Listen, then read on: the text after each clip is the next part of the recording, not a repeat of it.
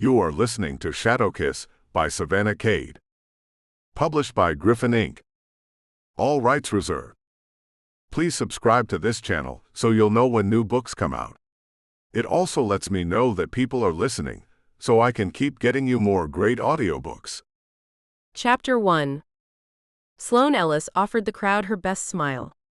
She did not want these people to be able to tell just how nervous she was. She thought she pulled it off for two reasons. First, she had lots of practice trying to look normal while doing things that twitched her anxiety. And second, she'd cast a spell on herself so people would see a calm, confident sister of the bride. The problem was, she'd screwed it up. She should have cast a spell to make herself not nervous. Talk about a swing and a miss. She took a deep breath and heard it reverberate through the mic so everyone else heard it too. Lovely. Then she spoke. She didn't make any high-pitched screeches, so that was good. She also didn't need to pull the paper out of her pocket, where she'd written her ever-so-short toast down. So, she dove into the end with gusto. I would like to wish Ray and Sam good luck on their future together, but I'm not going to. They don't need it. I've seen them in action, and they've already proven they have what it takes. She turned to her sister and raised her glass, feeling her heart swell, wishing their mother and father could have been here. I hope you have sunny days ahead of you, even though I know you two will be fine whatever comes your way. I know Mom and Dad would be so happy for you, Ray, and so ready to welcome you into our family, Sam. Cheers. She took a sip from her champagne, almost spilling it in her glee at being finished. Ever so carefully, so as not to trip and ruin a toast that had gone as well as she could make it go, she stepped down from the small stage and headed back to her seat. It was a good day. Sunny, the beach was cooperating with her sister's wedding plans. Ray was beaming, and Sam looked like a man who was both ecstatic and thoroughly at peace with his life. The only downside was that Ray couldn't photograph her own wedding. Sloane had no skills in that area. She'd helped with flowers and picking out a dress, and let Ray hand the photo job off to another art photographer she admired. He generally did not do weddings. For Ray and Sam, he made an exception. Settling back into her seat at the head table, Sloane felt a hand on her shoulder. It was Yasmin, her new cousin-in-law and witch extraordinaire. She leaned in and whispered, "Your veil worked perfectly." You can tell, Sloane blinked up. Aside from keeping her voice low, she was ignoring the fact that there was another person who'd gotten up to make a toast. Yasmin could tell she'd cast a spell on herself. I can see it, Yasmin whispered out the side of her mouth. Who else can see it? Sloane shot back, not so proud of herself anymore. Probably Tristan. Definitely Delilah. Maybe a few others. I don't know. Not most people, no worries. Yup. No worries, that's exactly what she was thinking. Because what good was a veil spell to make people think you weren't nervous if they could see that you'd cast the damn spell in the first place? She smiled at Ray's friend Alex as he made another toast to the happy couple. He looked much more comfortable at the mic than she'd been. Probably didn't need a stupid spell either. She was truly happy for her sister. She almost cried as the crowd sent them off in their convertible. Ray and Sam would drive up the coast, having decided that LAX was no place to start a marriage. Sloane did her part and helped clean up, then begged off partying and said goodnight to everyone she knew. She drove herself home in the little red Audi that said things about her that weren't true. It was an LA thing to have the best possible car, even if that meant you lived in a terrible neighborhood. She didn't. She had amazing neighbors in her building in West Hollywood. And she'd thought it would be temporary. Ray had encouraged her to take a job here several years ago.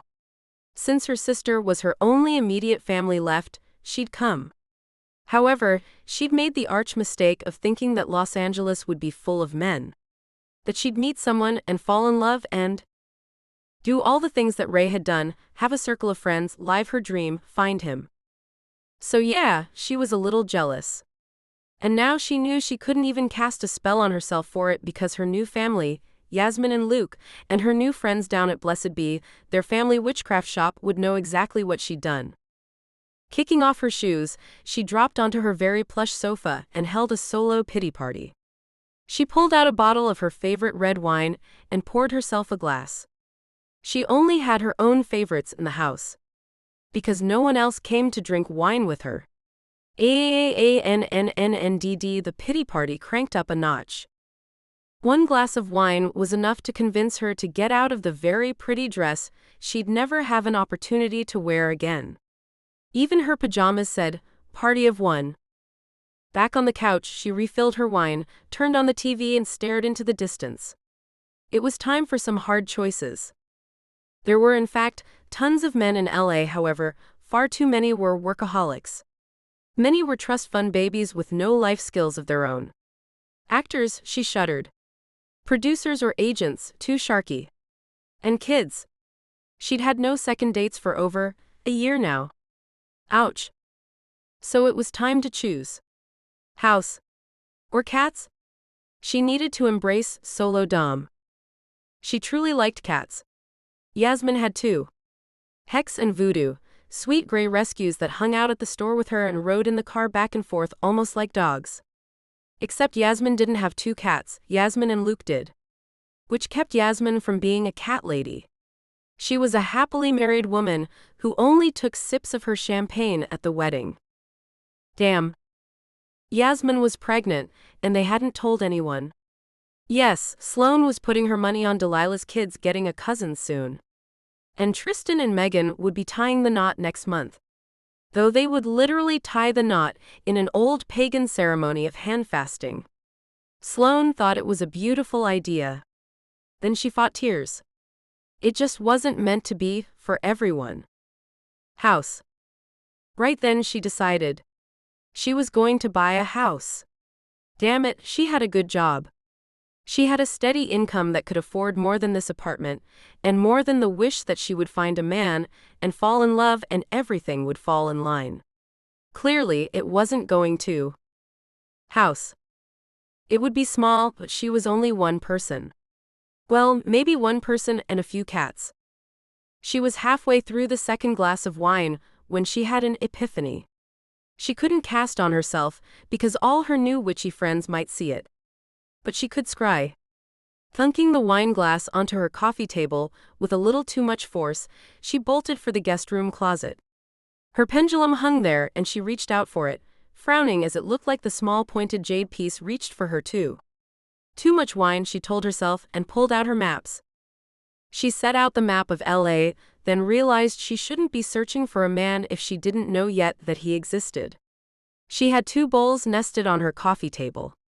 The inside one held potpourri. Lifting it out, she set it aside and pulled her water out of the cabinet. She got a gallon from Blessed Bee when she needed it. She'd even joined the circle of witches who blessed the water monthly. That was cool. Pouring it into the bowl, she leaned in and almost knocked over her wine. She looked through the surface and held her question close. Is there someone out there for me? She saw the picture begin to form, and she watched with abject fascination. There he was. Him. Then the surface rippled and marred the image. Damn. She couldn't see him. All she could see was dark hair and a tie with little lightning bolts on it. Little, almost cartoony lightning bolts. That was silly. After 3 tries, she gave up. He was there, but she was clearly not allowed to see him. She went to the map to see if this dream man lived in Los Angeles. She got a huge goose egg. So she'd come out here for nothing. Great. Next, she headed back to the closet to pull out the full US map. She spread it on the table, knocked back the last of her wine, and started looking. It was an arduous task. The wine didn't help. In fact, she must have fallen asleep leaned over the coffee table, because she woke at 3 a.m. with the side of her face pressed to the map, the fuzz of wine in her mouth, and the little jade pendulum pointing to Chicago. Chapter 2. It was a beautiful day. Green grass, perfect barbecue, and a beautiful woman on a picnic blanket beside him. Well, it should have been a perfect day. Problem was, none of it was quite right. The barbecue wasn't really a barbecue. It was a catered work event with smiling servers in starched white shirts. There were literally about 400 people he didn't know milling around. And the woman who was his date had been boring him to tears for about a month. Max Summerland, corporate raider, deal closer extraordinaire, and all-around guy's guy, was shredding grass for fun. The ladder climber couldn't remember the names of the last 3 guys, or the hot blonde who came up to ask how he was. Even the ones he knew, he didn't seem to be able to recognize without their stuffy suits and button-down shirts.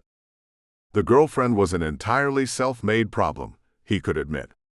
Anne-Marie, with the perfect brunette curls and wide brown eyes, was surely a very lovely person, but she was waiting for the deal closer to close the deal. She had been waiting for a ring for about 2 months now, and he knew it. Right after he had asked his sister what he had done wrong on New Year's in Vegas, when he took Anne-Marie out to a show and dinner. His sister was the one who explained the muffled sobs coming from the bathroom. When he got back to the hotel room, after his business meeting on the 2nd of January, he simply suggested that Anne-Marie start packing so they didn't miss their flight. That was when he made the call and found out that he was supposed to propose. Never mind that he didn't want to. Never mind that this whole thing had really gone on much longer than it should have. He didn't love her, and she didn't love him. He fought off a bout of the willies just thinking about it. Something wrong, honey. Her hand rested on his forearm. Even just that one gesture seemed so contrived. No. He lied. He groaned inwardly. It was so much easier to just let things go on, but this was going straight to nowhere. He was considering drinking. It was a bad idea at a work function, but maybe it would make the afternoon pass faster. With a sigh, he brushed the mound of shredded green from the blanket. Anne-Marie was talking to some woman with a 2-year-old, or maybe a 4-year-old, he wasn't sure, clinging to her leg. He smiled a dull, non-committal grin. "You okay, Max?" That voice. It was Sheila, from accounting. God, she looked different in a t-shirt with a kid stuck to her leg. She looked happy. Yeah, he finally found his voice. "I'm okay." He tried again. "I didn't know you had a kid." 2, actually. She turned and looked over her shoulder. "Here comes my husband with the other one." It was all Max could do to make nice and shake hands. The contrast between the couple in front of him and the sad lack of anything on his own picnic blanket was striking. Seeing the way this couple looked at each other, after 2 kids and who knew how many years, it was clear that there never had been anything between him and Anne-Marie. He was turning to say just that when he saw her. Dark golden blonde hair, long green dress and a sun hat with a scarf trailing down the back. Will was keeping step beside her, trying to make her laugh. She was trying to look like she was laughing. She was trying to look like she didn't have to try. Later he would analyze it, that zinging feeling. He'd try to find a way to rationalize it and ignore everything he was feeling. Maybe it was his subconscious's way of pushing him out of his relationship with Anne-Marie. For then, he was content to just watch as Will steered her away. Then he felt the bite of Anne-Marie's sharp voice saying she wanted to go home. With one eye over his shoulder, he reluctantly packed up the blanket and helped a stony Anne-Marie to the car, where he got an earful of how he would never grow up. How she had waited and waited. How all he could do was stare at that blonde. How her patience was out, and she was finished with him. Maybe it was better to let Anne-Marie think that she was ending things. It would only hurt feelings to say that he agreed. He wanted to feel bad about it, but he couldn't quite muster the guilt. She hadn't been in this for the right reasons either. So he dropped her off at her front door, with the promise to leave anything of hers that he found at his place on her doorstep. Anne-Marie's mouth had opened, then snapped shut. Then she had slammed her front door. Monday, he would have to find out where she worked. Will probably already knew. But Will wasn't the right guy. Max knew. He'd make her see. Chapter 3. Sloane's desk was piled high with folders and actual paperwork. That was for HR, who demanded inked signatures. She also had a beautiful Japanese Serenity cup on her desk. Her new division mates had been dropping SIM cards and micro discs into it to give her hard copies. Sloane was pretty sure that's not what a Serenity cup was for. According to rumor, the guy who had vacated this position had vacated it in Seoul long before the body quit showing up to work every day. And from the scrolling lists in her inbox, she believed it. She was still getting updates from her old division too, and she had to get off their email lists first. Actual papers that weren't hers cascaded out of her physical inbox and outbox to the point where she was pretty certain there wasn't a point to it. Could she just get rid of the boxes? Sloane sighed. She had her door open onto the hallway, but couldn't even see beyond her massive monitor, and she had just gotten a call that they wanted to consolidate the position she had been hired for with another in another department, and could she move her desk up to 15 in foreign acquisitions? Sloane thought she'd cry. She wasn't even sure if they meant the stuff or the actual desk, which she had to say she was quite certain she couldn't lift. Tomorrow she would move to 15. Today she would cry quietly behind the monitor so no one would see. She thought about telling Ray, but Ray was happy, and she didn't want to bring her sister down with reports that the promotion already looked like a massive dud. She didn't want to admit how bad her decision had been. Tonight when she got in, she would call Lisette back home and apologize for waking the kids and listen to Lisette tell her to stick it out. After all, she could always quit and come home later, couldn't she? After a few good sniffles, she found that she didn't have the energy to work up a solid cry. Instead, she grabbed a manila envelope and made a beeline to the elevator. Unsure whether the envelope she'd picked up even had anything in it, she hit the button for 15. She would check out the new digs and pray that it was decent and that they didn't move her again. She harbored a fear that she would get buried in her inherited files and no one would ever hear from her again. The elevator was empty. Of course it was. It was 5:30. Everyone in their right mind was going down, not up. The doors opened onto the 15th floor right as the front desk was clearing out. The young man at the desk offered brief directions to her new office, even as he transferred the phones over to the night service. This hallway looked exactly the same as all the others. Another sigh escaped her. This appeared to be her fate. Her true love existed, but not in Los Angeles.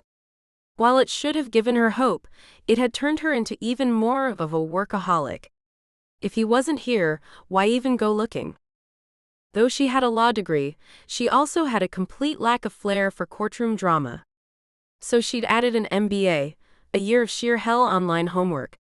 That, and an intense ability to focus, earned her a decent salary reworking corporate contracts. Finding and deciphering all those words could be like a game, if she was in a good mood. She sucked in a breath as she turned the corner to her new office. It apparently also earned her an office with a window looking over the next few blocks and a glass wall between her and the hallway. Okay. Maybe she could like it here on 15. Setting the probably empty envelope on a cabinet, she pulled out the chair and settled herself behind the new desk. It was the same desk. Wood and identical to the one she was leaving behind.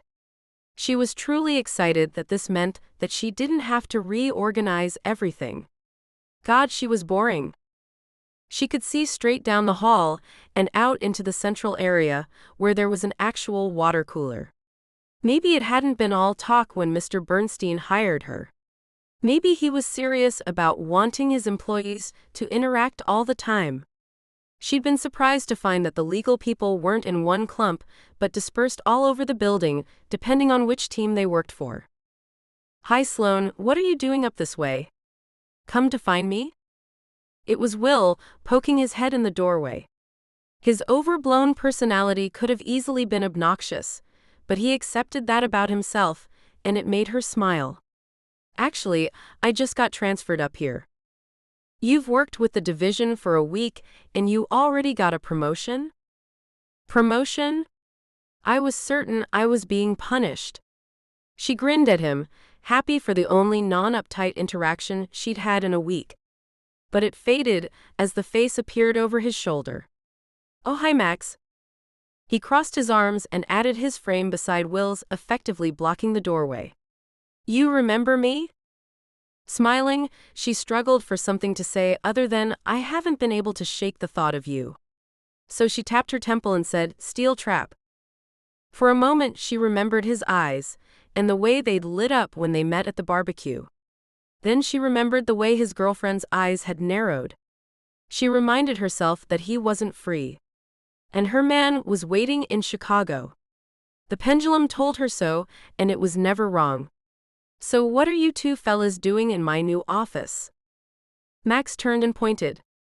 "I'm right down the hall." Will grinned, "And I'm over there."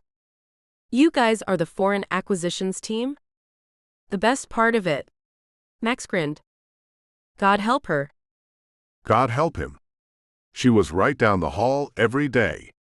She went to the water cooler and stood directly in his line of sight. Just yesterday he had almost decked Will, one of his best friends, for sitting on the edge of Max's desk to watch her come and go. Max had barely managed to hold back. Will had been making comments for years about all the women who went to the water cooler. The problem was, Max hadn't stopped him before. He didn't think of Will as a predator, or anything worse than a braggart. It felt wrong to stop his friend from being slightly misogynistic over a woman that he himself was attracted to. But in reality, it was long past time to stop him. "Hey, shut up, Will." Will had turned and raised an eyebrow, as if to ask if Max had thoughts about Miss Sloane. Max didn't address that. "You cannot be that dumb. I know you think you're only talking to me, but if someone hears you, you're out on your ass. No one's putting up with that anymore. Including me." That really made Will's eyes go wide. "You want to be out of a job. That's on you. Don't associate me with it. You get a stick up your butt." Will asked, genuinely concerned. "Did you hear anything?" "Yes, I have a stick of human decency up my butt. Those women work for this company, the same as you and me. I'm sorry I didn't say anything before, but I never liked the way you talk about them. Honestly, I'm attracted to some of them myself, so I didn't know what to say." He leaned back, not wanting to lose his friend, but still in the process of taking a hard look at his own behavior. It was never right. "It's past time to say so." Will nodded. "Maybe it's why they won't go out with you. Think about it." He knew Will had already asked Sloane out, and she'd apparently shot him straight out of the air. Max sighed as he watched Sloane through the gap Will left at his door. She straightened, tugging at her suit jacket before continuing her conversation with Vanessa.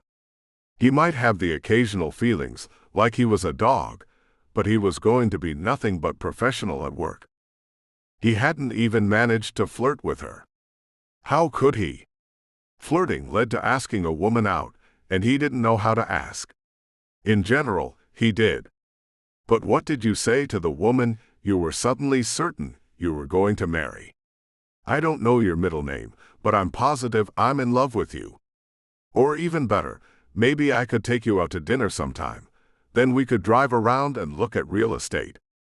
I have enough money saved for the down payment on our house." He was certifiable, and he knew it. The slow-burning feeling inside him also knew he was right. In the 2 months since she'd arrived, he hadn't figured out how to speak to her in a personal manner, let alone convince her there could be more between them. So he sat here at his desk, watching her get water every day and doing nothing. He knew things other people didn't. It was a skill, and it told him they belonged together and they would end up together. The first step was proving to be a doozy, though. While love at first sight had cracked him over the head, it seemed Cupid hadn't even tapped her on the shoulder. If he wanted her, he would have to go after her. Max pressed his lips together, deep in thought. He just didn't know how to get her. He hadn't dated anyone since the company picnic. Since he had first seen Sloane. If it hadn't been the real deal, it was way past time for it to have faded. One of his problems was that everything he learned about Sloane convinced him he was right. She really was perfect for him. But perfect for him meant he had to get off his butt and do something. Sitting here, just watching her as she passed by going down the hall each day, wouldn't cut it. If he didn't do something soon, she'd meet Mr. Right.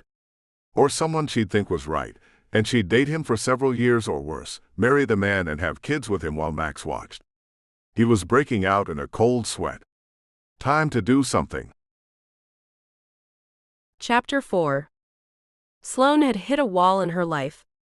A big fat painful brick wall. She saw that it was an immovable wall, but she seemed to keep running smack into it. She liked her job, really enjoyed the people in her division. But dear God, what else did she have? Well, that wasn't true. She was becoming a stellar witch. Megan had stepped up, since she also had a natural ability that she'd had to fight to learn to control. Megan was beyond helpful, and Sloane could now see things much more at will and much clearer than what she used to be able to do. She got fewer vague hints that would only prove to be true later, and more visions that gave her enough of the story to act. So that part was great. Still, she'd just watched her little sister plan her wedding. She tried to act surprised when Yasmin announced she was pregnant. Megan and Tristan had gotten married in a beautiful ceremony by the sea, and they had a house in the hills and even a dog. She had dinners at their homes and invited them to hers. Sloane occasionally hung out with Ray and her friends. She wasn't lost, but she was empty. The truth was, she was jealous. If she'd had a Ouija board, that's what it would have spelled. Jealous. Yasmin seemed to have picked up on it, and even tried to console her with a story of how she'd once thought herself in love with Tristan. That had made Sloane raise her eyebrows and laugh. But the ending of the story was that Yasmin found Luke. Or he found her. So Sloane went back to her map and rescried, wondering if things had changed. Maybe her dream man had moved. But it was all the same. He was in Chicago and no, she couldn't see his face. So she rolled through November. The fun of Halloween was over. She had dumped her costume at Goodwill just yesterday. Even though she loved it, where exactly did one wear a genie costume that was just a little bit daring? She'd worn it to the Halloween party at Sam and Ray's new condo. But it was over, and the costume had become useless. She was caught up on everything at work, even though it took long hours to maintain that state. So she'd been sitting at her desk contemplating what to do next when her boss stuck her head in the door and asked, "Ellis, can I put you on the Farlands-Baskin merger trip?" Sloane looked up. They'd told her there would be travel, and so far there'd been decidedly little. Figuring she could be lonely in a hotel room as easily as anywhere else, she'd agreed. Then she'd gotten the tickets. Chicago. She was going to Chicago. This had to be it. She had gone to Madrid with the team last month on her first and only trip. While they were there, she'd spent the evenings watching everyone go out to party and sightsee at night while she did her homework. Reviewing the new contracts the team had drafted. Searching for loopholes. And generally being depressed that she didn't have many friends, even from work, and she certainly wouldn't make any new ones sitting in her hotel room. Then again, losing her job wasn't on her list of things to do either. But in Chicago, she would not sit in her hotel room. When the plane touched down, she had several versions of each piece of the contract pre-drafted. She could mix and match as needed, depending on how the team ended up. They arrived late and in her room, by herself of course, she fell deeply asleep. The next morning she sent the team in, armed with her wording. When they came out, there were relatively few things to correct. Sloane was ecstatic. The others always asked her to go out with them. This time she would say yes.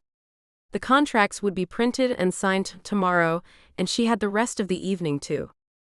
And that was the problem. Damn, Chicago had gotten itself snowed in the beginning of November. So she was finally ready, and no one was going out.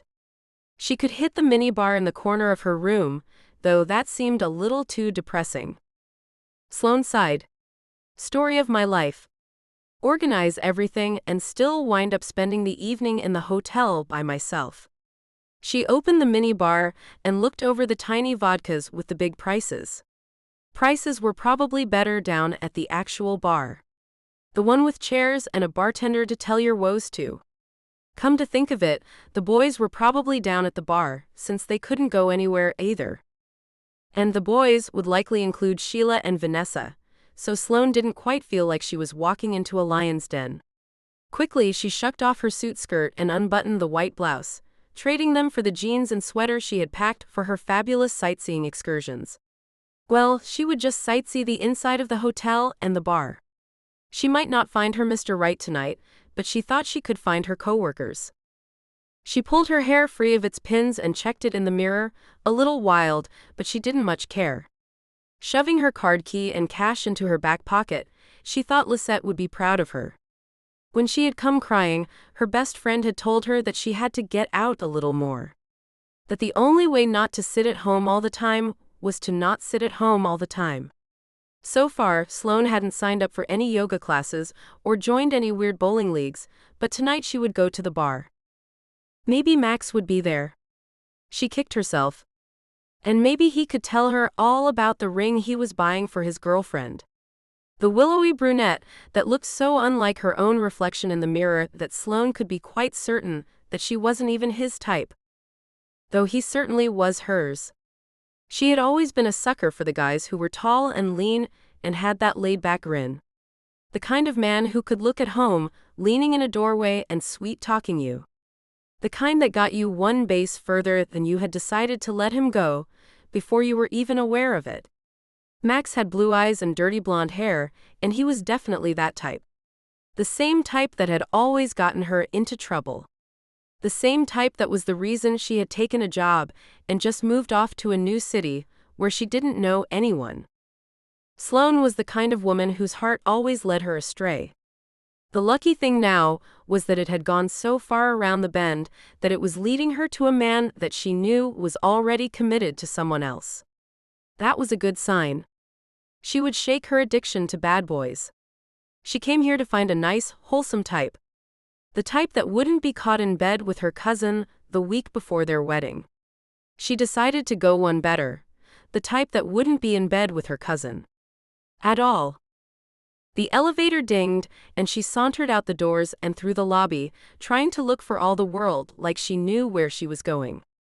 She considered throwing a veil so they wouldn't see she was nervous, but she didn't want to go back to her hotel room and cobble together a spell. So she wiped her hands down her jeans and figured the rest of the team would be there waiting for her. Unfortunately, no one was. And it wasn't like she just didn't spot them. The bar was virtually empty. Almost heartbroken, Sloane weighed her options. She didn't feel like going back to her lonely room, and she didn't want to let the few people in the bar see that she hadn't seen what she wanted. So she slid onto a bar stool and waited for the bartender to finish with the guy at the other end. After a few moments, she had a margarita ordered. Rocks, no salt. It was just that kind of night. And when she pushed a 5 across the bar, she heard a voice. Sloane, right? So what would a man need to say to snag the seat next to you at the bar? She was so relieved. She wouldn't sit here alone after all. Smiling up at the deep, honey-smooth voice, Sloane almost stopped in her tracks. Dylan was part of Farland's team for the merger. She'd seen him several times today as they worked. But now he was smiling as he moved toward the seat next to her. He had dark hair and a warm smile that reached all the way to his eyes. Good-looking, but not so good-looking that he likely thought he was God's gift. Just the kind of guy she wanted to fall for. She smiled back and motioned for him to join her. What are you doing here? Just looking to see if the rest of the team was still around. It only occurred to her then that Dylan was in Chicago. He worked here at Farland, which was why her firm had been brought in to handle the merger. Her breath caught as she wondered if he was the man she'd tried so hard to see. Getting her racing heart to slow down, she decided she needed to find out. But they aren't here. You want to stay? Half an hour later, she'd finished the margarita and heard all about how Dylan had grown up Urbana. Just far enough from Chicago to not visit often. Dylan was charming company, and Sloane fought the urge to ask him if he had any dreams or inklings about her the way she did about him. She could barely erase the smile from her face, even though she had to pee. I've got to go to the ladies' room. But I'll be back in just a minute. She ordered another margarita with the bartender before she left and hummed her way off to the bathroom. She told herself she was having a good time, and there were no HBO movies or minibars involved. She was feeling the margarita just a little, and a second wouldn't kill her. But she'd have to stop after this. If Dylan was her dream guy and didn't he have to be, she shouldn't stay out all night at the bar with him. They would find their way to each other now that they had actually met. She probably looked like a fool with this grin on her face, and she told herself to tone that down too. In a few minutes, she was back to see Dylan and her margarita waiting for her. The bar had filled a bit since she'd come in. Checking her watch, she saw that it was just now 9. Maybe the others would show up, but she found that now she didn't want them to. Dylan just smiled and picked up where they'd left off.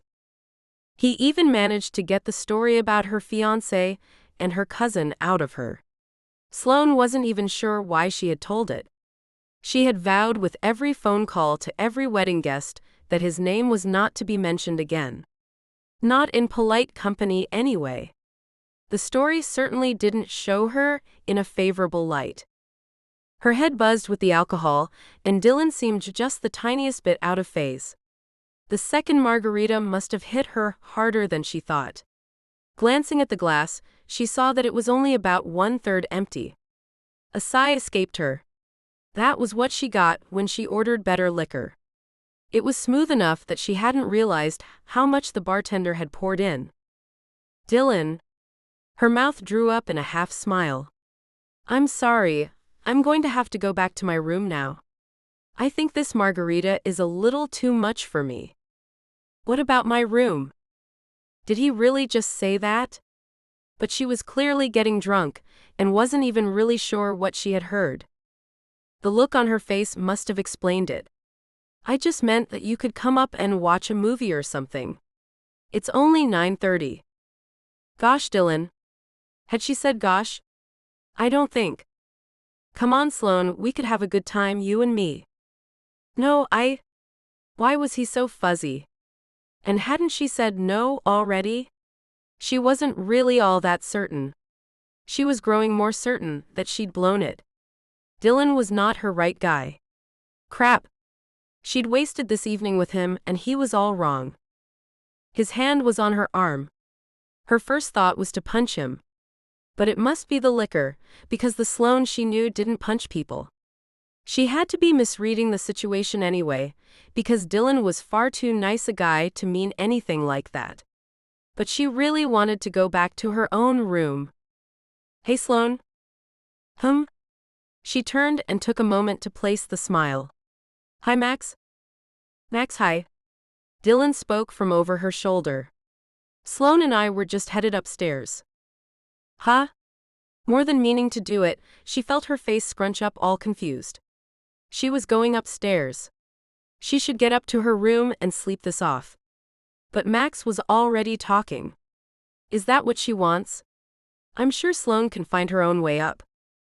Right. She tried to respond, but each time her mouth opened, she was a few sentences behind. The two guys were talking right over top of each other, and over her head. She just wasn't fast enough to get into her own conversation apparently. No reason Sloane and I can't share an elevator. Night, Max. Dylan's fingers brushed over hers lightly as he stood and helped her to her feet. It came from her own mouth, but she had already forgotten the ending. She frowned, waiting for the rest of the sentence of her thought to form, but it didn't. There was a brief moment of silence, before Max stepped in. Sloane, it looks like you're getting escorted upstairs. The question is, would you like it to be Dylan or me? That would be great, thank you, Max. Even as she said it, she realized that it wasn't quite the answer to the question. He pointed to her margarita. Do you want to bring this? She nodded once before Max turned to Dylan, who looked a little too peeved for the situation. Good night, Dylan. Good night, Dylan. Her own voice sounded a little too chipper for her own ears, but that was really of no concern. What was concerning was the little tremor of excitement that was running through her at just the thought of going upstairs with Max. They were suddenly standing at the elevator, with that feeling that she was a little unsteady and trying so hard to look like she wasn't. She didn't remember walking over here, but everything seemed normal around her. So she told him, "Thank you." "You're welcome." He smiled at her, that devastating wicked grin of his. Though her bad boy sensors went off, she felt her insides melting. She was still a little unsteady and not sure she needed an escort to her room, but Max's hand on her arm was its own reward. Sloane knew that there was something about this that she wasn't supposed to be doing, but her brain refused to let her in on it right now. So she waffled back and forth between wanting to seduce Max and just finishing the margarita because it was so good, before sleeping off her night. Grateful that she wasn't wearing sky-high heels, she paid a little too much attention to the crack between the floor and the elevator. She was trying to not appear super focused on the floor, but she didn't want to trip and look like an idiot either. With the rest of us, right? Blinking, she tried to regroup her brain cells and put together the missing sentence, but just couldn't do it. You're on 17 too, right? She nodded and watched as he punched the button, and swayed a little as the elevator took off. There was a brief, tense moment of silence, then he spoke again. "Do you need any help into your room? You don't look so steady." Chapter 5. Max's eyes fluttered slowly open. There was a wild, high-pitched thrumming in his head. He knew he was happy but wasn't sure why. Trying to remember where he was and what he was doing, he squeezed his eyes shut. Max looked up to see that the awful noise was not, in fact, in his head, but coming from the hotel alarm clock. His brain told him to swing his arm over, and he'd hit it off. But his arm was stuck, he couldn't move. With a gasp, he remembered just why and how his arm was stuck. Sloane. The heat beside him in the bed was explained. The soft noise of her curled up beside him. The perma grin he had woken up with. His eyes were completely open now, the gray fuzz of sleep suddenly evaporated, and he marveled at his amazing turn of luck last night. Thinking he might just close his eyes and inhale her, Max found he couldn't quite bring himself to shut out the vision of her, curled in his arms. Her hair flowing over the pillow, her breath in even rhythm against his skin, set his heartbeat to a deep, steady rhythm. He hadn't been prepared for all this, but he regretted nothing. His fiancée. If he'd had any inkling this would happen, he would have gotten the ring a week ago. Max almost laughed. He was pretty sure that she didn't quite believe that he'd picked out a ring for her the last time he'd walked by a jewelry store. Then again, if you'd told him a year ago that he'd be ready to buy a ring for a woman he hadn't even asked out, he'd have told you that you were crazy. He should wake her up. It was going to be a hairy day today, with getting the contract signed and flying home. Everyone was within a few rooms of each other. If this engagement was the first announcement of the day, then things would get even more hectic. They had agreed to keep it under wraps until the weekend. Then he would shout it to the world. Sloane stirred beside him. A soft noise, a breath, the brush of her hair as her head turned lightly. The kind of things he looked forward to waking up to every morning from here on out. Feeling lazy and content, he rolled closer to her, running his fingers lightly through her hair. "Sloane, baby, wake up. We have a huge day to get through, and I have to wipe this silly grin off my face before anyone sees it." He kissed her forehead as she stirred more awake, then inhaled her contented sigh, believing that for once everything was right in the world. He believed it right up until Sloane heaved herself backward off the bed as she yelled. "What?" Startled, she ripped the sheet from the bed, clutching it to cover herself. "What?" she repeated, though this time her voice shook. It took a few moments for Max to register the expression on her face. If he had been asked, he would have said he couldn't tell. Maybe horror. But that couldn't be right. She was just surprised to be waking up in a strange room. In a moment, she'd remember where she was. But the realization never dawned on her. Her lower lip quivered, her breathing never slowed. Her huge eyes glazed. Finally, she got the full sentence out. What am I doing here? He shook his head, pushing upright in the bed, completely unconcerned with his own nudity, although she eyed him up and down, as though it were something completely foreign to her. He tried desperately to formulate an answer. None came. His breathing ratcheted up as he watched her face. Surely she'd remember it all, and then she'd laugh. But she didn't. Her terror only grew, her eyes widened. For a moment, her mouth moved but no sound came out. When it finally did, it wasn't what he'd hoped for. Her breathing sped up and her voice caught. Did we? Hell yes, we did. But he couldn't push the words out of his mouth. Her eyes were too huge, they were wet with unshed tears. Suddenly, his heart slammed into his ribcage. No. Slowly his voice formed the words. Of course we did. I don't understand. No, I don't understand. Why am I not in my own room? Oh. She's concerned about what everyone will think. Relief washed over him in a welcome tidal wave. His breathing evened out, and he hadn't even finished his thought before he started talking over himself, thankful the answer had been found. I'll sneak you back to your room. He reached for her waist. We won't tell until later. But she only backed away, a jerky movement akin to what a startled rabbit might do. Her voice was nothing more than a harsh whisper. We slept together. Yes. The earth was slipping out from under his feet, his heart falling into the open cracks. You don't remember? Her tears really did fall now, making slow fat tracks down her cheeks. I remember being in the elevator. I remember you kissed me.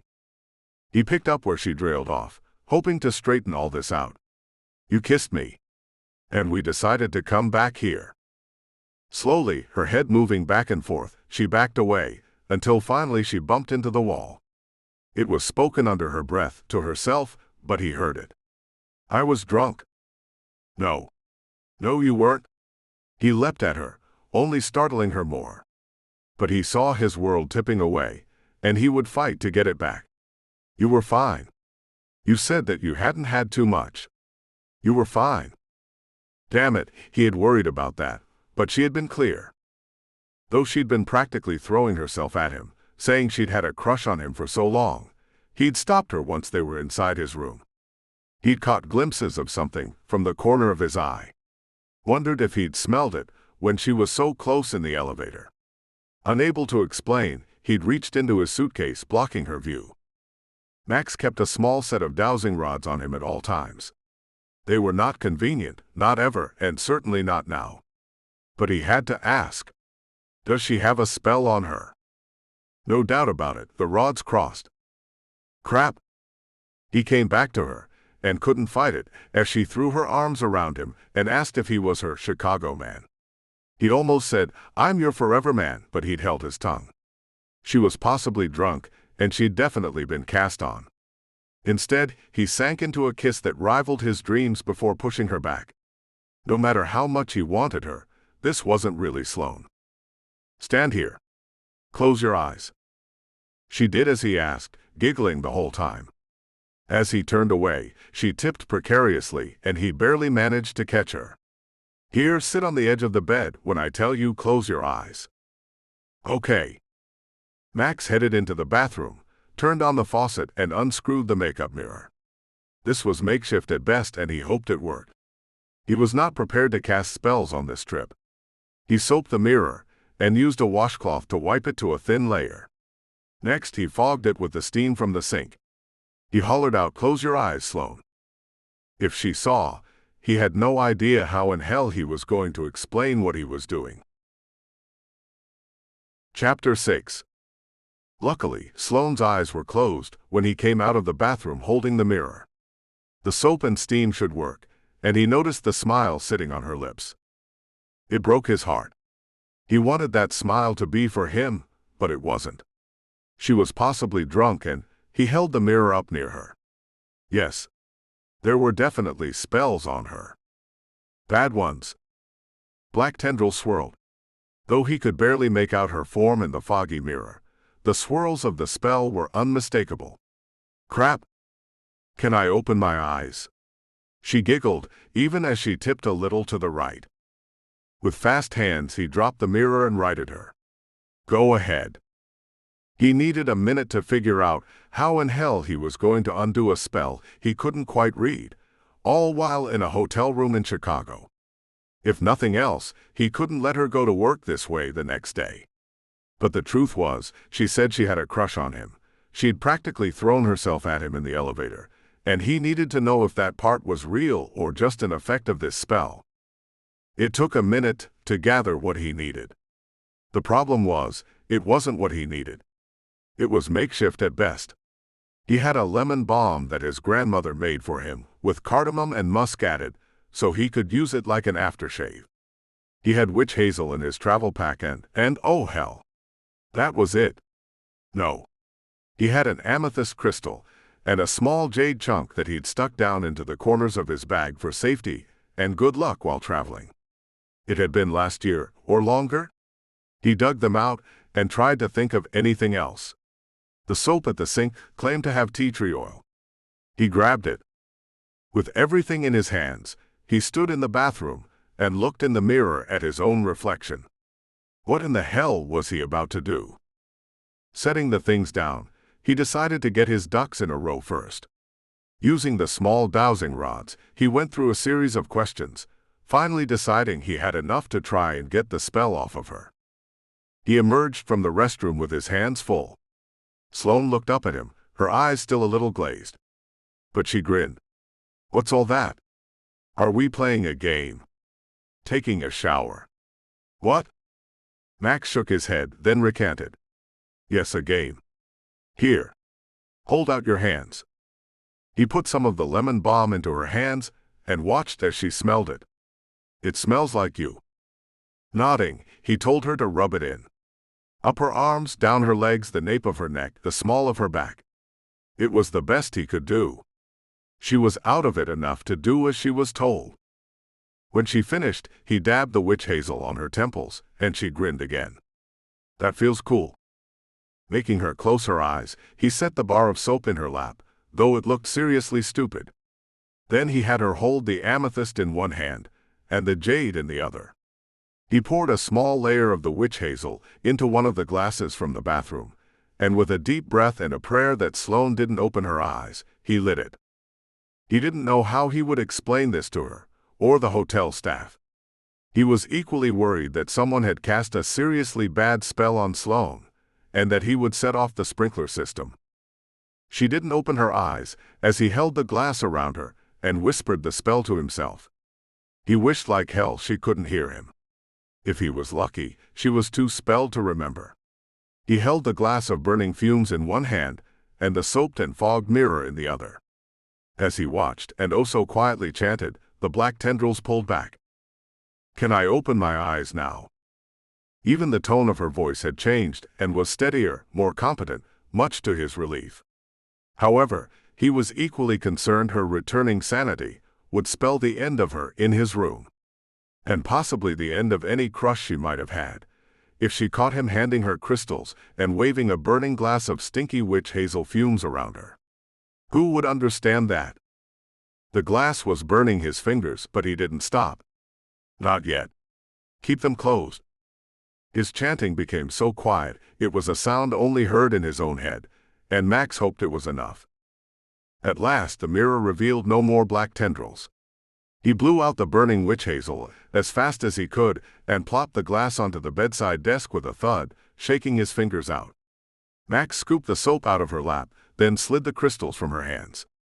Her soft fingers easily yielded the stones back to him. Now.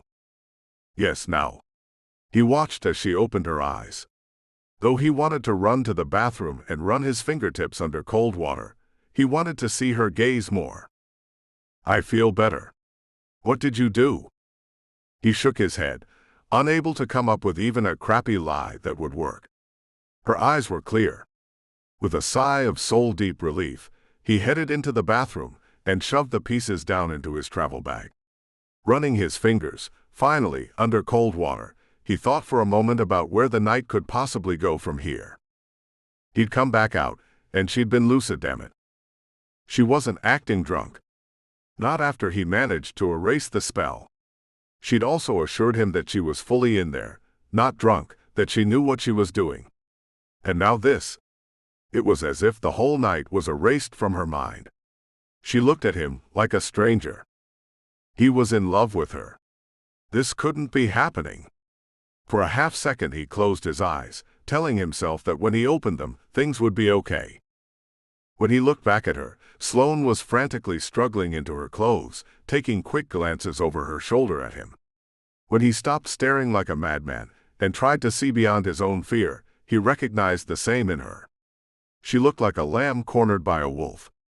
The worst part was that she thought he was that wolf. Space. She needed space. But when he gave it to her, she bolted. Without any input from him, his hand shot out and grabbed her arm and holding her back. She shook, great trembles that racked her whole body, and the terror on her face made him release her. It wasn't until she was gone that the shock hit him. His perfect world had shattered, felled by a sledgehammer blow. She must think he was a criminal. Worse, she believed he had taken serious advantage of her. That was when he actually collapsed to the floor. The police. What if she called the police? He couldn't muster the strength to really care about jail time right now. She was gone. But the thought that she believed him capable of that turned him inside out. For a few minutes, he contemplated the weave of the carpet from where he had crumpled. Then wondered if maybe he was, in fact, a deranged stalker. He had thought of no one but her since the day he saw her. He had bided his time, watched her coming and going from work. He'd even picked out an engagement ring. He had simply known. For a moment, he imagined getting questioned by the police. Tears formed in the corners of his eyes as he imagined trying to tell them he saw a spell on her and cleared it. Who would believe that? No one. He wanted to think if he told the police about his grandmother and his mother and what he could do, they would believe him. But they wouldn't. The fact that the family name was carried through the mothers wasn't proof that he was from a family of witches. That he'd known how to douse before he could write cursive. That he'd fully believed Sloane was in her full and right mind last night. How had he missed it? If he was going to be cuffed and hauled away, he should at least be dressed. As he pulled on his clothes through the fog of his brain, a loud pounding came at the door. He yelled out, "Just a minute." He was only slightly encouraged by the fact that no one broke down the door or yelled at him not to try to get away. He lifted his gaze slowly from the floor. And that was when he spotted the glass. Chapter 7. Sloane showered. She washed her face. She contemplated calling the police. Then she stopped dead, realizing that she'd just washed away all the evidence. No. Unfortunately, once she thought about what she'd done, her decision became quick and easy. She didn't want it all hung out to air. That she was drunk. That she looked like a slut. How her last relationship had ended. If this went to court, that was exactly what would happen. Adding to the humiliation, she didn't even remember last night. There was no proof that anything had happened to her. She was a lawyer. And a grown woman. She'd just ruined any evidence she had on her side. She'd known better too. Through all her thoughts she shook, great violent tremors that made it virtually impossible to function. She wanted to believe that it was rage, but she wasn't usually that strong a woman. She was dull and boring, and she had always trusted the wrong men. Why should now be any different? She almost laughed when the memory of her wedding had crossed her mind. She had believed then that she knew the sting of violation and betrayal. She had thought she had learned her lesson. She hadn't gotten any better. Only worse. She wouldn't have thought it could get worse, but here she was. As there was nothing she could do about any of it, she tried to push all of it out of her mind. She dressed. She curled her hair. She printed the contracts and touched up her nail polish. She had to go out and face the world. Pulling out her pendulum, she asked it if this was the right thing to do. There was no answer. Of course not. It gave facts from far away, predicted courses, but it couldn't offer moral decisions. Heading into the bathroom, she filled the sink with water and held the pendulum over it. This time she asked, "Am I on the path to where I want to be?" "Clockwise." "Yes." Some kind of calm stole over her. Sloane breathed a few deep sighs and brushed away a few tears. Really, it was her own fault. She had gone downstairs looking for company and wound up with too much liquor in her. She wasn't the first woman to have done something that she didn't remember, but knew enough to regret. Sloane clenched her teeth and double-checked everything. She would not add to this day by publicly humiliating herself by showing up without pants or having her shirt button wrong due to her own distraction. Her contracts looked to be in order, but she wouldn't have sworn by it, as everything she saw was a little bit blurry. Twice, she made sure that her shoes matched and her clothing was on the right body parts. The rattles got to her. Things felt loose in her soul, and she didn't know how to put them back or even where they belonged. She reminded herself to breathe, and wished to God that she could force herself to be calm. Or at the very least, fake it well. A veil. As she finished the spell, her stomach turned, so she fed it the granola bar that she had stashed in her luggage. It was like dry, crumbly cardboard, and the flavor suited the morning. Finally, when the big red numbers of the hotel alarm pointed out that there wasn't any way to put it off any longer, she left the room. Her thoughts churned and swirled as she clutched her papers and headed toward the elevator. In the hallway, Vanessa waved hello, and Sloane waved back, forcing a curt smile. Sheila came up a little closer. "Are you all right?" She nodded as the sound came out through clenched teeth, and Sloane was smart enough to know she wasn't fooling anyone. Luckily, no one pushed the issue. Behind her a door clicked and she jumped, turning to face him. But it wasn't Max. It was Will emerging from Max's room. He gave her the once-over, and she knew. She knew that he knew. Surely, he heard a different version of the story than hers, but she forced a smile anyway and tried not to die there in the hallway. Half the team appeared to have already left, so Sloane walked along behind everyone else. Their usual chatter was a mad noise that rushed inside her skull until the silver doors opened on the conference room floor, and they quieted. The quiet was more to her liking. Still, she had to perform and try to look normal. She hoped her veil spell held. If he'd shown up, then maybe she would have been able to assess the situation. But Max was nowhere to be seen. Sloane waited on pins and needles for his appearance.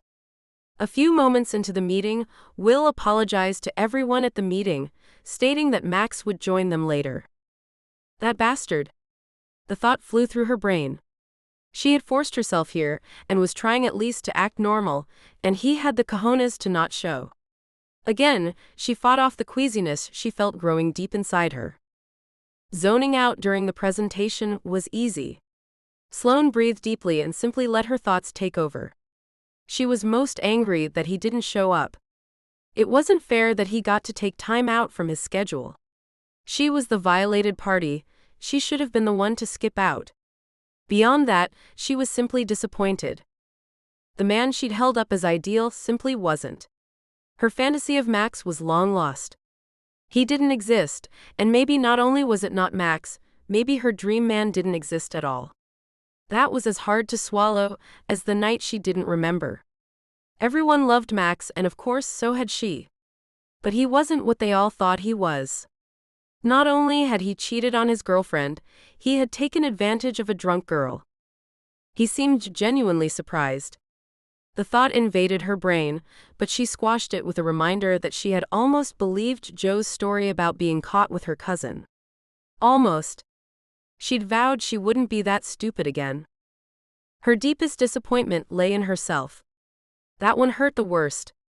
That she had gotten that drunk and gone off and done what she did. She shouldn't have trusted Max. Clearly, her better judgment was just as bad as it had ever been. She was great with real estate and jobs and general common sense, but when it came to men, Sloane clearly could not be trusted. The image of Max softly letting himself into the room appeared just in the corner of her eye. But she would have recognized his walk, the color of his hair, the shape of him, anywhere. Her head jerked up, and for a moment she looked over and met his eyes square from across the room. He looked haggard, drawn, out of sorts. His shirt was wrinkled, and she didn't think she'd ever seen that before. Then she berated herself for thinking that maybe he was upset too. He didn't deserve her good graces. Sloane lowered her eyes back to the tabletop and kept them there for the rest of the meeting. Chapter 8. For a week, Sloane forced herself to get out of bed each morning. Each day, she made a point of not wearing the outfit she'd draped over her chair from the night before when she took it off. Normally neat, she now had 5 suits piled up, gathering dust and wrinkles. Stacks of folders littered her desk, her usual neatness gone like her good mood. Everyone had commented how she was withdrawn, quiet, not her old self. Sloane didn't respond to them or to much of anyone. She hadn't even brought herself to call Lisette and tell her friend about the horrible mistake she had made. Lisette would be the easiest to tell. Her best friend from back home could be told via message or text or even online. Sloane wouldn't have to face her, but she still couldn't do it. She knew she should. She needed advice. She'd hit a new low of stupid, getting that drunk and sleeping with a man. She'd been so drunk she didn't even remember it, and that was not like her. Worse, she wasn't even really with him, she was just his side piece. Her sister Ray had unknowingly been the other woman once, and she'd been mad as hell when she found out. But Sloane was only mad at herself. She couldn't even remember if she'd been deceived. She was never drinking again. She sat at her desk and stared at the screen. Though she was leaving early and taking long lunches, all her work was done. Not that anyone would be able to tell. She stayed at her desk, finding new work rather than facing the world or fessing up to her mistakes.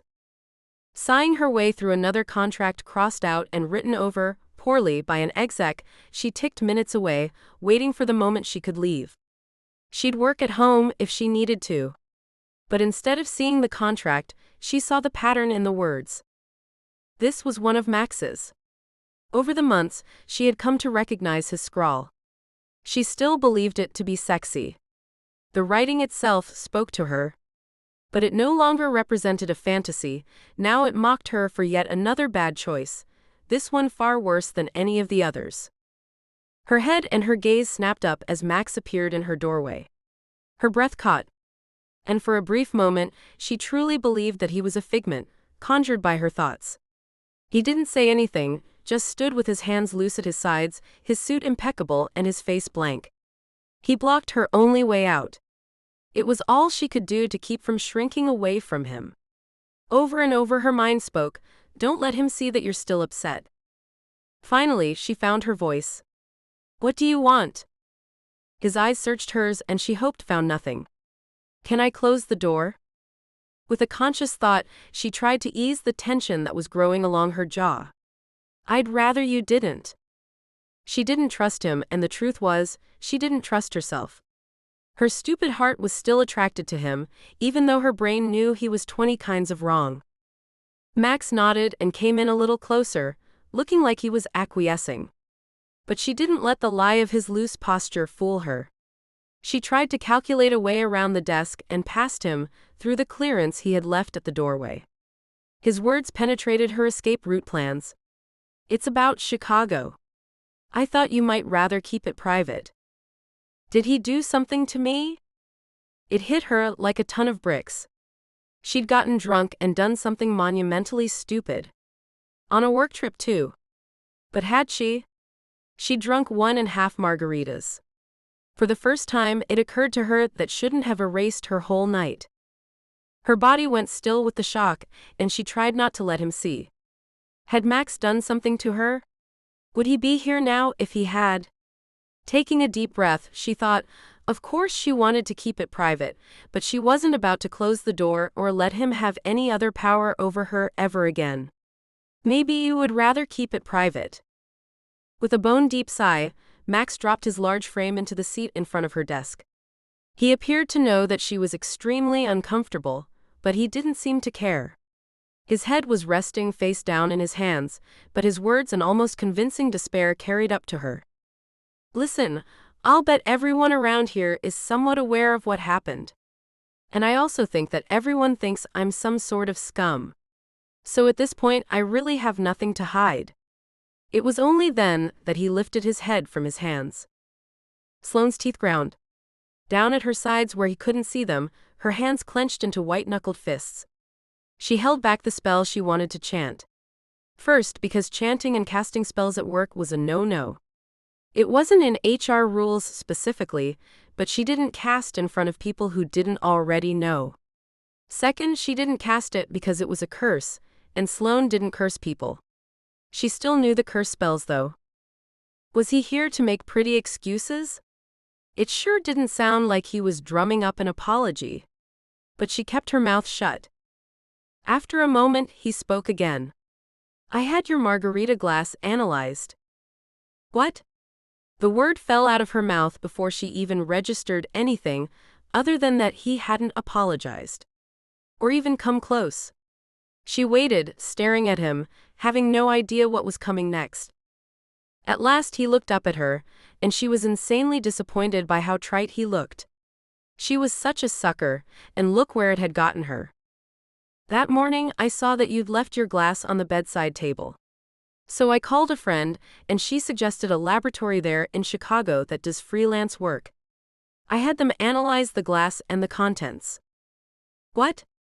You simply weren't that drunk. You behaved normally enough.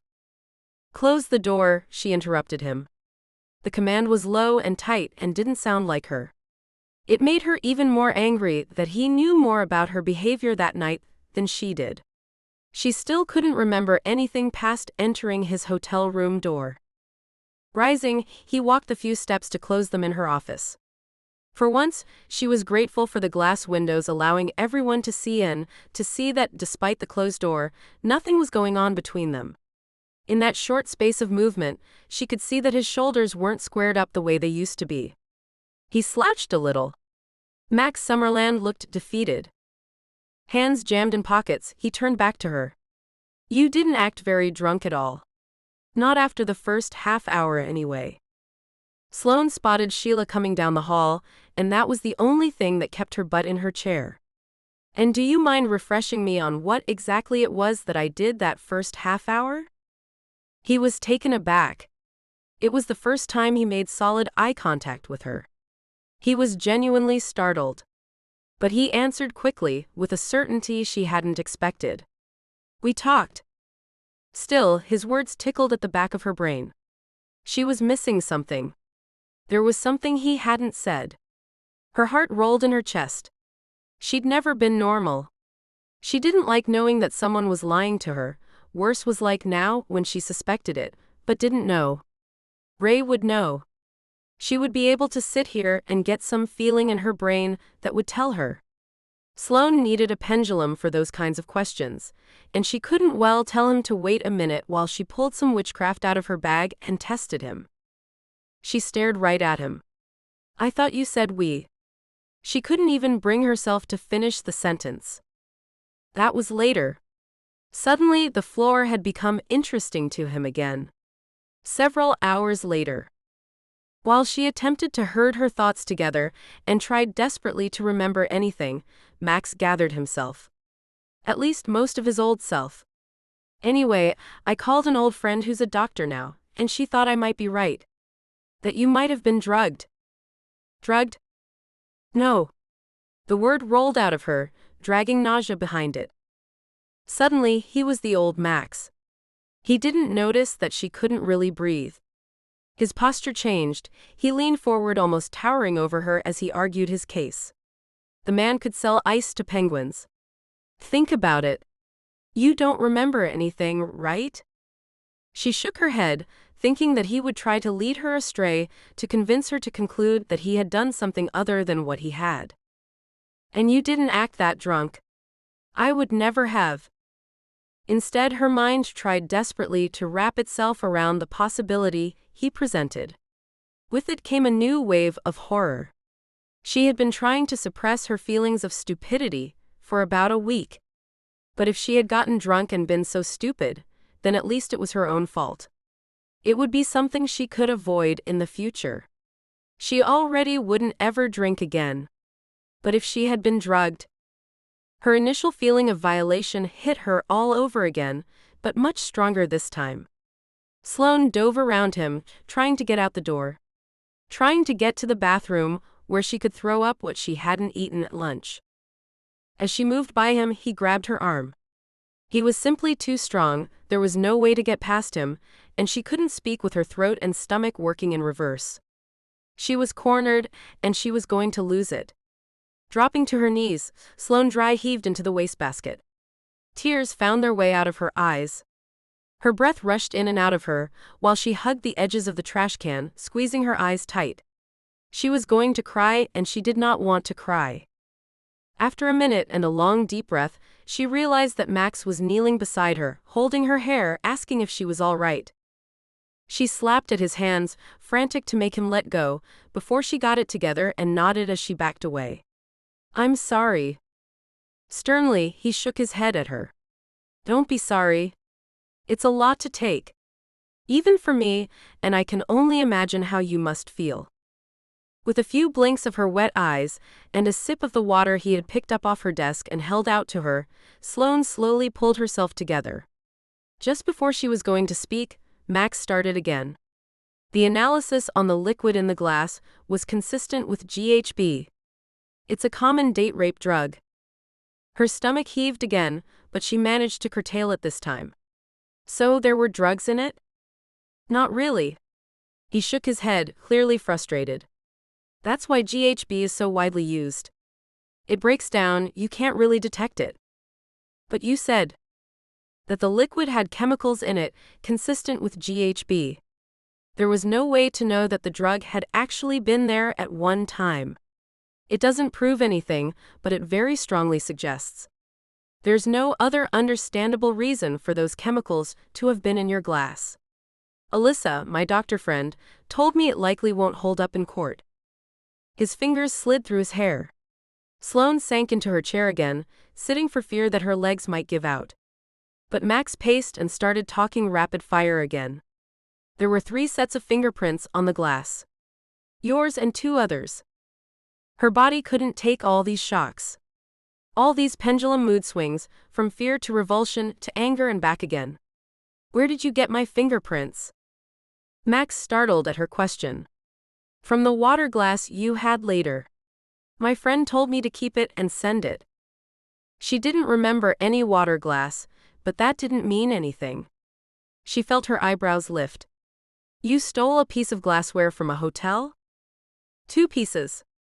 He looked angry about the whole thing, and she wondered why he was upset. She was the one who'd been drugged. She was the one who didn't remember. He spoke again. What else could I do? You hate me and I didn't do anything.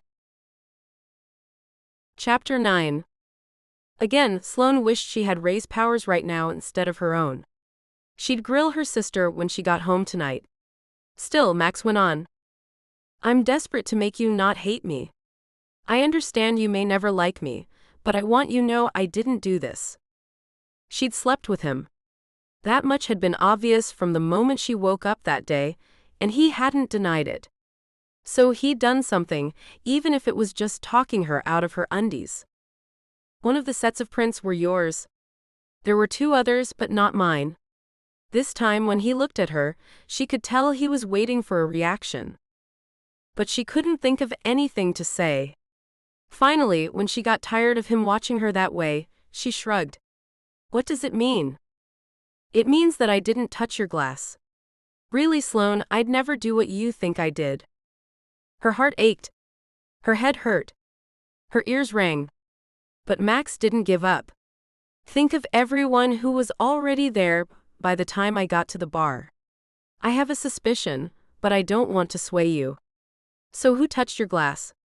Who would? I don't know. She felt like someone had unscrewed some valve and all her energy had drained out. She wanted Max to go away so she could just curl up under her desk and try to figure out what the hell had happened in Chicago. She'd been supposed to meet her dream man. Instead of being thrilled with a new love on the horizon, she simply wanted to sleep away at least the rest of the week. Think, Sloane. She shot him a dirty look and he sank into the chair, clearly feeling chastised. Instead of making her feel better, it made her feel rude. The same thought passed through her head that had passed 1,000 times this past week. If he's guilty, he's sure putting on a great show. Just the bartender and me. No one else. I think. It gets a little fuzzy into the second margarita. You remember the elevator. How do you know that? And what else did he know? The next morning, his expression was a cross between sad and sheepish. You said you remembered it. You remembered that I kissed you. I remember it the other way. Oh yeah. She had said that. She nodded. I do remember the elevator. But there are patches missing all the way back to the bar. Really? Her fingers worked at the hem of her jacket for something to do. She traced the circles of the buttons and wondered if talking to him was the right thing to do. If it wasn't, it sure wouldn't be her first mistake. She nodded. Softer now than when he had been trying to make her believe, his voice came across the air to her. What do you remember? Some of the bar. I don't remember why I left with you. I was supposed to go to my room. I remember the elevator, but not how I got there. This was the part that she didn't like, because it laid some of the blame at her own feet. Still, it would be a sin of omission if she didn't include it. I remember being at your door, and you handing me the key card to open it, and that's all. She had opened his hotel room door. She must have been willing in some way. That memory had only come to her after a dream a few nights ago. But Max didn't wait for her thoughts to continue. Leaning in, he pushed. What's the last thing you remember before you start having pieces of missing time? Ordering my second margarita and going to the bathroom. Was it waiting when you got back? Sloane nodded, only just then seeing where he was going with this. Who was there? Hovering over her now, Max was invading her personal space. Not that he cared. Me? The bartender and that nice guy from Farland. She reached up to push him away, but he jumped back before he even noticed. Furious now, he was almost shouting. What was his name? A quick glance out the glass wall to the main space confirmed her fears. Forcing a smile she didn't feel onto her face, she waved out to those who were attempting to look like they weren't prying. While Sloane thought she'd done her part making it look like a casual conversation, probably everyone beyond the glass was already aware that it was anything but. Calm down, people are watching. He assumed a more relaxed-looking pose, but his eyes still burned intensely. What was his name? I don't remember. It was a lie. She remembered. But if it wasn't Max's fault, did that automatically mean it was Dylan's? She hadn't wound up in Dylan's bed. Well, try. 2 deep breaths. She forced her way through both. With oxygen came a little of the backbone she was sorely missing. For all I know, you did this. I won't have you trying to pin it on someone else. Listen, Sloane. I have been listening. Pretty well, I think, given what you've been telling me. Her jaw ached. She must have been grinding her teeth all along. She needed to go home and fall into her bed and forget the whole thing. There was nothing she could do about it anyway. He had aged 10 years since they had left for Chicago, but maybe so had she. Still, he stood before her, pleading with her. I know that it wasn't me. If I can find this guy, maybe I can prove it to you. I won't let you do it. This time she stood. She had never faced anyone down like this before. She always just took what came and made the best of it. But she had ceased to care if Max liked her, or what anyone thought of her. The worst that could happen, she decided, was that they would fire her, and then she would be able to go home, all the way back to her parents' home in the north, and she would let her friend Lisette take care of her for a while like she really wanted. So Sloane gave Max Summerland a piece of her mind. Max, the reason you are so great at what you do is that you're like a pit bull. You never let go of anything until you've gotten your way. I've seen you do it before and you're doing it now. Why are you here? Max Summerland looked like he'd been taken down a peg. "I just thought you should know." "Well, I can tell you that I don't feel any better about the whole thing for knowing. Maybe you came for you." That taken down a peg look disappeared in a heartbeat. He stood nose to nose with her across her desk. If she had had time to think, she would have been grateful for the large hunk of wood separating them. His voice rose. "It is for me. I know that you've entertained thoughts that I did this. And I don't know any other way to prove that I didn't. I also really want to get this guy." "Why? For what he stole from you?" For a second, she could have sworn that he was going to say yes, but that would have been stupid. She was holding the trump card. She was the one who had been drugged, lost her memory. With nerves of steel that she had never known she possessed, she spoke. "You've given me your information, now leave it alone. This is mine. I swear, if you so much as breathe near the guy, I will have legal all over you. Now go." Max blinked in shock a few times, then shoved his hands back down in his pockets before letting himself out the door. Sloane was surprised and disturbed by the fact that he seemed so sexy. Even vulnerable like that. The fact that she could see him that way indicated that a good chunk of her had come around to his way of thinking. She actually believed he was innocent. She almost wished she had let him handle it, but Dylan wouldn't survive an accusation whether or not it had been him. It was the one thing she had lied about. She remembered Dylan's name. And with her new backbone firmly in place, she pulled up her links and looked up Dylan Adderson in Farland's system. Chapter 10.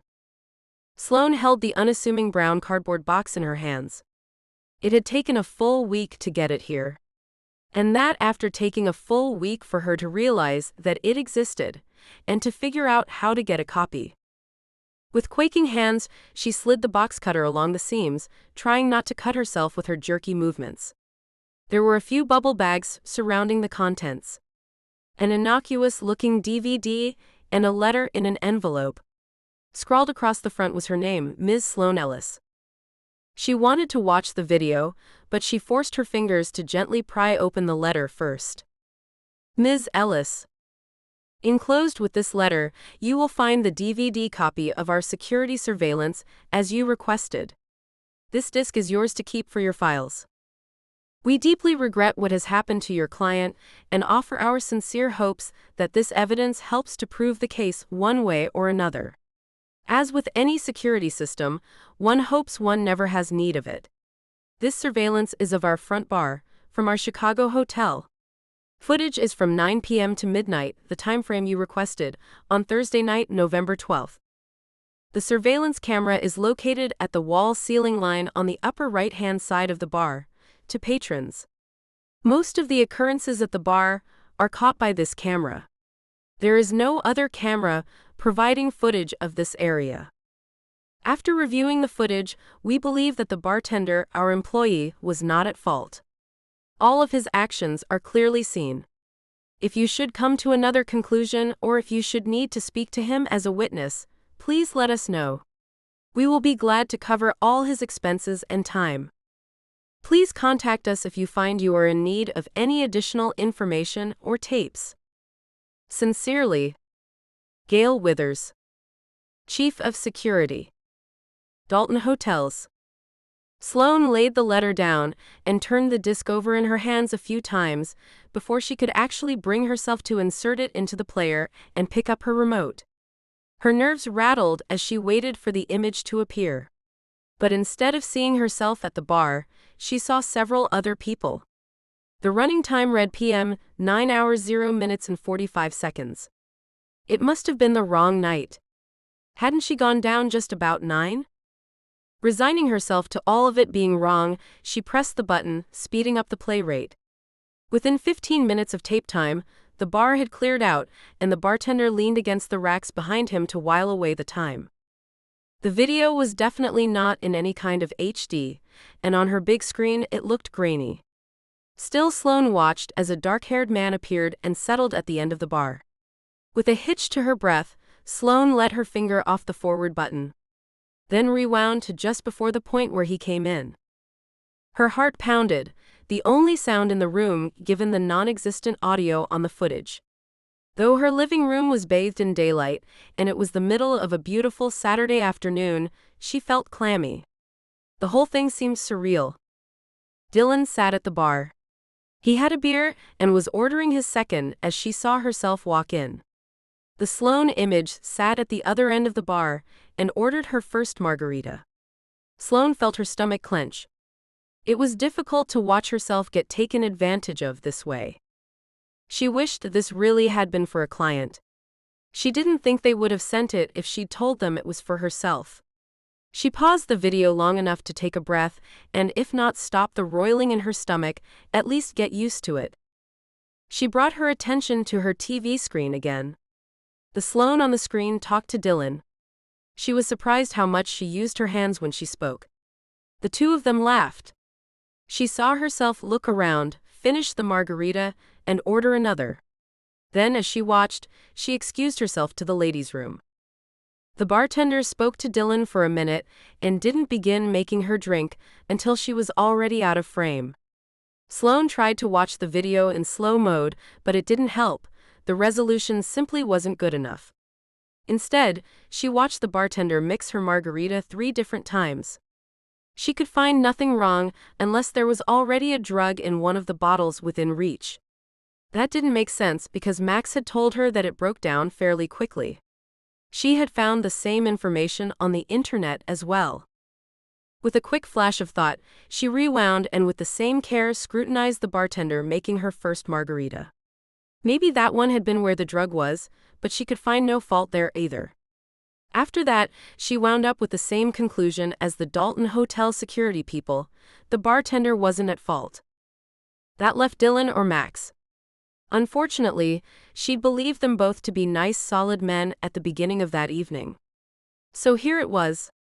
Solid, irrefutable proof that she was a terrible judge of character. She forwarded to where the bartender made the second drink again. Then watched as his back turned and Dylan took the drink and paid for it. She startled a little. Come to think of it, she didn't remember paying for it. The first of her memory gaps. While it made her suspect Dylan a little more, buying her a drink wasn't in and of itself a crime. But then, as the bartender turned around to put the cash in the drawer, Dylan's hand reached into his pocket. Sloane gasped into the silence of her apartment and watched as he slid his hand free from his jacket and grabbed her drink at the rim, his hand completely blocking the surface from the camera's view. She couldn't tell if he had pulled anything from his pocket. But he hadn't put anything into the pocket either. So why else go there? She fought the urge to vomit again. To get up and click off the TV and not watch. Forcing herself to pay close attention, she watched it several more times to be sure. There was no proof. She couldn't see anything going into the drink, or even tell for sure that he had taken anything from his pocket. But it was the only logical conclusion.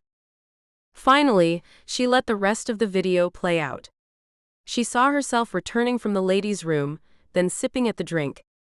Dylan talking. Her laughing. Max coming in. Sloane was surprised by the way Max and Dylan quickly came to words over her head.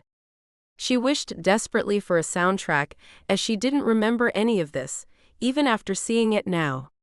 Dylan had placed his hand on her arm possessively, while he said something angry to Max. Max argued back. It surprised her that she seemed to be talking to Dylan disapprovingly. What had he done or said to change her mind? Wasn't he her Chicago man? Her heart tumbled. She'd gone to Chicago. She was supposed to find him. The one she saw when she cried.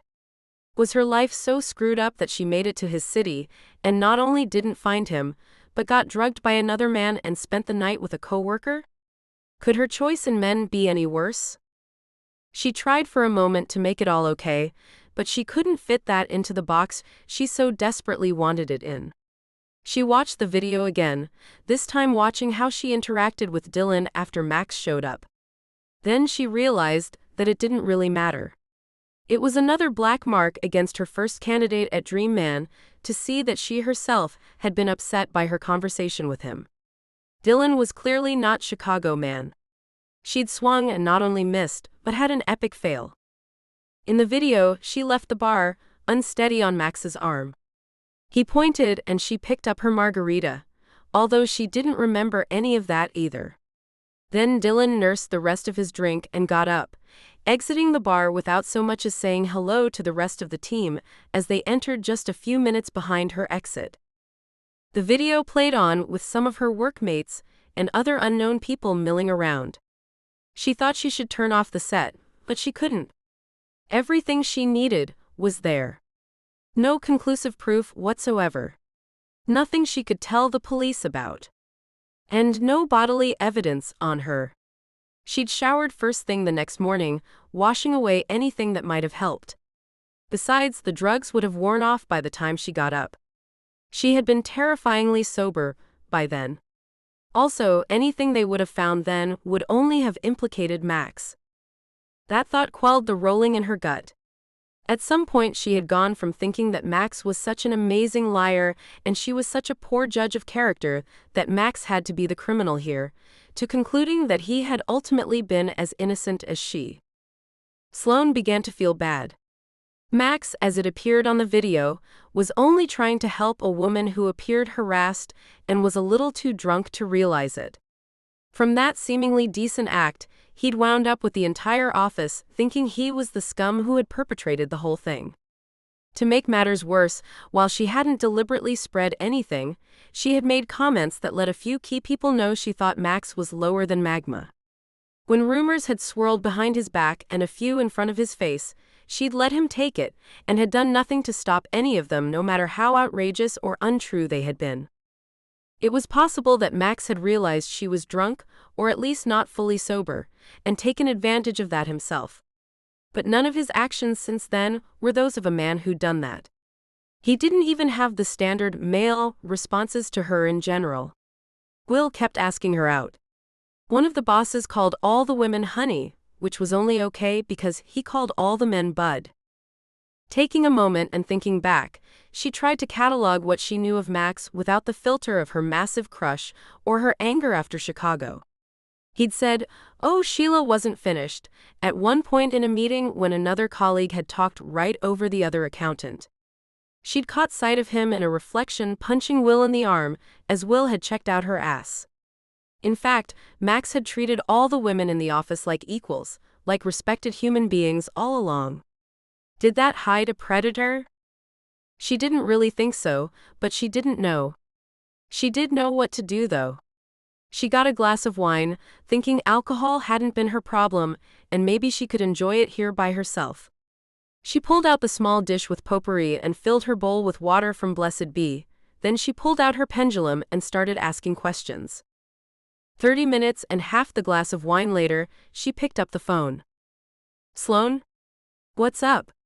I've been worried about you lately." She sighed. This was her sister.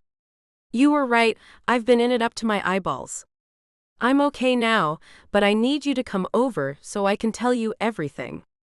I need your help." Chapter 11. Sloane's phone rang at her desk and she reached out almost absently to pick it up. It was very rarely anyone other than Jenny or Netta at the front desk. "Ellis." She even said her own name without paying attention. Jenny's voice came through pert and clear, though Sloane very much suspected the young woman was filing her nails under the desk. "I have a Jeff Landers on the phone. He's in accounting with Farland Enterprises." She paused. Though she didn't know it, Jenny and the call now had her complete attention. "Okay, put him through."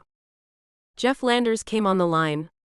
"I'm just taking over a position and wanted to get in contact because I know this contract is almost complete. I'm just coming in at the end. I didn't want you to be surprised getting a new name on your documents or not knowing that we'd switched out here." In another sentence, he let her know that it meant what she thought it meant. He was taking Dylan's position due to a sudden resignation.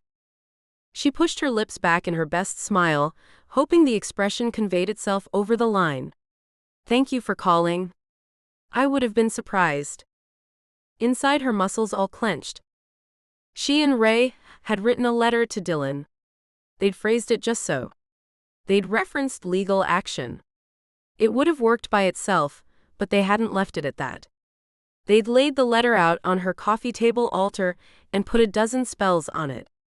If Dylan Addison was innocent, the words and the spells would have no effect on him. If her letter had scared Dylan off, then it meant that he was guilty. She should be getting a correspondence from him soon, with his new address. She had threatened to surveil him at a distance and keep him from doing the same thing to anyone else. He likely assumed she was talking about private investigators and cameras, which she could do. Ray had been a PI and she knew others in the business. But Sloane was talking about scrying. Despite sometimes wishing she had Ray's skills, her own weren't shabby. She could find him anywhere, and if the letter and spell combo had worked, then she had no feelings of guilt about it. 10 minutes later, she and Jeff had hashed out how he fit in as part of the team, and his plans to let the merger just go forward as it had been.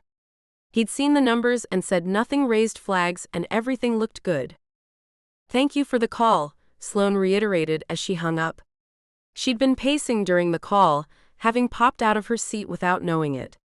She was trying to hold a reasonable conversation with Jeff Landers while her brain churned about Dylan Addison. She leaned back against the wall, her breathing started coming faster. Grateful the door was closed, she sank back and gulped a few deep breaths, relieved that it was all as over as it was going to be. That only lasted a second, until she remembered that the wall she was leaning on was glass, and everyone could see her sink against it in relief, and probably no one knew why. She could also see out, and a quick look over her shoulder told her that Max was storming right up and throwing open her door. It was like turning the mute button off. What the hell was all that? He wasn't angry at her, but more that she appeared upset. She didn't understand his reaction, but she filled him in on the details anyway, hoping that might calm him down. That was Jeff Landers. He called to introduce himself. "He's our new accounting guy with Farland since Dylan Addison suddenly resigned." There was blinking and shock and few other expressions she couldn't quite place. "Addison resigned?" She nodded. "Were you behind that?" Nodding again, she took deep even breaths and realized that she didn't feel quite so hemmed in. Max wasn't a threat to her personal space, and come to think of it, she hadn't felt like that since he'd barged in here with that news about the analysis of her drink glass. Of course, after that, the feeling had transferred itself onto Dylan. Even though she hadn't seen Dylan in almost a month since Chicago, she'd always felt his presence cloying at her. "I wrote him a letter that would disturb him a little if he were innocent, but send him packing if he was guilty. And he ran." "Yeah," she offered what smile she could. "You're off the hook." The relief she expected to see wasn't there. Just a small nod, acknowledging the situation. "You're not going to prosecute?" Spinning to face him, she let her sudden anger fly. "Why the hell would I do something as stupid as that?" He started to open his mouth, but she shut him up quickly. That off-the-handle reaction was not like her. So she toned it down and tried again. "Look, I have no evidence, and no desire to be held up in court as a slut who wanted what she got." Biting his lip, he nodded, but tried again. "Sloane, you have plenty of character witnesses here." Even though he had lost his previous conviction, she still lit into him. She just needed to let some of it out, and he was the handiest target. She wasn't able to stop herself. "I'm sorry, are you a lawyer? What do you know about it? Tell me how I spend my off hours." He didn't reply. "Exactly. You don't know me from Adam when it comes down to it. And I am not about to put my personal life on trial just to lose after everything else." She folded her arms and turned away, silently declaring the conversation finished. The fact of the matter was, she was a witch, and that was only going to make things worse if anything ever went to court. She'd either have to perjure herself at some point or admit what she was, which would not help her case. She wanted to throw his ass in jail, but she couldn't. It was better this way. She was reminding herself to accept facts when the soft filter of Max's voice came to her over her shoulder. "Actually, I do know you pretty well." "How?" She wished she hadn't said it. She wished she could swallow it back. She didn't want to know what she'd told him when she was in bed with him being wanton Sloane. She didn't want to have to tell him how very much she wasn't that woman. But he seemed to sense her reluctance, and just nodded in response. Waiting for him to leave, she studied him openly. The soft fall of the dark blonde hair. The square but lean jaw. The broad shoulders that still looked defeated. Her voice again got the better of her and spoke, unfettered by what her mind wanted. You would have gotten dragged through the mud too, you know. I'd have done it if it would have cleared things up for you. She shrugged. Things are clear enough. Like I said, you're off the hook. Again, he didn't leave. His hands found homes in his pockets. It was a gesture showing his discomfort, and she hadn't seen him do it around anyone else. Ever. I'm not concerned with whatever hook I was on. I'm more concerned that you're okay. That you sleep well at night and all that. Her lips pressed tightly, denying what her voice told him. I'm fine. But I'm really embarrassed about the whole thing, and it would be much easier if you just left. Her fingers clenched into the wood lip of the desk behind her, where she leaned against it and let it support her. Maybe a person could die from embarrassment. She had liked him so much. Part of her still wanted to let her crush on him run wild, but there was no way to clean this up and come out okay. Not to mention that her heart had never chosen well for her in the past. Just because he wasn't a date rapist didn't mean he would be good for her. The very fact that she liked him probably meant he was no good. He turned, nodding, and headed out to the water cooler. The bands that were wound tight around her chest didn't loosen. The sigh of relief didn't escape. Just when she thought she really would sleep better, she felt worse. But she didn't know why. Chapter 12. Nowhere. Max was in the middle of nowhere. That's where 9 weeks' time had gotten him with Sloane. She didn't want to see him, as in, she didn't want to give him a chance and date him. And, literally, she didn't seem to want to even set her gaze upon him. The one time he had managed to catch her eye, she had looked shocked for one brief moment, before she turned and fled as though the sight of him burned. It had burned. It burned him. She couldn't be that embarrassed, could she? He had tried time and again to explain that what had happened between them wasn't embarrassing at all. It hurt that she didn't remember any of it. It had been the best night of his life, until he woke up, and it all turned into a nightmare that still hadn't gone away. Instead of getting another chance with her, she told him that she didn't want to know about any of it. Each time he might have had a chance, she had run the other way. He still watched her at the water cooler. He mostly watched her easy attitude with Sheila. Max was insanely jealous of the accountant, simply because Sloane spoke to her without reserve. Sheila got to be Sloane's friend. So he watched. He watched her laugh and joke. He watched her get stiff in the shoulders when she caught him watching. He would just look away and lament the cruel twist of fate that had left him engaged for almost 4 hours and vilified for almost 3 months. That, and the fact that she seemed to be at the water cooler more now. It had been easier when he had been trying to ask her out, than now when he was trying to explain what they had done together, and that she really did want to remember it, if only she would listen, and God, she was walking straight to his door. Max straightened and felt his heart rate kick up. She hadn't spoken to him in weeks, and here she was, coming right to him. Her face poked around the edge of his doorway, and she looked calm, like she swung by to chat about 10 times a day instead of never. "Can I come in?" Like that was even a question. She actually waited until he said yes. She breathed deeply as though she needed to think about what to say, but she'd come here and he didn't push.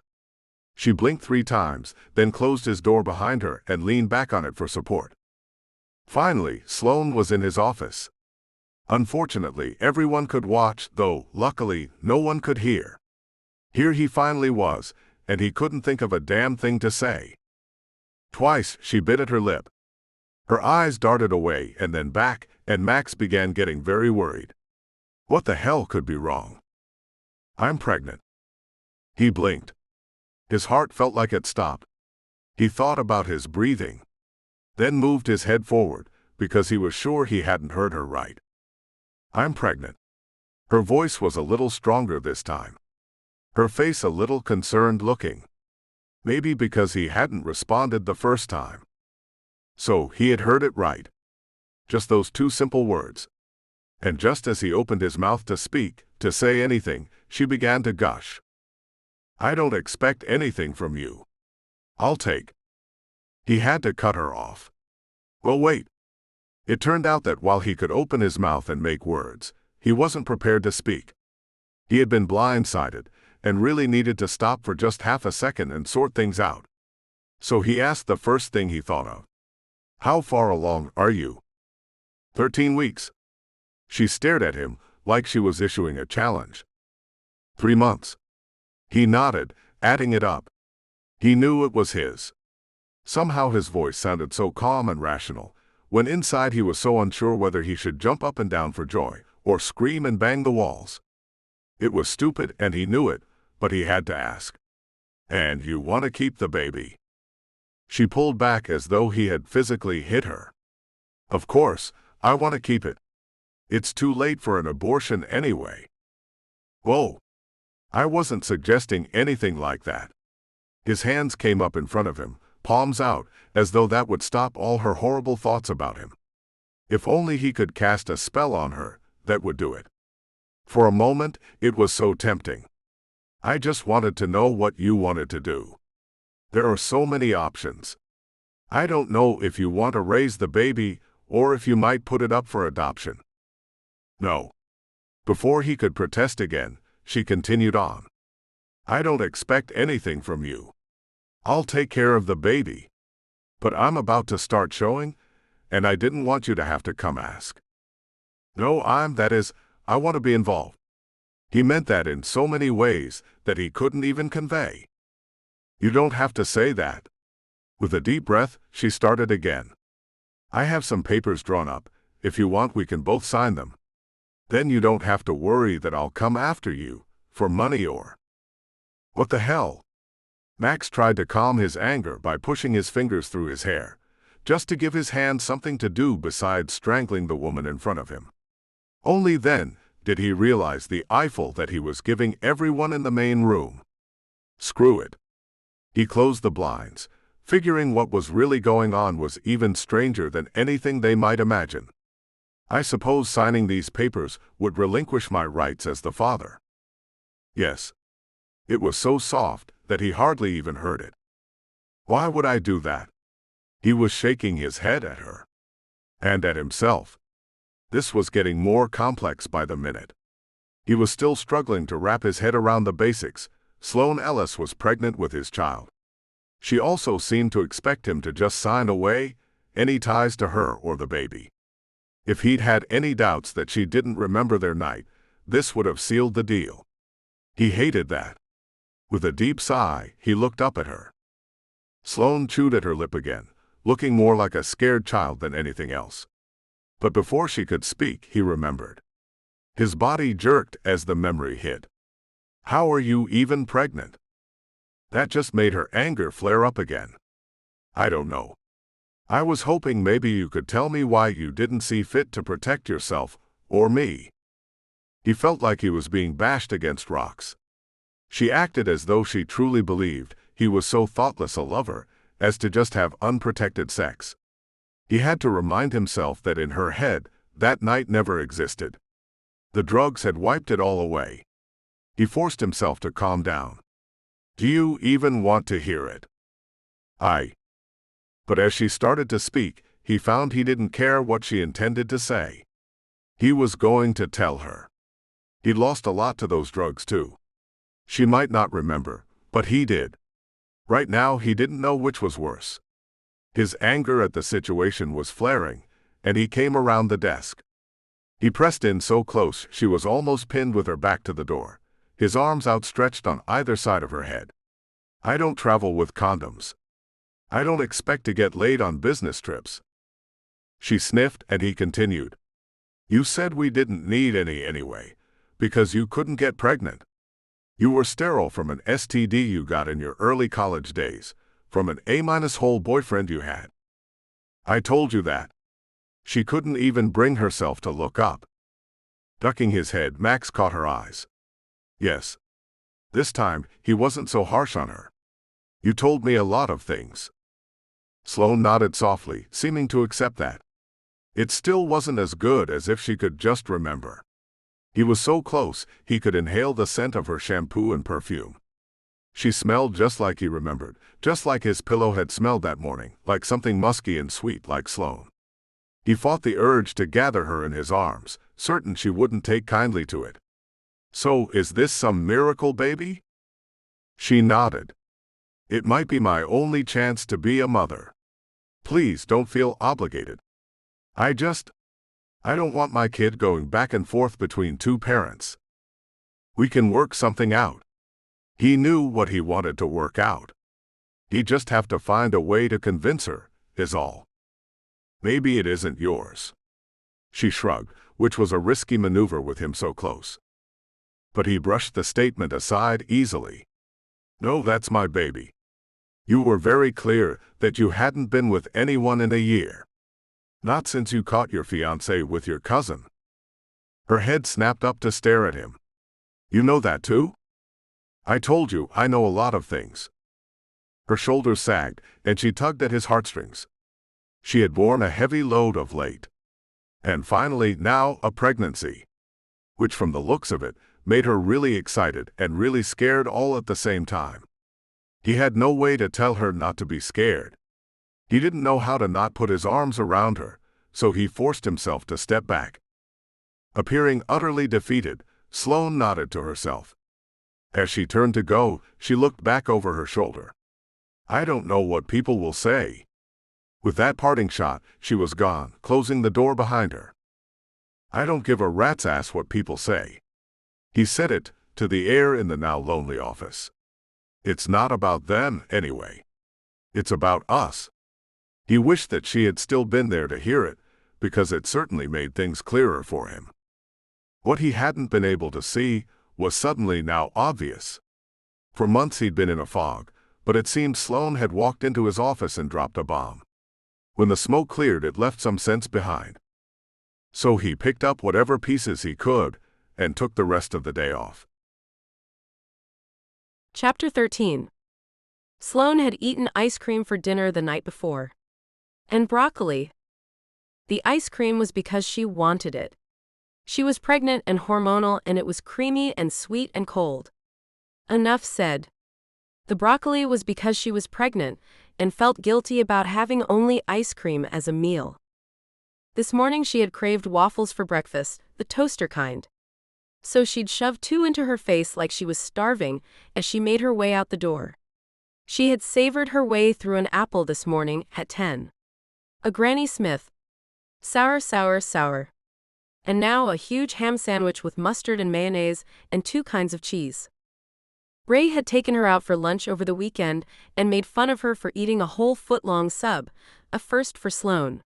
Though it was funny, some of the rest of it wasn't. Once she'd finished stuffing her face, Sloane had sat back in the molded sub shop booth and said, I really thought you'd be here first and I'd be here, well, probably never. Reaching out to take her hand, Ray had rolled with the sudden mood change. I know. And I know how much it upset you when you believed you were infertile, so this really is a miracle.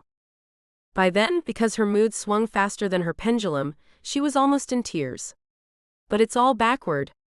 I'm supposed to get married first, and I don't even have a boyfriend. Though Ray still looked at her with something that was awe and pity mixed, Sloane's eyes darted around the shop. Had she said that louder than she intended? For a moment, she considered casting a spell on the shop to not hear her. Then she'd have to cast a second spell to make them forget they'd seen her casting spells.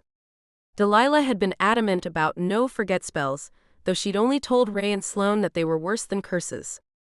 Luckily, no one was looking. Sloane went back to trying to decipher her sister's expression. There is no right order. Sure there is. You did it. She sniffed. Even though the angst had passed, her body hadn't gotten the message. She really wanted a glass of wine, but they didn't serve it at the sub shop. And she got no glasses of wine for probably the next year or so, since she was pregnant and all. When Ray didn't grace her idea of a correct order with a response, Sloane slid back into despair. I wasn't prepared for this. We never are. I wasn't prepared for Sam. Yeah, but that got you Sam. And this is going to get you someone you love more than anything too. Yeah, Sloane agreed, though her tone was reluctant. Still, Sam doesn't spit up on you and wake up screaming for no clear reason in the middle of the night. Ray laughed, then sobered in relatively quick fashion. Just so you know, Sam and I decided to start trying. Sloane sat up straight. To have a baby? We could be pregnant together? She'd not heard anything about this. Shocked, she only looked at her younger sister and had a momentary thought that once again, Ray was doing it better than she was. Ray had a husband. Ray might have a baby like Sloane, but she wouldn't be a single mother like Sloane.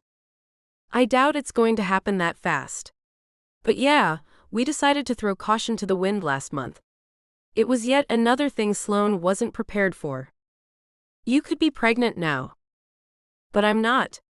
Ray scrunched her face as Sloane tried to calculate what it would cost her sister to her art and the upward trajectory she was on. Sloane had always out-earned her little sister, who cobbled together a barely adequate income while she pursued art photography. Then, almost 2 years ago, Ray's art had taken off. She made thousands of dollars per piece and was getting requests from some big-name galleries. She'd even had a piece made into a poster. Now Ray wanted to get pregnant. On a regular time scale. Planned. With her husband. How had Sloane turned into the slacker? The one who was cobbling her life together? She tried to smile at her sister, but only managed it halfway. Then, begging off due to a headache, she really was getting one, she had Ray drive her home and drop her off at the front of the apartment building. Looking up at the structure, she cursed. She'd been planning on moving out. Getting a house. Or cats. Or probably both. She really needed a house now, but she'd just screwed the pooch on her expendable income. The thought she'd had while looking up at her building had stuck with her for days, and it pulled away her thoughts' work to stay focused on her job. So she sat at her desk and tried not to think about food and the price of a house in Los Angeles. It didn't work. Since the nausea of the first trimester had passed, her world revolved around food. She hadn't ever before enjoyed the act of eating quite this much. She was practically salivating over the sandwich, even though it wasn't quite lunchtime yet. Her mouth was open and the sandwich halfway there when the knock came at her door. Through the glass, she could see that it was Max. Oh. But she couldn't just not open the door. So, with a sigh of longing, she set the sandwich aside and let him in, before walking back to her desk and picking up the sandwich again. Don't eat that. Perturbed, she set it down again. Don't you dare start doing the pregnancy police thing on me. It's ham and whole wheat bread. It's just fine. She didn't mention the gobs of mustard and mayo that she was sure he could see oozing out between the piled high slices of meat and cheese as she picked it up again. I wanted to take you out to lunch. Oh. She set it down a third time and shook her head at him. Trust me, you don't want to feed me. I'm eating everything in sight. I do want to feed you. Please. Please. Nice guys said please. But so did guys who wanted you to think they were nice. The one factor all the bad ones had had in common was that Sloane had picked them. Even the celebrities she had crushes on had always been found out later to be cheating on their wives. Or worse. So she spoke the words and smiled that smile that said, no thank you. Please, it's important. Important? Everything was important now, she was realizing. Trust me, this baby isn't coming for another 6 months. Maybe you should take a little more time to get used to the idea before you make decisions. He nodded. You're absolutely right. She let out her breath, thinking she could finally get into that ham sandwich. Max interrupted the thought again. But I don't need more time. I really want you to come to lunch with me. No. She made one last-ditch effort to eat her sandwich, but he covered her hands with his. Please, I don't want to do this here. Do what here? She sighed at him, realizing she was never going to get to eat that sandwich. He quickly pulled his hands back and jammed them in his pockets. She realized, maybe for the first time, just how much it was bothering Max Summerland, deal closer, to not have control over his world. Ask you to marry me. It was a good thing she hadn't managed to get a bite of the ham sandwich, or she would have choked and died. Instead, she sputtered out, "Marry you?" about as ungracefully as she possibly could. "Yes, marry me." He chewed his bottom lip but stood his ground, back straight, shoulders square. Well, he certainly was handling this better than she was. Before thinking, she blurted out a disbelieving, "Why?" Hey, she was on a roll, why get it together now? That's our child you're carrying. You said yourself that you don't want him or her going back and forth between two parents. It's less expensive, it'll be easier. You won't have to do it all by yourself. She suddenly went very still, as though, just for a moment, the whole world had stopped turning. Then she finally managed to make her mouth move. She pushed the words out past the stabbing feeling in her chest that she didn't want to analyze right now. Those are all very nice arguments, Max. I bought you a ring, say yes. He quit biting at his lip as he pulled the small black velvet box from his pocket. He looked confident and strong and wrong. But I'm not a deal. Stop trying to close me. Sloane? No. Please go. Somewhere within her a little black ball had started to form, and she did the only thing she could. She ignored it while she stared at him, waiting for him to leave. It took a moment, but he did. With a small nod, he shoved the little black velvet box back in his pocket. He'd offered it up as proof, she guessed. And finally, she got to eat her ham sandwich. Even if she was shaking, just a little. She felt the knot growing inside her all afternoon. When she finally made it home that evening, she curled into her big fluffy couch and cried, great tears falling through great heaving sobs. She didn't even know why until later that night when she woke up, suddenly gulping air, alone in her dark condo. It was because she had wanted Max Summerland to want to marry her. Not for a child, and even though she was well aware that he wasn't what she was looking for. Still, she wanted it. She wanted some great guy, anyone really, to want to be with her. That marriage proposal had been anything but that. It had been the modern-day equivalent of marrying off the prego girl to any man so desperate as to take her. In essence, it was a pity proposal. Her first proposal had been awful because Joe had been sleeping with other women. It had looked good and sounded better and had been built on lies. The only thing better about this one was that Max had been honest. He didn't want her, he just wanted a convenience. Sloane also knew that now, with a child in tow, it would become that much harder to find Mr. Right. Most Mr. Anythings didn't want to raise another man's child. Single mothers were not hot properties. But this morning, as he stood there with that ring in his hand, for just a moment she'd wanted to believe it was true, that Max Summerland had really wanted to marry her. And not because of their child. At least, she realized, she wasn't really alone anymore, was she? Chapter 14. Great. Everything was great. That was the only way to describe it. Okay, there was that niggling little thought at the back of her mind that she wanted more to go with it, but what she had was great. Sloane reminded herself of this often. She'd thought she could never carry her own child, yet here she was. It wasn't the way she planned it, but, as Ray had astutely pointed out, what was? She hadn't planned to move to LA originally. She hadn't planned to change divisions in the company. She hadn't planned to get pregnant. So it was just another happening in a string of things she hadn't planned, and many of them had turned out great. In fact, she was better suited to be a single mother than most. She had a good income, great benefits, and, well, she needed a house with a yard, but since no one would be walking for about a year or so from now, she had a little time. So her great was maternity clothes that she was just beginning to fit at 4 months along. She had looked and decided that she didn't need a $90 white shirt that was only going to fit until she was 7 months along anyway. She also wouldn't be needing a maternity ball gown or, sadly, a negligee. Sloane decided the positive outlook was to call that money saved. What she did need was some casual wear and suits for work. She remembered Lisette complaining about 7 years ago, and in Ohio, about what was available for the pregnant woman with an average-sized budget. Sloane was grateful that LA was full of cool maternity clothes. So she was in a new skirt, new blouse, new jacket, and new shoes, just for good measure. She'd piled her closet high, thinking she might save the clothes for the next time she was pregnant. It suddenly occurred to her that she wasn't actually infertile. She'd pulled out her pendulum and asked it, but when she got a yes answer, she almost smacked her head. Of course she wasn't infertile, she was freaking pregnant. She'd meant to ask, could she have more children in the future, but the universe answered only what you asked. Clearly not in any shape to be asking the universe anything, she'd put the pendulum down and eaten a bagel. Sloane wondered if anyone would notice that she was pregnant now. She seemed to have gotten noticeably bigger over the weekend. Every day she stopped and waited to feel the flutters she knew were coming.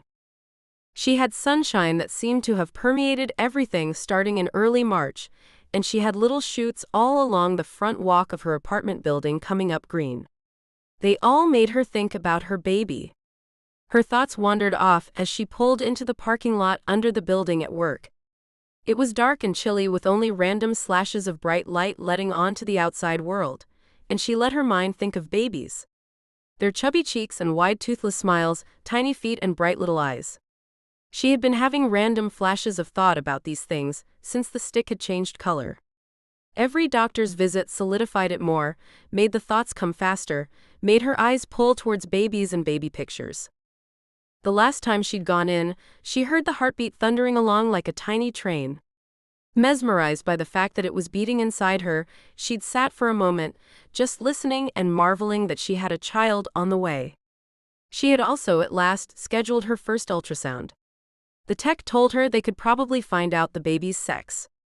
Sloane was anxious to know, but she didn't need an ultrasound to find out. She'd pulled out her bowl and pendulum and asked whether she was having a boy or a girl. Unfortunately, it looked like she would be needing that ultrasound. Her pendulum had gone stubborn and refused to answer. Or rather, it had given every answer in the book. So she let herself imagine. In her mind, her baby was a little boy with blue eyes, and for the first time her excitement didn't cloud her thoughts, and she wondered if the baby would have Max's eyes. She almost shuddered. She wanted the baby to be hers and hers alone. Instead, she would have to share her child with a man she really didn't know all that well, but who seemed to have all her old painful secrets in his back pocket. And he could just pull them out and dangle them in front of her whenever he wanted. She rode the elevator up to her office, squeezing in with other random people from the building and a few she knew as acquaintances. She wondered if anyone noticed that her belly was sticking out more. She had shed her jacket after pushing the 15th floor button. Maybe they just thought she was getting fat, and no one wanted to say anything. She didn't care. She walked the hall, wondering if she was starting to get the telltale waddle, before realizing it was much too soon for that. Then she settled in at her desk, humming lullabies as she scanned copies and struck out phrases and reworded them before sending out the files. Later at 10 a.m., after a handful of memos and recommendation letters, her phone buzzed. She picked it up with a smile, as though it were a personal call. Yes? Hey Sloane, Mr. Bernstein wants to see you in his office in 5 minutes. Jenny's cheerful voice rang over the intercom. Mr. Bernstein? But Jenny continued. Oh, and don't worry, he didn't seem upset or anything. Bye. God bless Jenny. That was exactly what she'd been thinking too. Thanks, Jenny. Sloane organized the rest of her to-do list for the day and headed out to the elevator, happy as a little clam. Maybe there was a promotion in the works. Nah, it couldn't be. She was just thrilled enough with how things were. The man just probably needed something, and she would happily oblige, as she was going to be asking for maternity leave here soon, and a spate of afternoons off for doctor's appointments. Starting in 3 weeks with that ultrasound appointment. Janine was at her desk in front of Mr. Bernstein's and waved Sloane in without dropping a beat from the call she was on. With her jacket draped over her arm, Sloane sauntered in and stopped cold. Max was sitting in one chair across from Mr. Bernstein, and the other guest chair remained empty. What was this? The look he shot her clearly said he didn't know either. Bernstein, however, was oblivious to all of this. He just started talking, and Sloane tried desperately to pay attention. She hadn't spoken to Max in nearly a month. Since he hadn't wanted to sign her papers giving up his rights as the father, she had managed to avoid him in the hallways almost completely. She sighed and sank into the unoccupied chair. In Madrid. Now this isn't a sightseeing trip. You'll be back 3 days later. I need you here for the Peterson project. But I trust that the two of you can handle this yourselves. Blinking, she fought the urge to scream at him, "What did you just say?" But she was pretty sure that it involved her and Max traveling to Madrid. Beyond that, she wasn't sure it mattered.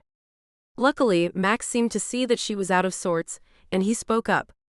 "Now let me just clarify to be sure I have everything. Day after tomorrow, we fly out, we sign with Delmonico Incorporated, and then we're back around 3 a.m. Sunday." This time she heard every word. Which was a good thing, since she was about to be distracted by Mr. Bernstein's staring at her waistband. At least he hadn't asked. She would have told him, but didn't think she'd handle herself very well after this little Madrid bomb dropped. "That's it, you two. Finish up today and spend tomorrow getting ready, and Thursday you're off. Janine has papers and info for both of you. Or she will by 5 tonight. She promised me." Max nodded and stood, taking Sloane by the arm, looking casual, unbuttoning his jacket as he steered her out of the room. Confused and hating to be led like cattle, she hissed, "You set this up, didn't you?"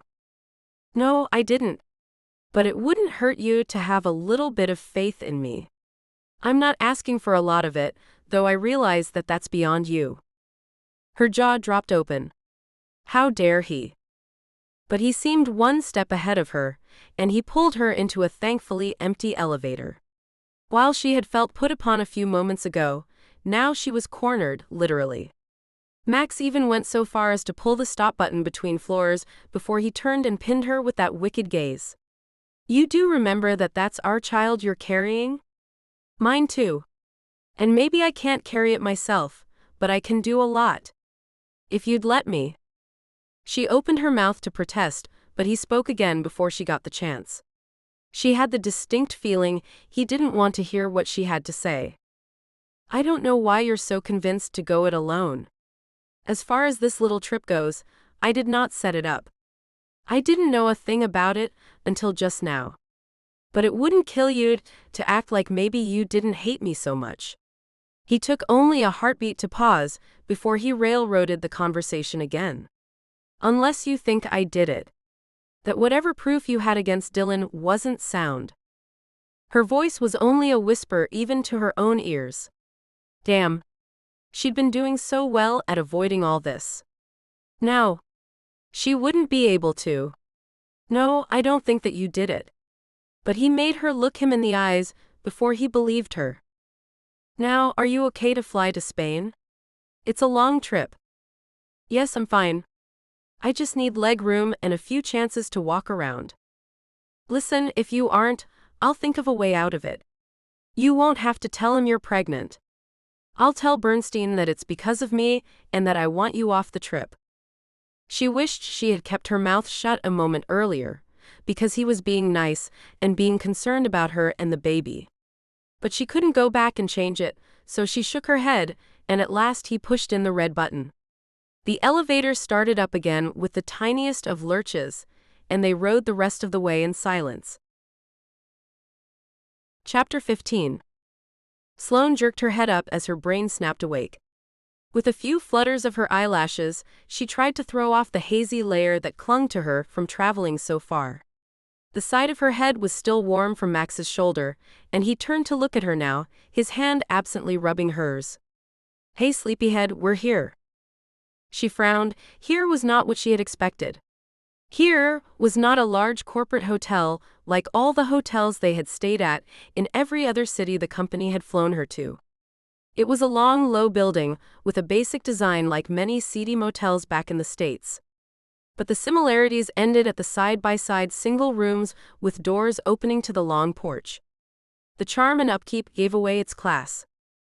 Max must have seen her frown. The Delmonico family owns it. It's why they put us here. They're leaving the big buildings to us now.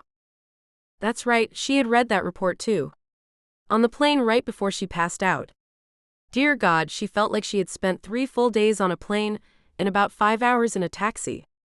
She stepped out and stood, stretching quietly, not wanting to talk, while Max tipped the cab driver and carried both their carry-on-sized bags into the front office. She made a mental note to tip on the trip back out to the airport. Still in a daze, she followed their hostess under the front overhang, and she smelled the fresh flowers that peeked out of the vines growing up every post and across the rafters. She was finally starting to revive, but she felt grungy. The thought of a shower warmed her until, while Max waited patiently outside, she was shown around her suite. She had everything, including a small kitchenette and love seat with TV. A polished door led into a separate bedroom, and in there, wide sliding glass doors that led out onto a private deck and beyond it, to a small pool. The manager said they had heated the water because they were expecting guests. The only other room that was occupied tonight didn't have access to the pool. That news brought Sloane fully awake. Waving the woman off to take care of Max, she said a quick thank you and tossed her bag onto the dresser top. She was good at packing for trips, she had a standard list for all occasions, and she hoped it would save her now. Rifling through her stuff, she squealed with glee as she pulled out what she'd been looking for, a bathing suit. Yes. No. She was 4 months pregnant with the roundest belly she had ever owned, and this was a 2-piece. She never would have packed it now. It was just in here from all her old trips. This was her standard traveling swimsuit. Right there next to the backup tampons, just in case. She laughed. Those sure weren't necessary. Holding the suit up, she eyed it. She really wanted to swim, and she wondered if she might be able to talk herself into it. It was a tankini. The tank top should save her from mortal embarrassment if she should be seen, and the 2 pieces would give her belly some much-needed room. With a few more self-reassuring words that the other patron at the hotel had no access to the pool and that Max hadn't slept on the flight, she decided to go for it. She should have the pool to herself, in which case it wouldn't matter if she was in a string bikini. She smiled. Mission accomplished. She was going in. Peeling off her cotton knit shirt and the fluid maternity pants that went with it, she climbed into the suit and pulled the towel from the rack in the bathroom. Shower later. Heated pool now. Shoving aside the sliding glass door out the back of the bedroom, she took only a moment to notice the stars and the warm night sky. The cool night air sent little goosebumps all up her arms and legs, and she ran back inside for the robe she'd seen on the back of the door. The last thing she wanted or needed was to freeze to death when she got out. Emerging again, she saw 2 tall solid wood fences about 7 feet high, lining either side of her personal patio space. She had 2 deck chairs and a small Adirondack table. Beyond that, there was a slice of pool visible with a strip of cement and tile before cool blue water beckoned to her. She could venture into the pool or stay hidden on her own little patio. Armed with her robe and towel, she chose the water. Dropping them on the poolside table, she let her bare feet sink down into the water as she slowly descended the steps. It was the perfect temperature, a dream begging her to dive under. She went 2 more steps lower, thanking her lucky stars. She wasn't allowed in hot tubs, her doctor had warned her about the high temperatures, but a heated pool was just fine. She sighed in relief and lowered herself to her shoulders, getting the ends of her hair wet, since she'd forgotten to put it up. She simply couldn't muster the energy to care. With a quick dive, she was underwater and swimming laps like when she'd been a kid. Layers of travel sloughed away. Her normal breathing rate was returning. She had no idea what time it was, except that it was night. She went 3 laps 7:10. Setting her feet on the bottom of the pool, she jerked her head up at a noise. But she scanned the deck area and saw no one. For the first time, she noticed the high walls dividing off each private piece of patio for the whole string of rooms, leaving her with her room behind her and a beautiful view of the mountains out in front of her. Right now, the pool was blessedly private, and she sighed, enjoying it. Sloane jumped about 10 miles high as the water reached up her back. When she spun around, she saw it was just Max, his wet hand on her shoulder blade, and a smile glowing through the rivulets of water running down his face. God, you scared me. She tried to steady her breathing, but something about his smile wasn't letting her. Didn't mean to. He dove and swam away, and so all she could do was continue her laps. She was on the backstroke now, and decided to ignore him and just continue. His voice broke her concentration back at the shallow end. You're showing. Again, she put her feet down and nodded that yes, she was. But she didn't know what he wanted. He held his fingers a couple of inches apart. The baby's about this big now. She nodded again. I've been reading up. His grin was infectious. Yeah, what else do you know? That tomatoes are rumored to be good for the baby's brain. Sloane felt her own smile form as she nodded in agreement, even though she hadn't really intended to. I've heard that. I know that it already looks a lot like a person.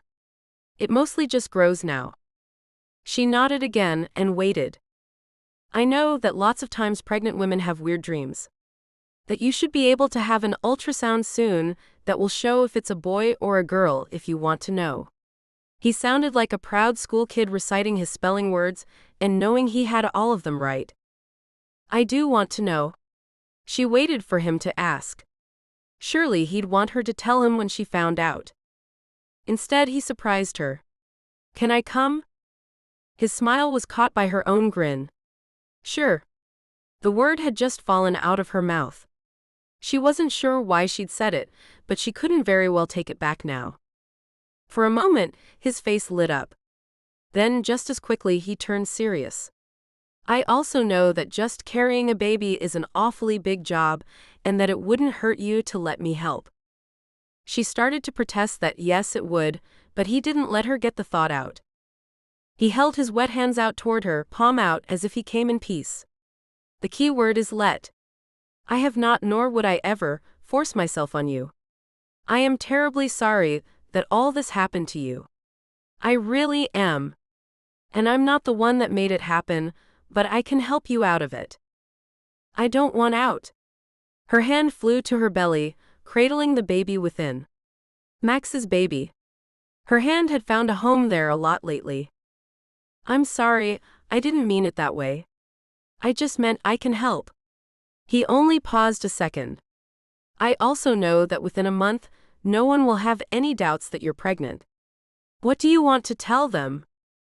She'd been thinking about that, even if she hadn't come to any hard and fast decisions.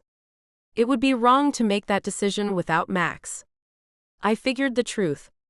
I think everyone has an inkling about Chicago anyway. You don't have to be an accountant to do the math. And Vanessa and Sheila both know I had sworn off men. Most everyone suspects we spent the night together, and that it wasn't good in the morning. He nodded at her, but she couldn't tell if he was agreeing with her decision or just her assessment of the facts. She didn't know what he wanted her to say. Since her ears were getting cold, she dove under and resumed her swimming. Max set up pace beside her for a moment, then easily outdistanced her and passed her on the way back before she even reached the end. Show off. A few laps later, he stood waiting for her at the beginning of the shallows. He looked her up and down when she stood, and it made her nervous. What? His eyes and his voice were soft. Can I touch you? She let her breath out. I guess. Feeling more than a little awkward, she took his hand and placed it on her belly. Although I don't think you'll be able to feel anything. I can't feel anything yet. She wanted to keep yammering, to ignore the warmth of his wet fingers as they spread wide across her stomach. She wanted to ignore that it was his child he wanted to touch. Wow. The words seemed to flow out of him, and she tried to force a smile. Sloane tried to ignore her fingers covering his, holding them on her skin, where the tankini refused to cover the swell Max had helped create. His hand slipped from under hers, sliding around the side, making her breath hitch, heading for the small of her back. I like that. But it wasn't what I had in mind when I asked if I could touch you. Her breath didn't hitch as he pulled her closer. There was no protest as his mouth covered hers, sending heat snaking through her entire body. The palms of her hands were on the warmth of his forearms, and they slid up his arms and around his neck, pulling her up on her toes. She kissed him back with everything she had. Because she wanted this. So much. She wanted desperately for it to be right this time. She wanted him to actually be a good man. The man for her. Because she wanted to buy into the fantasy. As happy as she was to be having this baby, having a father for her child and a man for herself had been part of the dream too. She kissed him because the moon and the stars were overhead, and he was sinking further into her, hot and wet, his hands skimming her back and his mouth all over hers. His lips parted and Sloane let hers follow, needing the kiss to go deeper. His tongue darted in and met with hers, stealing her breath and her sanity. She couldn't think beyond the rightness of the feelings surging through her. That this man had already started a baby within her only made her want him more. She pushed up into his arms, moving against him as his hands traced along the laces at the front of her suit, down over her hips, and reverently around the small swell that was their child. She didn't know how long they stood there, trying to devour each other. She pressed against him, molding to the hard heat of him. Shivering when he left her mouth to forge new paths along her skin. He kissed and nipped his way to her ear, down her neck, across her collarbone. His hot mouth left cool trails in the wake of his heat. Her head dipped to one side, giving him better access, while her fingernails grasped for purchase in his shoulders. Hot licks of flame surged up through the core of her. When he found her mouth again, his fingertips played at the back of her neck, touching lightly, driving her to seek deeper kisses from him, to lightly bite at his lower lip. This time, when his mouth dipped low into the front of her suit, it fell open, his warm fingers pushing it out of the way. God, Sloane, you're so beautiful. With a gasp, she covered herself with her arms, glancing around to see who might be watching. She was quelled by his arms coming protectively around her, and his mouth at her ear, whispering, "No one else is here. The pool's private. No one can see you except me." He pulled her arms away and leaned over to kiss her there. To make her gasp and moan and shiver. He kissed her before her teeth could start chattering, that alone enough to heat her thoroughly. Then he wrapped her in the big fluffy towels she had brought and scooped her up as she gasped in surprise. He kissed her like carrying her was no big deal. Pushing back the sliding glass door, he walked them through his room all the way into the bathroom and set her feet down in the tub. Climbing in with her, his hands reached behind him, setting off a spray of the coldest shower she could remember being in. Even though he blocked most of the water with his body, she dove for the warmest thing nearby, him. Max's arms came around her again and seeped his heat into her. His mouth found hers again, and the water got warmer. It seemed she didn't care how long that took, as long as his tongue was stealing her thoughts. He rinsed her hair and his. Sloane stopped breathing. He had seen her before. Right? Though she didn't remember it, she knew it as a fact. But now she was no longer the same. His smile stopped her just before she would have stepped back. Without warning, he reached back and turned off the water. As the chill hit, she dove for him again, seeking out his heat. He reached out of the shower and pulled a huge towel in, first wrapping them both in it together. Sloane studied the planes of his chest and his belly. Felt all along his legs and arms vicariously through the towel, and even pulled most of the wetness out of his hair. For a second or two, they looked at each other. But before her thoughts or doubts could creep in, Max leaned in and kissed her again. His touch drugged her, pulling her under even as his arms pulled her to him. After, he curled her into him, where she could feel his heavy breathing at the top of her head and deep in his chest. His arms pulled her tighter to him, and she felt small kisses on her forehead. His breathing evened out, then slowed even more as he fell asleep. At last she did too. Chapter 16. Her eyes opened in the dark. Sloane was confused about where she was, but the smell and feel of Max next to her set her straight. In the dark, she could feel herself flush as her memories seeped in. But it felt good and safe to be here. It was right to be curled in his arms. His breathing was a sound in her ear, as well as a rhythmic rise and fall of his chest against her skin. She tingled all over just being next to him, and she wanted to stay right where she was.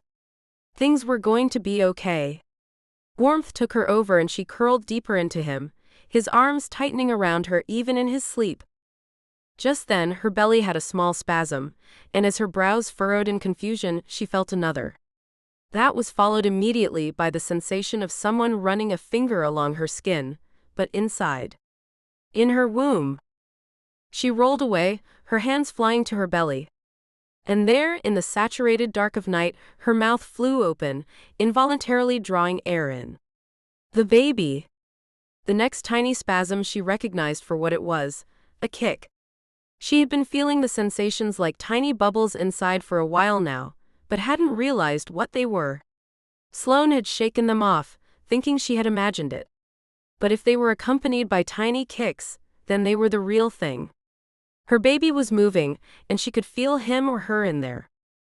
She lay on her back with her hands spread across her belly, as though she might be able to feel something on the outside. Even though she knew there was no way that would happen at this stage. But she kept her fingers splayed there, just in case. She felt awed by each and every movement, and waited, quiet in the dark of night, until her baby decided to calm down before she even began to think. Finally, the movements stopped and her thoughts pressed in. The voice in the back of her head reiterated what she already knew. It chastised her for past bad decisions and current ones. Sloane, you've never chosen well before. He could still have a girlfriend. You slept with him, and the fact is, you don't even know if he's single. You thought you were in love once before, too. And look what the man you chose to marry did. If it had just been her, she might have gone with it, might have rolled over and given herself again to Max. But it wasn't just her anymore. She loved this baby she had never met, and had only just begun to feel, more than she had ever loved anyone. If Max had been any man besides the baby's father, it might have been different. She might have continued, knowing she could end it when the baby came. The problem was, she was already bound to Max for the next 18 years at least, and probably on some level for the rest of their lives. A relationship with him would only throw another kink into things. It would only be a way for things to go horribly wrong later. She sighed into the night. He had proposed. He was crazy, and she could see clearly that he needed to be in control of things. Hadn't she heard that in sales meetings? Always be closing, ABC Max was trying to close her. To keep the baby in sight. To his credit, it was his baby too. And he had a right to have it in sight. Certainly, having him sign away his parental rights hadn't worked, it had only pissed him off, so she hadn't tried again. Still, she couldn't see herself being what Max needed. Sloane had been learning the hard way all along that she needed someone who needed her. Not someone who needed a lay, like Craig in college.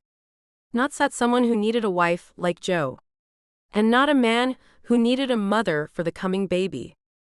So, as quietly as she could, she rolled out of bed and gathered the pieces of her suit. The top lay wet and cold on the corner table. She found the bottom, also wet and cold, in the tub.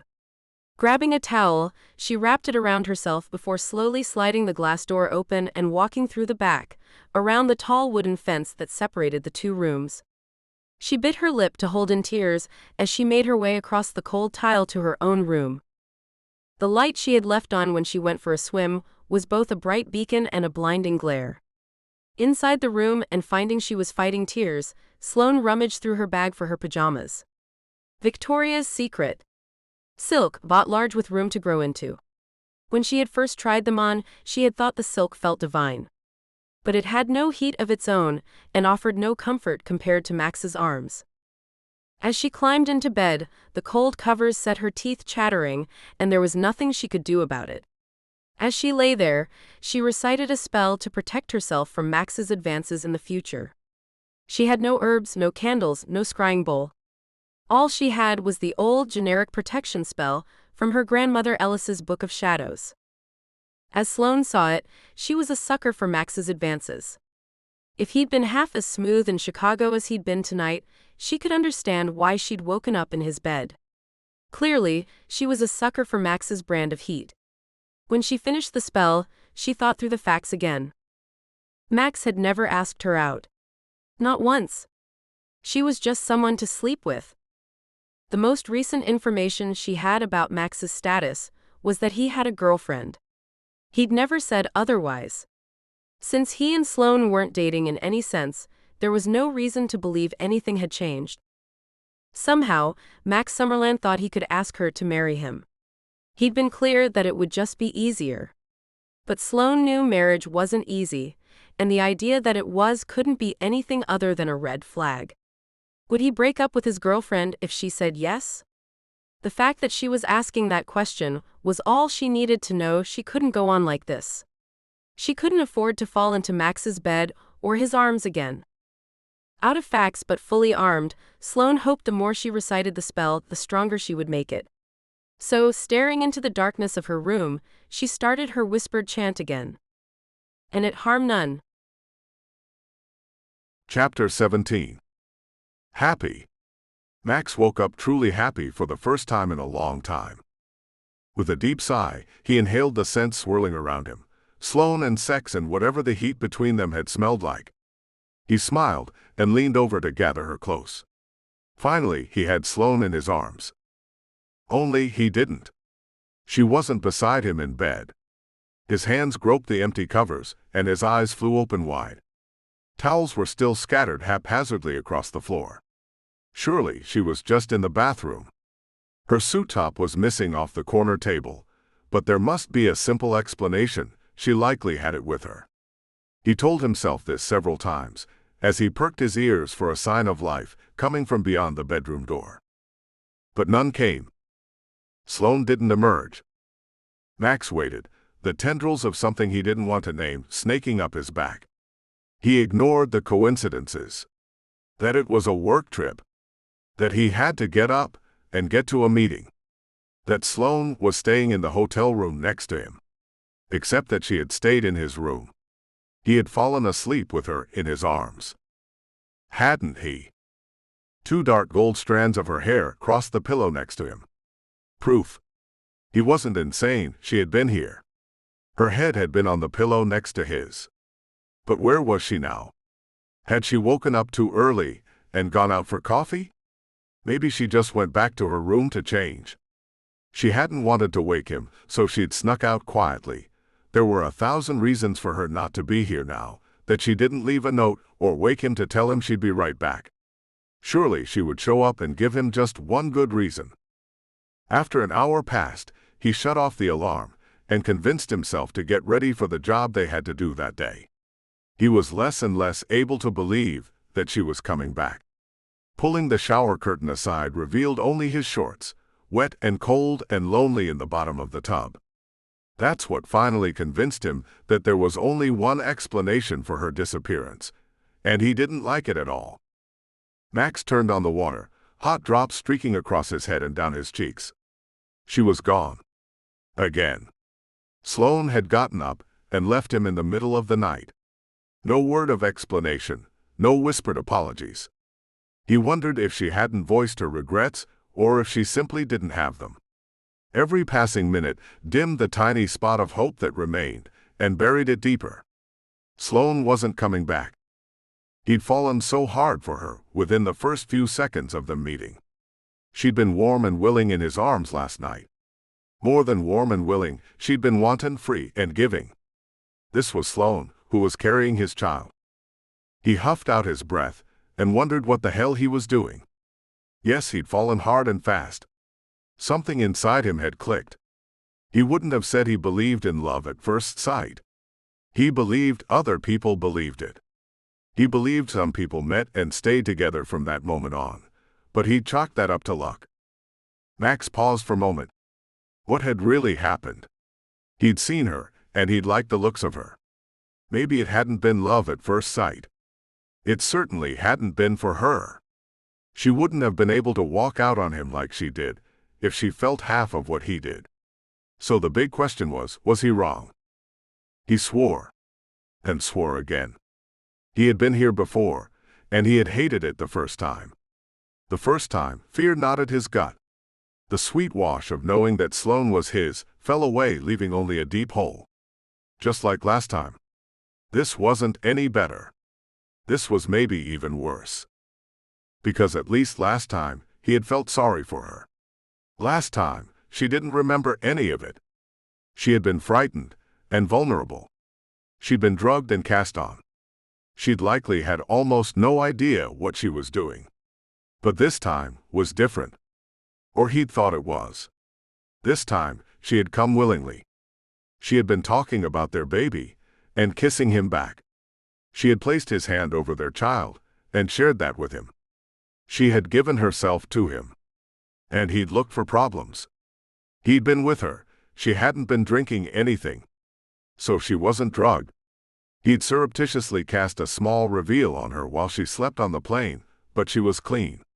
She'd had no spells on her. She was just Sloane as herself.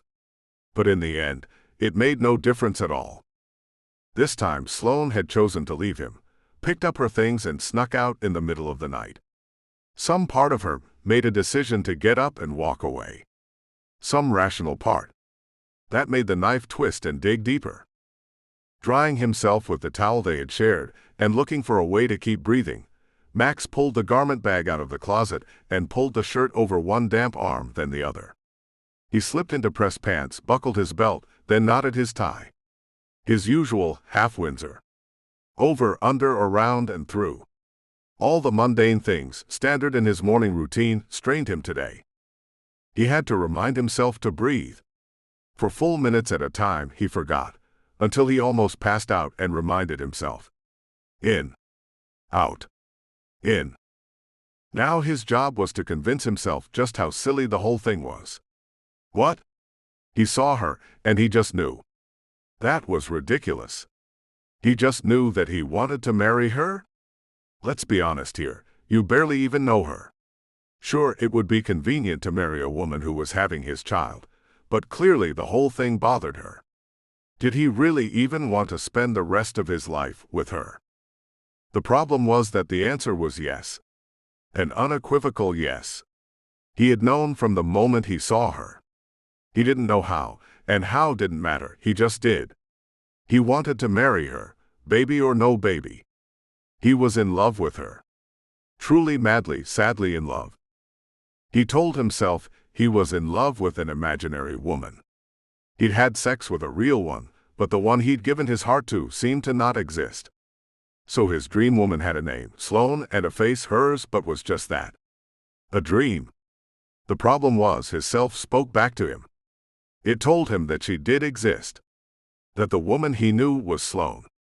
The real Sloane. And Max realized that when she'd been here last night, she had been the dream. There had been no moment when he thought, that was off.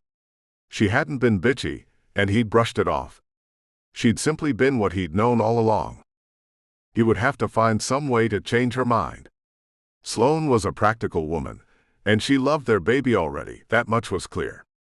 If he couldn't make her fall in love with him, and last night had been a good kick in the pants telling him that was exactly the case, then he would just have to convince her that he was the best thing for her and the baby.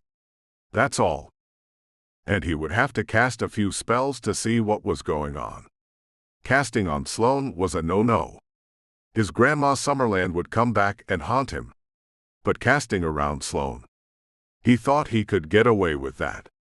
He still didn't travel with a good Wiccan altar and herb kit, so it would have to wait until they were home. At least he had something to stuff into the hole in his heart, and feel as if he were sane for a little bit. Armed with his new agenda and a deep breath, he turned the knob and left the room. Chapter 18. Sloane was shocked at Max's completely unaffected mood.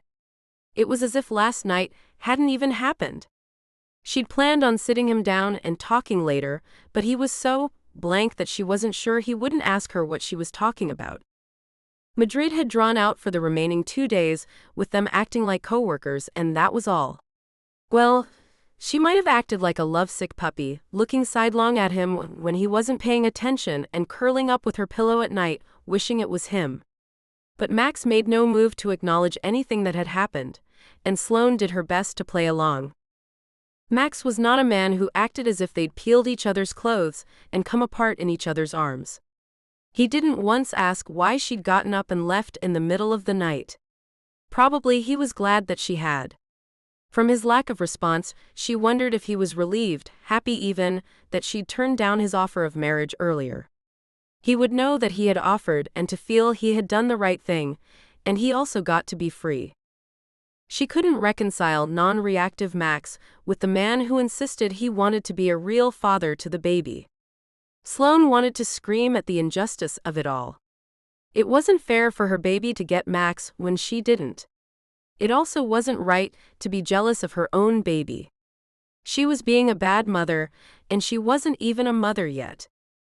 He says he wants to have the baby half the time, not just every other weekend. She spoke into her cell phone, curled into her couch as though it might protect her from a lifetime of wanting a man she couldn't really have. I'm afraid he's going to demand joint custody. Lisette sighed from 1,000 miles away. I don't know what to tell you. On the one hand, you should be glad that your baby's going to have a good, willing father. Too many kids don't have that. Still, there's never a good solution when the two parents can't communicate. Those words hit home. Hard. She needed to do a better job communicating with Max. Even if he wasn't communicating with her. You're very lucky, Lisette. I hope you know that. I do know. And thank you for saying so, but right now we have your problems to solve. Mine can wait until next week. Lisette always made her smile. Lisette always made her envious, too. She didn't like that fact, but if Sloane was serving up honesty, then envy was definitely on the menu. Her best friend had a husband who loved her, and 2 beautiful kids. Along with the house, the minivan, and all the trappings. Between Lisette and Ray and Sloane's jealousy of both of them, the more she thought about it, the more Sloane disliked herself. She changed to a safer topic. Did you get sick with worry before your ultrasound? Oh God, yes. I was petrified the baby was going to have 3 arms, or a hole somewhere. Or worse? Sloane laughed through her relief. I had actually wondered about the 3 arms myself. I think I've managed to come up with 100 far-fetched scenarios. She didn't mention the fact that she'd tried her pendulum and it had gone all over the place. Though she told Lisette a little of what she could do, they didn't really talk about it. Lisette would likely brush off her worry, saying it was just an old wives' tale. So Sloane pushed that thought aside and turned somber again. I try not to get scared, but what if something is wrong? Then you'll get through it. Lisette's voice was soothing, even across the miles. You're strong. Stronger than you give yourself credit for, and stronger than you probably even know. But that just made the tears fall. She didn't want to be strong. She wanted to be supported. Sloane tried to hide it in her voice. But you have a husband, and you know that you can have more kids. This may be my only chance. Oh honey, don't cry. So much for hiding it. The tears became a full-on sob. Lisette again came to the rescue, cutting through her, probably hormonal tearfest. And then next month when you're all big and round with your baby, you can console me the same way. Sloane grabbed the bait. The same way? You aren't? I am. It was all a jumble. When are you due? End of September. Sloane counted. That was only 6 weeks past her own due date. How come you didn't tell me before? I didn't know until 2 weeks ago. I just thought I was eating too much and getting fat. Then I thought maybe it was cancer, because I was so tired. I remember. I thought you were just tired of hearing me whine. The laughter came down the line. Sloane missed this so much. She missed having Lisette face to face. But deep down she knew she'd needed to leave, needed to find a new life for herself and start over. Boy, had she done it with a bang. Now she was going to have a baby, and she needed to be making better decisions about her life. Oh, honey, you weren't whining. You were legitimately upset. I don't know how I would have handled what you have. Lisette didn't have to go down the whole list. Joe and her cousin. Craig and his STD. Her high school steady had lost his virginity with some girl from their crowd, while he and Sloane had been dating, or so she thought. Come to think of it, she'd had bad taste in men since kindergarten. She had caught Jason Winslow kissing Stephanie Kramer behind the monkey bars in 4th grade, the day after their ice cream date, when she had realized that she was in love because he had given her that stupid little jelly bracelet. And now this. I think he just wants to build a family, Lee, but I can't be part of that. I need someone who loves me for me. I've decided I'll just become an old maid. Again with the sniffles. Sloane began to wonder if she could dehydrate herself from all her crying jags. Oh, Sloane. You won't. Whoever the right man is, he's out there.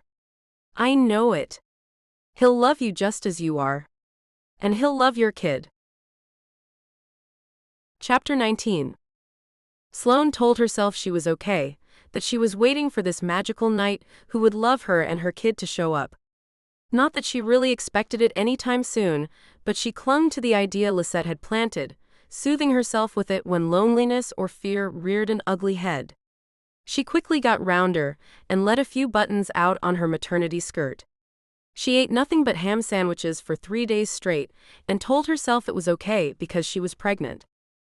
She had a nice sit-down with Mr. Bernstein, in which she told him she was pregnant, though by then she thought it was pretty obvious.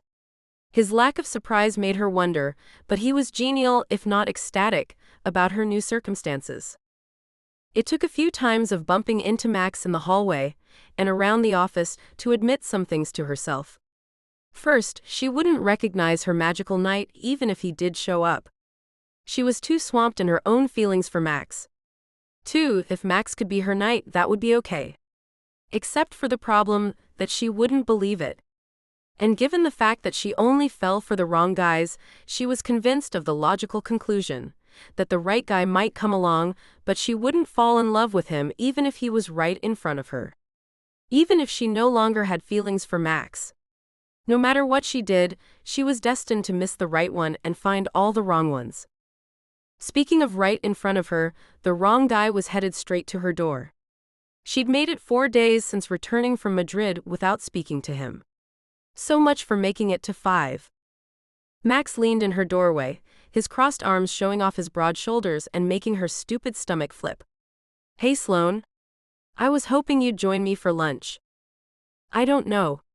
She did have a ham sandwich stashed in her drawer. Not that a wheat bread sandwich was her reason for waffling, but she tried to convince herself it was. I packed a picnic. You know, short walk, long lunch, a few ants. Please? Good Lord, Max Summerland asking her please? That was going to do her in one of these days. She opened her mouth to turn him down, but Max beat her at getting words out. I wanted to keep up on the goings-on with the baby. Well, crap. He had an absolute right to that. She had to play nice or the whole thing could go to hell. Then she reminded herself he was a deal closer and she was his holy grail deal to close. At least this time it was only for lunch. He was coming after her, using the baby and her hunger as bait. Though Sloane saw exactly what he was doing, she caved. She was such a sucker. Okay, 5 minutes. She wanted to be mad at herself, but he said he had food. The baby needed food. 4 minutes later, she was sorting the last files into done and to do, when he showed up again, this time with an actual wicker basket in the crook of his arm. She sighed a swear word. If the others in the office hadn't already started putting 2 and 2 and 2 together and getting baby, then this was a huge neon flashing sign. This looked just like a real date. The very thought made her heart flutter, but her head wondered what explanation she could offer her coworkers if they asked. No, it's not a date, we're just going out to discuss my baby, who is also his baby. Yeah, that was worse. She wanted to cast a spell, so no one would see them walking out together with her belly and his picnic basket. She wanted to cast a spell, so they forgot about rumors that she'd woken in his bed in Chicago. But forget spells were nasty little things. Delilah said they always seemed reasonable, and they always left a trail of destruction in their path. Sloane trusted Delilah. Sloane and Ray's mother had been run out of their old Italian village after using her skills to find a missing person. Though that kind of skill ran rampant through the family, Sloane's mother had said it was only her and left town, rather than have her whole family be banished from the farm and the only home they'd known. They'd called her a witch. And here Sloane was, becoming one. But the spells she'd contemplated might deserve the treatment her mother had gotten. She pushed the thought aside and followed Max out her office door and down the hallway. It seemed everyone watched them go by as they practically paraded out. They even ran into an abnormally high number of people from other departments on the way down, just to be sure that the whole company knew. When they at last made it a good 3 blocks away, they settled on a spot in the soft sun on a block of deep green grass at the small park. Max set the basket aside and pulled out a huge piece of sheet plastic. Classy. Okay, so she was being sarcastic, but she had expected a little better effort from Max than a plastic picnic mat. Then he pulled a beautiful, woven blanket out and laid it over the plastic. I just didn't want the blanket to get wet, if the grass was damp or something. Sloane mentally kicked herself and was glad that she'd held her tongue. Reaching for her hand, Max helped her lower her increasingly awkward frame and get comfortable on the blanket before sitting himself down. This he did with his knees touching hers, near enough that she would be able to feel his heat and just detect the scent of him. He stayed far enough away to not invade her personal space. Just enough that she couldn't accuse him of any indecency. Still, they must look like a couple to everyone who passed by, and her swollen belly only confirming that idea. He overwhelmed her, whether he meant to or not, and there was nothing she could do about the jolt that went through her every time they touched. Just a simple gesture, his hand brushing the back of hers by accident, or to get her attention, and she must have flushed. How could she not, with what she'd been thinking? When his fingertips slid along the palm of her hand, it had taken her right back to that night in Madrid in the pool. And on his bed. She'd seen next to nothing of Spain or the city of Madrid. Between the work and her infatuation with Max, she'd barely looked up. Sloane remembered the airport where he carried her bags. They had driven around a lot getting from place to place, but she didn't remember the views they passed, just a standard limo interior and Max's thigh pressed next to hers, sending shivers up her whole body. It was better when she avoided him entirely. But right now he was talking to her, giving her a fresh new blush. I made sandwiches. He pulled a few fat, lush-looking hoagies out, stacking them next to the picnic basket. Boar's head ham and turkey, 1 chicken. He pointed as he spoke. Ryan, that's a Hawaiian 7-grain. He must have seen her eyebrows go up. Hey, I make a mean picnic and I can cook too. She smiled, although it was a little forced. He was closing the deal, always closing. She wished for a second that things could be different. That he was the right guy. That if she leaned a little forward, his hand would come around her neck and he would pull her close and kiss her deeply. Later, he would hand-feed her the grapes he was pulling from the depths of the basket. In her imagination, a shining gold band circled her left ring finger. But her finger was bare. And he was offering her bottled water, served without a kiss. She accepted. The sandwich was heavenly. He had beaten her ham on whole wheat 12 ways to Sunday. For a short time while they ate, the sunlight filtered through the leaves and an easy silence settled around them. When Max did finally speak, she got the distinct impression that he had purposely waited until her mouth was full before he started. Listen, I don't know what happened in Madrid. She swallowed, struggling to speak. Although to say what, she wasn't sure. He didn't know what happened. Did he need to repeat 7th grade sex ed classes? But he held his hand up. I'm not sure I want to know. Sloane just nodded, not sure she wanted to tell him either. If you decide that you do, I'll tell you. I'll keep that in mind. Was she disappointed that he didn't want to know? If she had to judge by the weight in her chest, she was. Since he brought it up but clearly didn't want to talk about it, she didn't know what to say, so she took another bite and let Max continue. I just want us to start over. We have a baby coming. And as much as you might like to get rid of me, I'm not going anywhere. I always wanted a family of my own. She nodded, but again he didn't let her speak. Dismissing the past and turning the topic more to the present, he changed direction on her. When is your ultrasound appointment? You said I could come. Why had she said that? Wiggling like a fish on a hook, she blurted out the words that popped into her head. Maybe you could watch a video of it later. His face fell. He looked like a boy whose puppy she had just kicked.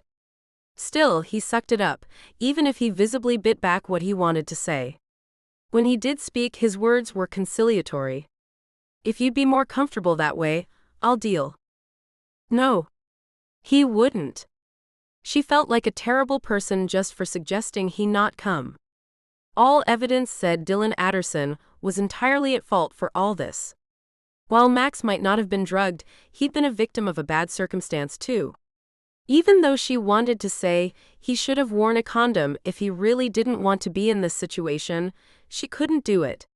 She was glad to be having this baby. And she probably had the word sucker tattooed across her heart in a beautiful flowing cursive. If she ever had a chest X-ray, they'd see it. No, it's okay, you can come. I said you could. Though he shook his head, his voice accepted. Only if you're sure. Holding back the sigh with all she was worth, she assured him, I am. It was his baby too. She wouldn't be pregnant without him. He had every right to be there. God, that puppy dog look lit his face up. Yup, SUCKER. When is it? Next Tuesday, 10 a.m. 150 Medical Plaza at UCLA. Suite 300. You remember the day and time and address? He pulled his day planner out and input the appointment. She heard the giggle escape her throat. That was the problem with Max. As uptight as she was around him, he always made her laugh and smile. Are you kidding? I am so excited I'm going to blow a gasket. I don't think I've been this excited since my 7th birthday and my pink Huffy bike. He laughed too, causing her a brief pang of anger at herself for telling him no the first time. He shouldn't have had to wear her down to come with her. He didn't seem to notice any of the thoughts in her head though. You're right. I think I'm gonna bust. What do you want, boy or girl? Shrugging, she looked skyward. Happy and healthy, otherwise I don't care. If you could choose? I don't know. I think I'd relate better to a girl, but I think boys don't have as many issues. She stopped herself. Wow, one turkey sandwich and she was blabbering stereotypes about boys and girls. But he didn't press. I have visions of teaching my son how to play ball, but then again, you always hear about daddy's girls. I mean, you can teach any kid how to throw a ball, and any kid can tell me they'd rather wear princess dresses than do a sport. So I guess I don't know either. His smile was warm and sweet and sucking her in. She didn't need that. His voice was almost conspiratorial. I guess we'll take what we get. We? When had they become a we? Probably when you made a baby together, Sloane told herself. I can pick you up and drive us in, if you'd like. She had visions of him at her doorstep. She didn't need that either. Or the fact that a ride in would mean a ride home at the end of the day. I want to get some work in that morning before I go. I can drive from the office. With a low sigh, she gave in to that one too. As usual, he had neatly cornered her. Okay. How many more concessions was she going to make? And if she kept backing down, how was she going to keep the wall around her heart? Suddenly, she was incredibly grateful that she and Ray had found their cousin Luke. She was even more grateful that Luke was married to a bona fide witch. Sloane was never going to be able to resist Max and his onslaught on her own. She was going to need some magic. Chapter 20. Max was torn. The picnic in the park had been a fantastic first date. He wasn't even certain if she'd known it was supposed to be romantic. And it wasn't like any other date he'd ever been on, What with his date being 4 months along with his baby, but it had been wonderful.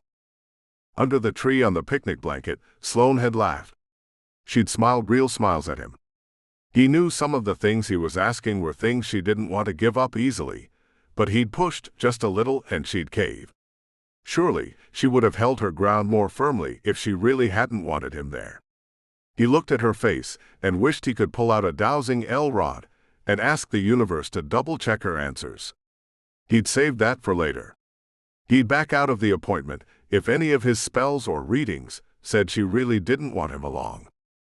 Later that night, in his apartment, he'd finally pulled out the dowsing rods and checked all her answers. Though he'd held his breath the whole time, ultimately he'd been pleased that she wasn't lying. That part was good. It was the things he saw when he wasn't looking that bothered him. His grandma Summerland had taught him to look with the side of his eye, as she called it. His peripheral vision saw things the conscious brain missed. In the park, when he'd leaned over to get the sandwiches, he'd caught a glimpse of something. Naturally, it escaped him when he looked directly at her, and he chalked it up as a dust mote. But when he'd followed her pointing finger to a bird in the tree above them, he'd seen it again.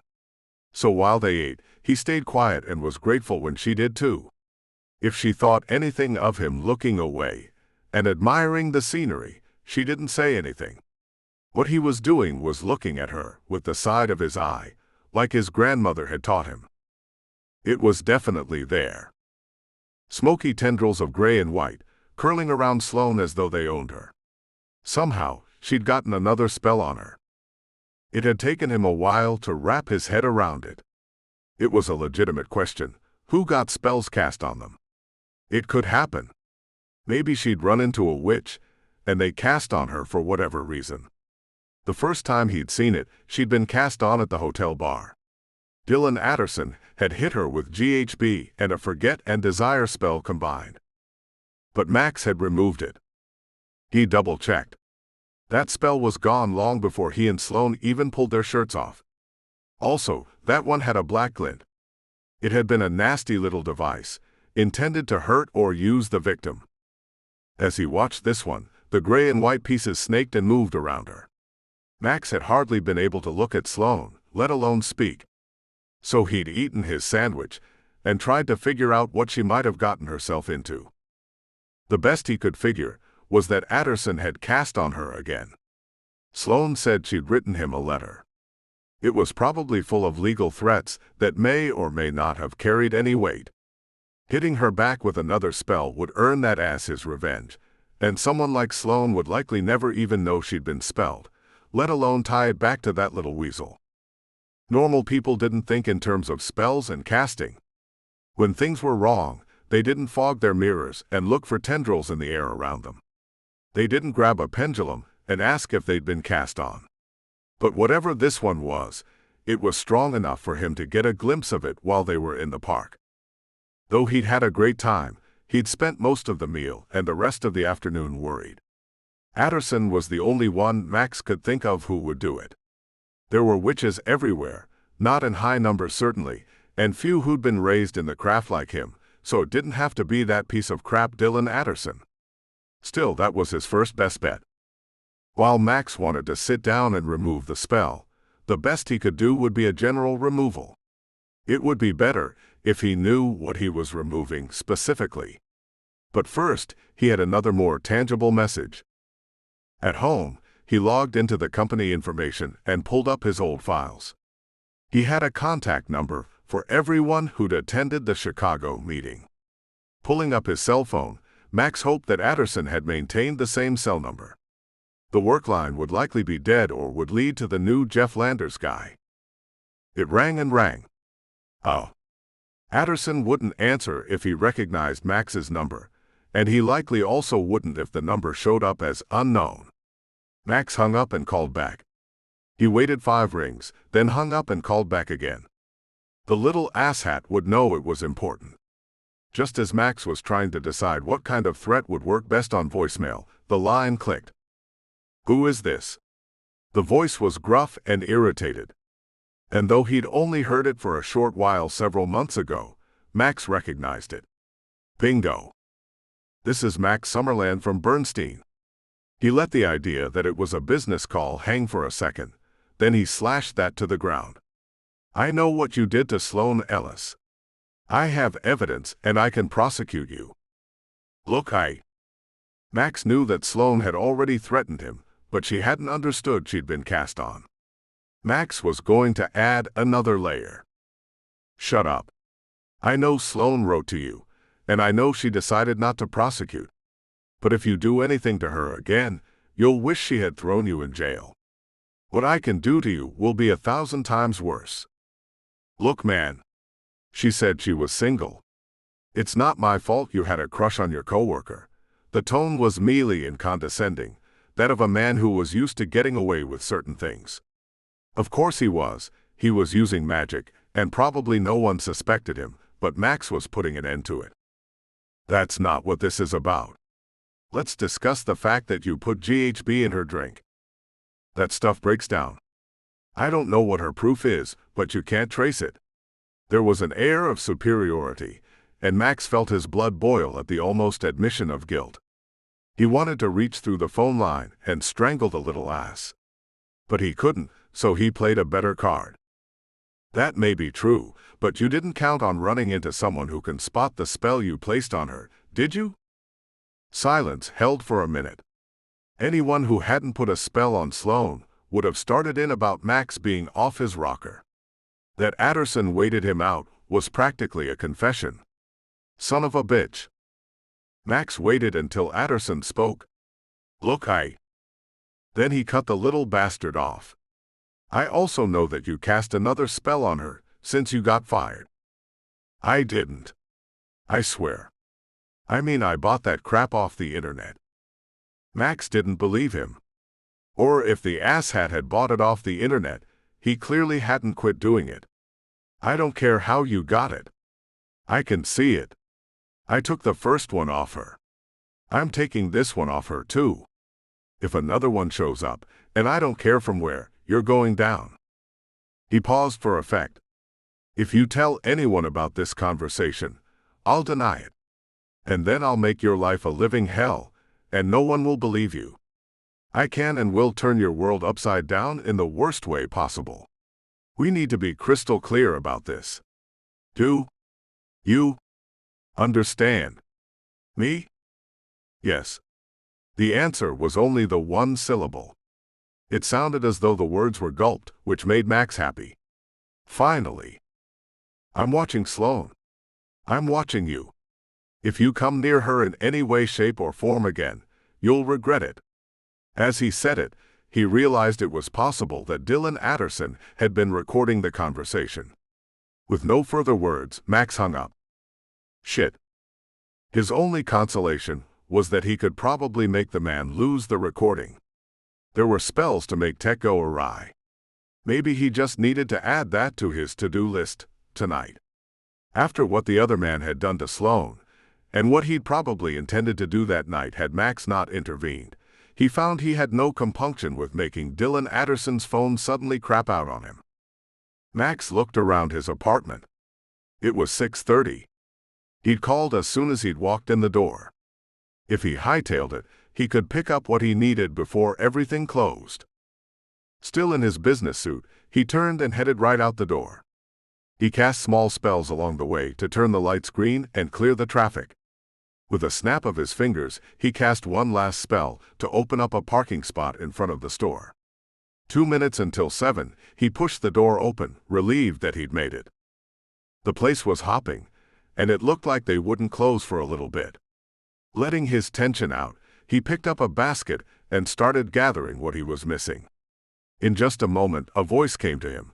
Let me know if you need help. Max looked up. Oh, hey, Tristan. I'm just refilling what I've run out of. Looks kind of specific. Tristan eyed the basket.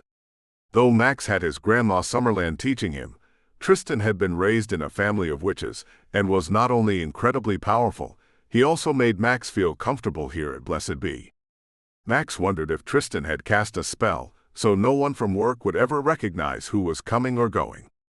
No one wanted to explain to their co-workers why they might have been seen entering a magic shop. I have a general spell removal to do, he told Tristan, because while he'd managed to threaten Adderson pretty well, he'd forgotten to ask what exactly had been cast on Sloane. Though if the little dirtbag had gotten it off the internet, then even he may not know. Max wasn't going to call back. And I also need a scrambler spell. Tristan eyed him, but the two guys went way back. Max had no problem explaining what Dylan had done, and once he did, Tristan had no problem hooking him up with the best scrambler spell they could create. Chapter 21. All her atoms were bouncing around at super speed. Sloane could feel it, and it was driving her crazy. In case that didn't make her feel weird enough, she was afraid the adrenaline in her system was going to hurt the baby. Even Max hadn't been able to hold her in a conversation on the short drive from the office to the doctor's. Everything was nuts. She'd cast a relaxation spell on herself a handful of days before, but it seemed to have disappeared. And that resist, the one that was supposed to keep her from falling for Max, it was turning out to be pure crap. She'd called Yasmin and asked if her powers failed her during pregnancy too. But no. Not Yasmin. She felt stronger than ever. Sloane wanted to believe it was because Yasmin had been at this much longer than she had. Despite seeing things from her very early childhood, Sloane's scrying and spellwork had come about only recently. Despite being naturally skilled, she was still a relative newbie. Yasmin seemed to think that could easily get thrown off track by pregnancy, but it didn't make Sloane feel any better.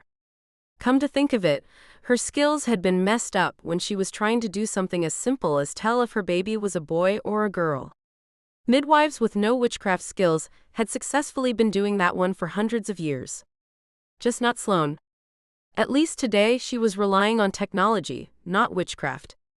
Maybe the tech would work okay, she told herself. She looked down to see Max's hand snake across the gear shift, maybe in search of hers. But she had clasped her own hands tightly together in her lap to ward him off. Or maybe so she didn't have to find out that her hand wasn't what his hand had been searching for. They parked in the garage, about 1 billion miles away from the elevator, and for a disturbingly high fee too. The med center should have tram service for that kind of money. She almost quipped that to Max, but didn't think that she was capable of pulling off funny when she was so nervous. The elevator took way too long to get down to P2 as well, further ratcheting her nerves. She was a mess, and wondered if she'd burst into tears before they made it to the offices. She was ready to run the stairs, but since they were still 15 minutes early, and Max said he didn't think she should be running stairs anyway, they waited the short eternity.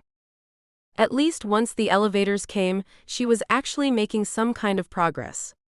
When they arrived at the offices, the clean, starched white feel helped put her at ease. Still, today was unusual. Sloane wouldn't be seeing Dr. Lee today. Instead, they were going straight to the office ultrasound specialist. Signing in with a nervous hand, Sloane sipped at her ever-present water bottle and slipped away to pee in the cup for the nurse. Then she went back to fidget in the waiting room next to Max, who was desperately trying to look absorbed in a Your Baby Now magazine. Her heart pounded out the minutes. Max's foot tapped to a tune that only he could hear. And she chewed off most of her lipstick trying to stay calm. Finally, she heard her name. Max squeezed her hand, and Sloane was startled to find that she didn't even realize they'd been holding hands. Looking down, she saw his fingers were laced through hers, and they didn't let go as Sloane followed the nurse back through the hallways to a cramped room with a patient bed and a wheeled ultrasound machine. She watched as the nurse placed the chart in the pocket just outside the door, and then typed a few things into the machine before wishing them luck and closing them in. The small space left Sloane and Max alone with barely enough room to stand. She extricated her fingers from his and hopped up on the bed, just to get a little more distance between them, maybe enough that she could draw air. "You don't have to get undressed or anything, do you?" Sloane decided not to take it as an insult, and she shook her head. "I just have to pull up my shirt. I'm ready." His fingers twitched beneath the white cuffs of his shirt, and he nervously pushed his sleeves back, revealing strong muscled arms that moved in time to his growing anxiety. "Are they going to leave us waiting in here for forever too?" With a nervous giggle, she nodded. Probably, they're very busy. And when they aren't, well, they never aren't. At last, the nurse Susie returned with a man in a lab coat. Sloane wanted to protest that he was way too young to be doing this, but she kept her mouth closed and simply shook his hand. His name was Dr. McNeil, and he spoke directly to Sloane, but tilted his head indicating Max. "Is this the dad?" She nodded and was hard-pressed to ignore the bright smile that spread across Max's face. "Well then, let's get down to business." Dr. McNeil plopped onto the round stool and began firing off questions without pulling his nose out of her chart. Due date? How was she feeling? Had all her tests come back all right? Sloane rattled her answers off, wondering why he didn't already know if her tests had come back all right and growing more jittery by the second. So far, she'd managed to stave off her nerves by thinking that it was all in the future and there was nothing she could do. But now it was here. "Do you want to find out the sex?" Sloane turned to Max, who was, of course, looking expectantly at her. "I do." "Do you?" He nodded almost too vigorously. "All right, lay back and pull up your shirt." Dr. McNeil finally looked at her before tucking a wide paper drape at her waistband while he talked. "Now, I can't guarantee that I can find out the sex, and I can't promise that I'll be right, but I'm pretty good at this." Sloane nodded and bit her tongue to keep from yelling at the poor man, "Get on with it already." Taking a deep breath, hoping for some zen she wasn't finding, her hand snaked up to where Max was standing near her head. His fingers were already there, waiting for hers. Clutching at him for dear life, Sloane hoped she might be able to steal something, some shred of sanity from him. They clung together like war survivors, scared and excited, waiting to see what came. In a few seconds, the doctor had squirted a warm blue goo across her exposed belly and smeared it around with the paddle. He did this almost absently, while his left hand rolled a paddle ball installed on the machine, then typed in a few keywords on the keypad. At last he smiled at her. "Ready?"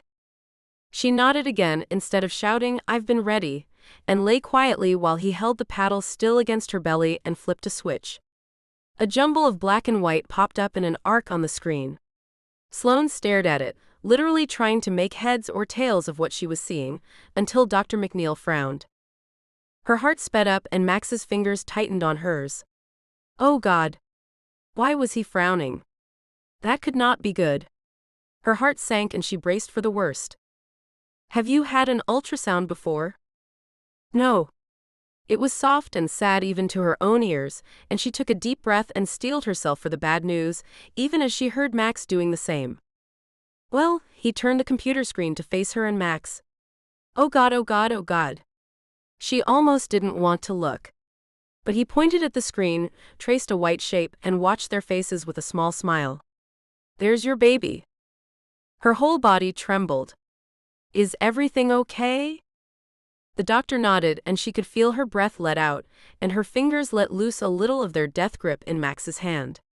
The doctor finally saw her tension and gave a wider smile, probably just to make her feel better. "It worked." He pointed again as he spoke. "You can see arms here. Here's the head. I don't see a prehensile tail."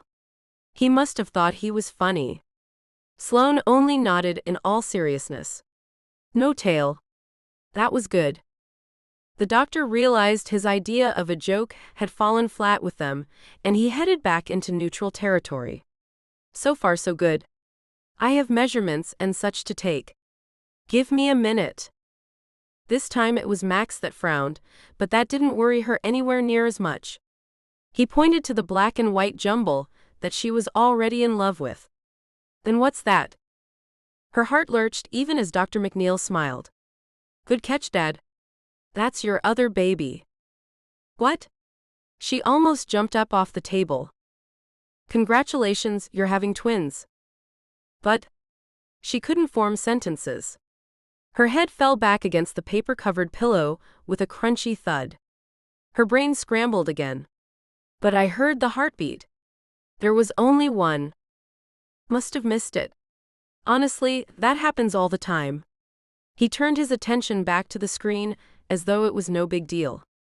"The baby on the left," he pointed to the screen, "then her belly, looks like maybe a boy, and I can't tell at all about the one on the right." He continued moving the paddle around and rolling his little mouse and clicking on things. She couldn't breathe. She must be breathing, she was alive. Twins? Dear God. When Sloane finally raised her eyes to look at Max, his gaze locked on hers, and his smile was so wide and genuine that he looked like a candidate for the mental ward. When he glanced away, Sloane followed his gaze, looking at what he saw down to their intertwined fingers. For the first time that morning, she could feel the heat of him there. It seeped along her arm and into her heart, cementing him there. The very crazy thought ran through her head that she would be all right. Because she had Max. Chapter 22. Max trailed slightly behind Sloane as she paced a short path around her office, his hands gripping the open book. He read out loud from 2 steps back. Twins, while not twice as much work as one baby, are considerably more work than a singleton. Blah blah blah. If you are single, you should consider having your help live with you. Being a single parent is difficult, but it is multiplied when there is more than one baby. The stress of single parenthood can be overwhelming, but it's even more so when there are 2 babies to care for. Use any support system you have. Max. She was sure there was a warning tone in her voice, but he just as surely didn't seem to hear it. That's me. And you. We're each other's support systems. Max. Sloane tried again. She had work to do. It had only been 3 days. She had stuff to catch up on, because both of them had walked around in a daze all through the remainder of Tuesday. She hadn't been much better use on Wednesday either. She wasn't sure she was being of any value today either, but she had to try, and she couldn't do that with Max following her around her office and telling her how much she needed him. She turned to face him down and shake him off. He smiled.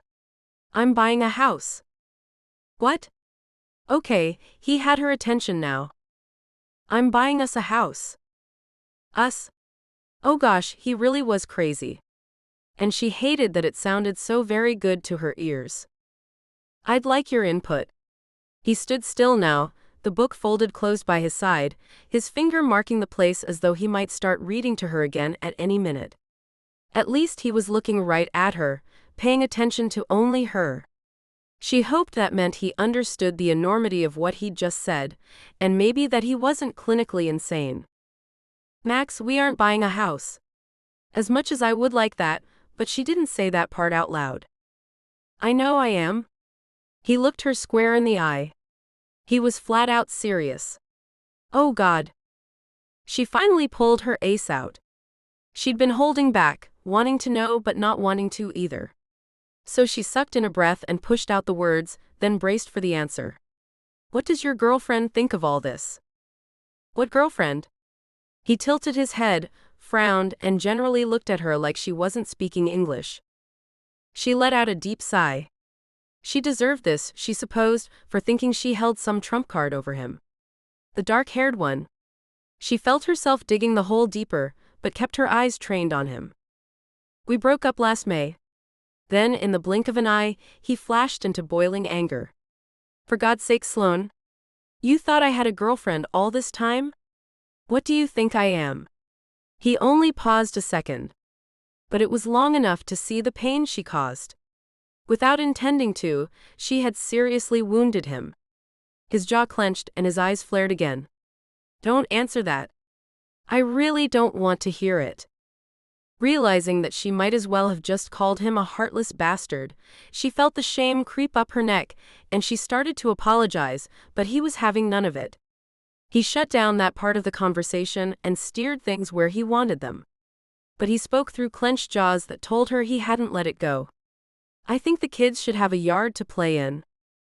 That burned, but she tried not to let it show. Of course, she wanted her kids to have a yard, but despite working on her budget, she didn't have that kind of money. She hadn't been with Bernstein as long as he had. She had spent her first working years in a small town, without a foreign acquisitions department. And she bet he didn't have a wedding to pay off either. "That's fine. Get a house." She was bitter. She could either have a baby or a house. The house she'd been able to afford would have fit one person. It might have fit two. But three? She didn't think so. And the cost of diapers and baby food and clothes that now two babies would outgrow faster than she could buy new ones was more than she could risk. She could maybe do it if she budgeted down to the penny. But likely no one would give her the home loan with two more mouths on the way. God forbid, either kid got an ear infection, she'd have to make a decision about food, the house, or the baby. Max broke through her irritated thoughts. Should it be near your condo? She laced her arm through his and led him toward the door. Whatever you want. Then she pushed him through and closed the door behind him. Turning away, she tried to hide her face, hoping no one would see through the glass that she was fighting tears. Luckily or horribly, Max didn't come back. Chapter 23. His head popped up. Max knew she was coming. He had some weird Sloane sense. Sure enough, he could see she was emerging from her office, but that alone didn't mean anything. It was the fact that she was heading straight for him that made his heart race, his breathing falter. It shouldn't. He should shake this, whatever it was. His feelings for her were entirely misplaced. She clearly didn't want to be with him. She didn't want him involved with her baby, their baby, even going so far as to offer him a chance to sign away all his rights. When he'd been dense about it, she blindsided him with that insulting question about his girlfriend. God only knew what she really thought of him that she hadn't said. He had to catch a clue. She was throwing them at his head at high speed. He'd just been ducking and thinking he'd win her over. He was an idiot. She didn't want him, and he should stop wanting her. The problem was, no matter what she did or what his head knew, his heart did beat faster, his breathing did falter. And in spite of the time she had turned away, he was still crazy in love with her. That one lightning strike the very first time they had touched had been the end of his old life. In his heart, he had no option but to wait and see where the road led. He couldn't push. He wasn't going to stalk her when she'd made her point clear. But through no fault of either of theirs, they had two children on the way. He was going to be involved there. If he couldn't be a good husband or lover, he was at least going to be a good dad to his twins. That always made him take a deep breath. Two babies. Even if she didn't want him around, he sure didn't want to go it alone with two tiny babies for a whole weekend. That thought made him shudder. What if he did something wrong? He'd never been around babies, and figured he was pretty much guaranteed to do something wrong. The thought petrified him. He didn't get to dwell on any of it for long, because there she was, in his doorway, nervously fidgeting with the knob, and finally entering and shutting the door behind her. Wanting to tell her how beautiful she looked, Max bit his tongue. He was sure she didn't want to hear it. She never wanted to hear it. She just tried to avoid him. Her normal aversion made him very curious why she was seeking him out now.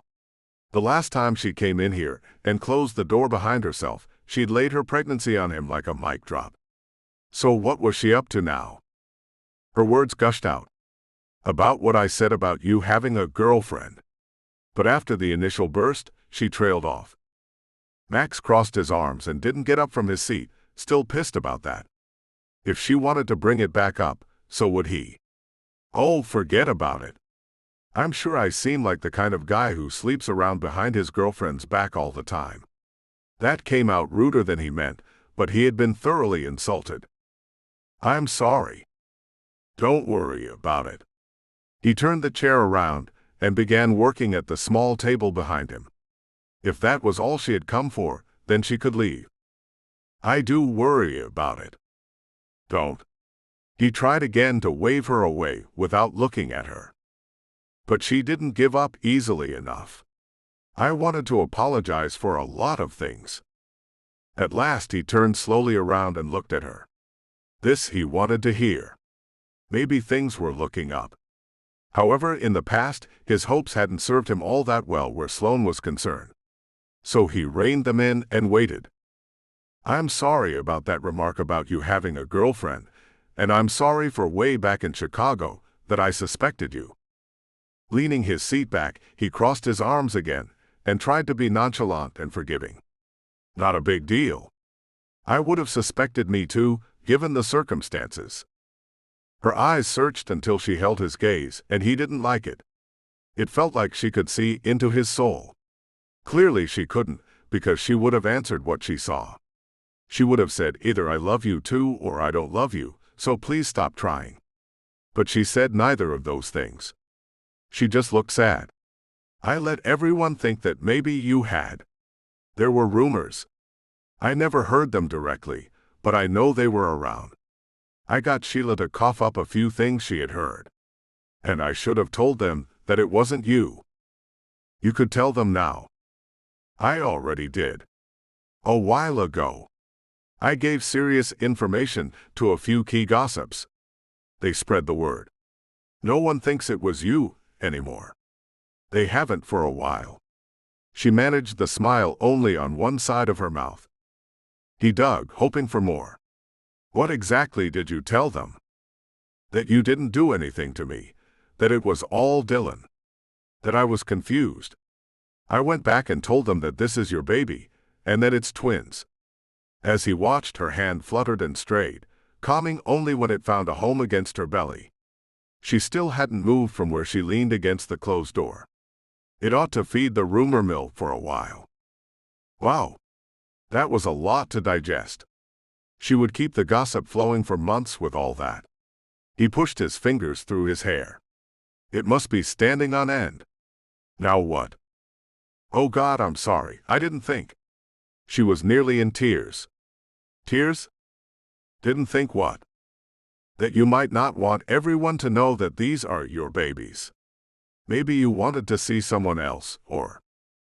Now he was around his desk, his hands on her shoulders, and he wanted nothing more than to hold her against him and let her cry about whatever she was crying about. There isn't anyone else. And I'm proud that this is mine. His hand, too, found a place flat against her stomach. I'm glad we're having twins. You didn't say anything wrong. She leaned toward him just the slightest amount, and that was all he needed. His breath fell out of him, and she was there in his arms where she should be. He held her close enough to feel her everywhere, wondering at the weight that always seemed to find a welcome home inside him whenever she was touching him. It was only part of how he knew she was the one. He felt grounded, fully here when she was with him. He wondered if she felt even part of that, or if it was all in him. I don't know how to convince you that I'm a nice guy. I know you are. She sniffled. Because you don't seem that convinced. Sloane blinked back a few stray tears and smiled up at him. It took me a while to figure it out. I never picked the right guy. I know. You told me. His fingers found her temples, and his thumbs pushed back her hair, revealing luminous, wet blue eyes that pulled him under every time. Huh? Oh, Chicago. Yeah. He tucked her head under his chin and inhaled the mixed scents of her shampoo and perfume. Her arms circled around his waist, and he hadn't felt anything so good in too long. I'm not Joe or Craig or even Jason Wynn something from third grade. Fourth. She looked up. You know about Jason? Yeah. He wanted to tell her about the house. That she could have her own room if that's what it took to get her there. Max wanted her to know about his plans for the house, for a swing set, and ultimately a beautiful blonde wife named Sloane. But that was probably too much to dump on her right now. So he toned it down. I just want you to know that I won't run away or run around. I'll take care of you. She buried her face deeper into his chest and hugged him closer. It was the opening he needed. I'll marry you. Well, that was like throwing ice on it. She jerked back. She glared daggers, furious for some reason he couldn't fathom. I can't marry you, Max. Stop asking.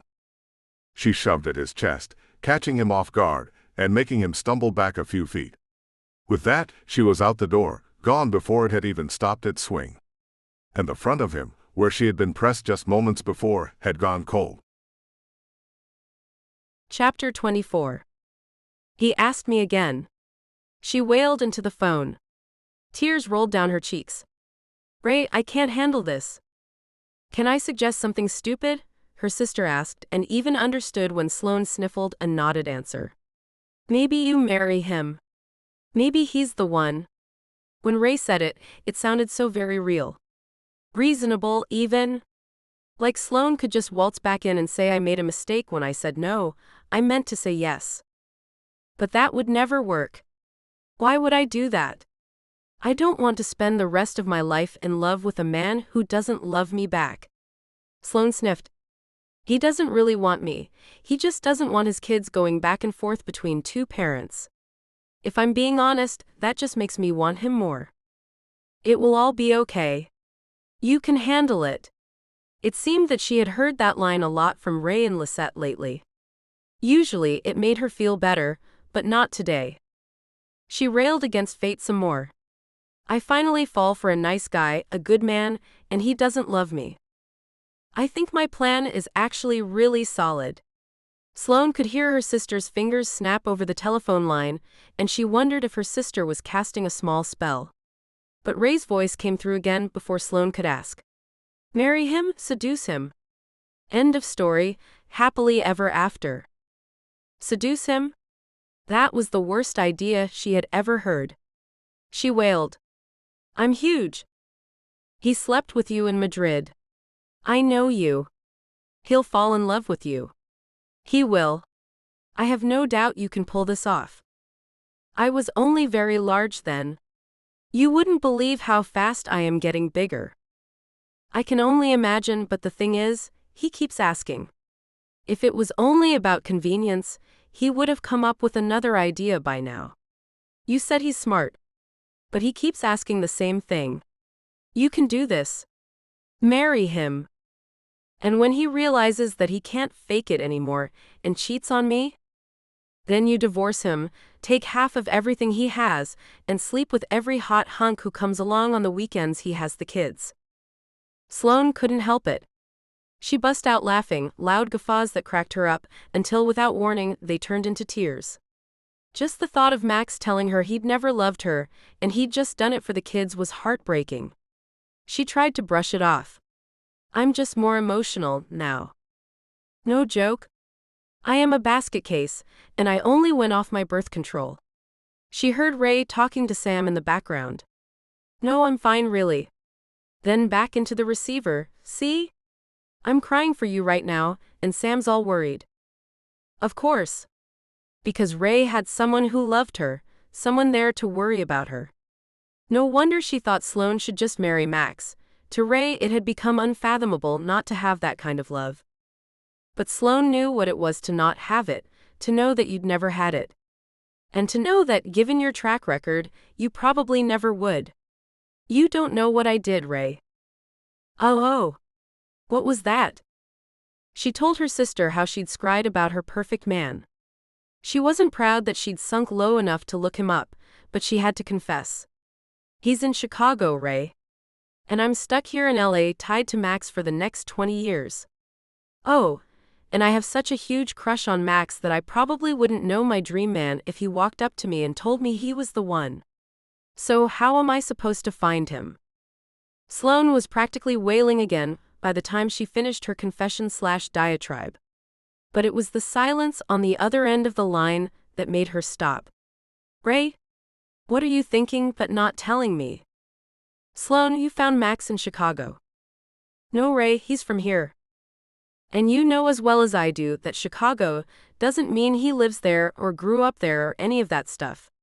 It just means that Chicago is related to finding this guy. This time it was Sloane that was quiet. She hadn't thought of that. Still, as she turned it over, tried to remember what exactly she'd scried for, she tried to make it make sense. Could Max be the guy? I don't think so, Ray. I work with Max all the time. Why wouldn't I have found him here? You did. You fell for him before that trip. Then the scrying wouldn't have said, Chicago. Her heart was tripping along, missing beats. Could Ray be right? Could it be Max? You did get together with him in Chicago. Maybe the answer you got was about the event, not where he was from. It sure changed everything. Ray's voice sighed through the information, washing over Sloane as a possibility she hadn't considered. I can't say this idea is right, but I'm not convinced I'm wrong either, Sloane. Maybe you just found him in the most unconventional way. You certainly do have feelings for him. I can feel them from here. There was a smile in Ray's voice on that last line, and it put a matching one on Sloane's. They had the same smile. She decided to consider it. She could scry again, get out her pendulum, ask more specific questions. But she wasn't ready to deal with the answers tonight. As happened so often since she got pregnant, she was quickly overtaken with exhaustion. I've got to go, Ray. I am so tired. I feel like lead. She tried to sound casual. Like she wasn't on the verge of way too many tears. They said goodbyes without Sloane giving herself away. At least she hoped she'd pulled it off. Sometimes Ray let her get away with it, sometimes her sister called bullshit. Luckily, Ray just told her goodnight and to sleep well. Trudging up to her bedroom, fighting to keep the tears from falling yet again, she did what she had decided she wouldn't do. She admitted to herself that she was in love with Max Summerland. Whole heart. Whole soul. She was so screwed. Sloane lay down on the bed and stopped fighting it. Fat tears fell until the pillow was soaked. There was nothing she could do about any of it. Chapter 25. Flats. Sloane needed to remember to wear flats. Thank you again, guys. Sheila and Vanessa had picked up the tab for lunch. Sloane wouldn't have ordered so much if she'd known they were going to do that, but she had to admit she'd finally been worth the cost. For the first time in her life, she could eat the entire portion of seafood pasta at Gino's. However, she could no longer walk the 4 blocks back to the office without her feet hurting. She tried not to show it, smiling and chatting all the way back, not wanting her coworkers to feel guilty about her own error. At last she made it the final few steps into her office, flipped the blinds closed, and kicked off the so-painful shoes. As she put her feet up, she could almost feel the sound of relief slip out of her. Ah! But she quickly groaned and dropped her feet back under the desk, as the unwelcome knock came at the door. Arg! Come in. Hey! Max's head peeked around the door, then he let himself in, casually closing it behind him. I saw you going by. You know, you're 5 months pregnant, you shouldn't be wearing heels. Trust me, I am painfully aware of that fact now. It was a miscalculation that I won't be making again. Are you okay? When she shrugged and offered only, I will be, he lowered himself onto the stool she had been using to support her feet. Here. Reaching down, he pulled both her feet up into his lap, despite her protests. Gently tugging her wheeled office chair closer, he moved her until he held each foot in one hand, and began rubbing his thumbs along the arches of her feet. Oh! Oh! My! God! Her head tilted back and it felt so good it almost hurt. He smiled. A slow, soft, sweet, too sexy for my own good, Max Summerland smile. Sloane melted right there in her swivel chair. In her head she let out a series of moans, followed by curse words. She just couldn't afford to get in this deep with this guy. Feel better? He kept rubbing, and Sloane nodded as she kept her eyes closed. Strong fingers found her ankle bones and pushed against the soles of her tired feet. Ray's words sprang to her mind. Marry him. She could have this all the time. Right? But she couldn't. In her head, she could see the look on his face, the one she imagined, when he's realized that she's truly in love with him, and he thinks she's pitiful. Or worse, because there would come a time when Max would come home smelling like another woman. Sloane could almost feel her heart break, just from her imaginary scene when Max would tell her he's fallen in love. With someone else. When he never loved her. No thank you. I found a few houses. That snapped her eyes open, but she tried to sound unconcerned. Oh. I'd like you to come look at them with me. His thumbs kept an even pace back and forth across her feet, dulling her thoughts. Max, she couldn't really lean forward for that piece of my mind look she was going for, not with her feet in his hands. She wasn't about to give that up, she could feel it everywhere and it felt so good. It's your house, Max. You don't need me to see it. I'd like you to. His hands snaked around her ankles again, applying gentle pressure and releasing the stress there. Your children will live there. You should be concerned. I am concerned. Sloane took a deep breath, and even the tone of the words conveyed almost the exact opposite of concern. How was she supposed to think when her crush was rubbing her feet? And even if she wasn't being lulled by a massage, how was she to explain that she'd like nothing better than to go house hunting with him? For a house for their family. But not like this. They weren't a family. Not the way she wanted. But it's your house. It really isn't any of my business. With a nod, he again moved his hands a little higher on her calves. I see. So if you don't come, then you are almost saying that I don't have any right to see your place, or to be concerned about it. She didn't even have to nod in response to that one. He couldn't come to her place. Not unless he was moving into the other side of her queen-sized bed. She had a Wiccan altar and spell set in her second bedroom closet. She was going to have to move that and make that room into a nursery. Crap. There was a literal Pandora's box in there. She wanted to keep the lid on her thoughts and her newfound religion. But her voice had been run off by the feel of his fingers on her feet. She quickly shut the lid on that. His tone was pleading. Please. Come see the houses. I assume that your place is fine. I'm not going to weasel my way in. But I've got to move somewhere larger, and I could really use some help. Did he really think she would fall for that old help me line? Wow. She must have seemed dumb. He smiled again. Sloane, really? I have no idea how to go about buying a house to raise kids in. Just get what you would have liked to have as a kid. What kind of brush-off did the guy require? It was like she was diabetic, and he kept offering her candy and cake. If he kept at this, she'd tumble one day, head over heels, then where would she be? But Max completely missed the cues on her inner turmoil. He just laughed and kept feeling up her feet. Something about way he touched her skin made her feel like he was enjoying it as much as she was. She had to be making that up, though. It was horribly difficult to pay attention to the words coming out of his mouth. I don't think anyone is selling houses with hidden passages and fire poles that slide from the bedroom right down to breakfast. Sloane couldn't help but giggle and join him. Your fire pole went to breakfast? Mine went to the pool in the basement. I had a trampoline in my dream living room, too. Even if they sold that house, I couldn't afford it. Please come. If you don't, my mother will insist on flying out and helping. He was practically begging. Her chest expanded in a deep sigh. All right. Damn him, he had hooked her. But what could she do? Sloane stood no chance against him normally, and here she'd been wooed by humor and a good foot massage. And that was that. She knew when she'd been closed.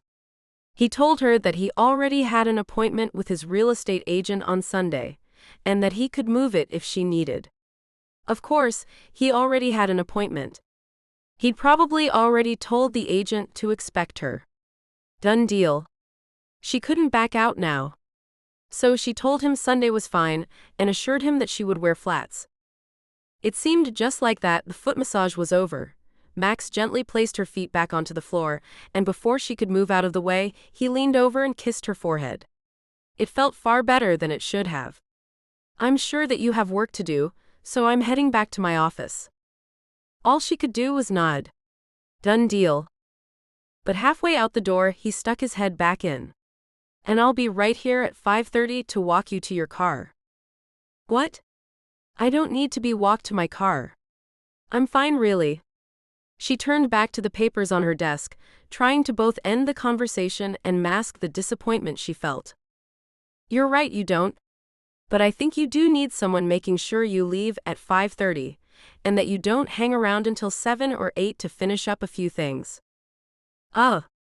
She looked up, righteously offended. Yeah, I heard about last week. He raised his eyebrows at her. And you'll be leaving at 5:30 every day from here on out. With that, she stood as fast as she could.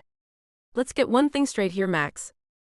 His head snapped back, and he looked startled for the first time since she'd met him. She'd seen him surprised, shocked, and even angry or ecstatic, but this time her stern expression caught him off guard. This time it was Sloane who closed the deal. You do not get to come in here and tell me when I'll be leaving. I'm a grown-ass woman. I may not make the choices you like, but I don't tell you when you will and won't leave the premises. And you'll do well to remember you don't tell me the same. He looked at her for a minute. Then he managed to get the first part of his sentence out. But that's my child you're carrying.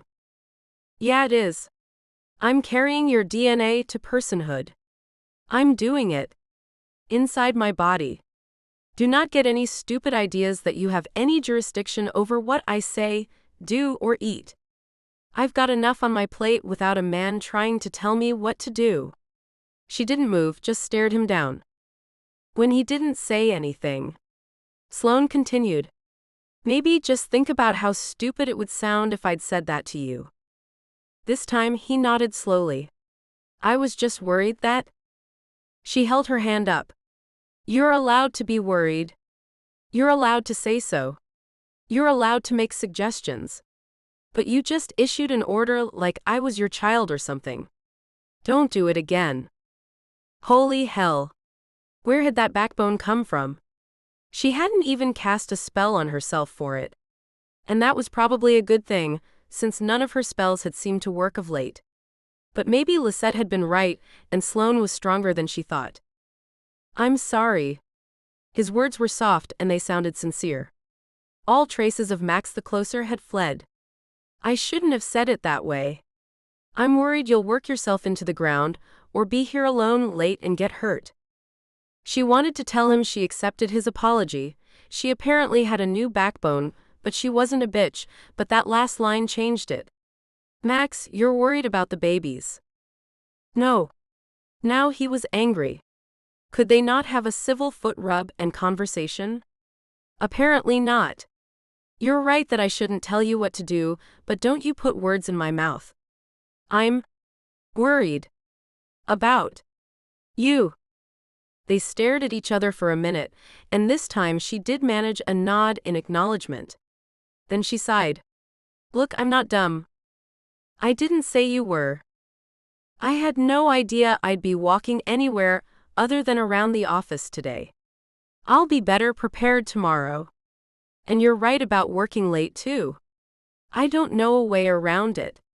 I get 12 weeks of maternity leave, so I have 12 extra weeks of work to do before I have twins on some random future date that I can't quite prepare for.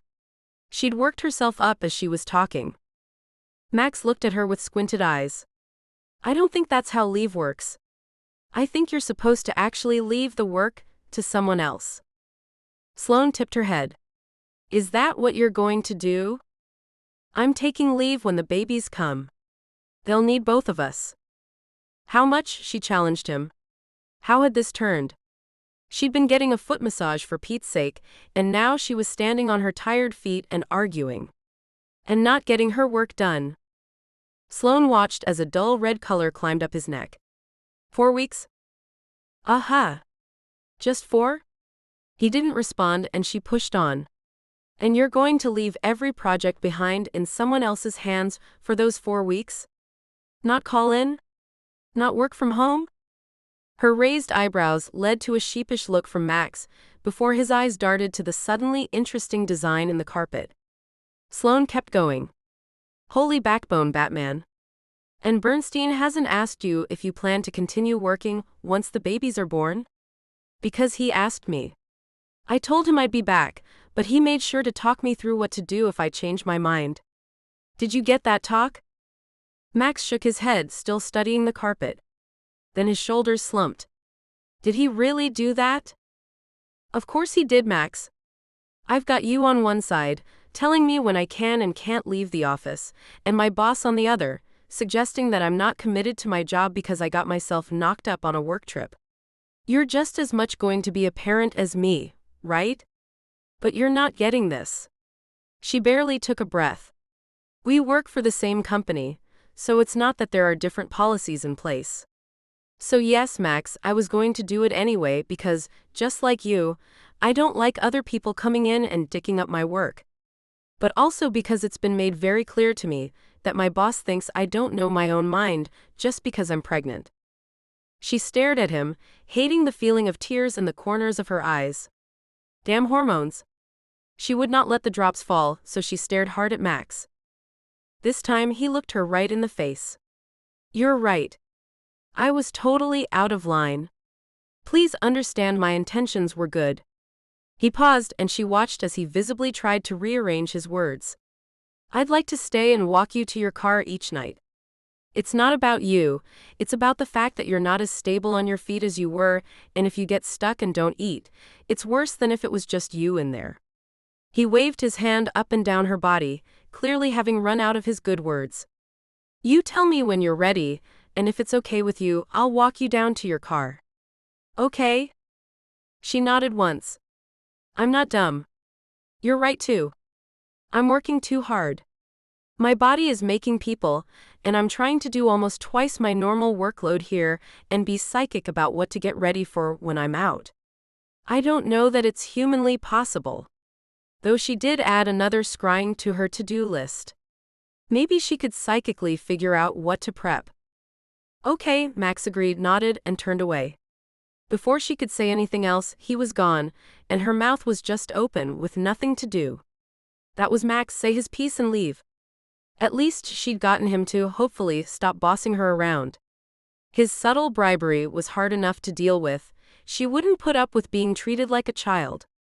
And how had he heard that she was staying late anyway? Fine. The stupid thing was that he was right. She did need to stop staying late. If he wanted to stay and walk her to her car, that was all well and good. The rest of it, she'd just have to deal with. Despite his claims of taking paternity leave, Max didn't have to worry about it. His boss didn't suspect he'd quit because he was having a kid.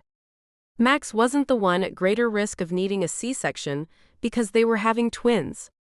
Which of course meant a longer recovery time. And he probably wouldn't cry when he had to come back to work. She sighed again. Her prattling, even if it was only in her head, wasn't making the unread emails in her inbox any shorter. And she needed to get cracking if she was going to make it out of here any time close to 5:30. With sheer force of will, Sloane clicked on the new folder and opened it. I must not think about Max or cute babies that have Max's eyes. I must not. Chapter 26. Sloane pushed the door to her sedan open and began the task of getting herself out of it. It was Sunday and she hadn't come up with a good excuse not to come, so here she was, meeting Max and the agent at the real estate office. All to go hunting for a house that she wouldn't live in. But her children would live there at least every other weekend, and probably more the way Max kept talking. He was right, she should see the place, she should have some input. He should also get a tour of her condo. Just not now, not until she had her Wiccan stuff out of the way. Surely he'd find out about her later, but it should be years down the road when he knew he could trust her. There was already way too much on her plate. She couldn't deal with that conversation anytime in the near future. She admitted that sometime soon they would need to sit down and have a discussion about everything else, though. They needed to know how they each planned on raising these children, whose religion the twins would follow, and how they could be shuffled back and forth between never-married parents with minimal emotional damage. Sloane didn't even want to begin to deal with all that, so she told herself to take baby steps, one at a time, and the first baby step was helping Max find a house. Locking the car, she turned to find Max and the agent emerging from the office. Her lungs locked and her ribcage took a hit. The woman was a willowy brunette with that hair that just fell in perfect waves. She had a gorgeous face, and she wasn't at all pregnant or fat. And of course, she was wearing the best heels and laughing that stupid flirty laugh that Sloane had been guilty of herself a few times. And she looked a lot like the girlfriend Max was with when they'd met. Was she his type? That pinching in her chest, it was jealousy and she knew it. So Sloane bit her lip and stood, leaning against her car, waiting to be noticed. She tried desperately, not to look down at her own weekend maternity outfit. They didn't see her, and she failed. She looked down to be reminded she was in white canvas sneakers and maternity jeans. That had to be about 3 steps below mom jeans, right? Her red and white striped shirt didn't begin to hide the bulge of her belly. In fact, it accentuated it. She'd chosen the shirt for just that reason, thinking it was cute. She was cute, roly-poly round, and adorable. It would have felt great if Miss Slim and Perfect Realtor hadn't shown up. Sloane sighed. She should just climb back in and drive away. She could go home and eat a carton of ice cream while simultaneously pretending this had never happened. If Max even remembered she was supposed to be here, she'd claim she didn't feel well or something. She was turning away and deciding which flavor of ice cream to buy when she heard him. "Hey, are you okay?" "Busted." Sloane stepped back out of the car with something in her grasp. "Yeah, I was just getting my..." She looked at her open hand. "Lotion." The beautiful agent held her manicured hand out. "I'm Laura." "You must be Sloane. I've heard so much about you." I've heard that line before. It had turned out to be from one of the women that Joe had been sleeping with. Sloane forced an imperfect smile. "Nice to meet you." With that, Anne apparently considered her fully initiated into the world of home buying. "Max and I have been looking at the numbers, and we've come up with a good list for today." She smiled that smile, that deal-closing smile. "And if you don't see anything you like, we can get another list ready for next weekend. There will be new houses on the market by then, I'm sure." She and Max spoke the same language, and Sloane hated her just a little bit more. "My car is over here." Of course, it was a BMW. Laura, the real estate agent, probably wasn't paying off a failed wedding either. "Sloane's in the back." Max held the door open, even as he informed Laura of his seating choice. Great, he was stuffing her out of the way. Why had he even invited her?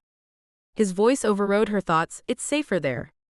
Do you mind if I ride in the back with her?" Then he looked stricken and leaned in close. "I'm sorry. Do you want to ride up front?" "No. I'm fine." Her face heated. He was a nice guy. And of course Laura didn't mind. Sloane just wanted to disappear, but that was an impossibility. She forced another smile and realized that she'd had 2 of those in 2 minutes. Not a good rate. Max held out her seatbelt, bragged about the twins, and showed Sloane the list of houses and stats, some complete with tiny Xerox pictures. Laura ran them through a drive-thru, buying them all drinks before heading off to see the first home on the list. Sloane didn't like it. The roof was too dark and the front lawn wrapped all the way around the corner lot, letting almost all the yard be seen by people driving by on the street. Not that she would be having dinner on the patio to care. But the swing set shouldn't be in full view, right? She kept it to herself as they wandered through the split-level Rambler. No 2 bedrooms were together.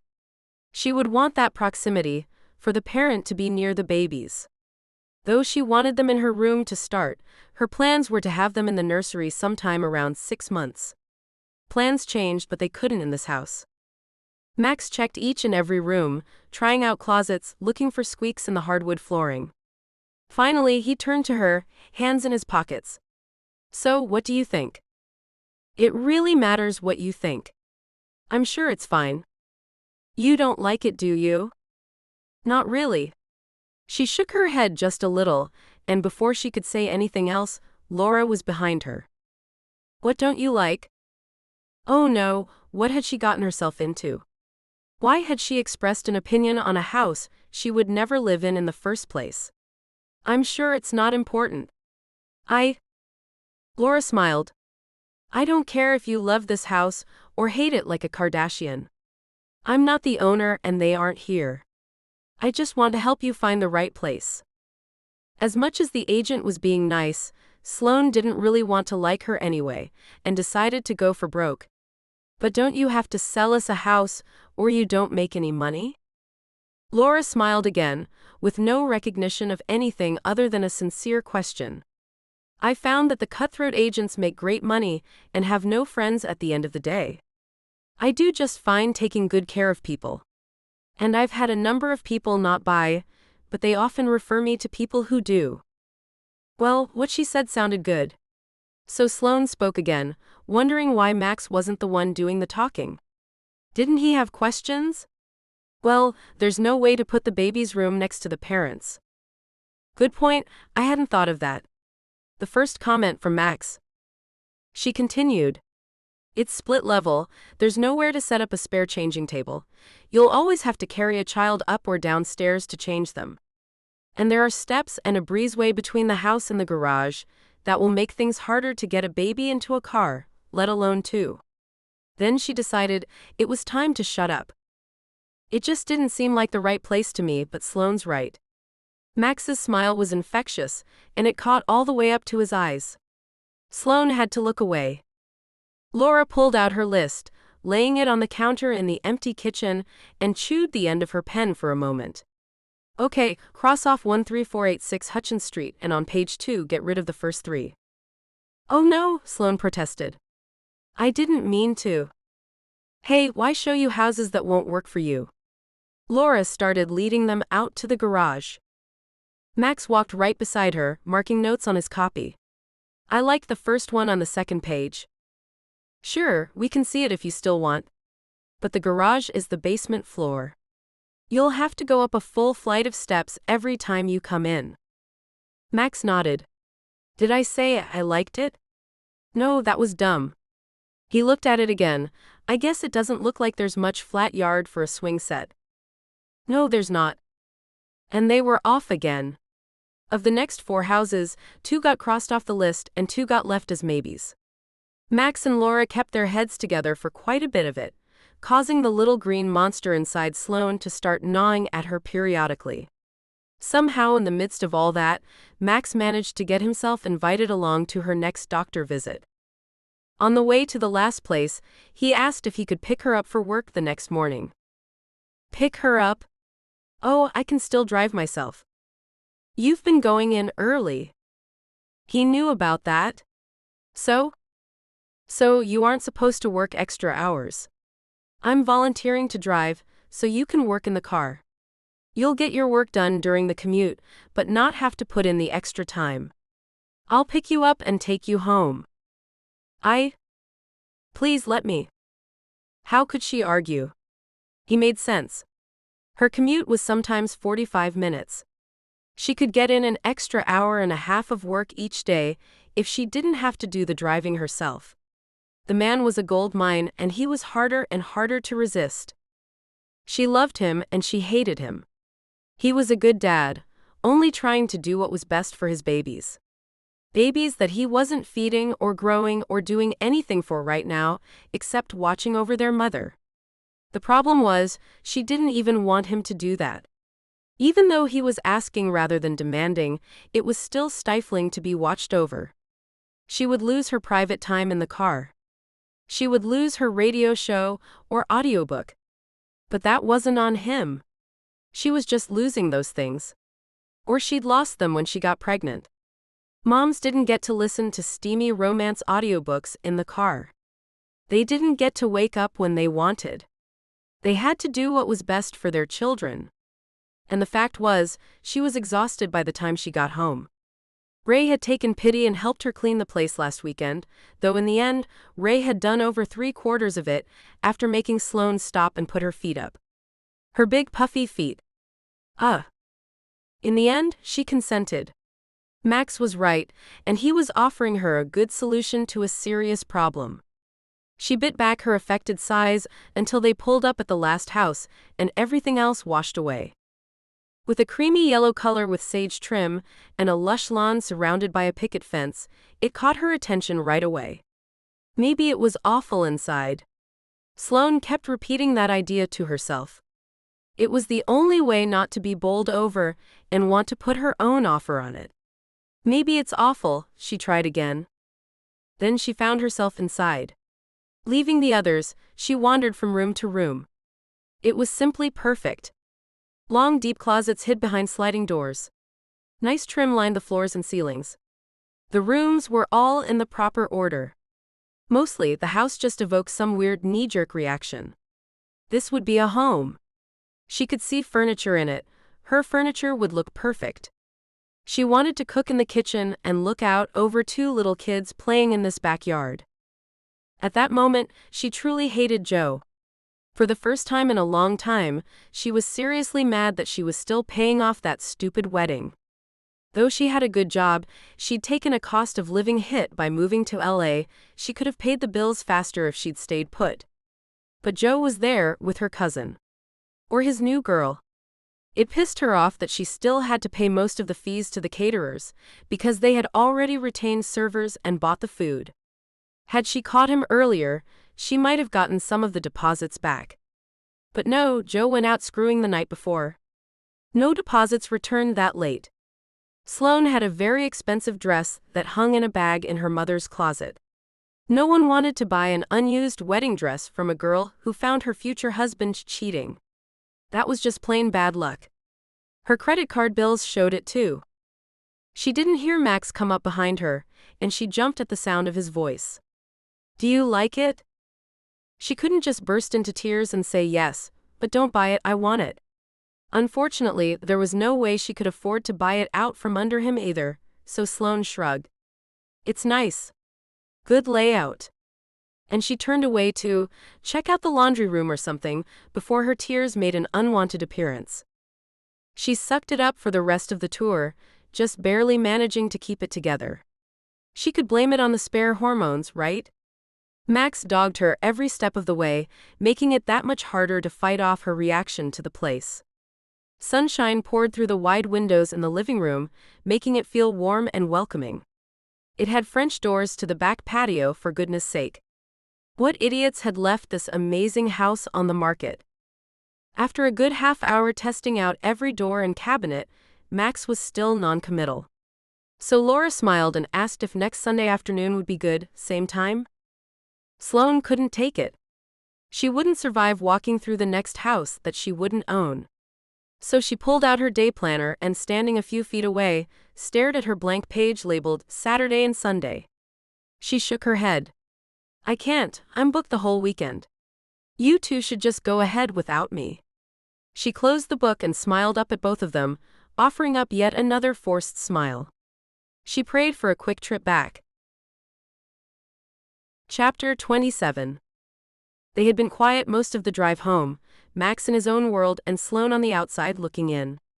That was pretty normal for them. She tried not to resent that her work was getting curtailed. She knew it was for the best, that her babies needed her off her feet as much as possible, but didn't they also need a mother who had a job? One who could put food on their table? So, like most days, she let him drive, which meant he often decided when they would go in and when they would leave. Like most days, she set her thoughts to simmer and watched him while he seemed happily oblivious over there on the driver's side of the car. But today, halfway to her place, he burst. "I bought a house." "You did?" That was a shock. He hadn't said anything about it after that first day when she had bowed out. "Yeah, this one just spoke to me that it was the right one. So I made the down payment and I get to move in 3 weeks from today." He was beaming. Laura must have been a great help. Even as she said it, Sloane kicked herself for still dragging that ugly jealousy around with her. "You make it sound so easy." Well, it was. I just signed thick stacks of all kinds of papers that say I can't sue anyone for anything ever. That it might burn down or blow up or flood, and I'm responsible for all of it. There were 5 pages specifically dedicated to me stating that I understand I'm in an earthquake zone. He shook his head at that one and then sighed deeply.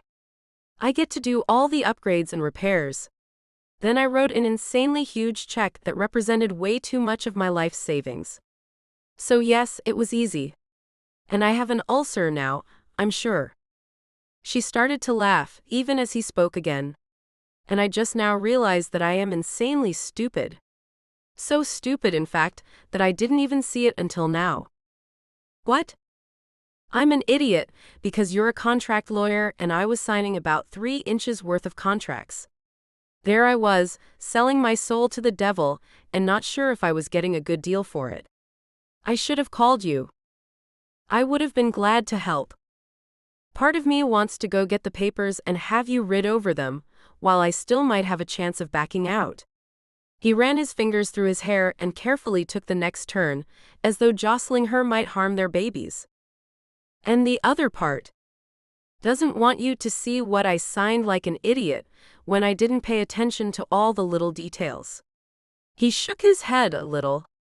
I know I'm supposed to read things before I sign them, but I'd have missed the whole week of work just to get through them all. So at some point, I just started John Hancocking everything without even looking. I'm sure you did just fine. But I'll read them through if you want. She smiled, glad to help him for once. When did you sign? Last night. Wow. Just last night, while she had been on the couch reading a magazine, Max had been getting their children a better future. And apparently sweating buckets to do it too. Of course it was just last night. He smiled at her. If I had done it any sooner, I would have told you before now. There just wasn't time this morning. There hadn't been. She thought back on the mad rush they had, especially once she got hungry on the way in and Max pulled into a drive-thru to appease her. But she didn't get to think more. He was looking at her while they were pulled up to the last stoplight before her place. I was hoping we could have dinner tonight to celebrate. I wanted to take you out, but I think you're not supposed to be on your feet anymore today. In the pit of her stomach, Sloane felt both excited that he wanted to share it with her, and warm that he was paying attention. She was tired though, so it looked like the final consensus was no dinner. She tamped down the disappointment and topped it with a small smile. I still would love to have dinner to celebrate, he offered as he hit the gas and just made it through the light. She hated her traitorous little heart for lifting. You don't have to. I can read the contracts tonight. She didn't mean it to sound as guilt-inducing as it came out. But Max just laughed. I want to have dinner to celebrate. If it will make you feel better, I will also bring the house papers too. She had been bad the way she had said it. So she gave him one more chance to back out. I really am too tired to go out. It was a big day. No kidding, Bernstein sapped the energy from me at that meeting this afternoon too. His hand snaked across the gearshift and his fingers found hers and toyed with them lightly as he pulled up in front of her place. I could go grab the contracts and a few things and come back and put dinner together while you read. She chewed her lip. She didn't need time to think about it. She needed to be someone else. Someone who could stop and just enjoy the feeling of his fingers in hers. Someone who didn't have to worry about her kids' future, and their dad. Would that be okay? He prompted. Yes. It would be great. She managed to smile, looking directly in his eyes, unsure what it was she was seeing and still wishing it was something more. Then she put her hand behind her and released the door, turning and climbing out as best she could with her awkward shape. Sloane waved him away, then climbed the stairs and unlocked her front door. Why had she said yes? She had absolutely no issues about going over the house contracts he had signed, but she was only just now realizing that he intended to come back here for that dinner. Here. Her eyes scanned her living room from the open front door. With a sigh, she swung the door closed behind her and was glad that she was tired all the time. She hadn't been up and around enough to make too much of a mess out of Ray's cleaning job. All she needed to do was straighten a few magazines here and there, wipe down the kitchen, and clear the counter in the bathroom. She knew her cosmetics were all over the place. Sloane almost groaned. She was already tired. Climbing the stairs had almost been too much. She looked down at her swollen belly. Gosh, had she really thought the words all she needed to do? How stupid was that? Just straightening the living room was a major chore these days. Still, she took a moment to lean back against the door and slip out of her flats. First things first, get out of this suit. Maternity suits were nice for daytime, but nowhere near comfortable enough for evening lounging. So she got into fluid pants and a cotton maternity t-shirt and set to work. 40 minutes later, she was breathing heavier and had just finished the bathroom. The surfaces were wiped down, and the underwear and shirt she had crawled out of this morning for her shower needed to be thrown in the wash. With them wadded in her hand, she headed for the bedroom and decided that she had just enough energy and time left to pull up the covers and get her shoes out of the floor and onto the rack where they belonged. Turned out she was right.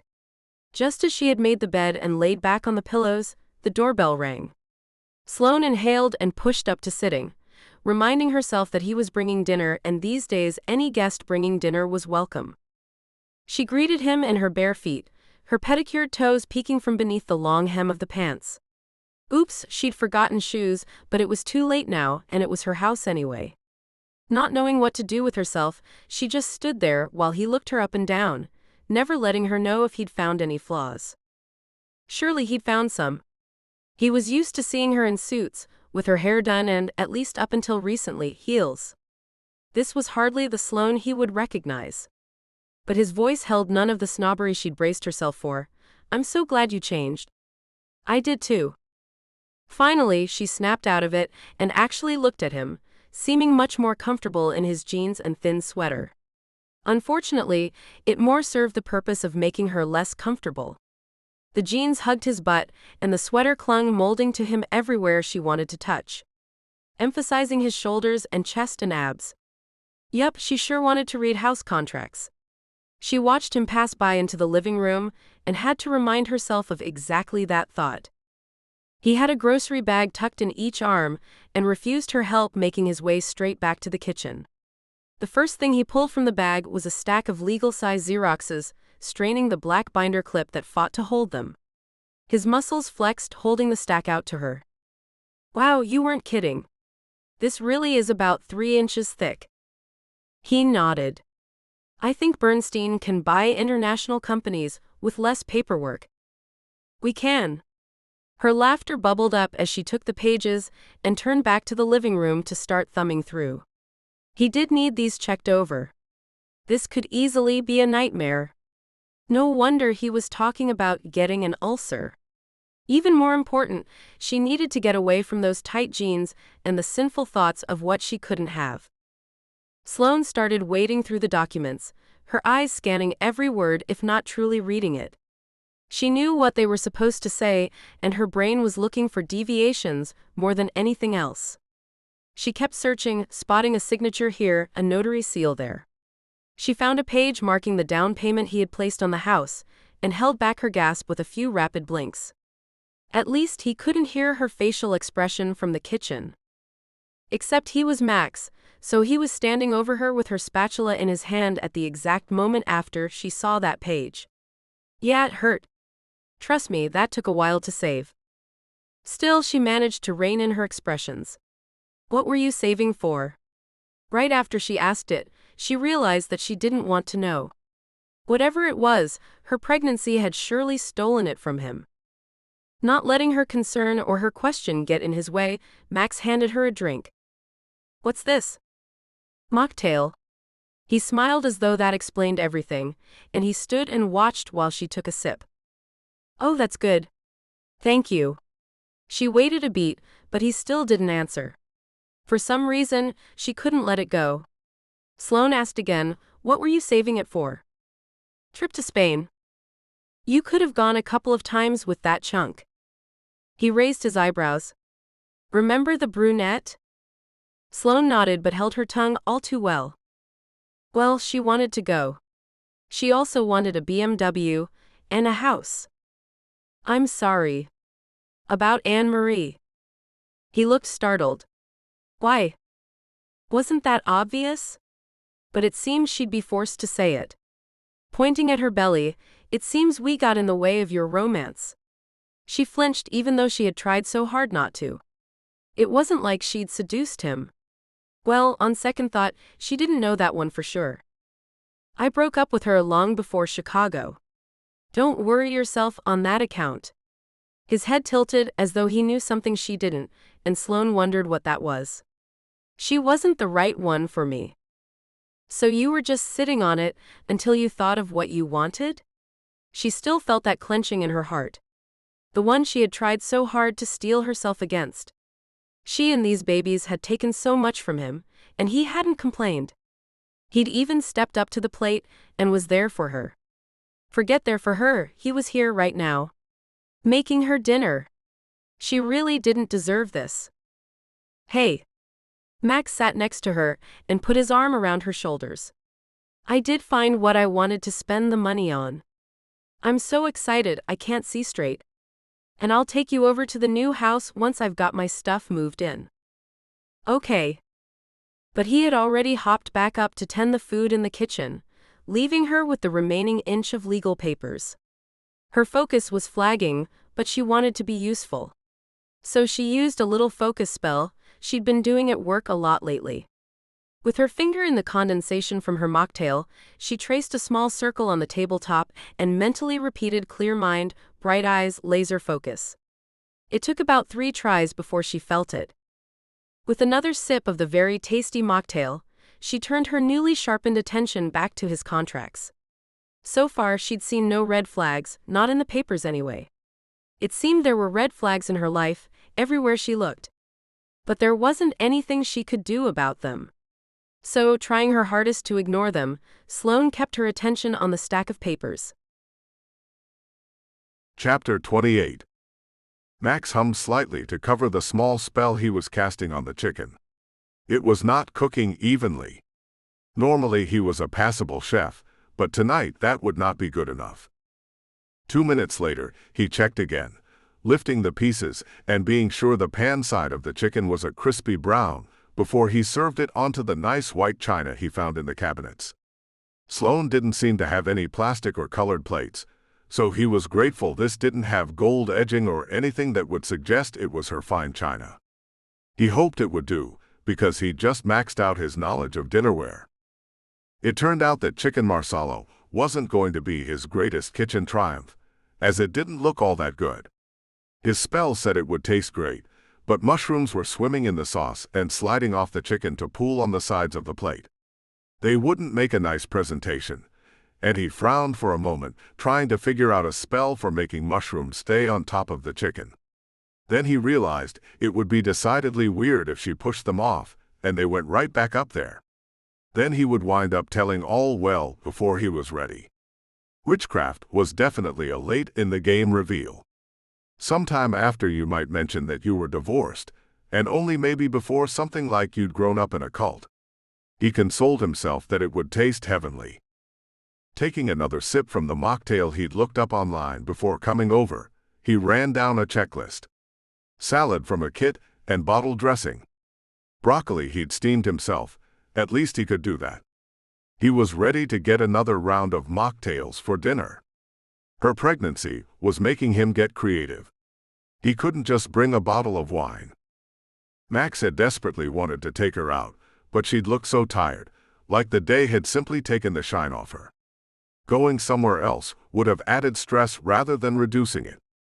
He was not going to do that to her, as much as he'd wanted to sit and talk with her, instead of being in here cooking while she was in the living room going over his papers. At least his credit report wasn't in there, or copies of his bank statements. He felt very exposed, but also safer in her hands. Why he hadn't thought of her reading the documents before, he didn't know. He knew she could save him his terrible blunders. Well, she called from the living room, the sound of her voice indicating that she had gotten up and was coming his way. It looks to be all on the up and up. Only thing is that I can't tell if you paid anywhere near market value on this place. And they have you sewed in tight on the price. So don't look it up. There's nothing you can do about it now, unless you completely back out. He smiled, warmed head to toe at her solid appraisal of the papers. He took the stack from her hand and slipped it back into the grocery bag, leaving her with only dinner to worry about. The price was fine with me. I really like this house. I would have paid all of what they asked. And dinner's ready. Holding up the 2 plates he'd prepared, he watched her eyebrows rise. She licked her lips, just a tiny unconscious movement, but he wanted to rewind the scene and present the plates again and again, just to watch her tongue flick out like that. Sloane pulled silverware from drawers and big thick paper napkins from a cabinet, before asking if he wanted a beer. He hadn't planned on drinking, especially since she couldn't. But that little flick of her tongue got him to thinking that he wouldn't be able to sit through this evening without it. He pushed one of the mocktails aside and took her up on her offer. He was pretty sure she had no idea she was so sexy. Sloane seemed to think she was just pregnant, and there was nothing more to her than that now. She still had those slow blue eyes that slayed him from the first time he'd seen her. She was far more dangerous to him now that he knew what those eyes looked like when she was staring up underneath him. The new to him thing was that the belly was sexy too. He'd seen plenty of pregnant women, and none of them had turned him on before, but that belly was his. He felt a surge of testosterone just knowing that he had caused it, and that no matter how much she thought otherwise, she was marked as his to every other male who passed her. Despite having hauled his ass into the new century, and despite truly believing the women in his office were ultimately just people like the men, there was something different about Sloane. And he could admit that he liked when other people thought of her as his. Max longed to tell her just what he was thinking. That passing thought convinced him fully that a beer was exactly what he needed, because with him beer made him tighter-lipped. He would know that he'd been drinking, and he wouldn't feel that he was formulating the right way to tell her, so he'd more likely keep his big fat mouth closed.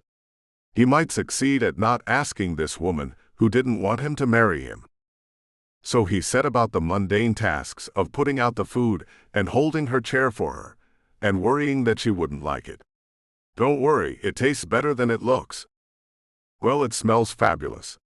As she took the first bite, Sloane let out a small moan, a sound that made him not want to eat his own dinner but just sit and watch her eat hers, which he knew would be quite impolite. Instead, he made small talk. Good? Oh, it's great. You look more alert than late this afternoon. Auk, foot and mouth. You don't say that to any woman, let alone a pregnant one. Luckily, she didn't seem to acknowledge his blunder. Oh, I am. Today sapped me, but reading contracts actually makes me feel lighter. He had to question that one. He felt his expression change with his thoughts. More beer. He tipped it up as she answered his silent question. No, really? It does. And there wasn't a lull in the conversation until they had put the dishes away and he polished off his beer. Oh crap. But he had no sooner thought it than she pointed to his beer. You shouldn't drive for a while. Sloane wiped a towel across her hands and didn't seem to blame him for that one. Besides, I think I owe you a tour. You don't owe me anything. Her head cocked to one side. Do you want the tour or not? Yes, ma'am. Taking the towel from her, he set it on the counter and motioned for her to lead the way out of the kitchen. This place screamed Sloane. He would have known it was hers, whether she'd brought him here or not. Floral patterning on the sofa, matching stitched coasters that she must have done in some spare time somewhere.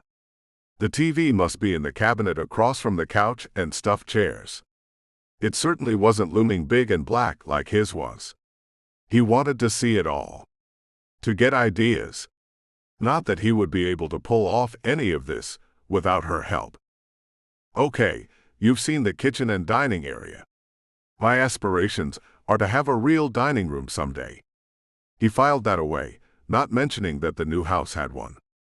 He had no clue what to do with it, but Sloane would. That door leads out in front of the garages, although I have no clue why it exists. I just go down the inside flight of stairs and out the garage door when I want to get there. He followed her cute backside through the living room, watching the stripes on the pants swing with the sway of her hips. He imagined other men looked at this when he was with her in public, and not trailing behind her. Deep in his soul, Max enjoyed being out where all the strangers assumed that they were married, or at least that they were together. He only wished she felt the same. Then he forced his mind back to the present. Are all these stairs good for you? Pausing at the top, she turned. Yup, it's great exercise and not taxing. This is my den. It's a mess now, and it usually is. I'm thinking I'll turn it into a nursery and put the computer downstairs. She propped her hip in the doorway and continued talking, lamenting the size. He wanted to tell her that the new house had a room that would make a nice big nursery. It could even have an office and would easily hold all four of them if she would share a bedroom with him. But that was such a big if that he held his tongue. He wasn't sure he could achieve it without casting spells on her, and he'd live his whole life alone before manipulating her that way. As she turned away to head to the next stop on her small tour, Max slid his head to the side and hoped she didn't notice. From the side of his eye, he didn't see the remnants of spells anymore. His breath eased out, and he hoped she didn't see. He'd been worried about removing the spell remotely, which was even harder when he didn't know what it was. Luckily, Tristan at Blessed Be had set him up with a great one. It should keep her spell-free for a while. Not that Adderson even could cast on her anymore. Max had not only scrambled his tech, he'd done a binding on the guy. He had to focus. Sloane was talking again. "This is the upstairs bathroom. And this is why I rented this place." She pulled back the shower doors to reveal a deep, shiny oval tub. He cringed. He couldn't match that. Not at the new house or his current apartment. In fact, he hadn't thought of bathtubs at all, except to note that he had to step over the side to use the shower. "And that's my bedroom." She pointed to a closed door as she walked to it. "They'll sleep in there with me for a few months. That's why I haven't painted the nursery or anything yet." She walked in and sat on the edge of the bed, her motions clearly showing she was still just a little worn down from her big day. That was probably another good reason that she hadn't painted the nursery yet. And he didn't want her breathing in those paint fumes either. Max considered jumping in to volunteer, but knew she wouldn't appreciate the gesture, even if she understood that he wasn't trying to take over her life. Instead, he turned to face her. "You're always telling Dr. Lee that you can feel the babies move. Could I feel them from the outside now?" "Oh God, yes, they're little savages in there." And with no hesitation, she grabbed his hand and placed his palm firmly on her belly. For a few long seconds he stood silent in front of her. But he didn't feel anything. Finally, he shrugged and gave up. "I'm not feeling anything." Her smile was bright, almost ignoring his look of failure. "Well, you have to wait a few minutes sometimes. If you want, you can sit down and wait." So he did as he had been told and sat beside her, unsure what to do or say. As he did, he wished all this away. She didn't love him. If she loved him, then he wouldn't be this nervous. His blunders would be forgiven. He would already know how to feel the babies growing inside her. She shook her head at him. "Yup, blunder number one, coming right up. You need to sit with your hand on my belly while you wait. Otherwise you might miss it." "Oh," he started to reach across, and noticed that she had her hands behind her on the bed. "Are you comfortable?" With a wry smirk, she answered, "I don't think I remember comfortable. Everything is squinched up in there, and then it gets kicked at. But I'm okay." The dark wood headboard called to him. He desperately wanted to feel his babies move, but not at Sloane's expense. So he kicked off his shoes and crawled up to fluff a few pillows, then asked her if that would be better. With a nod, she turned and crawled toward him and the head of the bed. It wasn't the slinky, sexy crawl he'd seen once before, long ago. In fact, it was the result of that night. This was slower, more precise, more of a woman who was thinking of her future, not the present. And he had done that to her, but he couldn't find it in him to regret it. Waiting patiently while she positioned herself, Max watched as she squirmed and settled, then squirmed and settled again. He wished he could think of something to make her more comfortable, but he couldn't, and he began regretting his testosterone-fueled joy at having done this to her. There wasn't room for her in her own body. He almost opened his mouth to apologize, then she took his hand and placed it softly on her belly, palm down. "There. Just give it a couple of minutes. I guarantee one or the other of them will roll or kick or something." For a few seconds he was quiet, but then he put voice to the thoughts that had been passing through him while he waited to feel something under his hand. "I wanted to tell you that I'm sorry for any what? Inconveniences? Troubles this has caused you." "Don't be." She shook her head, and her smile was far away. "It hasn't been textbook and there are issues, I guess. But I wouldn't change it for the world." He started to speak, but she kept going, and he let her, desperate to hear anything she might tell him. I thought I could never carry my own child. This might be the only shot I get at it. So I'm more than excited about having these twins. And I didn't get a chance to thank you. You did, he assured her. She was thanking him? Her thanking him was the craziest thing he'd ever heard. She had gone with him up to his room in Chicago, and he had dumped all his feelings at her feet. She had responded in kind, and he, being sober, should have recognized that she wasn't. Not truly. He'd failed to recognize that his feelings for her were insane, no matter how much he liked or wanted her. He should have known there was no way that night was real. Yet here she was apologizing to him. He tried again to shut her apology down. And besides, you shouldn't. I should. I started to say so before, but I didn't get through all of it last time. She took a deep breath. Whatever it was big, so he waited. It just took her a few seconds to gather her thoughts. You kept me out of his hands. She meant Dylan. He might have beaten me up, or... God, I hear stories, who knows? It's okay. It didn't happen. The thought had scared him too, and he had wondered if she ever thought about it. But now he saw that she did sometimes think about what could have happened, and he wished she hadn't. But she continued, almost as if he hadn't spoken. Clearly, I was fertile then. I could be carrying his babies. With no one to help. Their father would have been. She finished the thought with a small shudder. Her fingers crept up to under her eyes, where she brushed at tears that hadn't yet formed. I might have had to choose whether or not to keep them. She took a deep breath again, but he could read her. He could see she wasn't finished. I don't think I could have made that choice, but I don't know if I could have raised children who were fathered by. His hand slipped from her belly as he moved to hold her. It's all okay, you don't have to make those choices. It didn't happen. I know it didn't. And I have you to thank for that. A few stray tears escaped, and she wiped them away, before returning his hand to her stomach to wait. After a moment, he broke the silence. This is amazing, Sloane. I mean, I'm amazed that I get to have children. I know most men run screaming in terror from kids, but I always wanted it.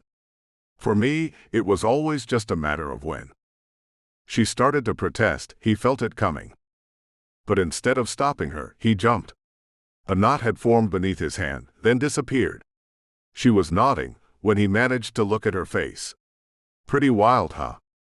Rolling instantly to his knees, he spread both his hands wide across her stomach and waited quietly in awe. All of 3 seconds passed before it happened again. This time the knot formed, then traveled a short distance before disappearing. Then a few seconds later, the baby on her right just rolled, then produced another quick jab. His face must have given him away. She laughed. That was a foot. The earlier movements were elbows. You can tell?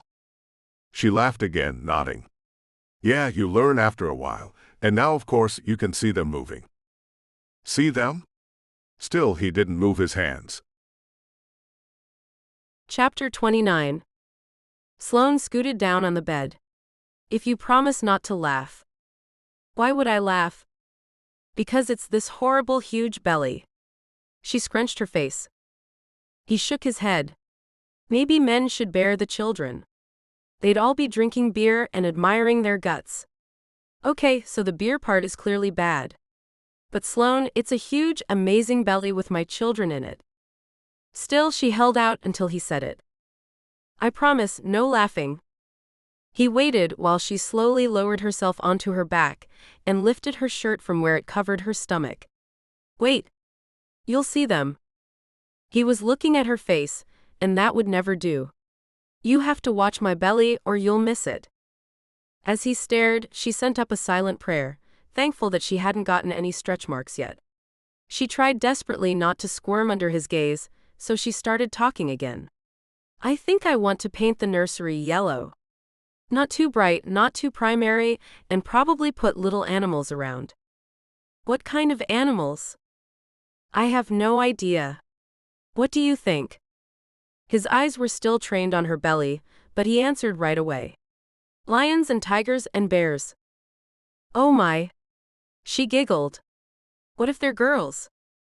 So? Their daddy's going to teach them how to throw a ball and fight and… What? How to fight? Yes, fight. He nodded almost to himself. How else will I be able to send them off to kindergarten? What if there are bullies? What if my daughter has to teach some boy to respect women? Sloane felt her giggles bubble to the surface even as she fought down images of Max seeing his small blonde daughters off to school with reminders of karate moves. Trust me, the little boys won't be all over them in kindergarten. Trust me, they will. And he looked her square in the eyes. I've seen their mother. She blushed, she could feel it, but he didn't break eye contact. Just then, the babies saved her. Look. She pointed to her belly, and in a flash, he wasn't looking in her eyes anymore. Oh my gosh. She knew he was seeing bumps form and move across her belly. The little aliens were in there, and she had moments where it was almost scary that you could see so much movement beneath her skin. Yeah. She nodded.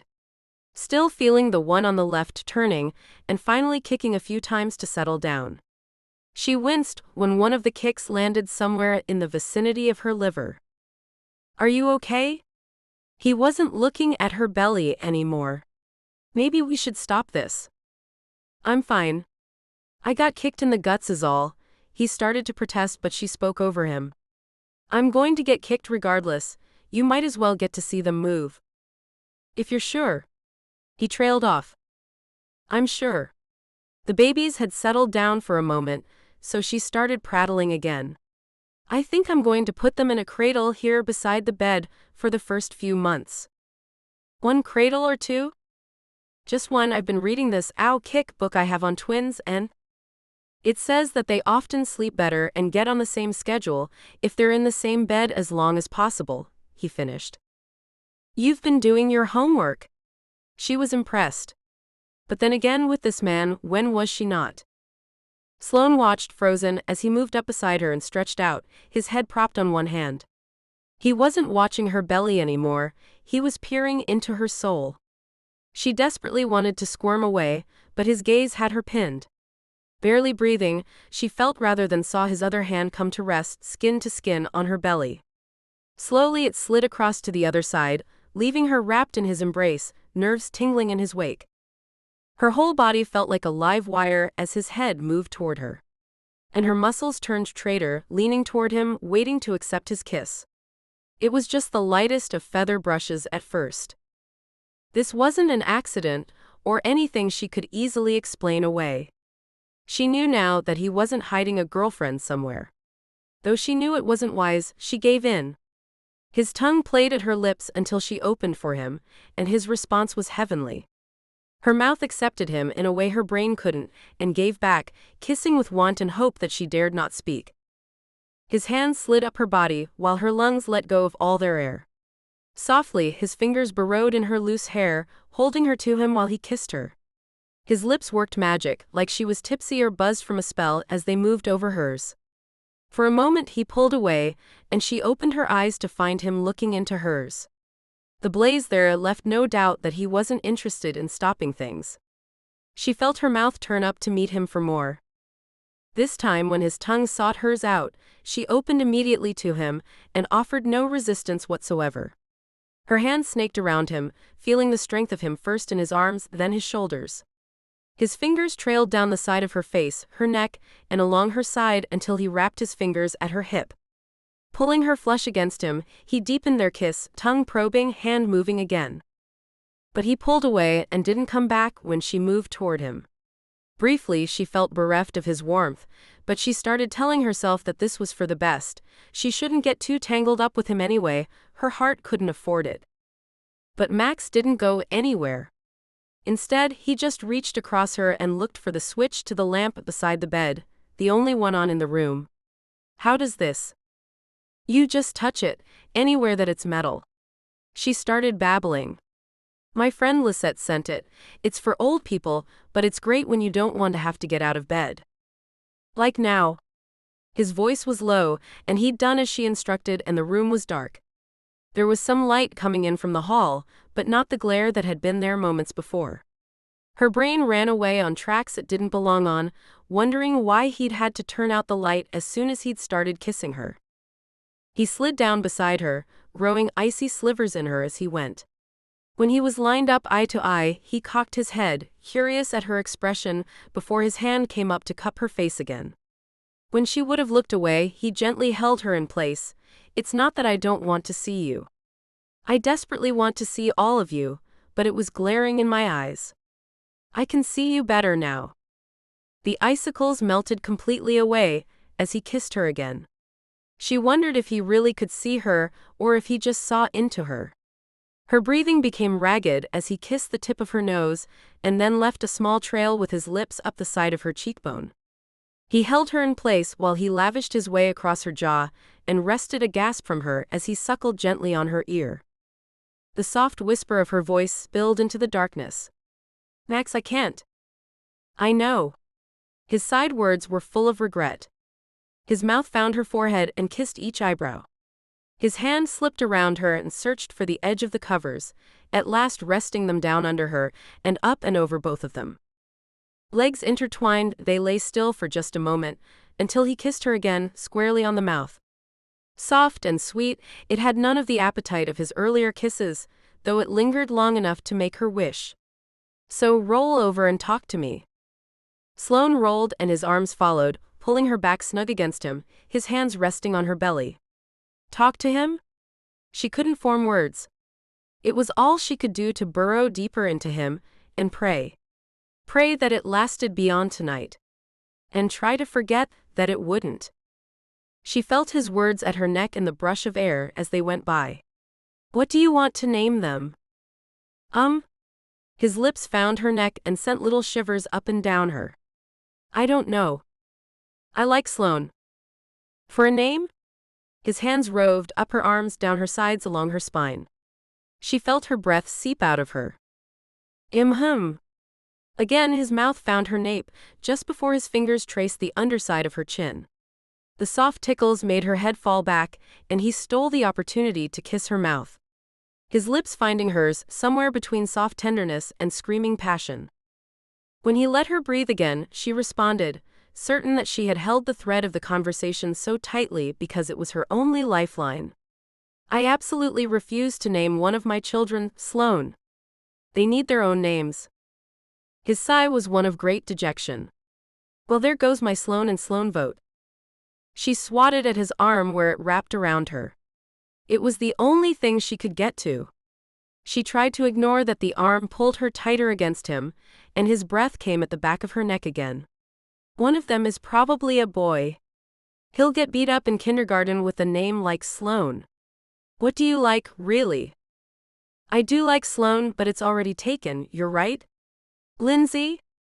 She mulled it over for a minute. "Possibly.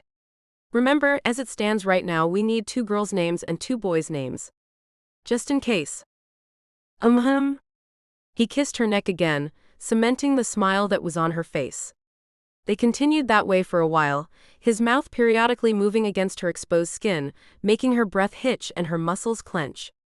They threw names back and forth when she could find words to speak, yes to some, a definite no to others. Slowly, Sloane felt herself lulled into sleep. It had been so long since she'd been comfortable. But his steady breathing and her sense of belonging here in his arms weighed her down in the best way possible.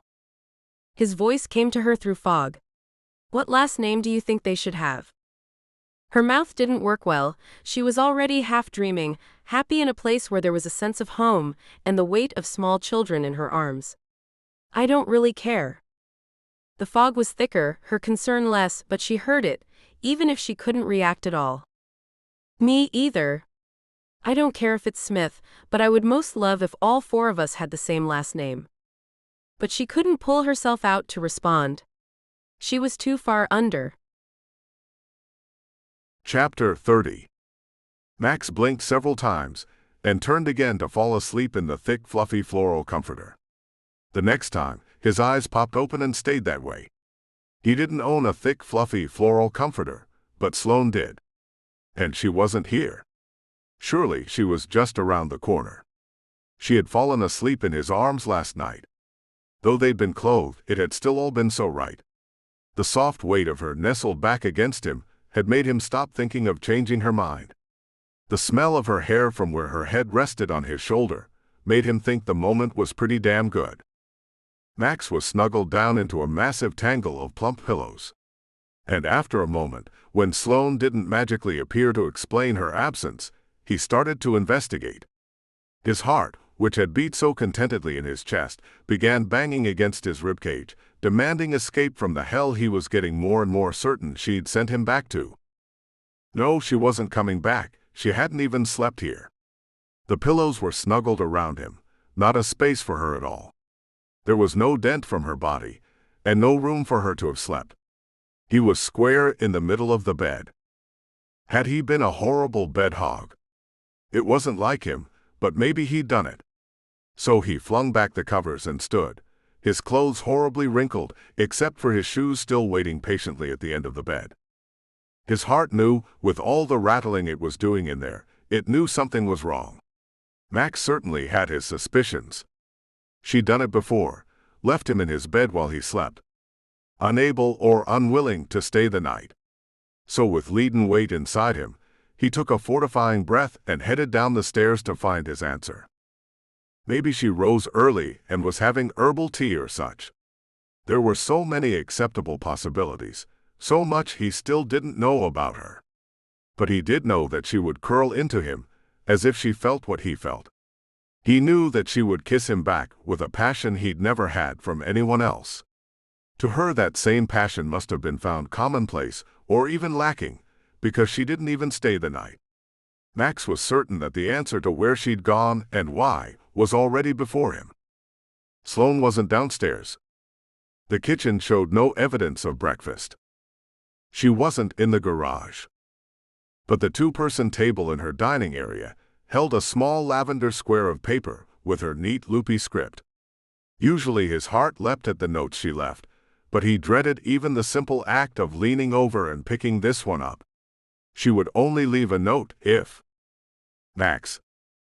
Out for my morning walk. See you Monday. Sloane. A clear and succinct goodbye. A please don't be here when I get back, kind of a Dear John letter. His teeth clenched, holding back the slow burn of dismissal. It shot straight through him, surprising in its force, even though he had seen it coming from a mile away. After a few deep breaths, the square of scented paper escaped his fingertips and wafted down to the tabletop to rest almost in its starting place.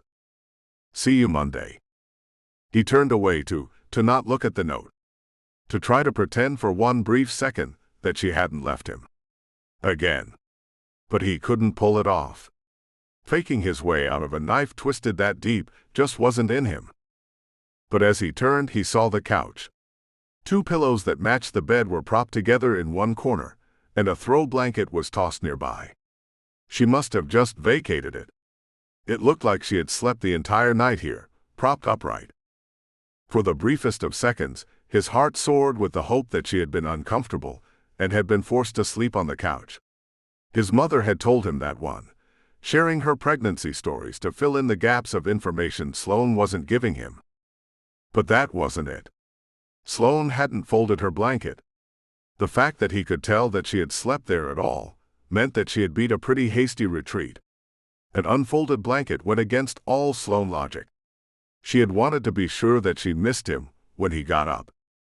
Angry now, more at himself than anything, he trotted up the stairs and put his shoes back on. He had been so stupid to believe. In fact, she was probably just around the corner, watching the front of the little townhouse, waiting for his car to leave. He was keeping her out of her own place every second he lingered. So his shoes smacked their way back down the polished wood stairs, and he flipped over the little lavender square before slamming his way around a few drawers looking for a pen. He scribbled, "Thanks for looking over the house papers, Max," and couldn't think of anything else that wasn't just him lashing out one way or another. He double-checked it and saw what he said was perfectly simple and to the point. No emotion involved. Clearly, the way she wanted it. Grabbing his bag with the documents in it a little more harshly than it deserved, he slung his jacket on as he left down the front walkway, praying that she saw him leave. The papers slid across to the passenger seat as his fingers curled into his pocket for his keys. In the process, they brushed against the small blue velvet box that he'd brought with him last night, just in case he found a moment and got the chance. Then he heard his own voice in a deep, acid laugh. He should just throw the ring out the window. Chapter 31. The drive into work had been quiet and uneventful. Sloane wanted to apologize, but really, for what? Max, I'm sorry I fled the scene the other night. I just what? Can you say I'm just so in love with you, and I had to get out of there? No. You couldn't. Not when she couldn't leave or even simply avoid him. It was bad enough that she felt this way, that she couldn't have what she wanted of him, but she had to continue to deal with him. He would be at the birth. They would raise children together. At a bare minimum, she would see him 2 or 3 times a week to swap kids until the twins were old enough to drive themselves. No, she couldn't say anything. Telling him how she felt would only create more problems than they already had. No doubt about it. So she sat quietly in the passenger seat. She let him drop her off at the front of the building and tried not to be disappointed as she found her own space in the elevator. What was she hoping for? That he would walk up with her, hand in hand? That he would scoot people aside and keep everyone from crowding too close around his pregnant wife? Exactly. Not going to happen. She wasn't his wife.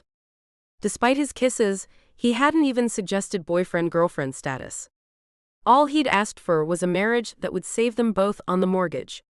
So even if she did become his wife, it would only make things worse. She could easily envision them being married. Him protecting her, taking care of her, helping her through the birth, and then saying a polite thank you when it was over. After that, he would want his time with their children, and she would be of no use to him anymore. He was Max. She knew he wouldn't just discard her like an old cardboard box, but she also didn't harbor illusions about what this was. It was a one-night stand that had turned into more than either of them bargained for. So if they were married, he would love his babies but not her. Sloane refused to go through her life being insanely jealous of her own children, and that was already at risk without being married to him. He could offer, but saying yes would just compound the heartbreak when it was all over. Sloane swore to herself she wasn't sending these 2 kids through a divorce when she had the power to prevent it. Sitting down at her desk, she started sorting through the latest set of contracts, not really seeing the pages before her. She just wished he would give up. She'd feel more justified, vindicated, right?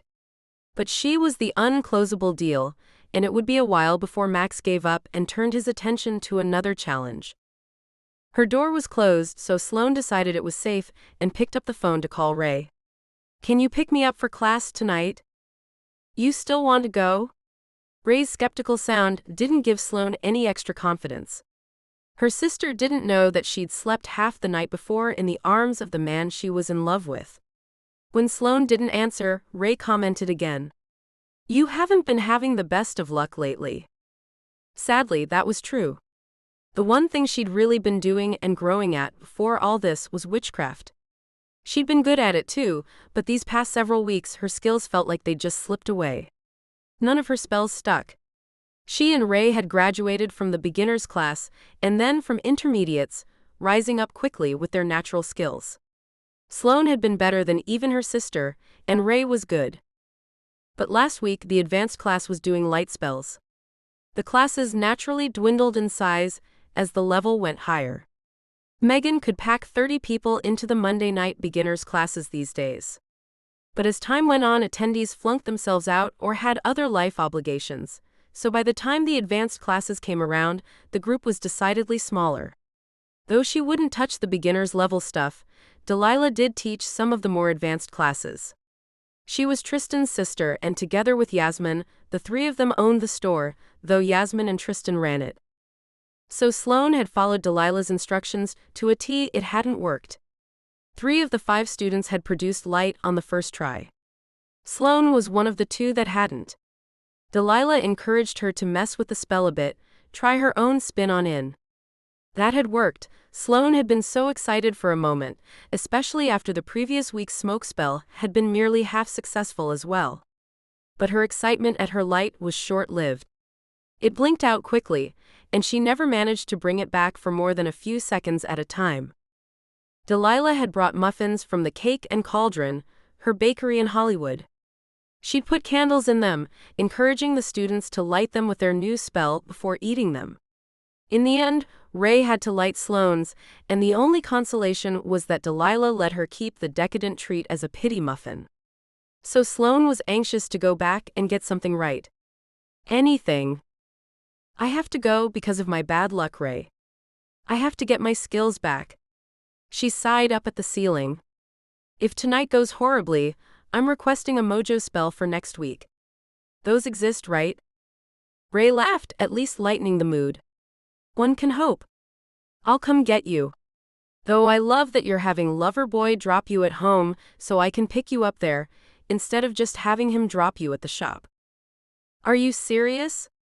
Ray, think about how much it took you to tell Sam the truth. And if it had blown up and he hated it, you could have walked away. I can't. Not for 18 years. She heard her voice getting higher. I know you, and I don't think there's anything wrong with it, but the general public would take my kids from me if he went into court and just said, their mother thinks she's a witch. If the jury didn't believe her, they'd take her kids away claiming she was mentally ill. If they did believe her, they might still take her kids away, claiming she was a danger and casting spells on everyone around them. She loved Max, she wanted to be with Max, but their mother had lost her entire family and hometown over one incident with her skills. The difference had been that it happened before her mother met her father. There had been no children involved. Her mother made a choice for herself and left everyone and everything she knew behind. Sloane had to make a different choice. If she didn't, she could have her children ripped from her if Max, or anyone in general, found out what she could do. So she would certainly have Max drop her off at home and have Ray pick her up and head back the same direction. Thank you very much. Ray suggested dinner, a throwback to the old days when they'd been starting their witchcraft classes and they'd both been single. Now Ray had shiny rings on her finger and a schedule that didn't allow for dinners with her sister as much. Also, Sloane now had an appetite for 3. How things changed when you weren't looking, she thought. The morning ticked by slowly, with only a snack and later a visit from Vanessa to break the mood. Making her way downstairs, Sloane traipsed across the street to enjoy the sunshine and a book with her bag lunch. She had been reading so much lately. Still, it beat most of what was on TV, and it didn't go on without her if she fell asleep in the middle of it. Which was a good thing. She had switched to an e-reader after noticing marks on her belly one night where she'd propped the book, leading her to probably unfounded fears about babies with book dents in their heads. So now she mostly held the device up as she read, her arms growing heavy until she just passed out, smacking herself in the face with the tech.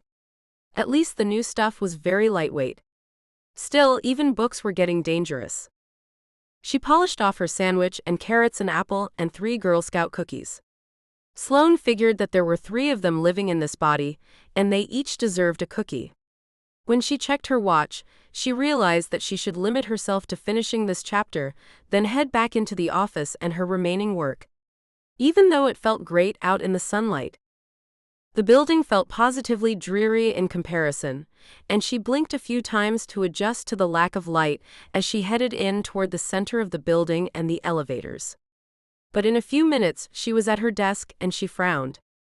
The envelope wasn't where she'd left it. Turning it over didn't tell her anything about why or how it had been moved. So she looked back at the pile of papers on the corner of her desk and spotted the gift. Wrapped in yellow paper with tiny blocks spelling BABY and a soft yellow bow, it had been waiting, hiding out of sight under the folder. Who would hide a present? And why? She wasn't sure, but slowly she turned it over and examined it. A heavy box, no clues there. Best just open it, it was for her anyway. No one else around here was having a baby, and certainly no one else sat at her desk. She slid the bow off the end and peeled back the paper, before flipping over the little craft brown box and lifting the lid. A book. A paperback. 40,000 baby names. Max. Her shoulders slumped, even as her heart leapt just a little. Without her permission, her fingers found the edges of the book and began flipping through it. Dog-eared here and there, Max's neat scrawls circled, checked, underlined, and made notes. Sounds manly, sweet, reminds me of you. He was trying to kill her. That had to be it. She wondered if the jury would catch on to murder by false hope. Probably not. Standing up, she flipped the blinds that would shield her office from the hallway. It was weird, but she was pregnant. No one would question her. She pulled the small, fat, white candle from the bottom of her drawer and reached for the ribbon that was next to it. She'd been prepared to say she'd kept it from a baby gift if anyone had asked. They hadn't. No one cared about a candle and a ribbon. Using a lighter, so the room didn't smell like a match head, she lit the candle and tried again to do a spell to put a wall around her heart. She had to get over this. He kissed her and turned her on, but he was a nice guy with good intentions toward their children. He was stuck with a pregnant, not even a girlfriend, and he was being decent about it, so he probably wasn't getting any. It made sense to get your rocks off with the woman who'd already handed herself over once before. Twice before, Sloane corrected herself. Twice. The man had every reason to believe she'd put out, and it was her own fault. So she had to stand firm and even cast a shelter spell on herself, if that's what it took. Holding up the candle as it burned, she chanted her spell softly 3 times through. Then she wound the ribbon around it, blew out the flame with intent, and put it into the drawer. It probably wouldn't work any better than any of the other crap she'd been casting lately, but at least she'd tried. She kicked off her shoes to look like she'd been doing something pregnancy-related, like stretching or rubbing her feet, and then popped the blinds back open. No one was around anyway. She needn't have worried. So she sat back down at her desk and ignored her files as she thumbed through the book for the next hour. Finally grabbing a pen and adding her own notes. Chapter 32. Max had woken to the best feeling that morning. In his dream, he'd woken up in heaven. In a big sunny room, on a big fluffy bed all by himself. One of those days where you just wake up and there's no alarm, and you aren't tired. His dream self stretched and wandered through the house to the living room, where Sloane was curled up in front of the couch watching TV. She smiled, and he looked across the room to see 2 little blonde heads bobbing toward him for a smile and a hug. "I thought I'd let you sleep in." She pointed over his shoulder to where his alarm was buzzing mercilessly.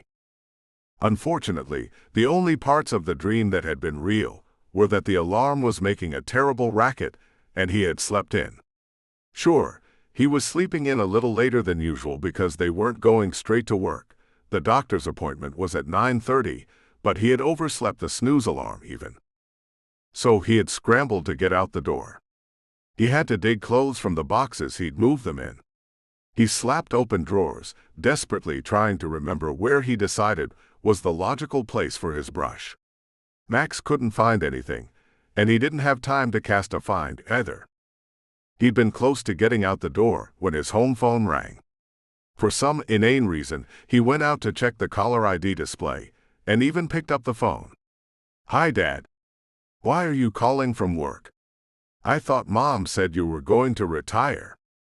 "Because I didn't want your mother to hear." His father sounded weary, and Max knew that was never a good sign. "We need to have a talk, son." Well, that wasn't good. The problem was, Max actually didn't have time for it right now. He would have to call his father back and get whatever lecture was coming about how he was living his life wrong later. He was opening his mouth, but his father must have seen it across the miles. His mother was from the family of witches, but no one could get one over on his dad. Not even now, when he was a grown-ass man, and he was running late.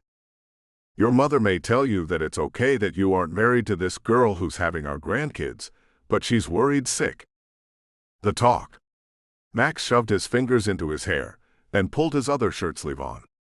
There would be no cutting this call short. True to form, The man didn't even wait for any acknowledgement that he had been heard. He just plowed ahead. "Well, you won't get that from me. It isn't okay that you're not married. And it sure isn't okay that you don't care." Dad. The man had always had a way of getting right to the quick of things. "I know it isn't. Your mother told me about the unusual circumstances as to how it happened, but you slept with a woman you hardly knew, and you're going to have to be a man about it. I thought I taught you better than that." Dad. He sighed the word out, desperately wanting to explain. Still, he gave up trying to button his shirt. "I've asked her to marry me. She said no." "Try again. God bless his father, and if it doesn't work, just give another try theory." These days that was called sexual harassment. And on top of that, Max didn't want to bully Sloane into marrying him. His father was going to have to learn to deal. But he didn't have time to put that horse back in the barn this morning. "I am trying." It was a truth if not the truth. "That's not what you told your mother." He felt 17 again, and he wanted to yell that his father didn't want to hear. But he wasn't 17, and he lived under his own roof now, and he could be calmer. "I didn't want her getting her hopes up." "Well, you'll just have to try harder."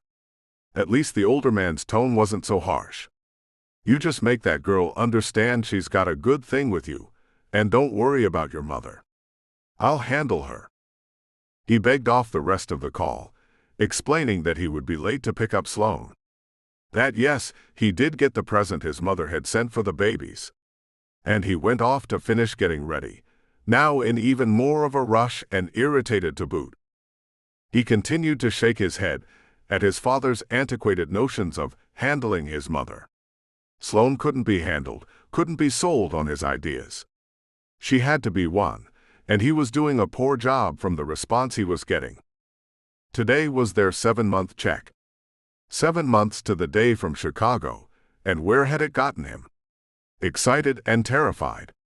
Moved into a new house that needed some paint and a little remodeling. In debt up to his eyeballs. His parents down his throat. And Sloane, still turning away from his every offer. He was considering getting the doctor to put the ultrasound on his stomach and seeing just what size ulcer he was working up. But as usual, there wasn't time. He slung his tie around his neck as he bolted through the door to the garage. No steps. Strollers would glide right through. Waiting impatiently for the garage door to chug its way up, he slapped his seatbelt across his waist, then peeled out of the driveway. Not a good show to the new neighbors, he was sure. He couldn't be late. Sloane would just hop in her car and go without him. It seemed almost that she was doing him the favor by letting him pick her up and drop her off each day. Not that she was rude about it, but it was clear that she would rather drive herself and set her own hours. Coming in early and working long into the night, all the while mumbling that he didn't understand about her career and maternity leave. Sadly, she was right.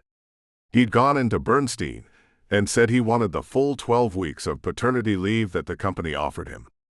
Bernstein had looked at him like he was nuts, but he'd signed the papers and handed them back. That was it. No questions about his loyalty to the job.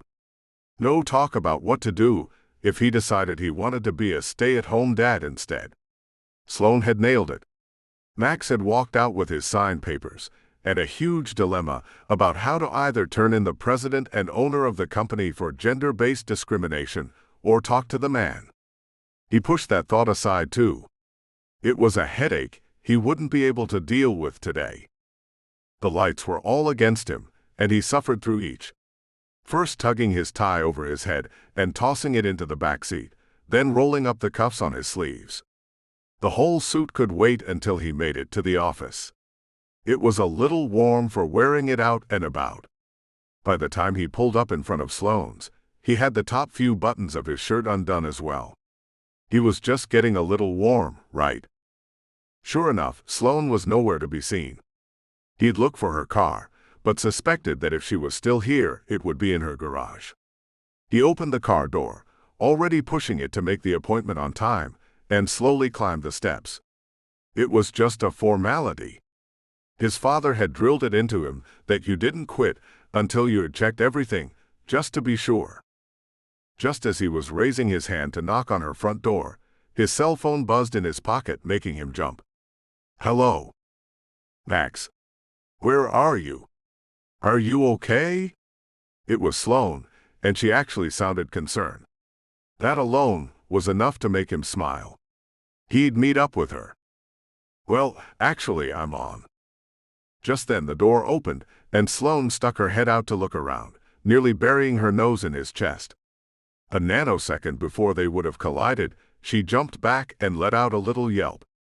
The sound traveled louder through the cell phone, causing him to wince. "Your doorstep." "Sorry." She turned off the cordless phone and set it on the small table just inside the door. "I was beginning to get worried, that's all."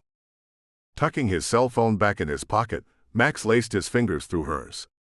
"It's okay. I was running late, I'm sorry." Her hand felt warm and soft in his, and his father's words came to mind. Try harder. He would just have to show her how he felt. But that was hardly an option right at this moment.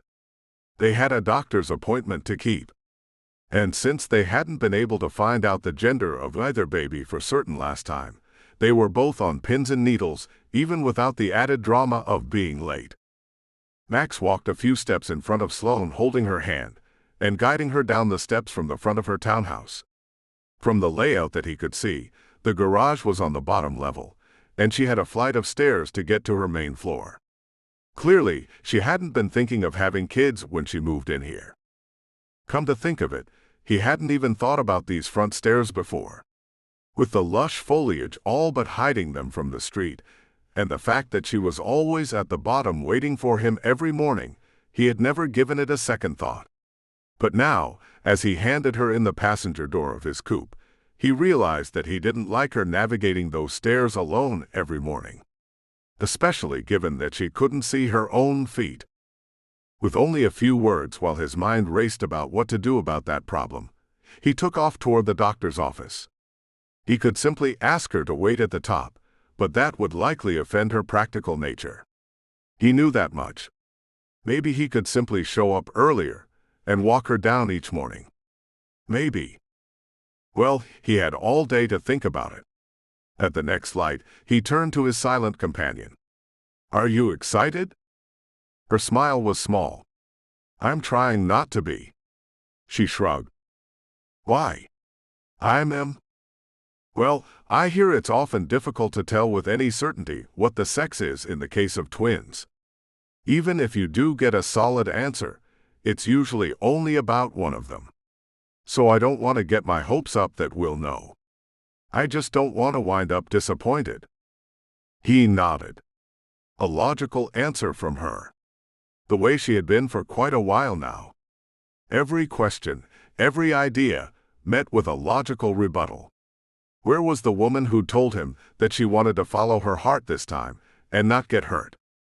Right now, he had other problems. Like it was 10 minutes to 10 with no parking in sight.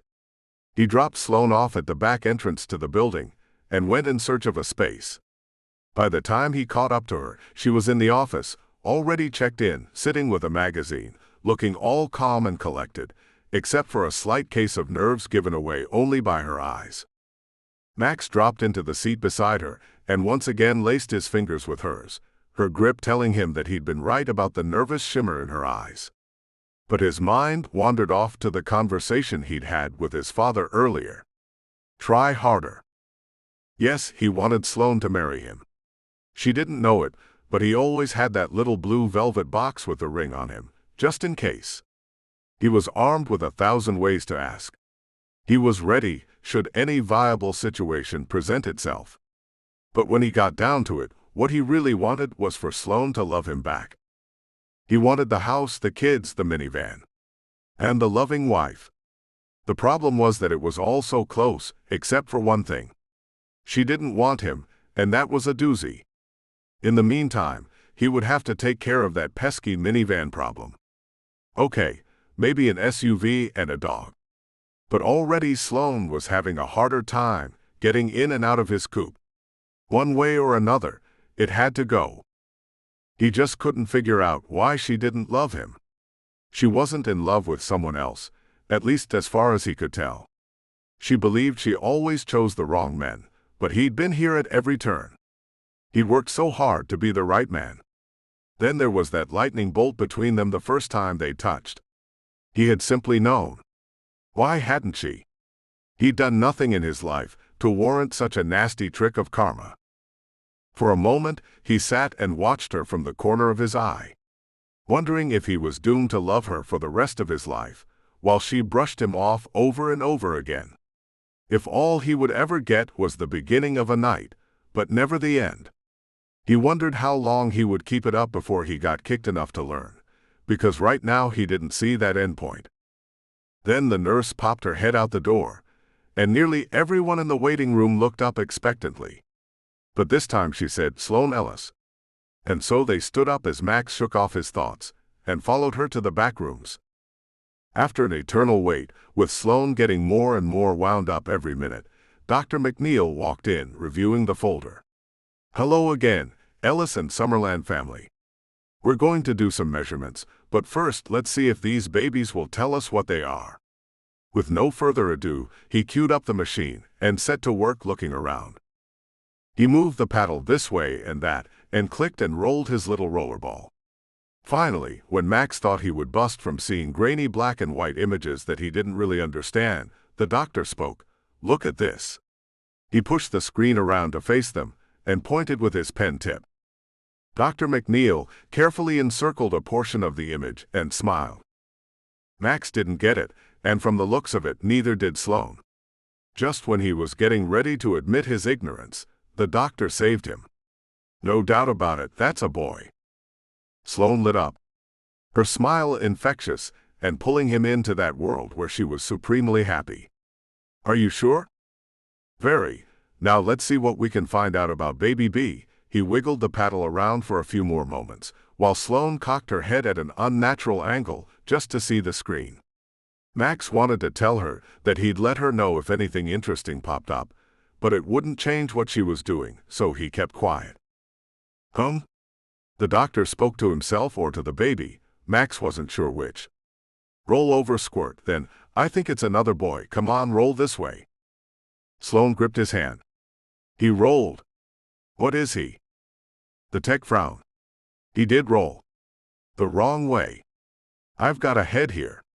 He traced some lines on the screen, and Max could see the tiny nose and mouth in profile. His heart melted right then. This was his child. Later it would call him Daddy and Sloane Mommy. And, oh dear God, when he actually thought about it, the whole thing was petrifying. After a few more minutes and a few shakes of his head, Dr. McNeil called it quits. "Maybe we'll get a better look next time, but don't get your hopes too high. You're lucky to get this much. But so far, the measurements are on target, and they both look very healthy.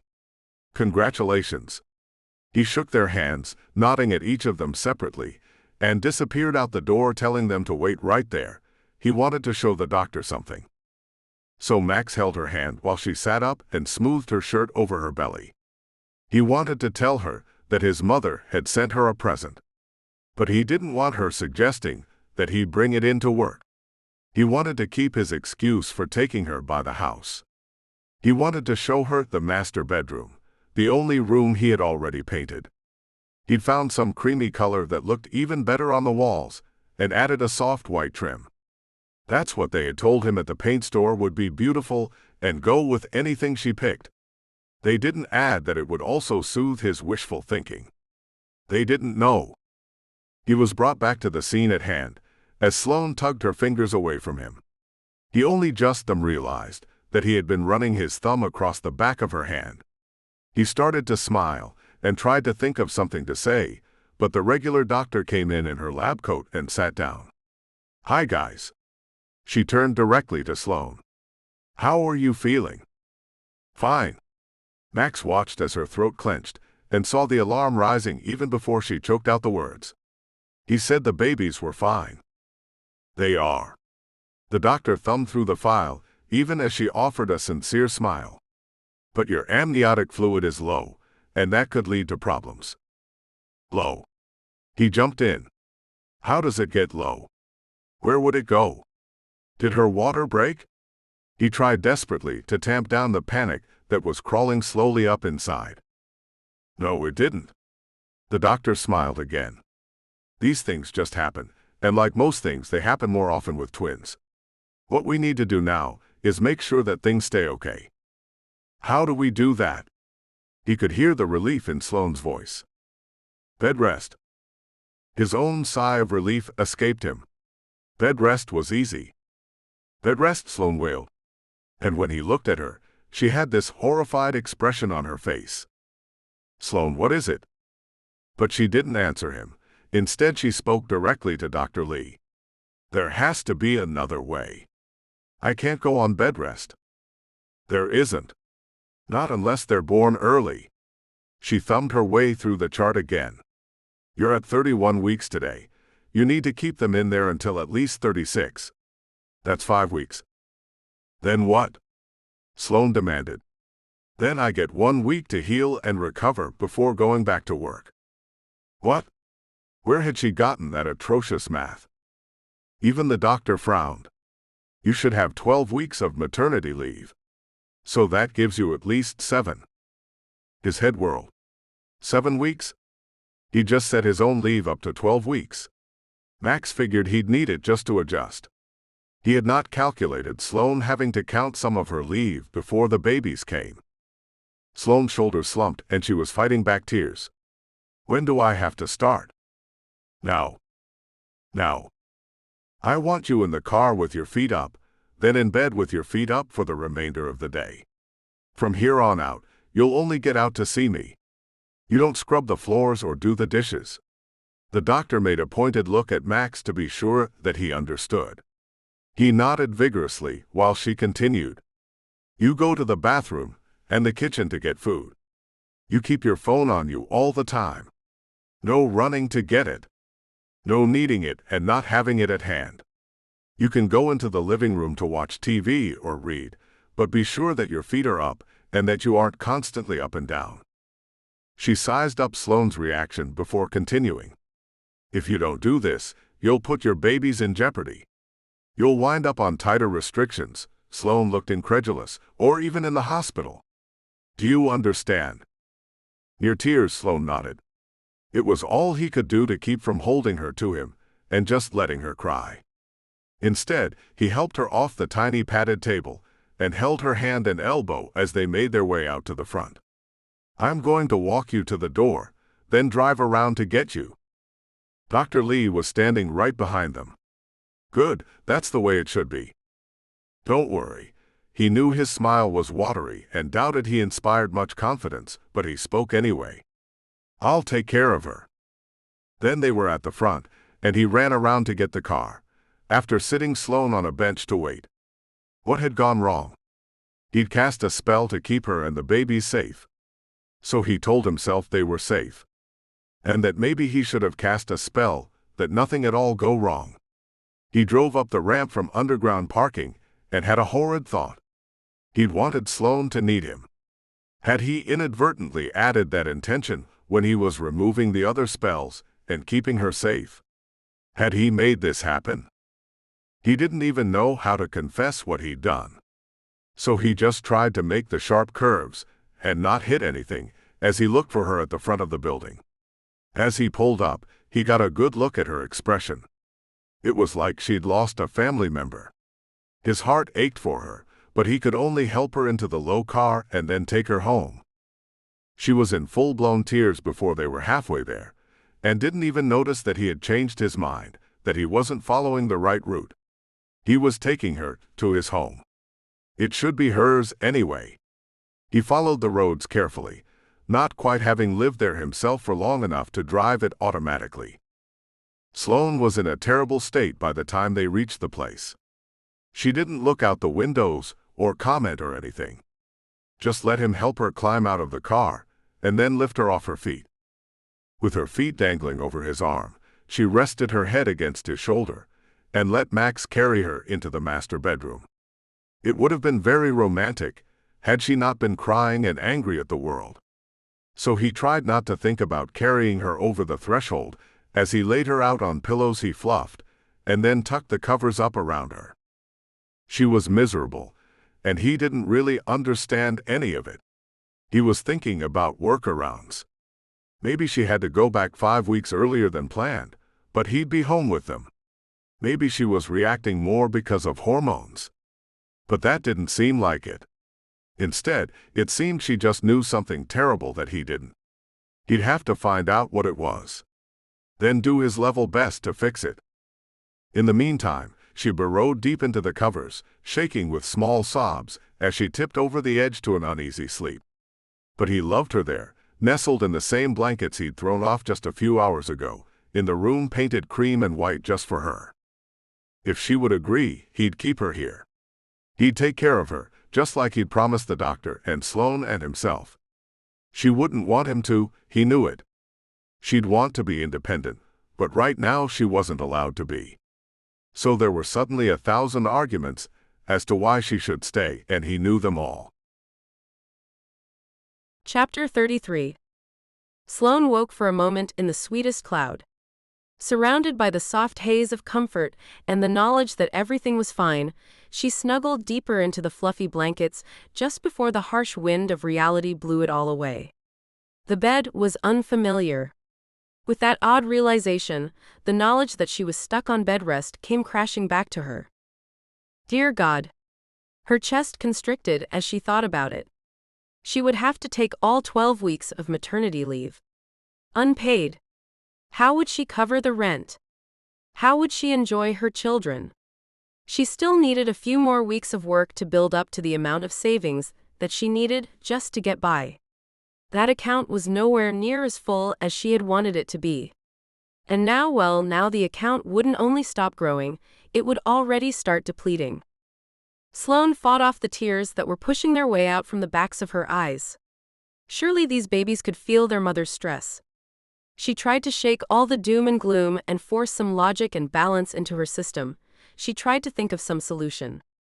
But she was already far too frustrated to come up with anything. Nothing besides note to self, win lottery. That was unlikely, since she didn't have Yasmin's way with lotto tickets. A few thousand right now would go a long way. She reminded herself that even if she did have Yasmin's touch, she still couldn't win the lotto, because she was no longer allowed to go to the corner store to buy a ticket. She realized then that she was not only fretting, but sitting up, and she wasn't supposed to be. She would have to find a way to fix things while lying down, because doing anything less than everything for these babies wasn't an option. Sinking back into the sweetness of the bed, it again occurred to her that it was unfamiliar. Luckily, it was too soft and warm and smelled too good to be threatening. She just had no earthly idea where she was. The walls were a beautiful soft cream color, freshly painted with eggshell trim. But otherwise the place was pretty bare. A lone dresser stood in the corner, the bare wood stark with straight masculine lines against the softness of the walls. She decided that she liked the contrast of the look. Glancing up, she saw that the bed had no headboard. It was just a mattress on box springs and a frame, all pushed against the wall. With a small frown, she wondered again where she was. Hi, sleepyhead. Her answer stood in the doorway holding a steaming mug. Sloane pushed herself upright to face Max, certain that she looked a mess. He didn't sip at whatever he held, and for a moment she wondered at the expression on his face. Then she figured out that he was standing there, wondering what she was thinking. The last she remembered was crying her way home in the passenger side of his coupe. Taking a deep breath of resolve, she looked up and met his eyes. She wanted the tea or coffee or whatever it was that he was holding. On a better day, she might have wrested it away from him. Instead, she pled her case. I'm doing better now, you can take me home. But he ignored her request. I made you some tea. He approached with the mug and set it on the bedside table. Thanks, but I can't. Too much caffeine. It's herbal something. No caffeine. Of course it was. He was paying as much attention to her pregnancy as she was. Maybe more. She eyed him but propped herself on her elbow and attacked the hot liquid anyway. It smelled heavenly. After a few sips with him watching, she spoke again. "I'd like to go home now, please." He eased onto the bed beside her, and Sloane knew it wasn't a good sign. "You should stay here." "I should go home," she countered. She waited for his argument, but it didn't come. Instead he said, "Okay, but tell me why you were crying so hard. I'm sure it wasn't just hormones." Even as she started to take the way out he had laid at her feet, he spoke again. "I wouldn't want to leave you alone if your hormones were going to get the better of you like that." So what was it? She took a deep breath, amazed at just how easily he had maneuvered her, and just how much she needed to say. But Max jumped in again. "Is it money? I know this can't be easy on you financially." The fury hit her so fast she almost jumped off the bed. "How do you know that?" He looked taken aback, like she had hit him. "You told me." "I did not." "In Chicago." "Did I tell you my entire damn life story in Chicago?" At the prompt of her incredulous stare, he continued. "You told me about the wedding, and how you had gotten left holding most of the responsibility to pay it off after he bailed. That you'd be paying down your credit cards for a while." The knot in her chest sank a little lower. He could only know that if she had told him. She wasn't even sure Ray knew the extent of the debt of that wedding. She and Joe were supposed to pay it off together. His parents said they'd help. But they'd only helped their poor son weasel out of it. "If you don't want to stay here, maybe you could just stay until someone else can come take care of you." His finger traced a fold in the comforter, and he didn't meet her eyes. She looked down too. "My mom and dad are gone. I have Ray, but she's a newlywed. I don't want to impose." "You have a new cousin," he prompted. He was trying, she had to give him that. She almost snorted. "Yeah, and their first baby was due 3 days ago." Geez, Yasmin could have had the baby while she slept away the morning. Though Delilah had promised a psychic, as well as mobile alert when Yasmin went into labor. Apparently, Delilah could push thoughts like that. Sloane had wondered if she could pull other thoughts out. When she thought about it, she didn't know where she'd go. Maybe that was why she hadn't thought about it before. She didn't like the answers she knew she'd get. "I know." He knew that too? "What else do you know?" "A lot of things." His voice was soft and gentle and he smelled just like the bed. "Like him." "What about your friend back home?" "Lisette?" He did know a lot. She would come in a heartbeat. "Good. But she's pregnant too." "Oh, that must be neat. Except that she can't come." His hand reached out and covered hers. Her own hands were shaking, as evidenced by the ripples across the hot tea. "I think you're stuck with me." I can't." Max waiting on her while she got bigger and bigger. She couldn't take the thought, let alone the actuality. "I'll hire someone." "Please." She couldn't make out his tone. "And run your credit cards even higher? It's that you lost your paycheck, isn't it?" That was the simplified version. So she nodded. His hand reached up and cupped her face, gently coaxing her to look at him. Sloane managed to hold back from leaning into his touch, but she didn't pull away either. "You have me and we have my paycheck." "Max, He cut her off.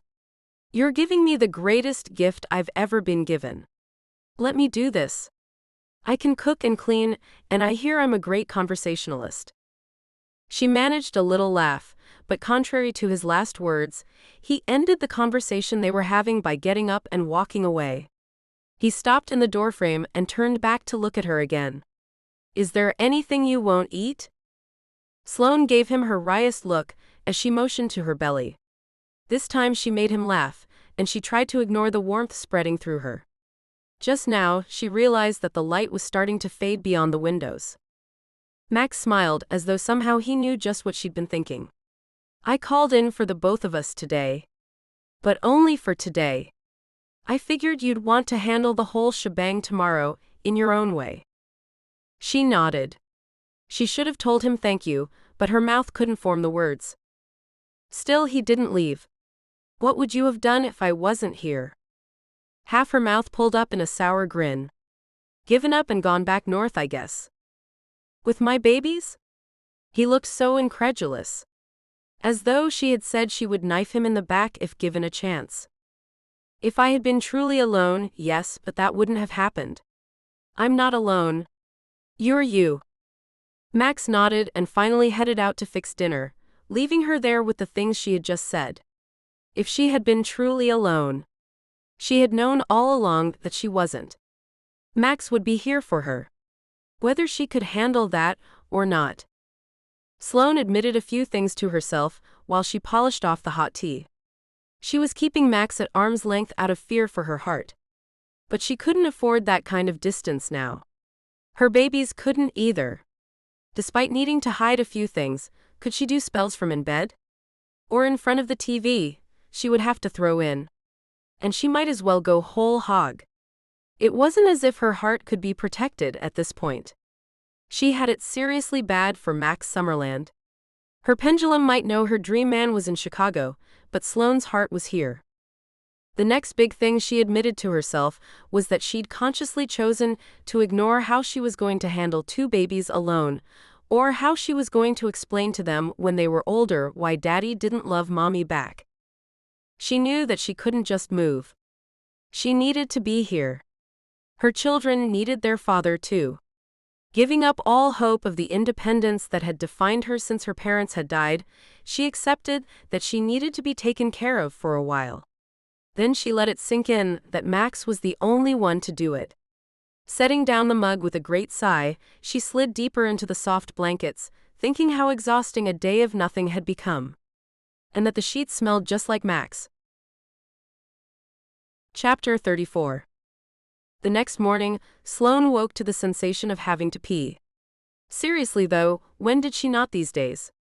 Looking around, she saw only 3 sets of doors in the room.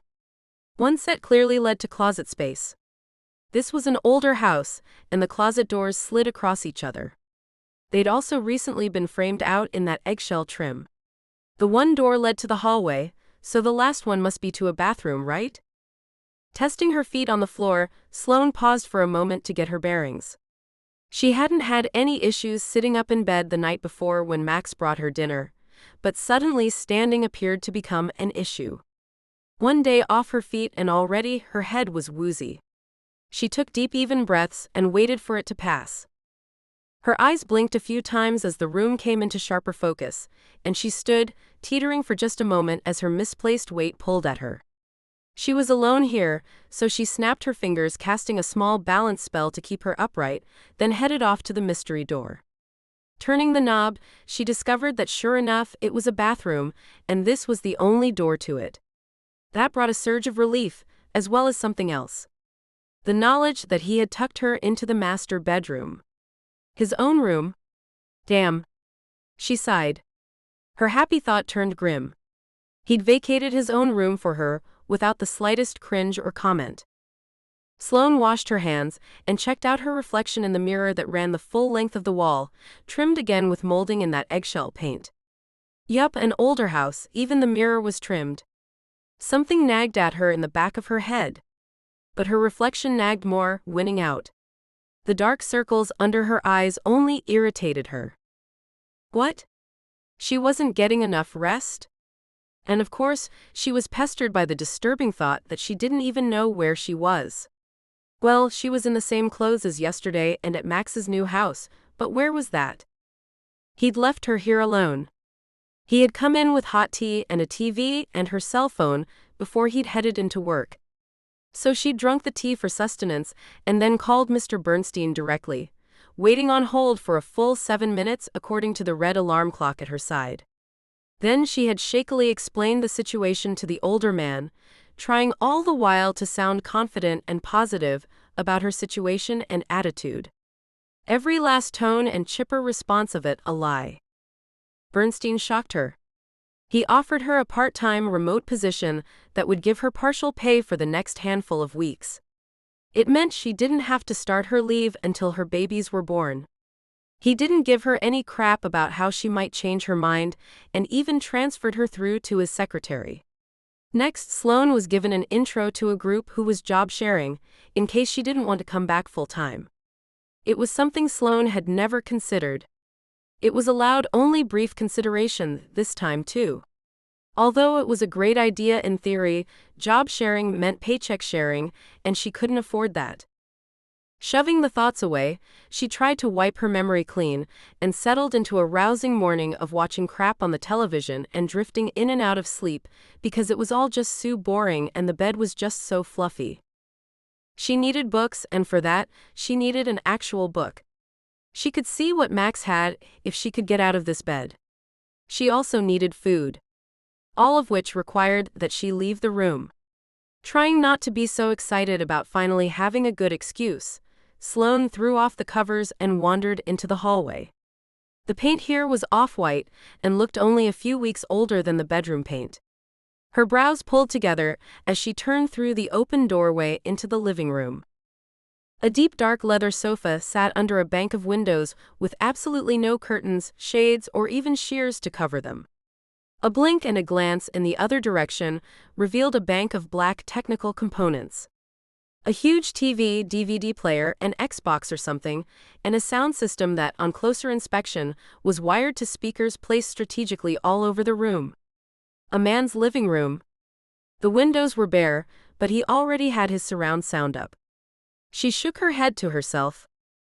She had been in her own place just over 2 years, and she'd owned all the pieces from day one, but her surround sound still hadn't been hooked up. Such a girl's girl. She stepped further into the room and took in a circular sweep, reminding herself that she was looking for the kitchen. That's why it was okay to be up and exploring. From the formal dining room, which was nearly bare except for a freestanding cabinet, she could see into the kitchen. There was a small table already pushed back into the eating nook. It at least looked like it might have seen a few meals. Again, she frowned. Turning back to look at the living room from this side, it clicked.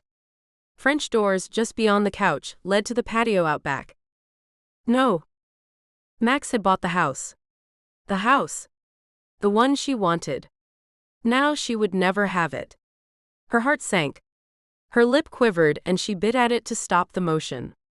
Doing her best, she reminded herself all the while that she should be happy. She couldn't have afforded it, anyway. Now her children would at least get to grow up here. That was what she wanted, wasn't it? No. She wanted so much more. But that didn't stop her eyes from blinking at the tears pushing up from the back. He had bought this house. It doesn't matter, Sloane repeated that thought to herself as she went to the fridge to scrounge up lunch. Again, evidence of the testosterone in his system was right before her. The fridge was spotless. She could see every corner. A few takeout containers were there, along with mustard, bread, and peanut butter. Who kept bread and peanut butter in the fridge? Men. Men living alone. That's who. It was a shame that she was off her feet, or she really could have contributed, paid him back. Kept his fridge stocked, made or bought him curtains, and… Then again, if she'd been on her feet to do all those things, she wouldn't be here as a guest in her dream house anyway. So she came up with a half-dozen little single-serving packets of restaurant jelly from one of the fridge drawers and made herself a very cold peanut butter and jelly sandwich. Then wound up with a room-temperature glass of water because she couldn't find any ice. Finally, shaking her head at the fare, she sank into the large sofa and picked up the remote. First, she blasted herself with sound from a very loud, very hard metal radio station. He liked metal? She cringed until she located the volume button and got it down to a decent noise level. She didn't want to change his station. Judging from the array of remotes laid out on the side table, she'd never get it back anyway. After a few minutes of random button pushing, she found the remote for the TV, and a few minutes later she managed to figure out how to not have to watch the extremely violent movie that she was stuck with on Showtime. Sloane polished off the sandwich and urged herself through every last drop of the glass of water, while she watched the same stuff on the very large TV as she had on the smaller one in the master bedroom. She considered ordering books online. They could be here tomorrow. But where exactly was here?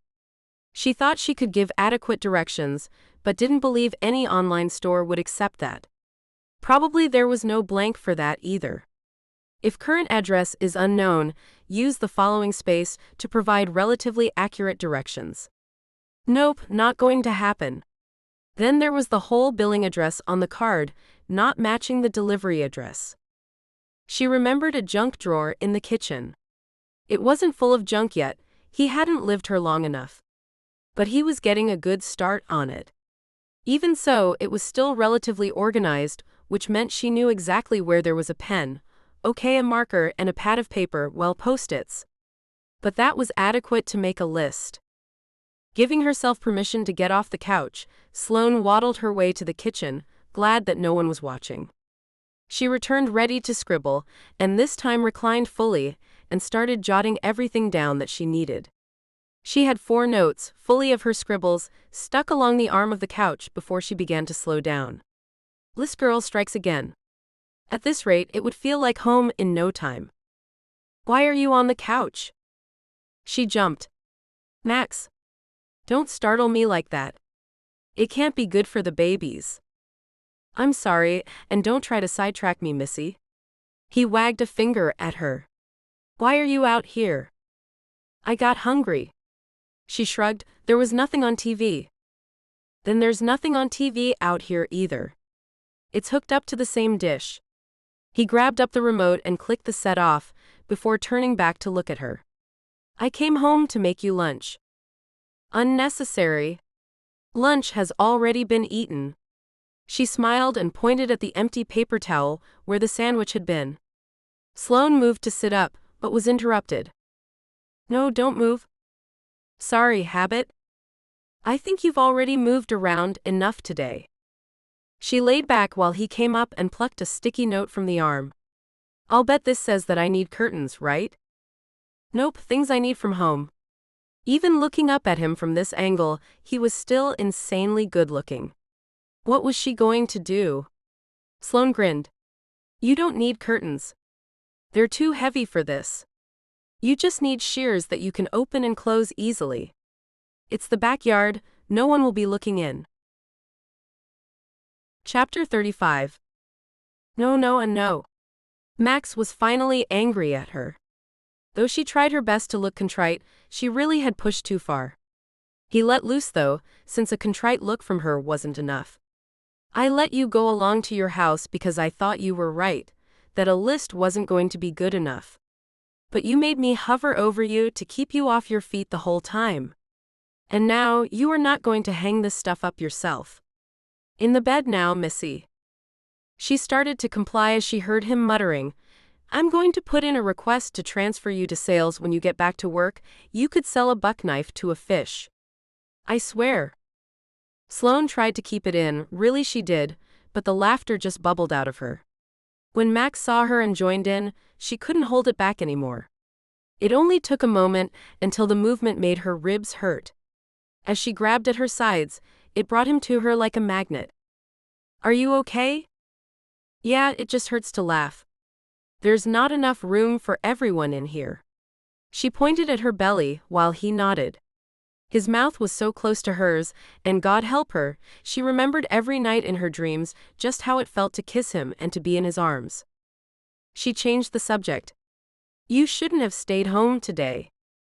Sloane, it's Friday, and I was already out yesterday. I didn't feel like going in. He held up a fistful of hangers strewn with her maternity clothes. Now just tell me where you want these. She raised her eyebrows. In the other bedroom. No, you're staying in here. The bathroom is closer, and the other room isn't ready for anyone. Then you shouldn't be in there either. This is your house. He faced her square. If you aren't saying that you want me in here with you, then be quiet about it and tell me where you want these hung. She snapped her mouth together. Damn it. She did want him in here with her. She'd let him help. She knew there was no protecting her heart, but some part of her still thought it was better this way. When she opened her mouth again, she made sure to let out only the phrase, over on the left, please. She couldn't have him in here every night. She would go mad playing house like that. This was already too much. Max hanging her clothes in his closet, smoothing them, asking if he could put the folded things into a drawer, and pulling open the second drawer, spotlessly empty when she protested. Leaving was going to be hell. Especially when she added the consideration that she would be leaving her babies behind, at least sometimes. He would want his time. And she would leave. She was so grateful but still angry. On the way to her place, he'd asked her about working from home. How do you know about that? She'd been puzzled, but he hadn't even answered her before she put it together. You put Bernstein up to that. You intervened on my behalf. Max, that's not your place. The man had a tendency to run roughshod over her, and it was really starting to piss her off. I was just trying. Stop. Stop trying. She turned to face him, and he'd been about to say something about her anger and the babies, and she'd had enough of all this. No, Max, don't make excuses. Stop forcing your help on me. I do need help. You were right about that, but you're not right about everything. Don't you like that you won't have to take your leave until it's actually time? Don't you like that you'll have a paycheck until then? I get that it's smaller, but it's not zero, and that's important. She wanted to swallow all of it. Max, you're missing the point. It doesn't matter if you're right. It matters that you're trying to make decisions for me without asking how I feel about them. Maybe it's a great idea, but I wanted to make it myself. What does it matter who says it? He stopped at a light and turned and looked at her with a truly puzzled frown. Oh dear God. Have you ever had a girlfriend or a woman in your life who was her own person? She'd been trying to make him think about his mother or something, to think about how he was treating her. But his prolonged silence, as he seemed to need to think about it, made her want to crawl out of the car. Are you living in a cave? Do you not understand that when you suggest it, the message you are sending to Bernstein is that I can't handle it myself? That the men will take care of it? It's my job. His voice was small as he pseudo-apologized. I was trying to make things easier for you. You did. You made this one thing easier, and you made everything down the road harder. I can't be taken seriously if I don't speak for myself. She huffed out another sigh. She really did believe his heart was in the right place. I get it. Biologically, I'm hindered by this pregnancy and you aren't. You're trying to be helpful. But you need to remember that I didn't just become a piece of baby Tupperware that you need to control. I'm not trying to control you, Sloane. He was almost angry. So was she. Could have fooled me. Then she held up her hand, not wanting to get into an actual fight. Imagine it this way, you get sick. You're home for a week, and in that week, I've rearranged your desk at work to be more organized and signed your documents for you. I agreed to new cases and called your clients. Told Bernstein you wouldn't be back for another week. Just trying to be helpful. She swung that last sentence upward at the end to put a cheery tone on it. Max was silent for a minute, then he made the last turn and nodded. Parking in front of her house, he walked around the front of the car and held out his hand as she climbed out. I'm sorry. I get it now. I didn't mean to step on your toes. Can't see them anyway, she muttered, and he laughed, the tension broken. I really am sorry, Sloane. You're right. She nodded. I will stay with you. I do need help, but you need to make suggestions rather than just doing these things. I need you to ask first. And I need you to consider that I need you to ask first even more, because there are suddenly so many things I can't do and it's driving me nuts. I need to be able to still make whatever decisions I can. I can't go to work and see my friends. I haven't had any human contact except you for the last 48 hours. She was griping and she knew it. As she talked, his face and shoulders fell a little, and he nodded. But he seemed to get the point, and once they were inside the apartment, he let her direct his every move. The one move of his that she didn't have control over was the one where he burrowed even further inside her heart. Barely an hour later, they made it back to his place.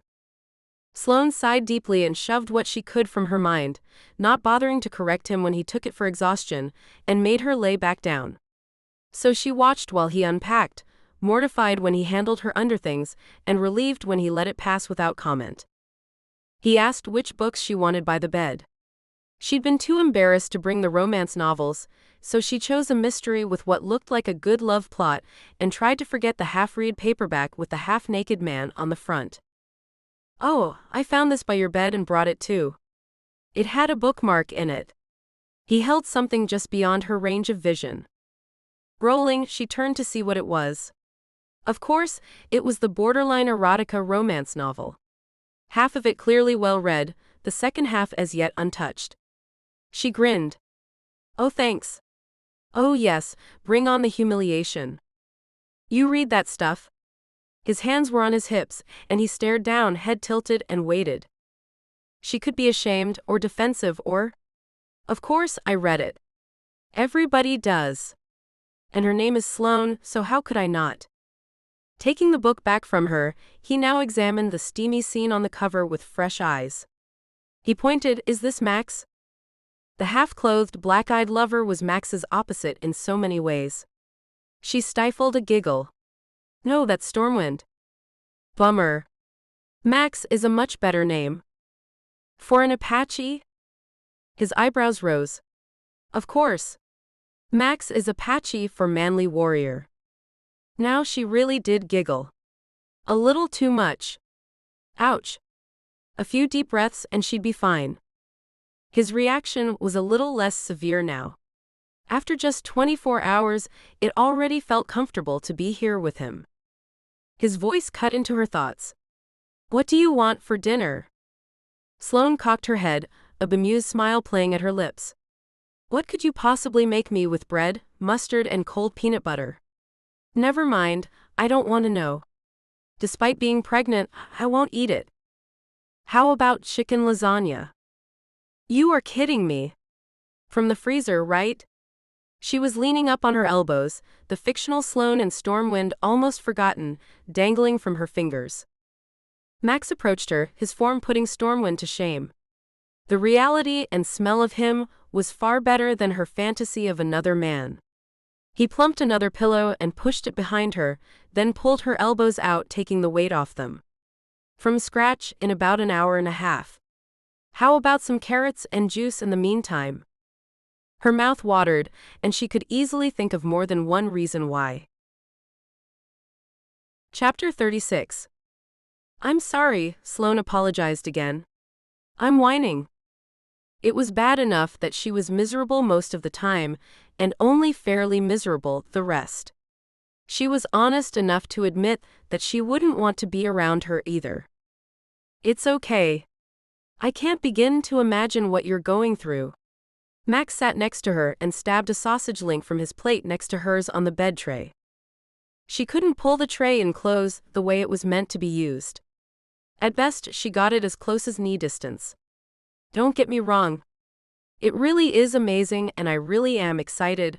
I'm just more uncomfortable than you've ever been in your entire life." She nodded and scooped another mouthful of fluffy omelet. The man had not been kidding about being able to cook. Dr. Lee's instructions basically keep you chained to the bed. I can't imagine that myself. I just have to be up and around to stay sane. Me too. Except when people threaten my unborn children. Sloane nodded again. I've now read more in the past 2 weeks than in the entire rest of my life combined. Next bite, hash browns, crispy and a little salty, just like she liked him. If she hadn't measured about as big around as an ancient redwood, she would have thought she was living the dream. A little knot formed in the center of her chest. He was silent, for the moment just eating in her company. "Thank you." His blue eyes found hers, and he fixed her with a solid stare. "Stop thanking me. After a moment, when it became clear that he wasn't going to finish the statement, she spoke again. "You've gone above and beyond the call of duty, Max. He smiled. I know. I wanted to. I'm sorry I got so mad about you talking to Mr. Bernstein. Contrite. That was the word for the knot in her chest. I should have just trusted you had the right intentions. You've been nothing but good to me. That earned her a genuine smile. The kind she was seeing more and more lately. The kind that reached all the way to his eyes, that she could see in his posture. The kind that spread heat throughout her whole system in a way that she would have to deal with later. But right now, sitting in his bed eating breakfast on a Sunday morning, pregnant with his twins, she would ignore the inevitable and sink deeper into the feeling. You were right. I wasn't paying attention to how I did it. I would have been upset with me too.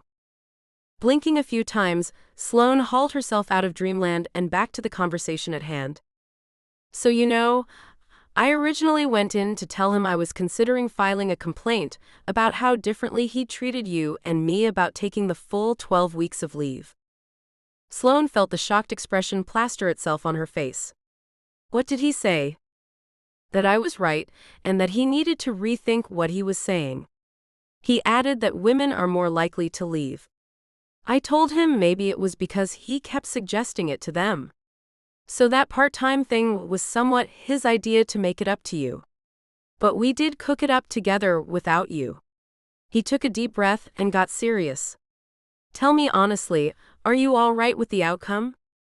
Oh my God, yes. She had used the offer to finagle herself a deal. 3/4 time pay, plus benefits, no loss of maternity time, and work to do in bed. Contracts to review from home. And Max was providing courier service. She got to talk shop on the phone a few times a day to others in the office. She had an excuse to call Max at work. I have something to do. And I'm earning some money. I'm really not sure how you managed to tell Bernstein you were going to write him up, and managed to turn that into a benefit to me. It's what I do. He held up his orange juice and clinked it against her glass. Cheers. He emptied his plate while she was still eating, and sat just watching her for a few moments before he spoke softly. Should we pack your hospital bags today? Oh no. It's still way too early. She could feel her whole body pause, deathly still. Sloane? It's too early. She picked up her fork and started to eat again. She was done with this conversation. But his hand reached out and claimed hers, stilling the movement. Even though her eyes stayed squeezed shut, he was looking at her, she knew. Sloane? Like cold water, his voice smoothed past her. We have to do this. Dr. Lee said we should have done it last week, just in case. I can't. Then I will. No. She grabbed for his hand, catching it even with her eyes still closed and stopping his rise from the bed. I don't understand. Please tell me why. It can't be done. Her voice was barely a whisper. And having said it, she opened her eyes. He saw. The sheer terror there, what she couldn't hide. Instantly he was at her side, arms around her, his lips soft at her temple, her cheek, her mouth. Tell me. But he was kissing her again. What's so scary about having these babies? Again, his mouth against hers, and his hands tangled in her hair had the power to pull the tension out of her, to convince her to confess, to believe that it wasn't so terrifying after all. When at last he pulled back enough for her to speak, it still took a moment to gather her breath and the words. I'm not scared of having them. Then what? He hadn't let go of her face and held her still, eye to eye, while he waited her out. I'm scared of not having them. A few blinks from him, then understanding. But the dam had been breached, and the words came flooding out. They're already in danger of being early because they're twins. The problems that put me on bed rest in the first place triple that chance. If they come too early, I'll have to go home from the hospital without my babies. The flood came now in tears too. They won't come too early. We're taking good care of you. You've done a great job of staying in bed and staying unstressed. I have faith that it will all be fine. The fear boiled again in her. Everybody does. Everybody does their best, but it still happens. It has to happen to somebody, There's no cosmic law that says it can't be me. Us, he corrected, his arms tight and warm around her. I know.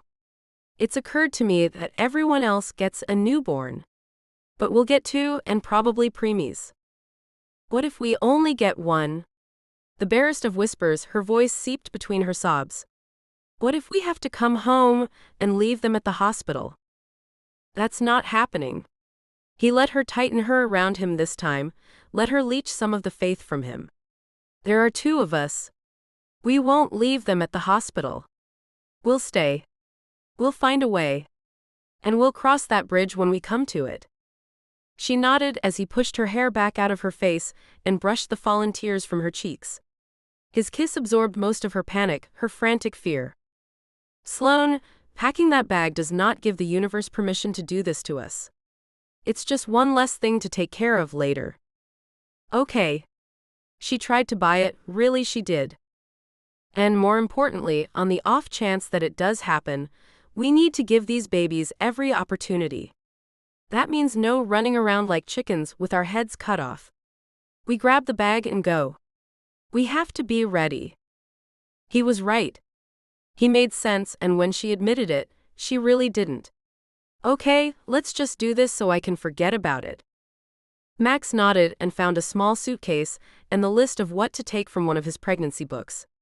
While Sloane directed, he told her how he set his cell phone to Dr. Lee's number every night just before he went to sleep, so all he had to do was press call.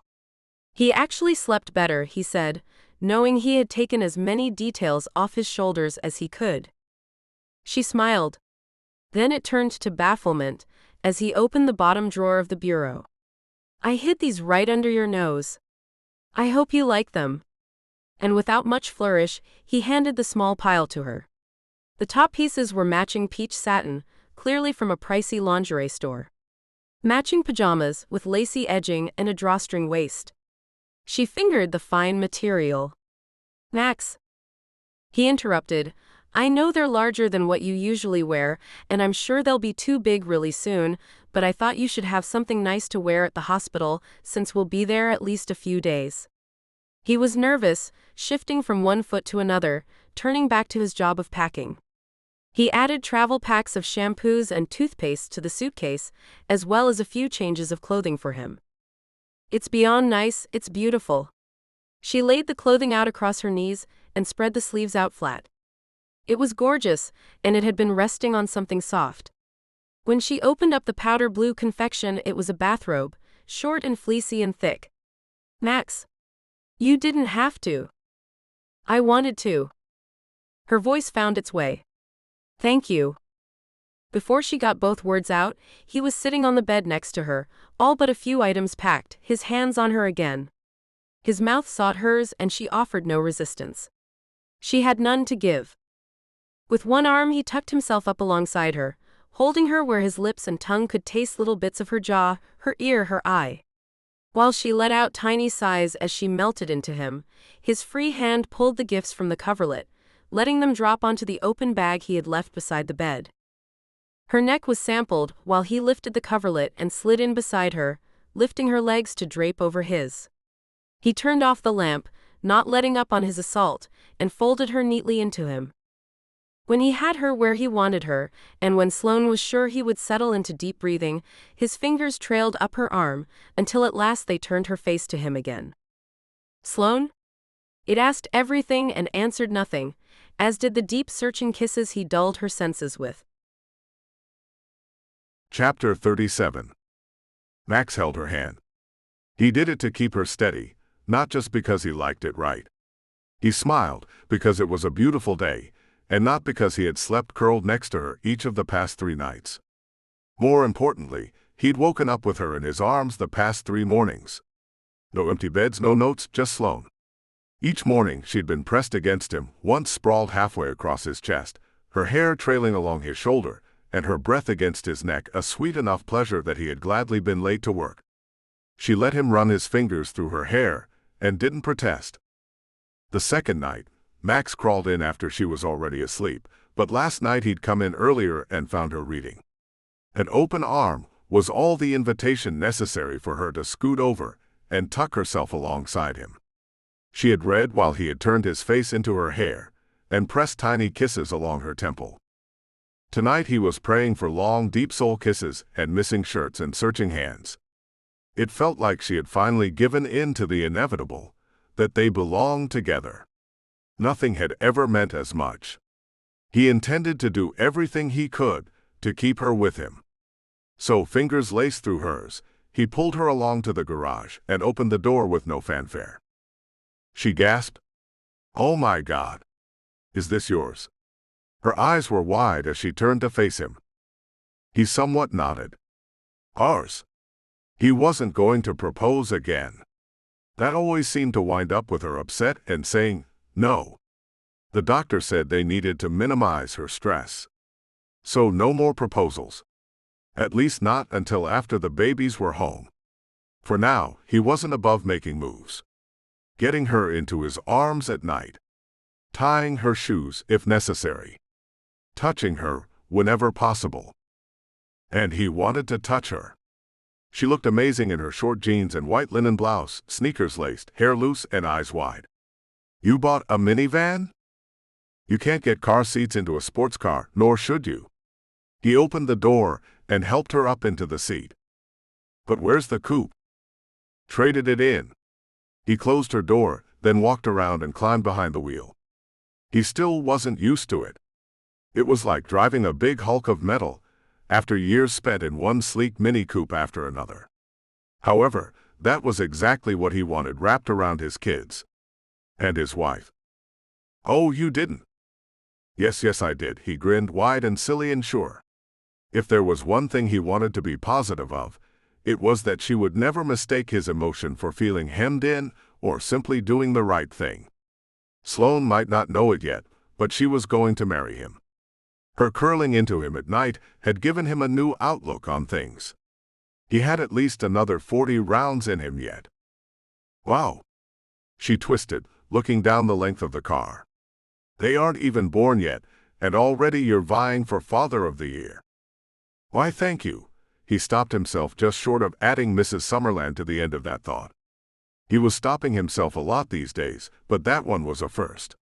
With his mouth clamped firmly shut lest something fall out of it, Max pulled out of the driveway and headed to her weekly appointment with Dr. Lee. Somehow, they made the drive in complete silence. Well, there was silence in the car. In his head, he heard nothing but the roar of his thoughts. Mrs. Summerland. Mrs. Max Summerland. Mrs. Sloane Summerland. It all sounded good to him. He liked the ring of it, the way it would feel on his tongue. But why didn't she? Sloan Ellis continued to baffle him. She just kept saying no. Not that he thought he was so irresistible. He wasn't that hung up on himself. He was okay in the looks department, the income department, the chivalry code. Probably not stellar at any of them, he knew. It was that he felt in every cell that Sloane had been made just for him. He had felt that lightning bolt hit him that first time they'd met. It had been both animalistic lust and something much deeper and more profound at the same time. His mother had once told him he would know when he found it. Max couldn't say he'd taken her comment to heart. Now that it had happened, he understood. He'd just known. How was he supposed to convince Sloane that generations of witchcraft in his family had given him the ability to see that they belonged together? That was doubly hard, since he hadn't even yet broached the subject of having generations of witches in his family. He still hadn't even told her he'd pulled spells off her. She seemed blissfully unaware of any of it. One day he'd have to tell her all of it, but not today. Most people had no real comprehension of what it was to be a witch. So telling her what he could do would likely stress her out. His confession was off the menu for a while. Still, every minute they were together just proved it more to him. She understood him. She made him better. She made him laugh. She wanted him. She loved him. Why didn't she know that? At one point she had. He still wasn't convinced, like she was, that she hadn't been herself in Chicago. She couldn't have been anybody else. None of what she'd said or done had been un-Sloane-like in any way. She had been shy and surprised when he confessed his feelings to her. offering only little bits and pieces, and finally, oh so carefully, opening her heart. She told him about her past. About Craig. About Joe. About how scared she was to be wrong again. And how this was different. He had told her about the ring. How he had picked it out for her, the day after they had met. Max remembered at that moment he'd been so afraid that would send her screaming, making her think he was truly insane. Instead she'd smiled, been surprised and flattered, and she'd said yes. She said that she was sure about him and them. It was only after that that their clothes had melted away and she had thrown his universe off kilter again. His memory of that night was a huge part of why he couldn't seem to accept that she didn't want him. Because she did. She had. He had to have that back. Whatever it took. Even if what it took was patience. Max knew that whatever he was or wasn't, he prided himself on not being stupid. If he threw away what they found that night would be stupid. Luckily, she was sitting in the cushy seat beside him, somewhere between 2 to 6 weeks from turning his world upside down again. And he couldn't wait. So he held her hand in the parking garage and sat flush up against her while they waited for Dr. Lee. He laughed and stole a few kisses when the ultrasound looked like baby B just might be a girl. When Sloane inquired softly about ice cream, he pulled into the nearest specialty shop and ordered up 2 sundaes. Then he got jealous of her plastic spoon. He couldn't cast a spell to make her love him.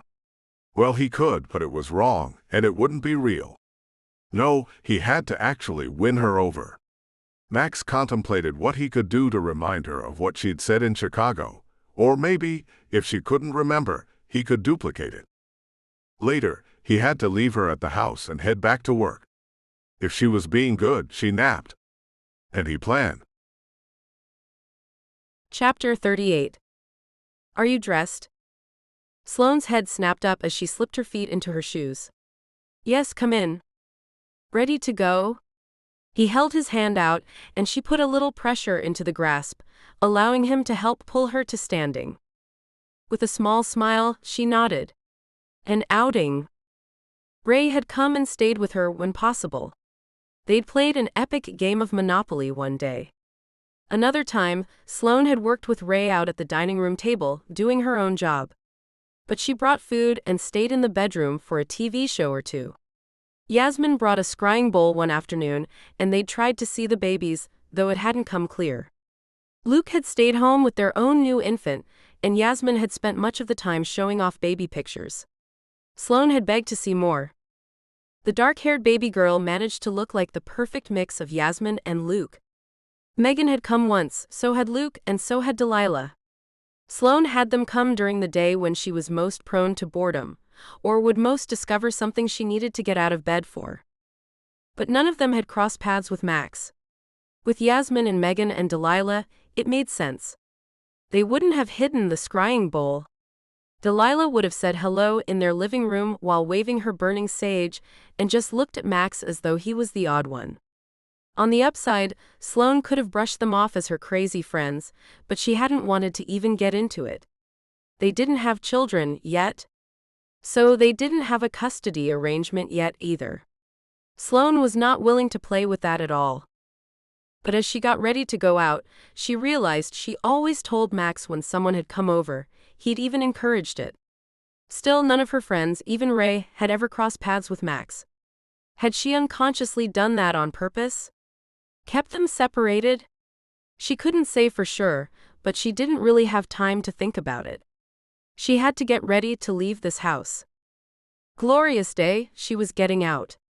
Even if it was to work. Dear God, she never thought she'd see the day when she would be just so excited to see the building. But she could talk face to face with everyone, and maybe sit at her desk and pretend her life wasn't upside down. In her original plan, she would have worked right up until she went into labor. Of course, that was when she had thought she was only having one. That was before she understood the need for bed rest. Before she'd become someone for Max to take care of.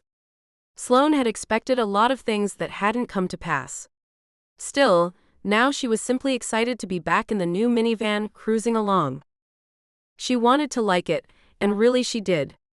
She had wondered how Max thought he was going to get any car seat into the back of that sports car, let alone two. The problem was that he hadn't simply traded up a level, he'd gone for the minivan. He'd bought the house. He'd even taken care of her. Max had outdone her at every turn. Sloane was coming to grips with the fact that Mommy would never measure up to Daddy in their kids' eyes. Worse, how was she going to leave? What if she caved? She wouldn't. All she had to do was imagine putting her kids through a divorce when Daddy found the right woman. "You're quiet today." She smiled just a little. "I've got a lot on my mind." "Care to share?" "No. I'm happy to see everybody and all, but the day just keeps getting closer, and I have no real idea what to expect. And no one can tell me. And?" She let the sigh she had been holding back escape. Now that she had voiced it, all the things were true. Yet none of them had been what she was actually worrying over. Overwhelmed? She nodded, glad that he had accepted her answer at face value. "We're in this together, Sloane." His smile beseeched her to let him be in this with her. What he didn't realize was that together was the problem, not the solution. Giving only a tight nod in response, she was thankful when he let it drop. Finally, he pulled into the parking structure, eliciting a scared gasp from her as the top of the minivan came precariously close to the ceiling beams of the parking level. Sloane cringed, waiting for the grind of metal. Then craned her neck to look. Max just laughed. "Yeah, it still freaks me out too. Every time I pull into one of these things, I think the top is going open like a sardine can. But it hasn't happened yet." True to his prediction, the car and the parking structure remained intact, and he pulled the beast of a car smoothly into a spot near the door. It was all familiar, but certainly not the same. Max was carrying all her binders for one. He didn't dare let anyone crowd her on the elevator, just like she had hoped they wouldn't. Only no one really tried. Lord, the way they were staring at her and backing away, they must have thought she was going to go into labor right then and there. Like she would ask one of them to deliver the baby. The more she thought about it, the more she understood. With twins, she must look about 10 months pregnant. No wonder they all looked at her with worried faces. Max didn't seem to notice the looks they were getting. He just laced his fingers through hers and kept close. Finally, after several stops of people looking relieved to get off, the doors opened on 15. And Sloane was surprised to find herself staring at an empty front desk topped by a pastel banner that read, "Congratulations, Sloane and Max." She blinked a few times, but the words remained hanging there across the paneling behind the front desk. This was not her imagination. Slowly she turned. "Did you know about this?" From the dazed expression on his face, he was just as surprised as she. Max shook his head and walked into the main room, trailing Sloane behind, fingers still laced together. He looked shocked to find decorations and a cake. By his expression, he hadn't figured out as the elevator doors opened that it was a baby shower. Vanessa came up and put her arms around Sloane's shoulders. "We didn't think jumping out and yelling surprise was really a wise thing to do in this case." Sloane laughed.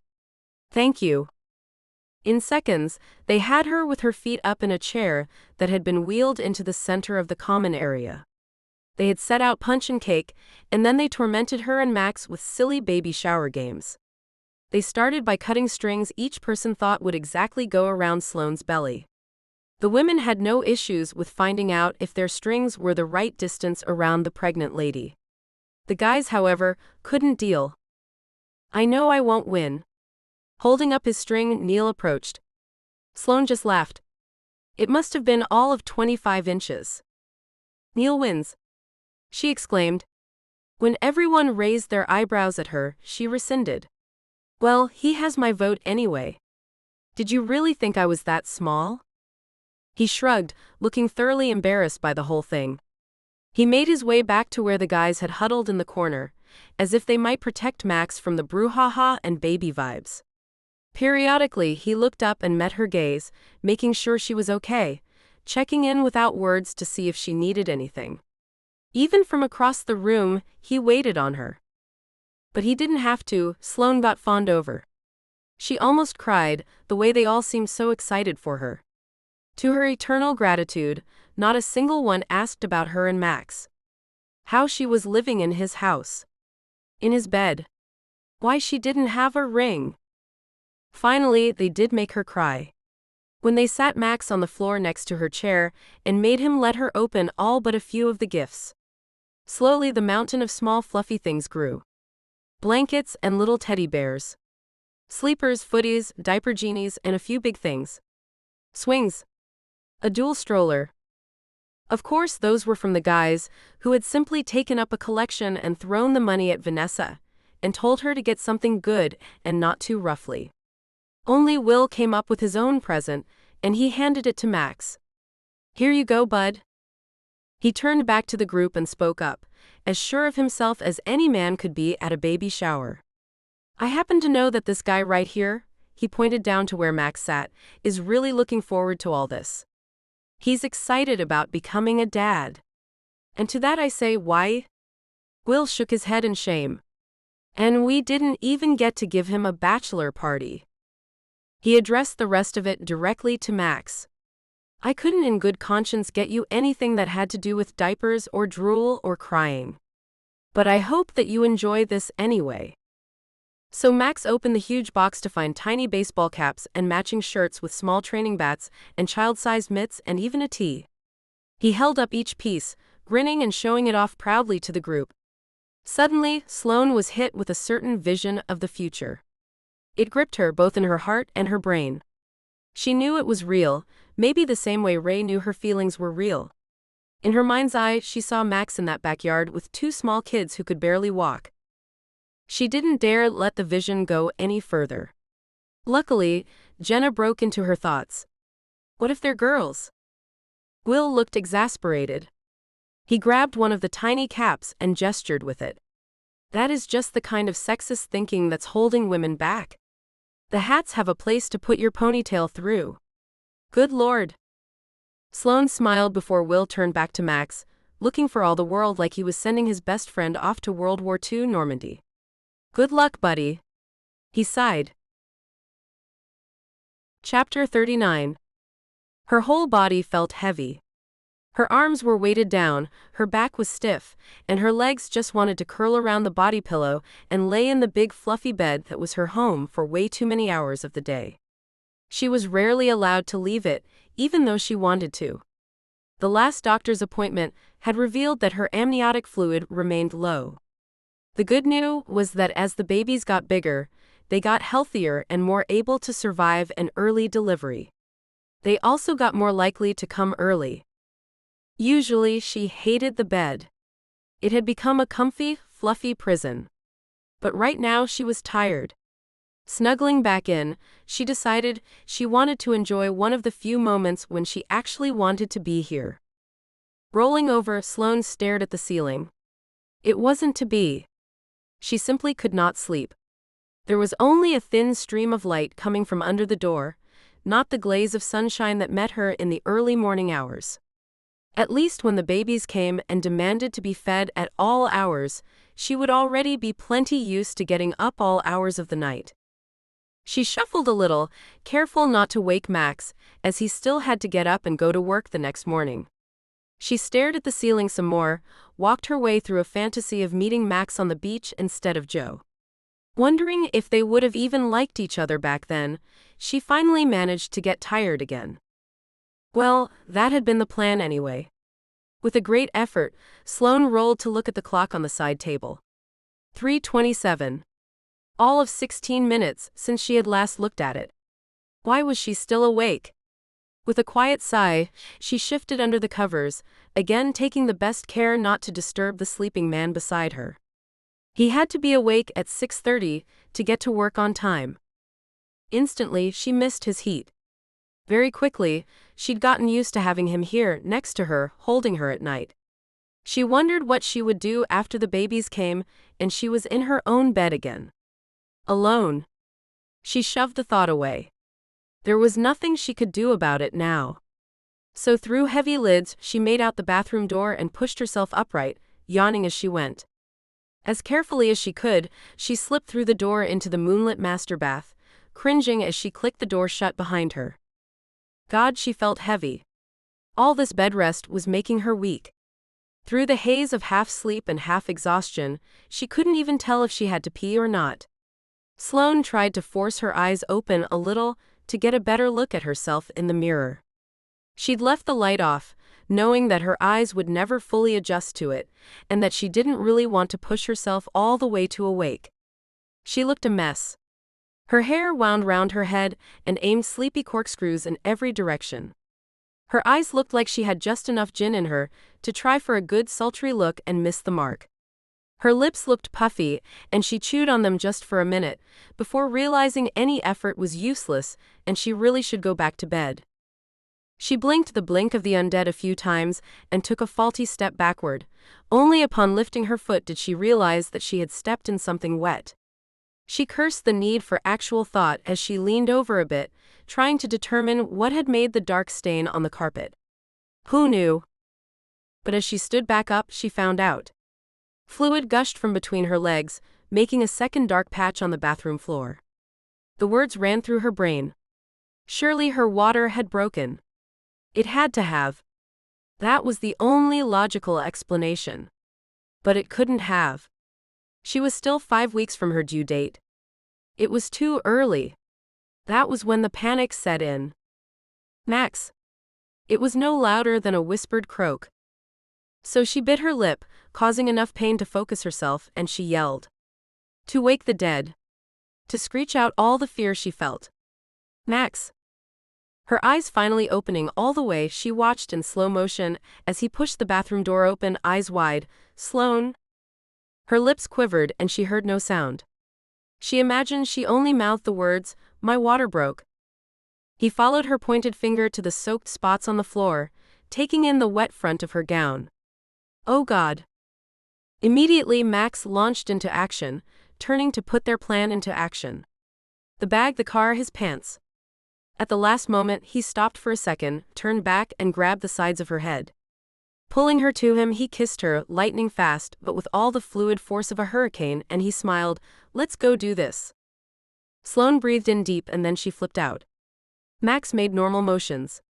He'd been sleeping in solid color pajama pants.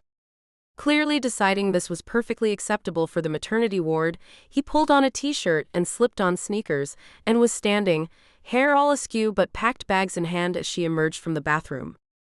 "I'm not dressed." It was the only thing she could think of to say. Her brain wasn't working. As his hands simply opened, the bags dropped and hit the floor. Okay. He popped open a drawer and pulled out a pair of comfy pants and a maternity t-shirt and held them out to her. Then he stood there, waiting. Go away. What? He seemed truly perplexed, like he should just stand there while she climbed her rotund self out of her wet gown and horrible maternity underwear. Go away. When he didn't move, she added, now.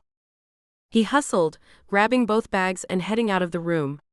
As Sloane peeled her sodden clothes and looked around for some way to dry off, she heard the beep of the car alarm being unlocked out in the garage. She found underwear and grabbed a towel in case her other water broke, and she laughed out loud at the ridiculousness of it all. Then she started crying. Luckily, she was as fast as him, and she was dressed and running a brush through her hair by the time he came rushing back in, grinning until he saw her tears. Baby. I'm so scared. It's still too early. I know. They'll be fine. I just know it. Let's go. He gently took the brush from her hand, and then hauled her behind him out the door to the garage. Max was looking at her with a funny expression as she spent a moment spreading out the towel on the minivan's passenger seat. I don't want to ruin your car. Oh. I should get some plastic. The towel could soak right through. Shut up and get in the car. He was suddenly behind her, his hands at her waist, and he was helping her to climb in when the first one hit. OWWW. Instantly, his hands released her.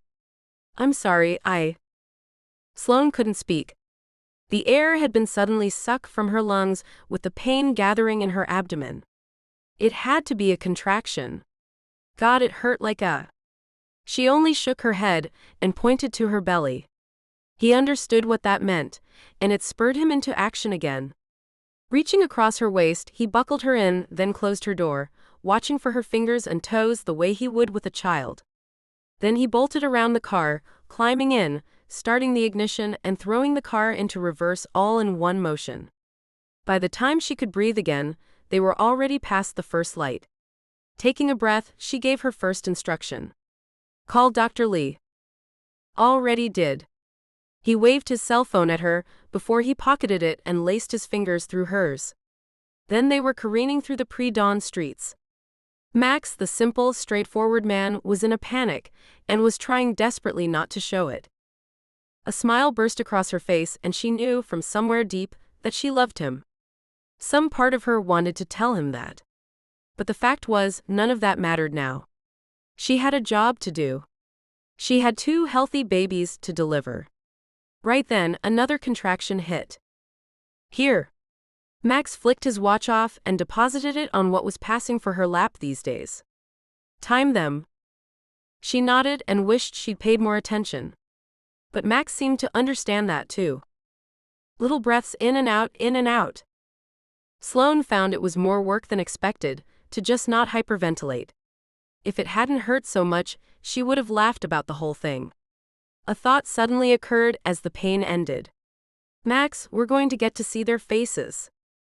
I know. He grinned at her until she waved desperately at the road he wasn't watching. At least it was empty this time of night. Then the minivan was racing through the parking structure at the hospital, a little too fast for her taste, but before she could comment on his driving, she was deposited on a bench by the door, and the guard was called to bring a wheelchair as Max raced away.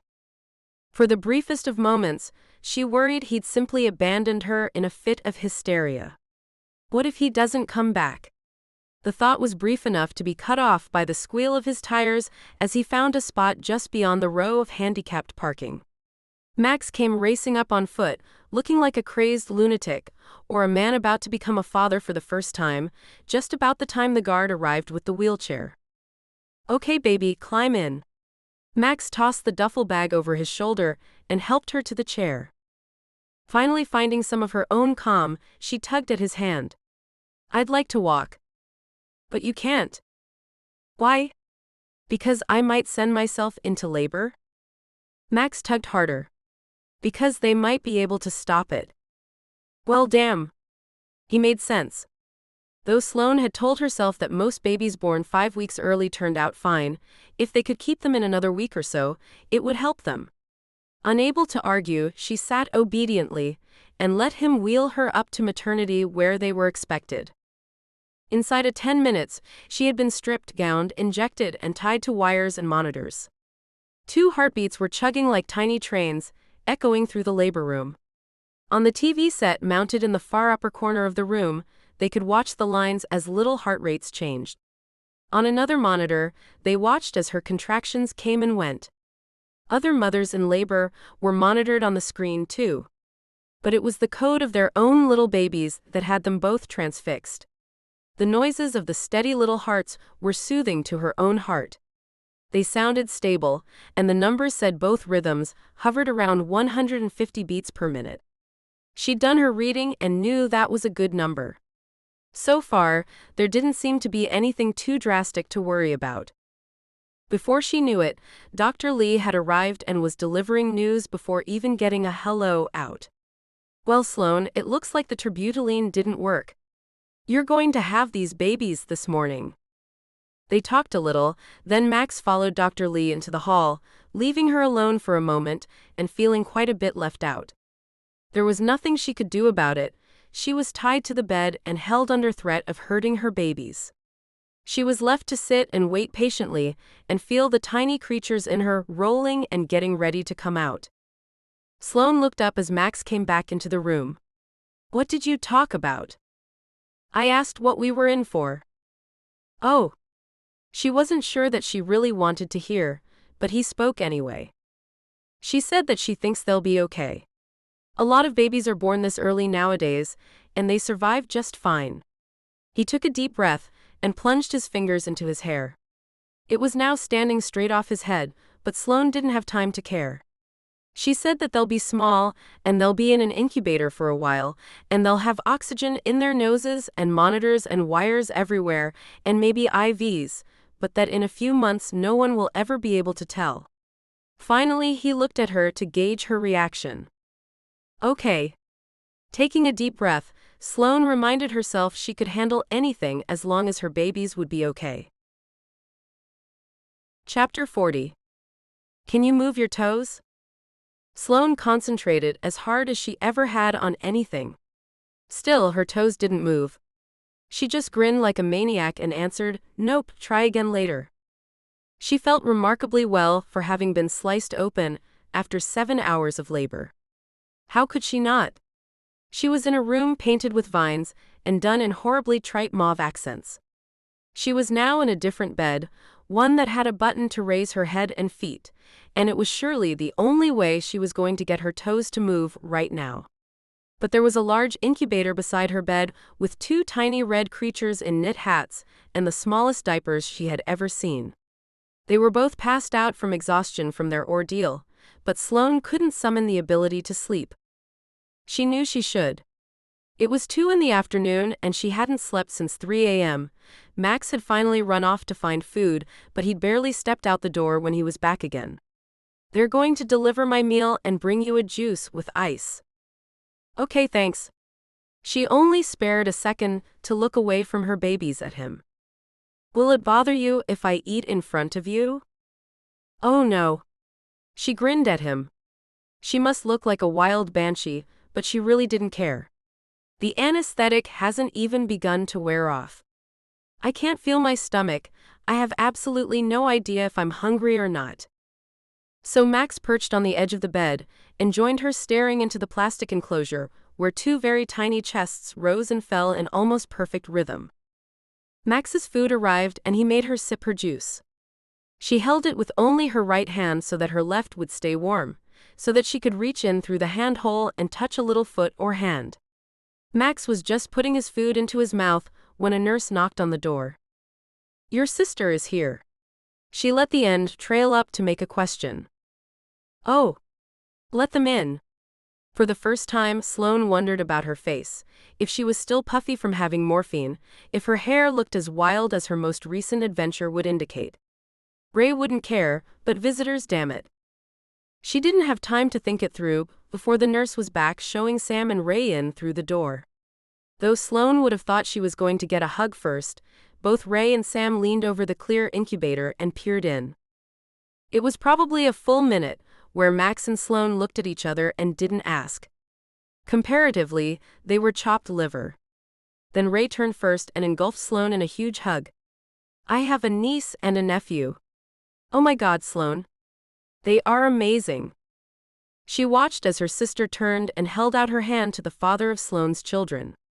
It was the first time the two had met face to face.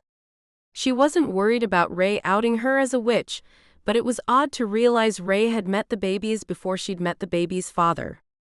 Max seemed to realize it at that moment too. Sloane wondered if he thought she'd been holding out on him. It didn't matter, there wasn't much she could do at this point. So she stayed silent as Ray held out a hand. "Max, nice to finally meet you." "Same to you, Aunt Ray." He grinned as he said it, the oddness of the moment broken and brushed away. Ray returned his smile and stepped in to hug him. Luckily, Max took it easily. Sloane heard the whispered words between them. "Thank you for taking care of my sister. Thank you for taking care of the mother of my children." Crap. She should have had them meet before now. Though she couldn't quite put her finger on what it was, she knew something had just changed. Stepping back for a moment, Max went to scrub his hands. When he came back, he put one hand into the not quite sealed hole on the side of the incubator. They watched him reach in, around tiny wire thermometers and several tubes. The heart and temperature monitors were held onto tiny chests with shiny stickers that reflected the light at different angles as the babies breathed. As Max's skin brushed against one tiny little hand, it moved and curled around his finger, barely covering the first knuckle, and leading Sloane to imagine a day when the little hand would be larger but still small enough to fit within his grasp. His voice broke her reverie. "Did we ever decide on names?" Ray and Sam looked back at her too, as a few blinks fluttered their way across her face. Sloane couldn't hide her shock as she realized she'd believed there was still time to decide. "You like Lindsay?" He nodded, but never took his eyes off the tiny pair. "Lindsay March after my grandmother, then. March was her maiden name. If that's all right." She looked to Ray to see if claiming a family name was all right, and was rewarded with a smile and nod. "I like it." Max shifted his gaze. "And Michael, right?" "Okay." "Michael what?" "Michael Lennon after my grandmother. Sound good?" As she was nodding, a tiny wail erupted, and her breath pulled in of its own accord. Michael's voice was small but angry, and in the next heartbeat he found out that his little sister would give him a run for his money. Max looked at her in complete panic. "What do we do?" "Call the nurse." She was fumbling for the call button, wanting to laugh at herself. Here her child was crying, and she was calling someone else to tell her what to do. What a start at being parents. But even as she tried to hit the button, a nurse came in and looked the new parents up and down. "Looks like I arrived at just the right time." With an insane efficiency that Sloane knew she would never master, the nurse first shuffled Ray and Sam out of the room. There was no time for hugs as the nurse checked diapers and changed one, all the while never actually looking at the babies she was caring for. She introduced herself as Marybeth and diapered away, explaining how the babies were too young for store-bought wipes. "Alcohol and all those additives, you know." Sloane paid rapt attention, but Marybeth leveled her gaze at Max. "Okay, Dad, this is your job. Watch the first time." She pulled a striped blanket from the warmer under the incubator and laid it out at an angle before flipping one corner down. She then proceeded to open the incubator and remove Michael, laying his squalling little self in the middle. Within 5 seconds, she had him wrapped up tight with just his face and hat showing. He immediately calmed down and looked wide-eyed at the new world around him. Sloane barely had time to wonder at the marvel of a warm blanket, then Marybeth had nestled her tiny baby into his mother's arms and handed another blanket to Max and said, "Okay, now it's your turn." Baby Michael looked up at her, blinking. His little bow mouth formed an O, as though he knew what was going on and wasn't sure he approved. Sloane divided her time between gazing down at Michael and looking worried at his father. Poor Max seemed flustered beyond belief. Like he hadn't known he was going to be tested on it. He carefully laid out the soft woven blankie, taking longer for that one step than Marybeth had taken for the whole procedure. Finally, he looked up. "Okay." Clearly, he hadn't expected to be handed the baby. He held little Lindsay, like he thought she would just shatter at any moment. Even Sloane had to comment. "She won't break, Max." Gently, he laid the screaming girl on the center of the blanket and did, or tried to do, exactly as Marybeth instructed. When he was finished, Lindsay wasn't quiet or calm. If anything, she seemed madder. In far less time than it had taken for Max to step back to admire his handiwork, she had flailed her way out of it. His smile fled. Marybeth's just grew in response. "That's okay, she was way too low in the blanket anyway. Did you see how her eyes were just barely peeking out? You want her whole face to show so she can eat or get her binky." She proceeded to open the baby back up and help Daddy through it another time. Then she started for a third, at which time Max protested. "Please, can you do it? At this point, I'm just torturing her." But Marybeth laughed again. "She's fine. She knows you love her. Babies can tell that kind of thing." By the time she had finished soothing the baby's father, she had the baby in a little bundle and being held out to Max. With a look that combined awe and terror, he took her, then let Marybeth hand him what she had declared a preemie binky and scoot them off to the next bed. She pulled the drapes around Sloane just far enough to block her view of Max. "Now your chart says you're breastfeeding, is that right?" Sloane nodded and was purely focused as she and Michael were walked through their first breastfeeding lesson.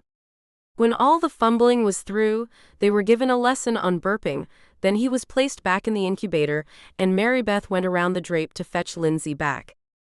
She chuckled as she handed over the alert baby. Her daddy's out cold. Then Mary Beth insisted she stay through the second round of breastfeeding, because early babies sometimes didn't want to suck, and that was a problem. It turned out to be a problem that neither of her babies had, Sloane thought. Just as they finished, and she realized that she was the only one still awake, another woman entered the room. She introduced herself and explained that she was there to process the birth certificates. Sloane calmly answered all the questions, spelling out each first, last, and middle name and reciting Max's address for mailing and both their full names. An eternity later, the woman got up to excuse herself, and Sloane didn't even see her reach the door before her own head hit the pillow. Ah, bliss was the last conscious thought that passed through her head. Chapter 41. Max felt his heart leap into his throat. Sloane was healthy, whole, and physically ready to go home. But the babies weren't. Not only was it going to be heartbreaking to leave them here, it was exactly what Sloane had been afraid of. While her sister and all her friends had shown up and would help, it still wouldn't get the babies home. Luckily, Dr. Lee took pity on them. "You do look a little peaked, Sloane. I can sign you through for one more day. But I don't think I can medically justify much longer than that."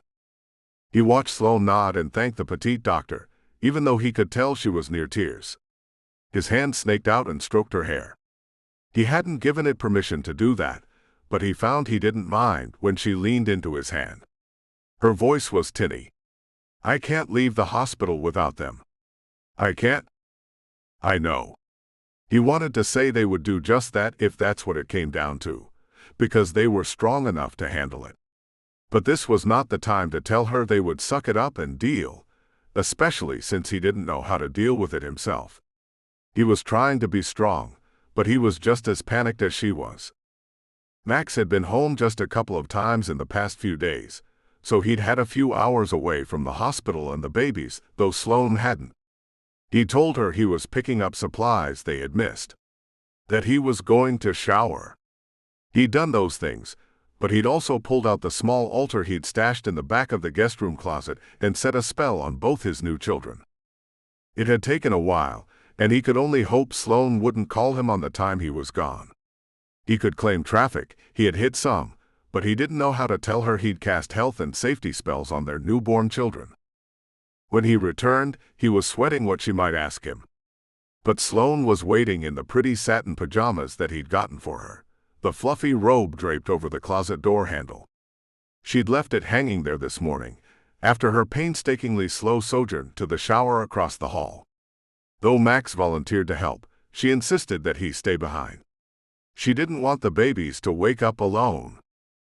Max had to admit to himself that while the thought of having twins only made him even more nervous about being a first-time parent, he was now insanely glad neither of them was in the incubator alone.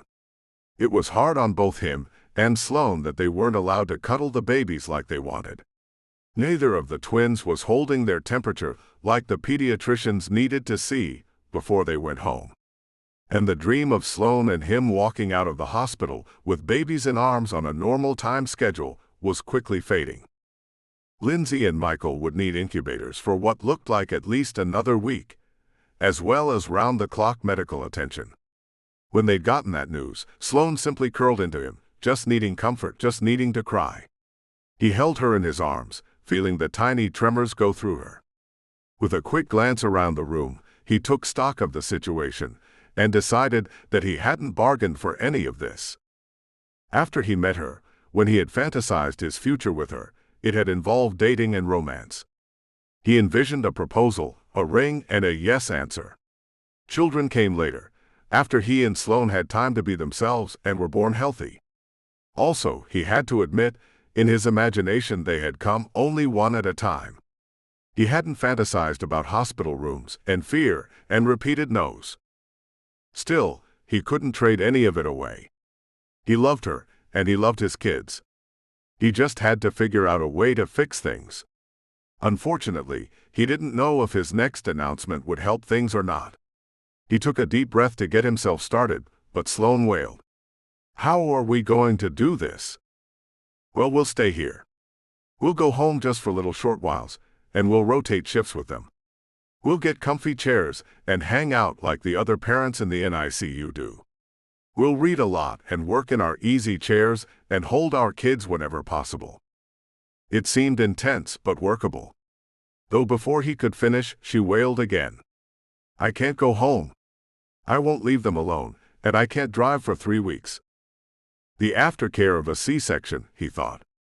"We'll get you home. Actually, my mother called yesterday evening." Sloane looked up at him, tear-streaked face waiting, from the airport. Sloane blinked. "She should be here in about 3 hours. Your mom?" He nodded, anxiously waiting for her response.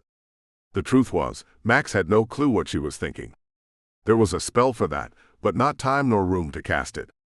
He was stuck watching her face like any other man. Why? Because her grandbabies are in the hospital. Because her son can't get the mother of her grandbabies to marry him. But he didn't give voice to that one. That last thing they needed at this point was another no hanging between them. "She's coming here?" He nodded even as Sloane's hands flew to her face, her hair. "Oh God, I can't meet her like this." Slowly, so slowly that it was painful for him to watch, she climbed out of the bed, using her arms for support, shooing away his attempts to help. She shuffled to the bathroom and grabbed her brush, tediously pulling it through her hair. He jumped up right behind her.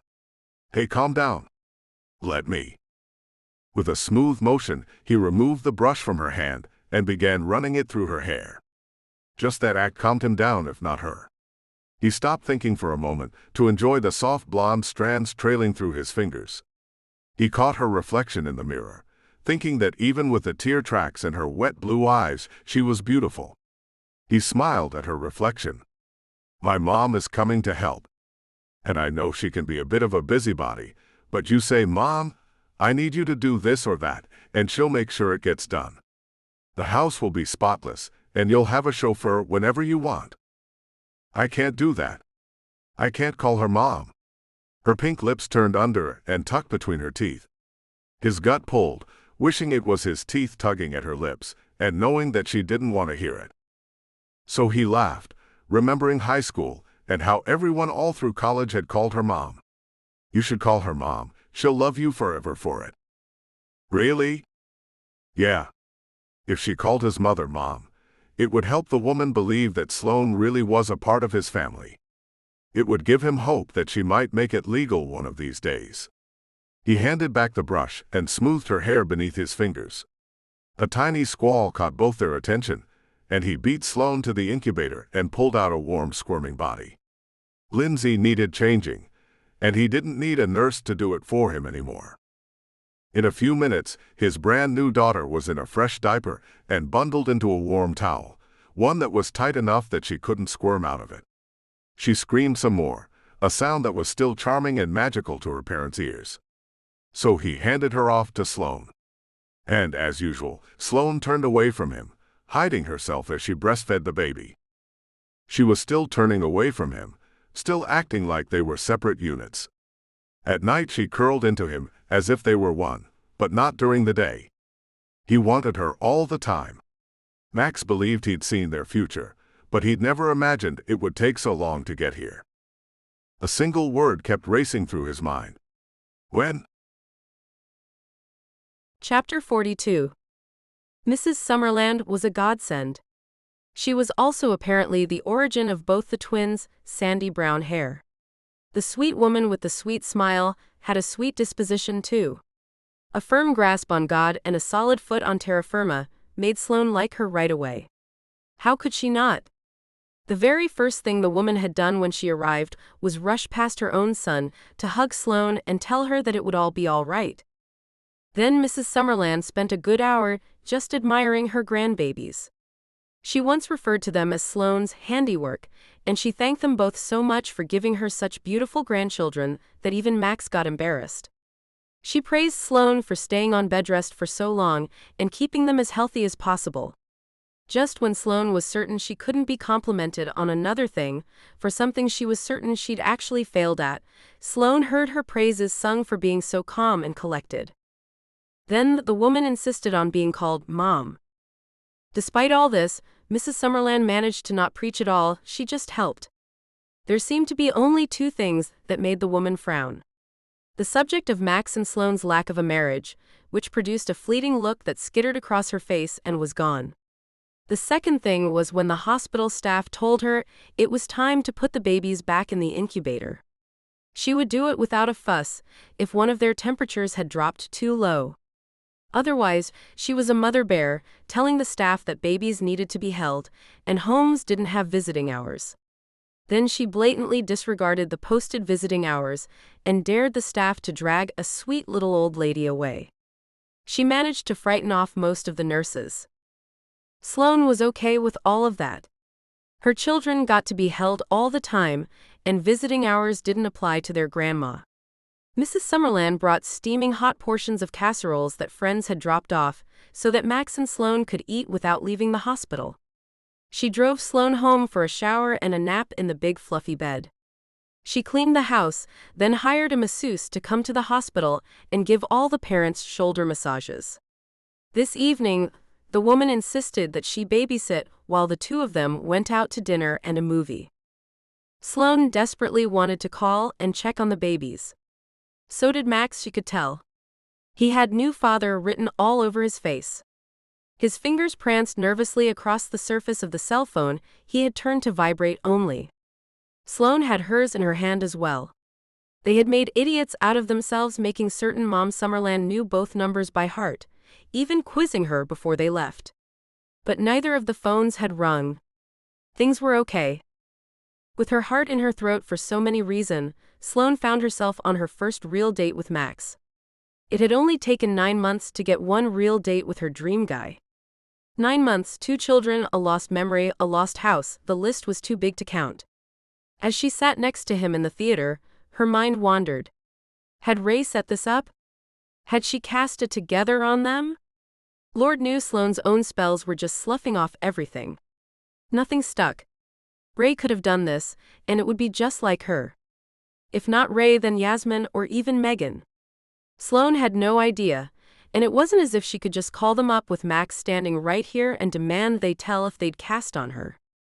In the purely normal realm, Sloane also had no idea whether his mother knew this was actually their first date. Had Max said they were dating? Together? Had he just mentioned that Sloane was having his children and let them assume what they would? She had no clue, and her brain wandered aimlessly until his hand snaked across the movie chair armrest and twined through her fingers. The heat of it soaked quickly through her entire body and replaced the usual theater chill with a sexual heat. She kept her fingers locked with his, even knowing it was a bad idea to get so attached. But it was difficult to continually turn away what she so desperately wanted. One word kept running through her head. Soon. She had a reprieve here, while the babies were so small and needed everything all the time. It was a chance to stay in his arms a little bit longer, but she would have to pry herself free soon. Her heart was breaking at the mere thought. And she knew it would break even further when she left. Sloane kept asking herself, how would she possibly survive? If she was in too deep and it couldn't possibly hurt worse than it already would, then why not stay and wait for things to go astray? She could let it hurt then. Enjoy the time between. Because Sloane knew it could hurt worse. In the one and only way that she knew with utter certainty that it would hurt worse than this. If she married him, her children would be torn apart by divorce. Their lives would be turned upside down. Didn't children need stability? What kind of mother would she be, knowing that she was setting them up for that? However, had it been just her? But it wasn't. She didn't want it to be, really. She was thrilled to have her babies. Even if it meant taking responsibility and not letting herself have the time with Max that she otherwise would have. The plot of the movie was hard for her to follow. Probably it wasn't actually complicated at all, but they were both out just for the sake of saying they could do it. The fact that it was their first real date was another matter entirely. Sloane felt the giggles starting in her chest and working their way up. It was all she could do to stifle them. The characters were sharing their first hot kiss, so it seemed such the appropriate time to contemplate that she was on her first date with a man whose baby she had just had. But it felt so much like a real date. The way her heart fluttered when his thumb rubbed across her palm. The way she looked up and caught him gazing at her during dinner, with that new romance kind of curiosity. But he was most likely wondering where his babies got their ears or the shape of their eyes. She had been guilty of looking at him the same way, too. Although she couldn't quite entirely brush off her staring as maternal curiosity. Still, the shivers and the heart flutters, those were most like a real first date, even down to the wondering if her date possibly liked her back. Sloane laughed in all the right places and let herself get sucked under by the feel of Max's skin against hers. And she waited for the big end scene. "They're fine. They're fine," she repeated it in her brain as a mantra. Max's nervousness left her pretty sure he was thinking the same thing too. Eventually the music reached a crescendo, and they both popped up the second it was over. There was no need to see the credits or get stuck in the parking lot. In the lobby they turned and laughed together as they realized they were both doing the same thing, and Max had his cell phone by his ear the second they were clear of the theater. "Hi, Mom." "Oh, good. No, we weren't worried at all. Just wanted to be sure that you were holding up all right. Aha, real soon. Bye." His smile made her smile.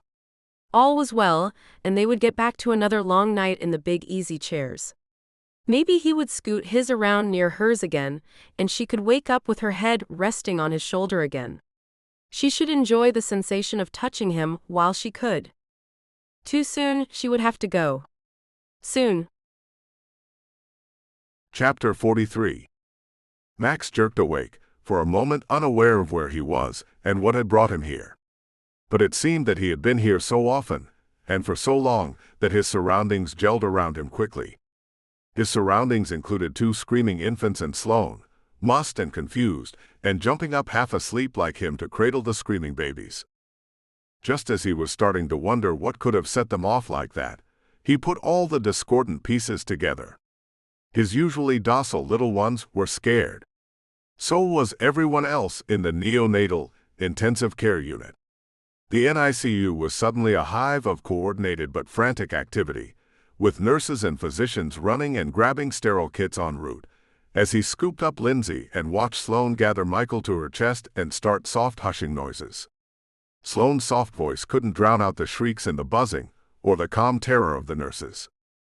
The NICU was about to lose a patient. In his heart of hearts, his first thought was, "Thank God it isn't mine," and he pulled Lindsay just a little closer, careful only that he didn't crush her. His second thought was a response to that first one. An old ingrained habit from his youth and his parents. He crossed himself and started speaking in a low voice. "Dear God, please let their baby be okay." He had seen the curtains pushed aside. He knew the voice, even though he had never heard her scream before. Winnie Henderson. Baby Lance hadn't been doing well these last few days. God, please let baby Lance be all right. He has parents who love him and desperately want him. Max rocked Lindsay against the pounding beat of his heart, unaware of anything except that he hadn't smushed her. He shifted the baby to one arm and reached out with the other to pull Sloane to him with Michael in between. The 2 infants still crying, although not as harshly. He continued to pray in the words of the Christian church of his childhood and the chants of spells he knew for health. He prayed and cast, both for the other family about to fall apart, and in thankfulness for his own intact unit. All of his own were here in his arms now, and Sloane huddled into him. The frantic fear seemed interminable. He kept chanting, low enough even Sloane couldn't hear the words of his spell over the beeping and buzzing and tears. The spell was continually blocked. Feeling his heart make a roll of dread in his chest, he tried chanting harder. There was only so much he could do without altar or herbs or stones, but it seemed none of that would matter. Throwing his spell out into the universe, he hoped it would help. However, What happened to baby Lance was likely not anything Max was allowed to influence. He didn't stop, though. He kept trying, wondering if Sloane would figure out what he was saying, what he was doing. Eventually, the buzzing was cut by random voices. By Winnie's terse pleas. By a doctor shoving his way into the mass, all around the incubator holding the tiny baby. Max was suddenly uncomfortable, and his heart asked if it was just a reaction to what was going on around him, before he realized that Sloane was struggling to get away from him. She was speaking, "Please take Michael," and holding the baby out to him. In spite of his confusion, he took the second bundle as she spoke again. "Gary isn't here." Then she turned and ran. He curled his children into him, and as Sloane approached Winnie, he put the pieces together. "Gary. Mr. Henderson." Winnie was alone. He could only watch as Sloane looped her arms around the woman. She was the only one to comfort the mother. The only non-medical staff. The only one of several parents, sleeping nights in the NICU, who got up to go to Winnie and hold her. As Max looked around and took stock of the situation, he saw that he and Sloane were the only ones not so petrified of losing their own children. His own kids were gaining weight, losing their preemie jaundice. Almost the largest kids in the ward. They expected to be released in a few days. But baby Lance, who had been a full 2 months early, wasn't as lucky. Winnie and Sloane had made a huddle, curled into each other to the side of the action. He could almost hear her chanting to the sobbing mother. He could only imagine she was saying, "It'll be okay, it'll be okay," even though he already knew there was nothing she could say or do that would change it. After what felt like hours, the staff began to move away from baby Lance. His own heart stopped its regular rapid pace to flutter with his nerves. Sloane led Winnie over to look at her baby. Then he saw the mother collapse with relief against the incubator. Not even allowed to touch her tiny son. Then Sloane was suddenly back in his arms. Max's shoulders and arms ached as though he had stood there for hours, but the feeling was likely only the result of tension. The ticking wall clock told him that it had truly been all of 12 minutes, but Sloane's voice was gravel in her throat. When Max turned, he was startled to see his mother standing just beyond the door with an aluminum pan grasped in hot mitts. Her usual bag of utensils and napkins slung over her shoulder. Not able to come any further into the ward with the food, she looked to Sloane. "Is baby Lance going to be okay?" Sloane nodded across the distance, "For now." And as she turned to look up at him, he saw the tears that had stained her face. Her voice was almost inaudible. "We have to get out of here." He leaned in to kiss her hair, all he was able to do with 2 infants tucked into his arms. "Just a few more days." She nodded and buried her face into his chest. Just a few more days, and they would be left alone with their children. In their house, miles from medical support staff. For the briefest of moments, terror set in, and he thought, "Screw the office, my mom can move in." But he shoved all those scary thoughts aside, grateful beyond words for all that he did have. Glad that he could take his babies home. Max watched as his mother set down the casserole just beyond the double doors and scrubbed up before she came in, assessing the situation. She reached out to take the babies out of his arms, seeing that it was preventing him from hugging Sloane back. As his mother turned away, cooing at the 2 tiny babies, he reached down and turned Sloane's face up to him, kissing her softly. It wasn't the time for slow, deep soul kisses, though he wished it was. "You made me so proud just now," he explained over the quizzical look that formed across her lovely features. "You were the only one to go to Winnie and help her out." She shook her head. "I just felt that if it was me, I would want." She trailed off, then picked up the thread again. "When I saw that Gary wasn't there, well, I'd have died if you weren't here." He kissed the top of her head. "You were brave and thoughtful, and I love you." But he bit his tongue. Besides, his mother had put the babies down to sleep and turned the lights low when he hadn't been looking. Now she was out beyond the stainless steel doors again, and was dishing up chicken and rice. Max stood with Sloane in his arms, rocking to a slow rhythm, while his mother motioned to one of the nurses that the first plate was for a tear-stained and grateful Winnie Henderson. Still, he felt the physical metaphor, as he let Sloane go out the door. She was only walking over to his mother, as she motioned that she had served them up dinner with cold canned sodas just beyond the window. Max walked Sloane out of the NICU and sat down to eat, keeping an eye on his sleeping children through the large picture window. There wasn't much conversation over the hot food tonight. He couldn't keep from looking over at Winnie, who had eaten quickly, though only when his mother reminded her to, and returned to staring into the incubator with baby Lance inside. Now the infant had even more wires and monitors than before.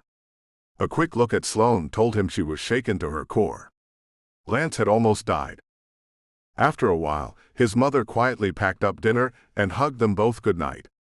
Max tugged Sloane back to the waiting easy chairs, scooting them together as quietly as possible, and sliding nearer the edge of the chair, in hopes that she would snuggle next to him again tonight. He pulled a blanket up over both of them, looping his arm around her as best he could. Sloane had to see what they had together. But when?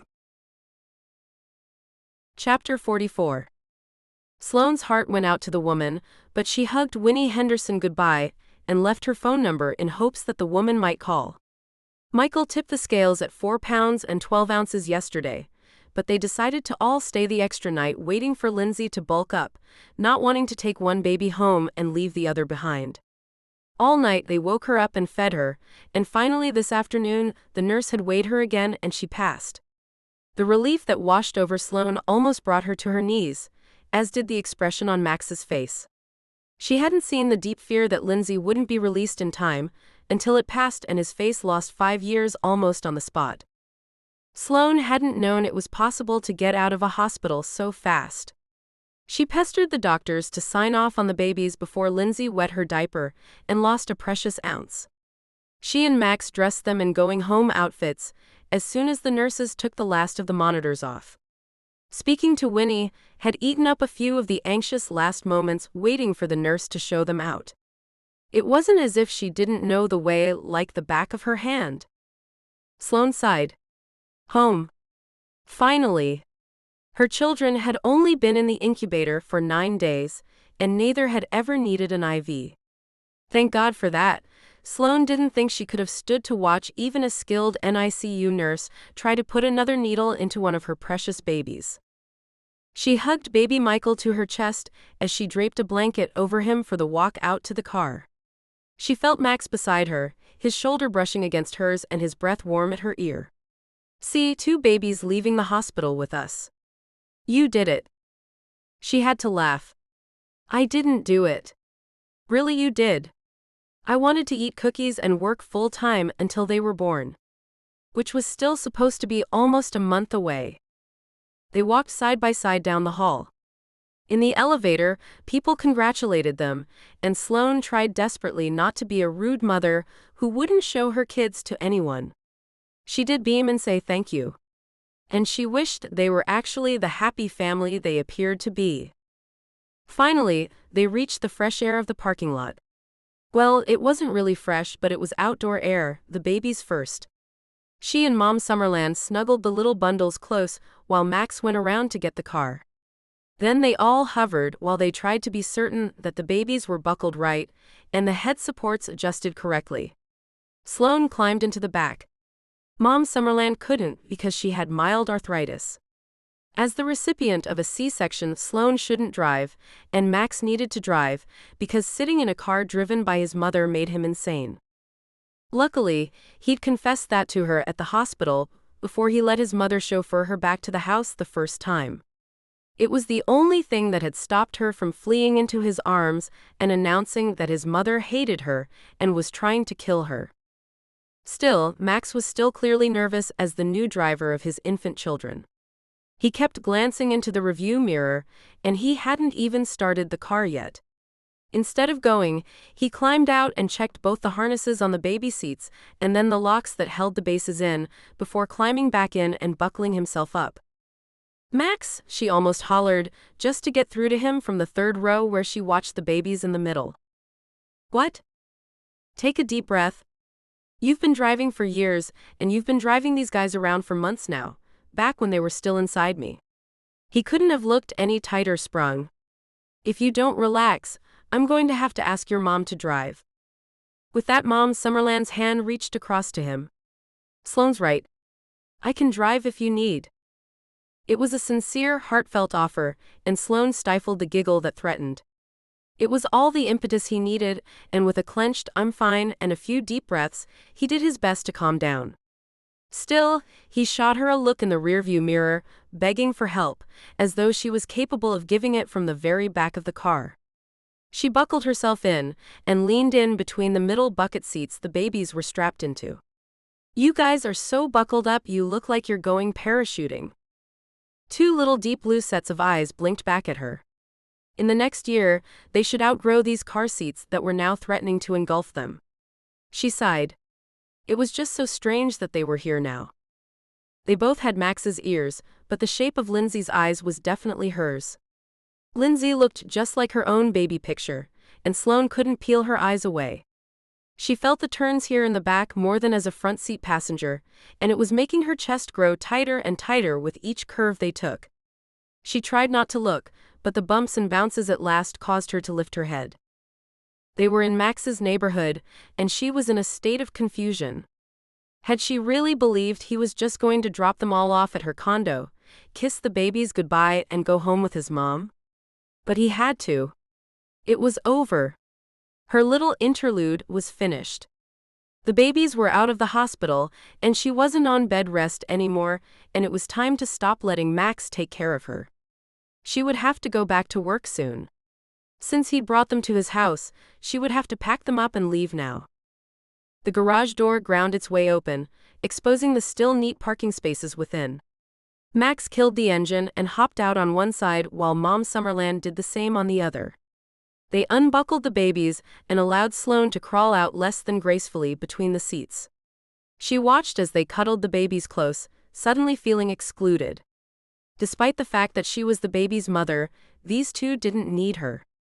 For a moment, she simply stopped and stared at their retreating backs as they gathered the things from the car.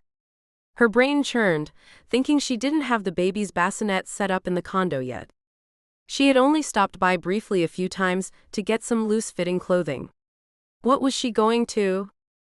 Sloane? Max's head was tilted slightly and he looked puzzled.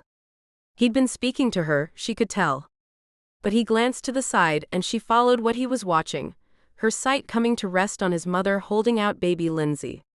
Don't you want to show your daughter around her home? Sloane moved her jaw, but words wouldn't come. This isn't her home. But to a certain extent, it was. Luckily, her arms did work and her lips did manage a smile. Softly, her daughter was set into the cradle of her arms, and she followed Max woodenly through the door to the house. He smiled and announced all the rooms. This is where you'll eat. This is where you'll play. She saw that all the shower gifts had been set up around the house in all the appropriate locations, and she began to get upset. Why hadn't any of them been set up at her place? She would need at least one baby swing. Still zoned, she nearly panicked. They couldn't expect her to leave the babies here for a few days. She just wouldn't be able to do it. Right then, Michael started crying, a sound that rushed relief to every pore of her body. He's hungry. Thoughts flooded her mind as they swapped babies, and she headed up the stairs to the master bedroom for some privacy. She was breastfeeding, the babies would have to stay with her pretty much all the time. She propped pillows and leaned back against the headboard, opening her shirt and getting the tiny boy situated. Just as she started to relax, a soft knock came at the door. Sloane? She jumped. Just a minute. She threw Michael's baby blanket over her exposed breast and took a breath. All right. Max opened the door, holding a wide-eyed Lindsay in the crook of his arm. She got jealous. She was safe. So she smiled. I'll get to her next. Just set her down. No way. He came around and settled himself next to her on the bed, as though he didn't need permission. Just as she started to open her mouth to protest, she realized he was right. He didn't. She was on his bed in his house, her mouth opened and the words tumbled out before her brain checked the wisdom of them. Are you going to drive us back to my condo this evening? She saw the wave of shock and anger as it passed through him. She had expected him to barter or something, but not this fierce anger. What? You're staying here. He managed to calm down even as he spit out the words. Sloane, I will never kick you guys out of here. Wow, had she missed her mark? It's not that I expect to get kicked out. It's just time for me to go home. You don't have to take care of me anymore. We need to work out a schedule. A schedule? His face turned 5 shades of red again, but this time he stayed mad. Are you serious? She blinked a few times and he continued. You want to go home with 2 preemies all by yourself? You'll never sleep. To top it off, if you go, then when do I get them? A half hour here or there between feedings? She sighed. She was already stitched into this whole thing so tight, and it would only get harder to extricate herself. When they're 6 weeks old, they can have a bottle, then they can stay here some of the time. It was reasonable. No way in hell. Obviously, Max did not find her terms reasonable. Sloan Ellis, you must have a new form of postpartum mental illness to think that you are going to be a single parent to premature twins by yourself for 5 weeks. You hardly slept at the hospital. You told the nurses that you had support at home. If not me, then who the hell were you talking about? She sniffed as Michael squirmed in her grasp. I'll make it work, I'll be fine. Then you are even crazier if you think I am letting these 2 get away for that long. If you really miss your home, then we'll go live there. His voice was low, almost lethal. But it wasn't enough to stop her. Her teeth clenched once before the dam broke. Then when, Max? When do I stop living off your charity? When do we have separate lives? Never. He was standing over her now, and she couldn't even get up to face him down. We are tied together by these children for the rest of our lives. You damn well better get used to it. She felt the tears start down her cheeks, even as she saw his expression soften. I'm sorry. Her lip trembled, maiming the words. I just don't want to traumatize them later when I have to move out. Sooner or later, it has to happen. We'll have to make up a schedule and trade them off. His jaw was stiff as he nestled Lindsay against Sloane's hip. Not now. It doesn't have to happen now. With those words, he turned and closed the door behind him. Chapter 45. Max blinked awake, certain he'd heard something, but it seemed he hadn't. Darkness swamped the house, letting only traces of the streetlights outside leach in through the still uncovered living room windows. The light bothered his eyes, but he refused to get window coverings, and told his mother to keep her hands off his house. He wanted soft, silly floral things that Sloane would pick out. Or shears right. She said he needed shears, whatever shears were. God, he'd gone insane. His new life was completely unrecognizable from his old one. He was awake in the dark, although it was barely 10 o'clock according to the TV console. He hadn't seen his friends in months. He was sleeping on his couch, imagining noises in his new house and contemplating shears. Max ran his fingers through his hair, most likely sticking it straight up. There it was again. That noise. Or just the thought that he had heard a noise. Deciding to investigate only made sense. He was still awake at 10 p.m., with clearly nothing better to do. He was also clearly still a brand new parent. He hadn't yet developed the need for self-preservation. The desire to be quiet and not wake a baby at all costs. He tiptoed past the second bedroom, where he had first slept on his old full-size bed. His mother was sleeping soundly behind the tightly closed door. Always ready to be of any daytime help, she was a firm believer in the sanctity of the middle of the night. It was a noise. The softest of whimpers. A baby. Without a thought, he turned the doorknob of the master bedroom and peeked inside, his eyes already adjusted to the deep shadows. Sloane, looking sleepy and good enough to eat rack tight in the blue bathrobe he had bought her, leaned over the bassinet and lifted out a whimpering Michael. Her voice was soft and low and made his blood warm, even though she was clearly talking to the baby. Are you hungry? As she stood up straight, she spotted him, but didn't startle. I've got it, you can go back to sleep. She faced away from him, as though nothing more could be said. Truth be told, he couldn't think of anything they needed from him, so he simply stayed propped in the door and watched. Then he saw that she was completely incapable of the simple act of climbing up onto the high bed with the baby in her arms. She turned and spotted him still standing in the doorway and whispered a small laugh. "Wow, I didn't know that you needed abs to lay on a bed. I'm a weakling." Max got the feeling that he didn't belong there, standing in the doorway. He needed to be in the room with the three of them. He didn't think they really needed him, but maybe he could convince them they did. He scooped Michael from her and tucked him football-like into the crook of one elbow. Using his free hand to help Sloane scale the side of the bed, he then helped her rotate to reclining.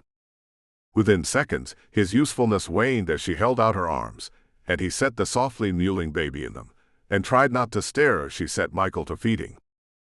Just before she looked up, Lindsay saved him. Missing her brother's heat, she cried out. Not the hungry little sounds that Michael had made. Her cry was a squall, angry and vengeful. "Oh, baby. It's okay. Your turn is next." Max cradled her to his shoulder, thinking she would relent and pass back out. But she didn't. She rebelled with an even deeper cry. "My gosh, she sounds like someone is bathing a cat." Sloane chuckled from behind him as he struggled to keep his attention away from Sloane's partially bared chest and on the infant. "Are you wet?"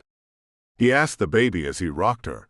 With one hand he reached into the fabric bin under the bassinet and pulled out the wipes, a diaper, and a changing pad. He carefully laid out each piece before attempting to lay little Lindsay on it. Then he rearranged the pieces once more, one-handed. Then rearranged them again. He would get better at this, wouldn't he? When finally he managed to get to the actual changing of the diaper, her little feet kicked and he had to grab her ankles, so she let out a tiny scream at the indignity of it all. Finally, he won the battle, and she was in a clean diaper, with her jammies snapped back up. He put all the paraphernalia away, then turned to the task of bundling her. He laid out the blankie and had his daughter wrapped into a tight burrito within 15 seconds. Lindsay calmed down and stared at him, making soft sounds and little sucking motions with her mouth. He stopped both with a binky and looked up to find Sloane watching him with deep interest. "You've gotten about 50,000 times better at that." He nodded and made a conscious decision to give it a shot. Sliding onto the bed next to her, he spoke the whole time, trying to filibuster any chances of her opposing. "Lindsay is hungry too. You just tell me when you're ready, and I'll swap with you." Luckily, Sloane didn't protest. A few minutes later, she removed Michael and held him out to Max. In easy movements, they traded babies. As he was cuddling Michael and vowing not to move from his spot until Sloane specifically told him to, Max heard one deep breath from her. She was falling asleep again, in close enough proximity that he could feel her heat and the steady way she moved the air as she breathed. He breathed easier beside her. The babies felt it too. They stopped rustling and set about being calm and falling back to sleep. He had to stay here, in this bed with her. He would simply insinuate himself until she felt natural about it. She had to stay here too, in this house with him. He didn't want her to go. He needed her to stay. Hopefully one day she would feel that that too was a natural thing. For another moment, he thought again about casting spells on her, but his grandmother had drilled it into him. It was wrong to cast on people. There were few exceptions, Dylan Atterson being one of them. But he could get her to stay. Max could make it happen, but he didn't know how it would manifest, and in the end, it wasn't what he wanted. He wanted Sloane here because she wanted to be. And that he didn't know how to make happen. Chapter 46. The papers in front of him held information in some foreign language. Or you would think they did, given his inability to follow the words. Max finally set it aside and flipped to another folder, thinking he might have more luck. But of course he didn't. ADHD had set in. He almost laughed. Maybe what he really had was Sloane deficit disorder. He was definitely facing an oncoming Sloane deficit. She was so desperate to get out of his house and get away from him. Of course, he'd reacted by trying to get even closer. It sounded stupid, even to his ears. Yeah, crowd her some more, that'll make her want you, but he seemed not to be able to stop himself. He touched her when he could, hugged her, even put himself in the same room whenever possible. It had seemed to work. Well, part of it. They shared the master bed each night. They woke up as a pair and shuffled babies. Him changing diapers and her feeding them, and the two of them often fell asleep against each other too. He loved waking up, usually in the deep of night, Sloane asleep again, both of them passed out upright on the pillows propped against the wall. Her head was invariably on his shoulder, and he could never make himself move. Each night she rolled in toward him. Each morning he woke up with her in his arms. And each morning she extracted herself as coldly and politely as she could. He knew he was being such an idiot to think there was something she might feel for him, but he wanted to believe so badly. Max shook his head, as though that might actually straighten out his thoughts. It didn't. When he finally looked at his actual surroundings in the real world, he spotted Will in the doorway. Jesus, he hadn't spent any time with Will in months. Luckily, his friend seemed to understand. Why are you here? Max didn't answer. It was a really good question on all levels. He'd been born to love Sloane, but apparently the same wasn't true for her. He was beginning to think he was doomed to love her from afar forever. At least he still recognized that was more than a bit melodramatic, and he didn't think that was what Will was after anyway. So he answered with the obvious. I'm not sure. I know I'm not accomplishing anything. He sank back into the leather chair, attempting to relax. It didn't quite work. I've only been here 2 hours, and I already miss them. Will nodded, then closed the door behind himself. Who? The babies or the hot blonde living with you? All of the above. Max felt half of his mouth quirk. It always made him the slightest bit nervous that Will could read him so well, and didn't hesitate to speak what he saw. Is it going any better with the hot blonde? He opened his mouth, but no pat reply would come out. Finally, he found the thought he needed. Do you remember Anne-Marie? Will nodded with a smile. Yes, although I wasn't sure you did. She wanted this man, who would dote on her, and tell her how wonderful she was, and hold her tight every night, and miss her painfully when she was away. It seems that finally I have become that man. Max sighed, feeling the sound clench in his chest. But for a different woman. Yeah. A woman who clearly doesn't want that man. Who doesn't want me. Who doesn't seem to want any man. Max was grateful when Will refrained from making a lesbian remark. I have become a complete and total wuss. I am the definition of pussy whipped. And what's worse, I know it and I don't care. How sad is that? Will nodded slowly. What's actually sad is that she doesn't see what she's got. Max felt the knife twist deep in his gut. Will had been supposed to tell him to snap out of it. That he was fooling himself. That he didn't really feel that way. That he'd get over it, and he should just find a new woman. To buck up and take it like a real man.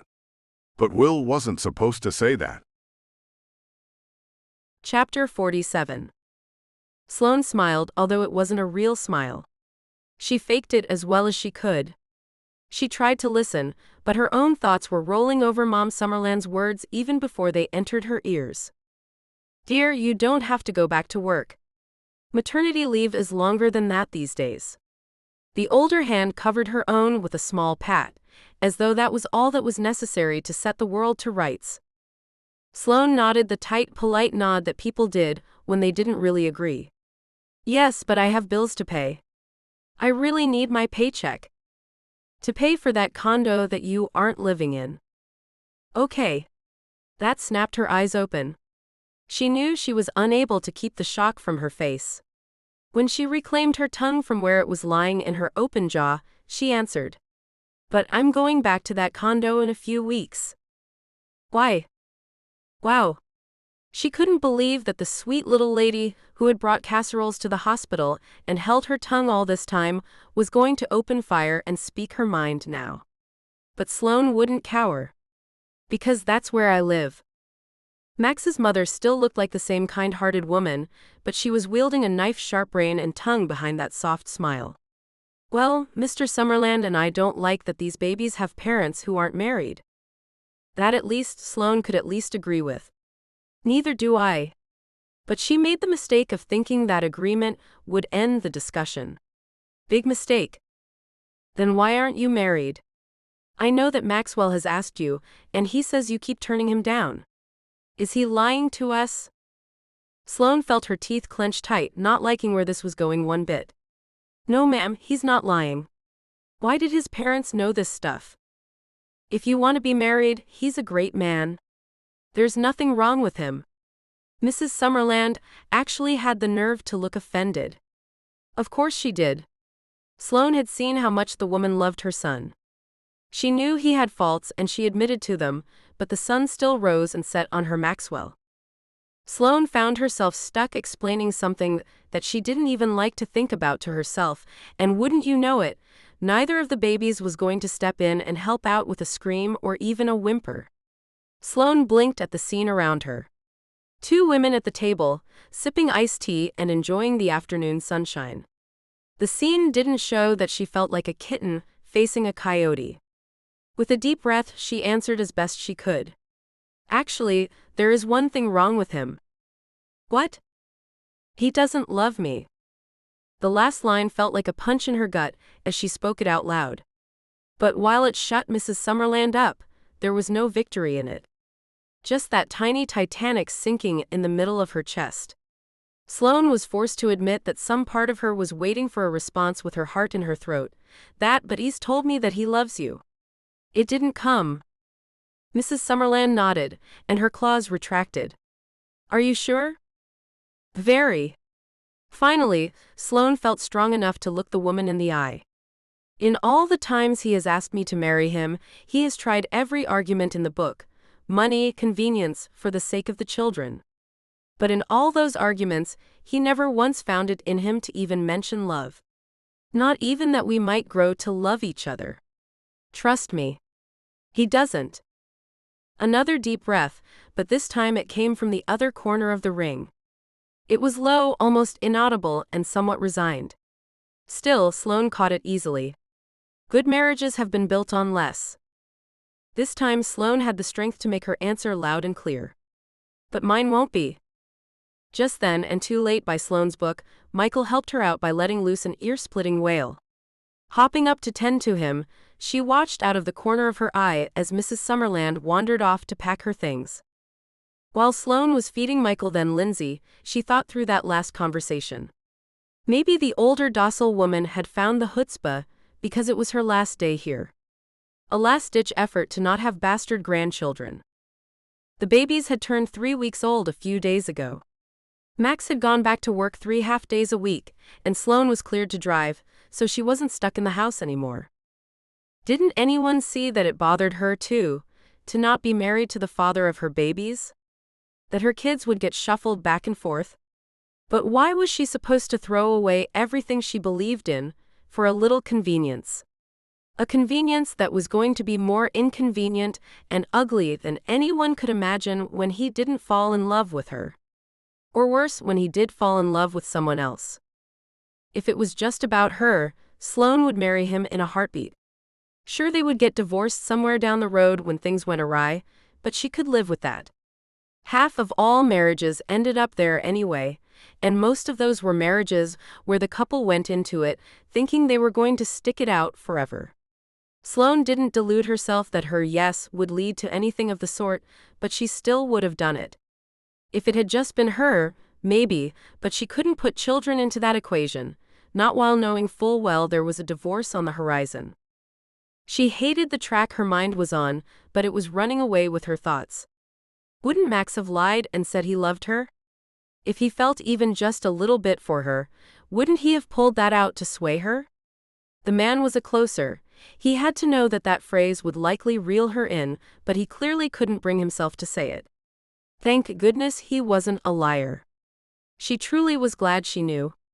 She might not like the fact, but she was relieved she hadn't been lied to. That she didn't marry into that lie, and one day several years from now, look back at her wedding photos and realize that there was only one real smile in the picture. She would not be able to handle that, not with 2 kids who would be torn apart. Tears were rolling down her cheeks, and Sloane found herself grateful now that Mom Summerland had found the conversation just as distasteful as Sloane did. She'd gone off to pack, since she had to fly back tonight. They would all drive her to the airport this evening, and then Sloane would get to claim her rightful spot in the passenger seat of the minivan. She realized that she must be hormonal to be thinking all these things, and crying about it. The house was quiet when she laid Lindsay back down to sleep. With soft steps, lest she get caught, she scrounged in the bottom of her suitcase for her things. Setting up on the dresser as it was wood and the only thing available, she started a small spell to keep her children safe. Though she wouldn't have thought it possible, 15 minutes later, she was even more frustrated than when she'd walked in. Was she simply not able to concentrate at all these days? Or was something truly wrong? She would have to ask Yasmin the next time she saw her cousin.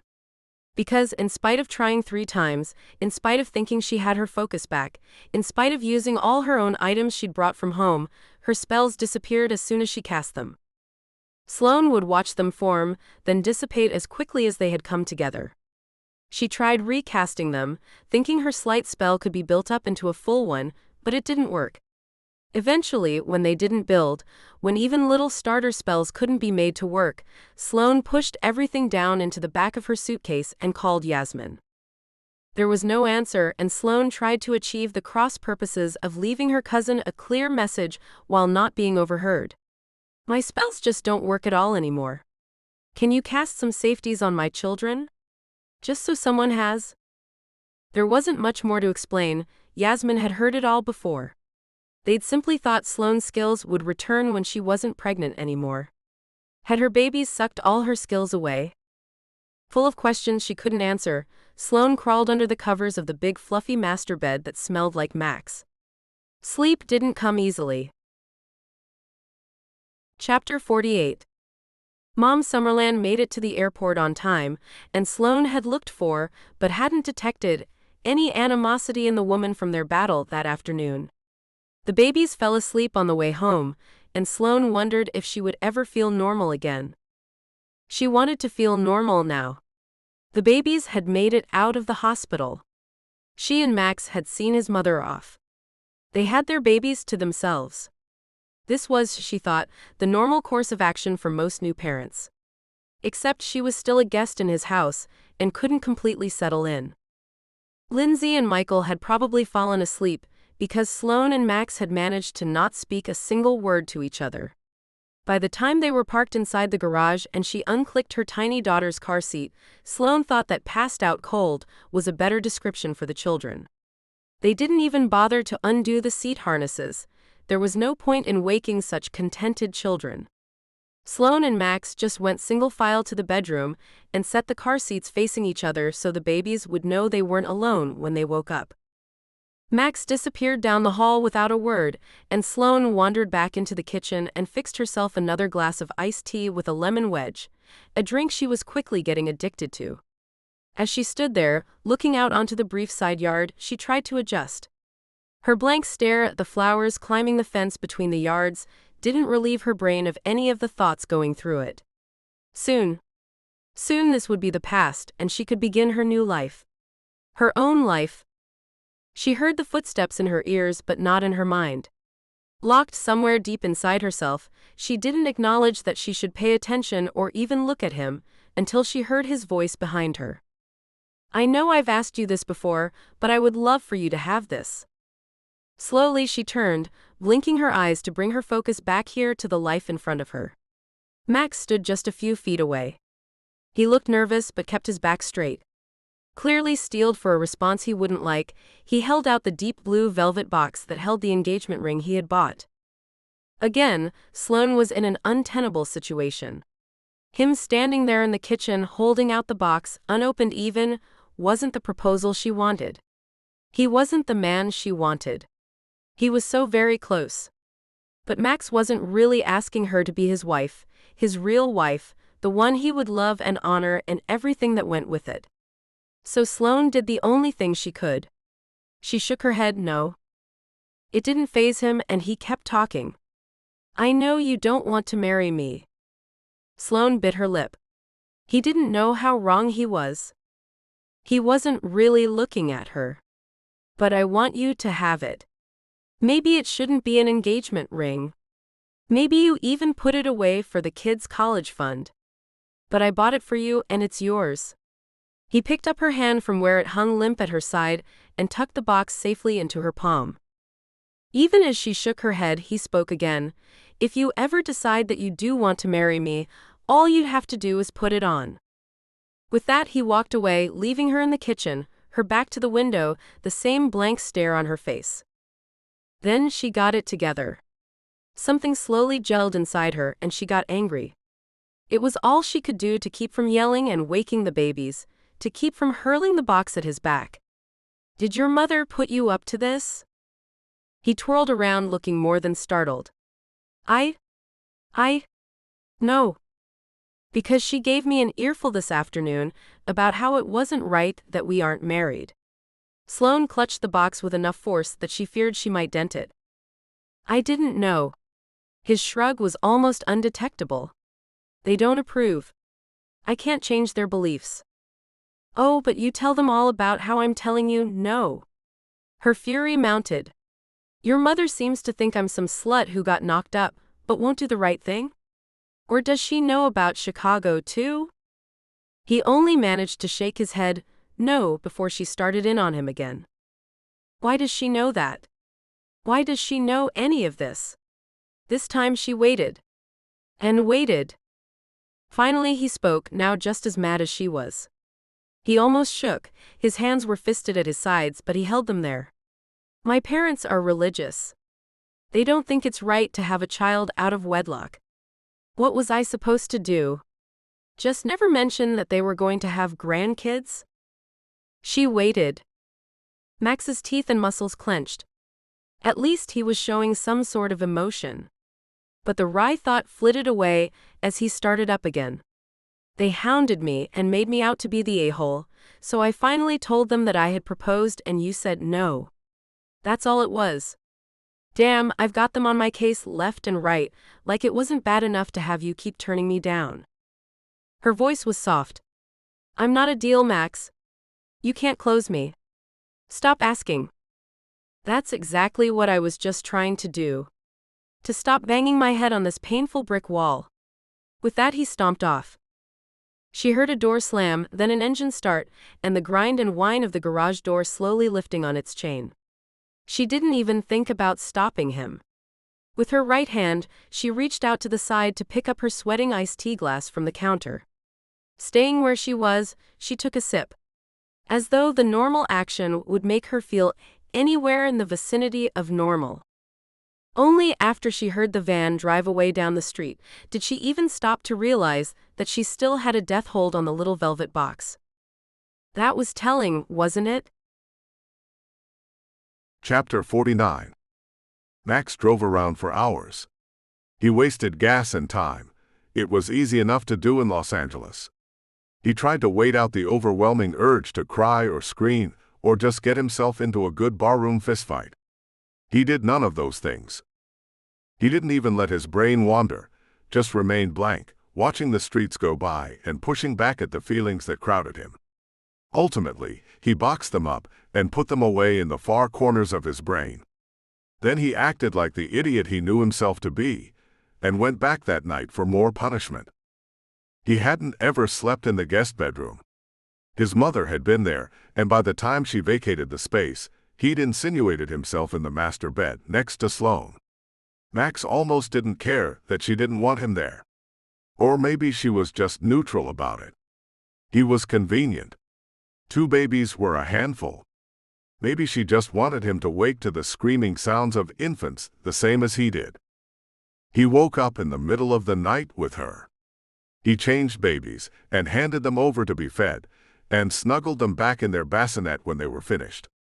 He curled Sloane to him when she fell asleep, and pretended not to notice when she would untangle herself as quickly as possible each morning.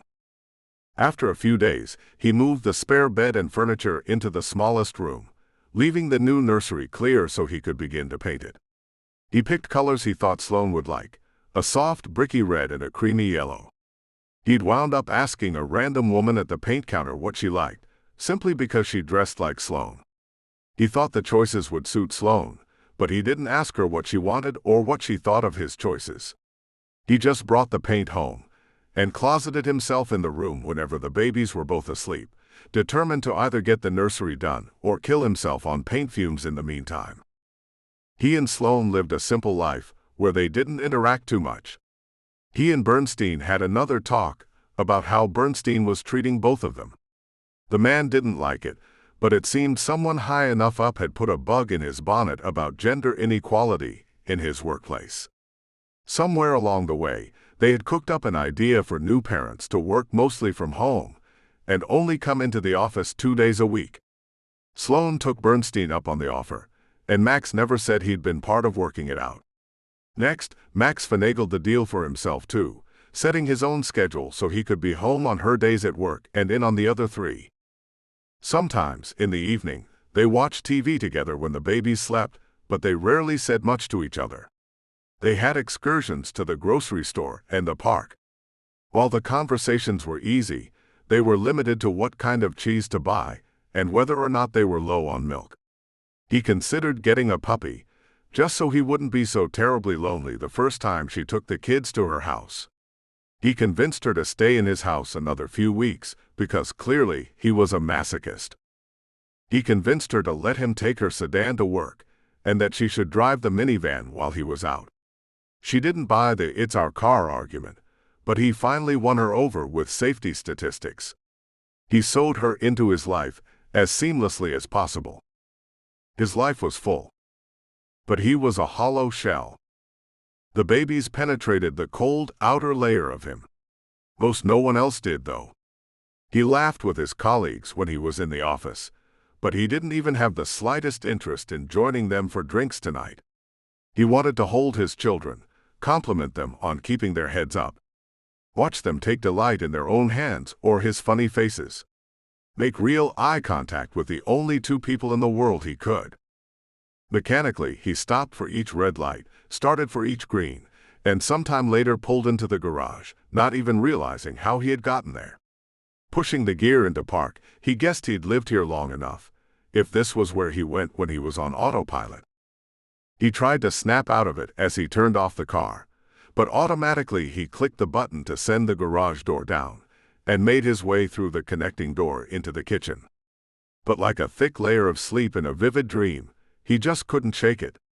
His mind registered the quiet house, and he knew the babies must be sound asleep. There was nothing but the sound of dusk falling and the normal creaks and twinges of an old house as he walked through, just to locate Sloane, he told himself. As he entered the hall, he could make out the dulcet tones of her voice, but not what she was saying. He wasn't trying to eavesdrop, but he couldn't stop the magnetic pull he felt when he found that she wasn't in the bedroom, but in the office. His feet quietly followed her voice to just beyond the door. Max stopped there, not admitting to himself that he had tiptoed over and stayed out of sight on purpose. Her gleeful laugh was vibrant and alive. He hadn't heard those sounds from her in weeks. Bands that had constricted his breathing loosened. It took just a moment to register that she was on the phone. It wasn't the words, it was the way she said them that held him there in thrall. She was vital and engaged. He took deep breaths, savoring the happy sounds of Sloane, and realized that she hadn't been really happy here in a while. As he relaxed against the wall for the eavesdropping he couldn't help but do, the meanings of her phrases sank into him. His own body responded with the attraction that had always been there for this woman. The way she was happy made him happy. For the first time in weeks he could feel his heart beating and his blood pulsing. Because he didn't know how to make her share that with him, he stole it from his place beyond the door. No, Lisette. Her soft sigh sank even deeper into him. I didn't move out. He talked me into another 4 weeks. Yes, I took them. Yeah, I can't believe it's been 6 weeks either. Oh, it was the funniest thing. Dr. Lee looked me in the eyes and made sure that I knew that it was okay for me and my husband to have sex. I just wanted to burst into hysterical laughter right there. I don't know how I kept it together. No, like real hysterics, crying and all that. I mean, we hardly even speak. It's just like being married, right? Well, not you. I'm sure you and Jeremy are all hot and heavy for each other all the time. Oh yeah, I bet that 6 weeks after you have a kid is just hell for the both of you. She kept talking, but he didn't hear it. He hadn't really taken in the rest of it after the word sex, because all he could think about was sex. With her. The girl on the phone. Not the cold, distant one who lived with him. But this creature, the one that had always held chains to him. He ached with wanting her. But she wouldn't give that to him. He stood up, breathing deeply, and cautiously removed himself from the doorway. He didn't want to get caught here and upset her. Max fixed himself a cold drink, but instead of calming him down, it made him notice how he felt the chill slipping down him fully for the first time in weeks. When she finally emerged, she found him standing there, arms braced on the kitchen counter, forcing himself to breathe evenly. "Are you all right?" This wasn't the bright and vibrant Sloane that he'd heard through the door. This was the same Sloane she had been for weeks. She had the small, tight smile, and the same controlled movements that were just a little too efficient. When she said yes, he forced a nod that he wasn't certain she would believe, but it didn't really matter. He thought his blood would cool when this Sloane came back around. But it didn't.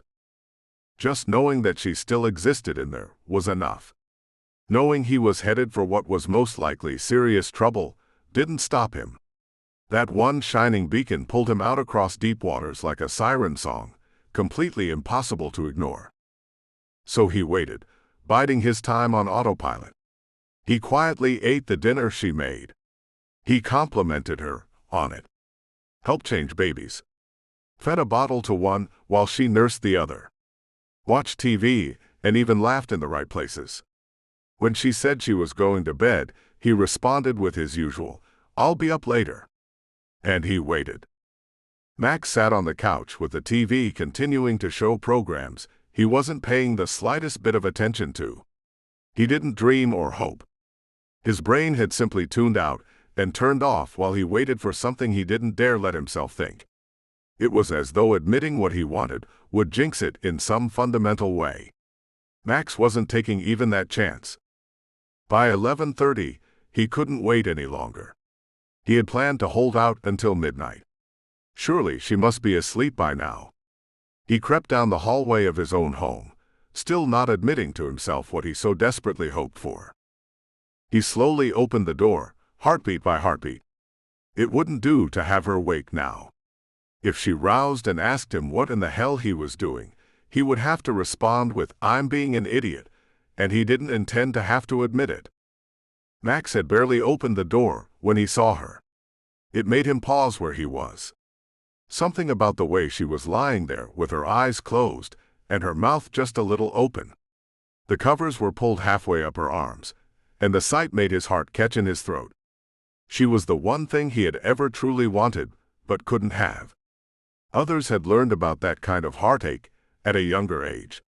Max had had to wait until he was 36. It was a tough lesson, however you faced it. He forced himself to move, lest he wake her and have some explaining to do. As he slowly wound his way through the room to the bed, he realized that it was easier to be in love with her when she was asleep.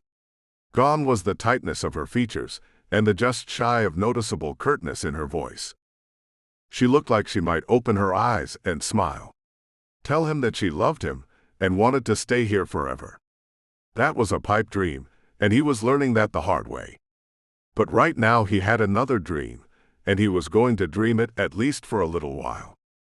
Softly, he lifted the edge of the covers and slid under beside her. He didn't stay still, but went about his usual shuffling as he slid in at night.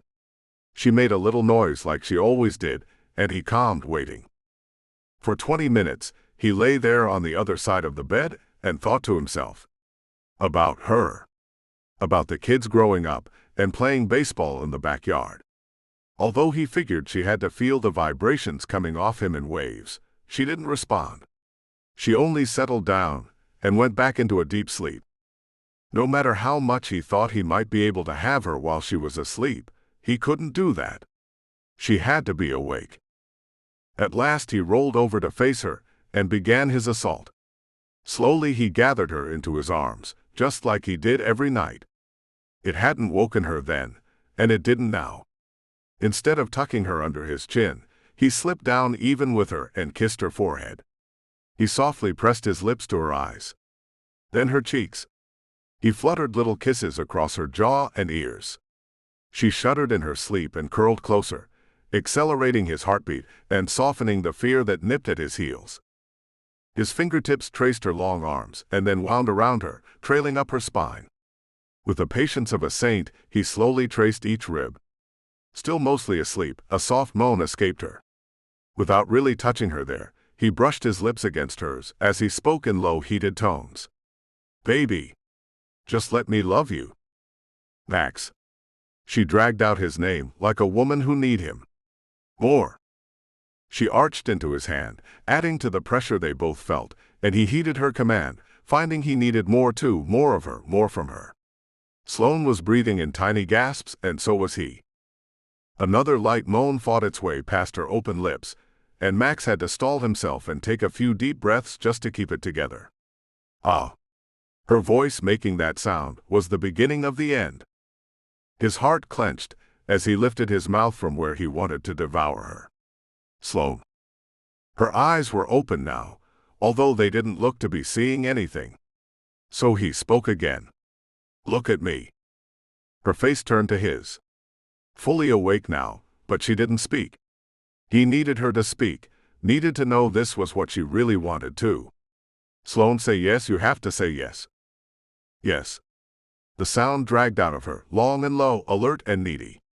Her eyes were bright in the dark. His heart cracked open. "Yes." That was enough for him, but she added in the same breathy voice, "Please." Then after, he couldn't see, couldn't think, couldn't remember his own name for a few minutes. God, she could make the world spin. When his arms began to give out, he rolled both of them to the side, tucking her into his arms. She fit so well. There was nothing in the known universe that compared to having her like this, curling into him, adjusting her head against his shoulder. She didn't say any of the things he expected. "What were you doing? How dare you?" She didn't get up and leave. That alone provided the most joy to him. He desperately wished for the energy to reach across her to the bedside table where the little blue velvet box rested, untouched. But he didn't have the energy to risk another rejection, not now when he had most of what he wanted. The rest would have to wait. He would take it one step at a time. The first step had been huge, and it sapped him of the power to try for more. He wasn't likely going to find it anytime soon. Happier than he had been in what seemed like eons, he finally slipped off to sleep. He smelled her and felt her pressed against him. The dream and the reality mixing in his brain, becoming harder and harder to distinguish. He spent the night with a smile on his face and Sloane in his arms. But when he woke up, he was alone in the bed. Alone and cursing himself. Chapter 50. It's okay if I stay out until this evening. Sloane was a bundle of nerves, but Max simply looked at her like she was nuts. You asked me that last week, and I said it was fine. I don't want you driving while you're all hypnotized or something. He waved a hand at her, motioning her to get out the door. Besides, the kids and I will just have fun at the park without you. She kissed two tiny heads with little blinking eyes and went out the door. Her lungs were tight. She was early and she was bold-faced lying to him. But hypnosis was about relaxing, so she figured claiming the extra time to unwind would make sense. She did need the time to relax. She was afraid that if she couldn't relax it wouldn't work, and she desperately needed this spell to work. Maybe she should call an acupuncturist or a masseuse, just to get her ready for her spell work.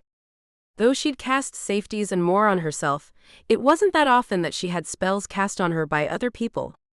When it had happened in the past, it hadn't been important. Megan had given her a taste of Megan's own psychic ability for a while once. But had it not worked, Sloane wouldn't have felt she missed out on much. Today, it mattered. More than anything. Spells worked best with focus, and she was more scattered than she'd ever been.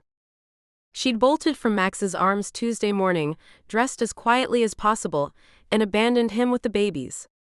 She was being a bad mother, but she knew they were safe and loved with him, and she'd been in no shape to care for an infant. Her first order of business, after faking a few hellos as she entered the building, was to lock her door and close the blinds and call Ray. She had wailed into the phone. "I slept with him again.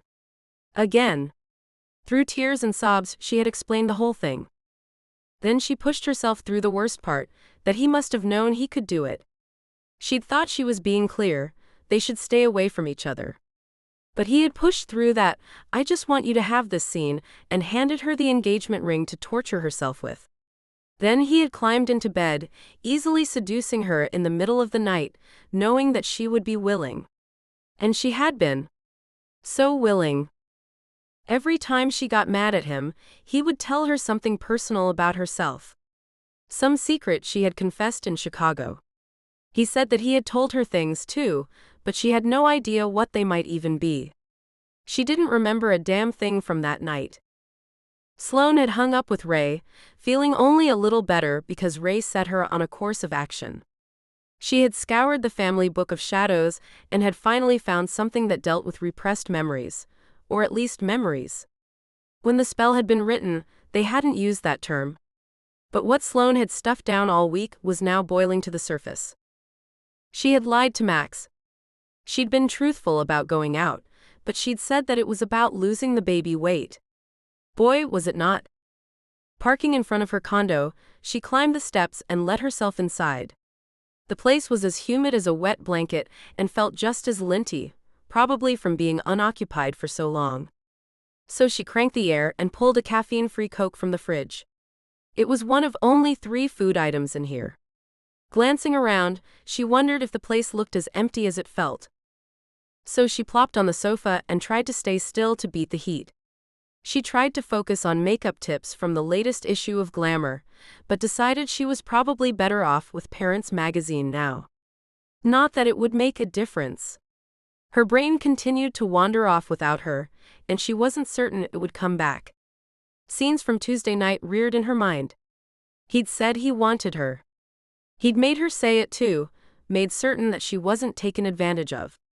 She hadn't been, not the way her heart had been pounding, and the way she had writhed in his arms, how he had just touched her and she had woken up wanting him inside her. Sloane was polishing off a second Coke as the doorbell rang. She jumped, then swore softly under her breath. She had just calmed herself down too. But her nerves switched into overdrive. When she opened the door, she found Yasmin on the front steps. Immediately, she was pulled into a quick hug that did more to calm her nerves than anything else had. "Did you just spell me?" Sloane asked as she pulled back. "Yes, you needed it." Yasmin offered only a smile, and she stepped around Sloane to walk through the unit. "Too hot. You want better air?" "Yes." There was a spell for that? She watched as Yasmin took a deep breath, muttered something under her breath, and then looked up and snapped both fingers skyward as she whooshed out the breath she held. Sloane watched Yasmin work, rearranging the place. She suddenly felt frumpy next to her cousin's cute jeans and loose top. Yasmin didn't seem to notice that Sloane wasn't quite back in her jeans yet, but the doorbell rang again and Sloane jumped to answer it.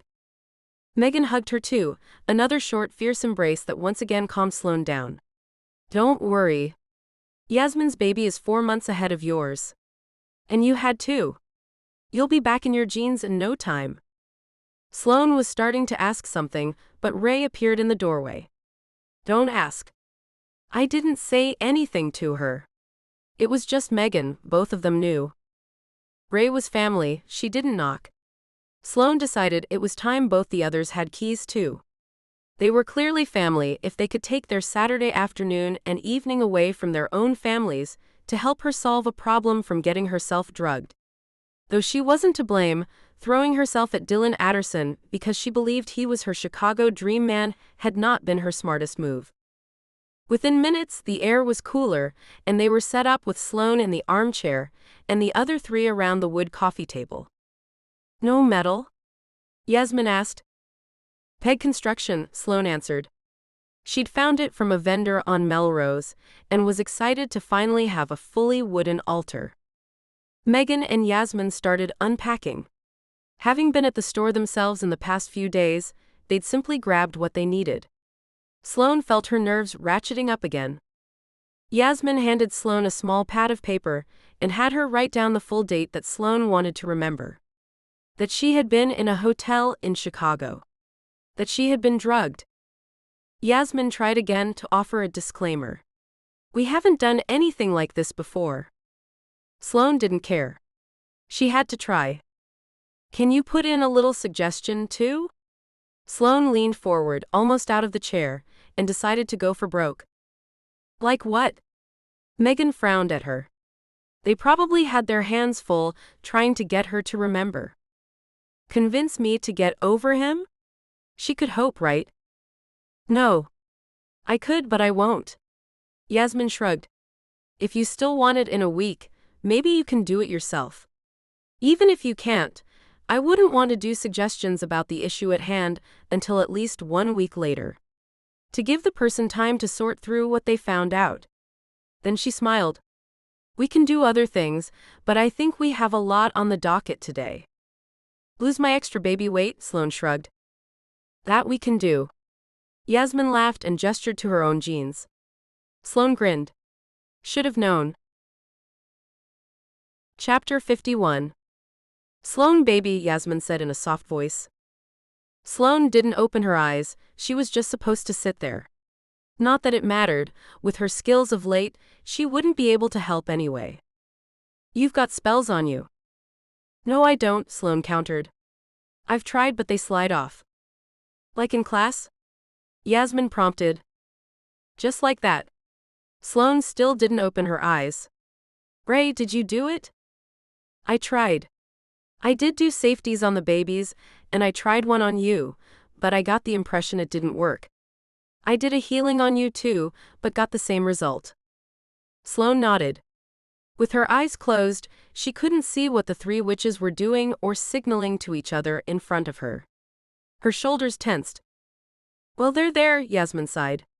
They aren't bad, they look neutral and positive, so nothing was done to you intending harm. Her voice trailed off and Sloane heard murmurings among the three. Yasmin was clearly their leader here as she announced, Okay, first things first, get these spells off you. Wait. Sloane could hear the question in Yasmin's voice. Can you cast on Megan? Have you tried to cast on anyone but yourself and the babies? I don't remember. When prompted, Sloane opened her eyes and, using the full altar in front of her, at Yasmin's bidding, cast a glamour on Megan. Holy crap. That worked. That was easy, Sloane gasped out as she looked at Megan's newly sleek and blonde hair. It looked fully odd on Megan's half African-American face, and Megan hopped up to laugh at herself in the hall mirror. For the few minutes Sloane let the spell hold. Then she let it go, and they all watched as Megan's hair returned to normal. Not ever going blonde, Megan commented with a glint in her eye, but that brings up something interesting. You could always cast on others, Sloane. You clearly still have it.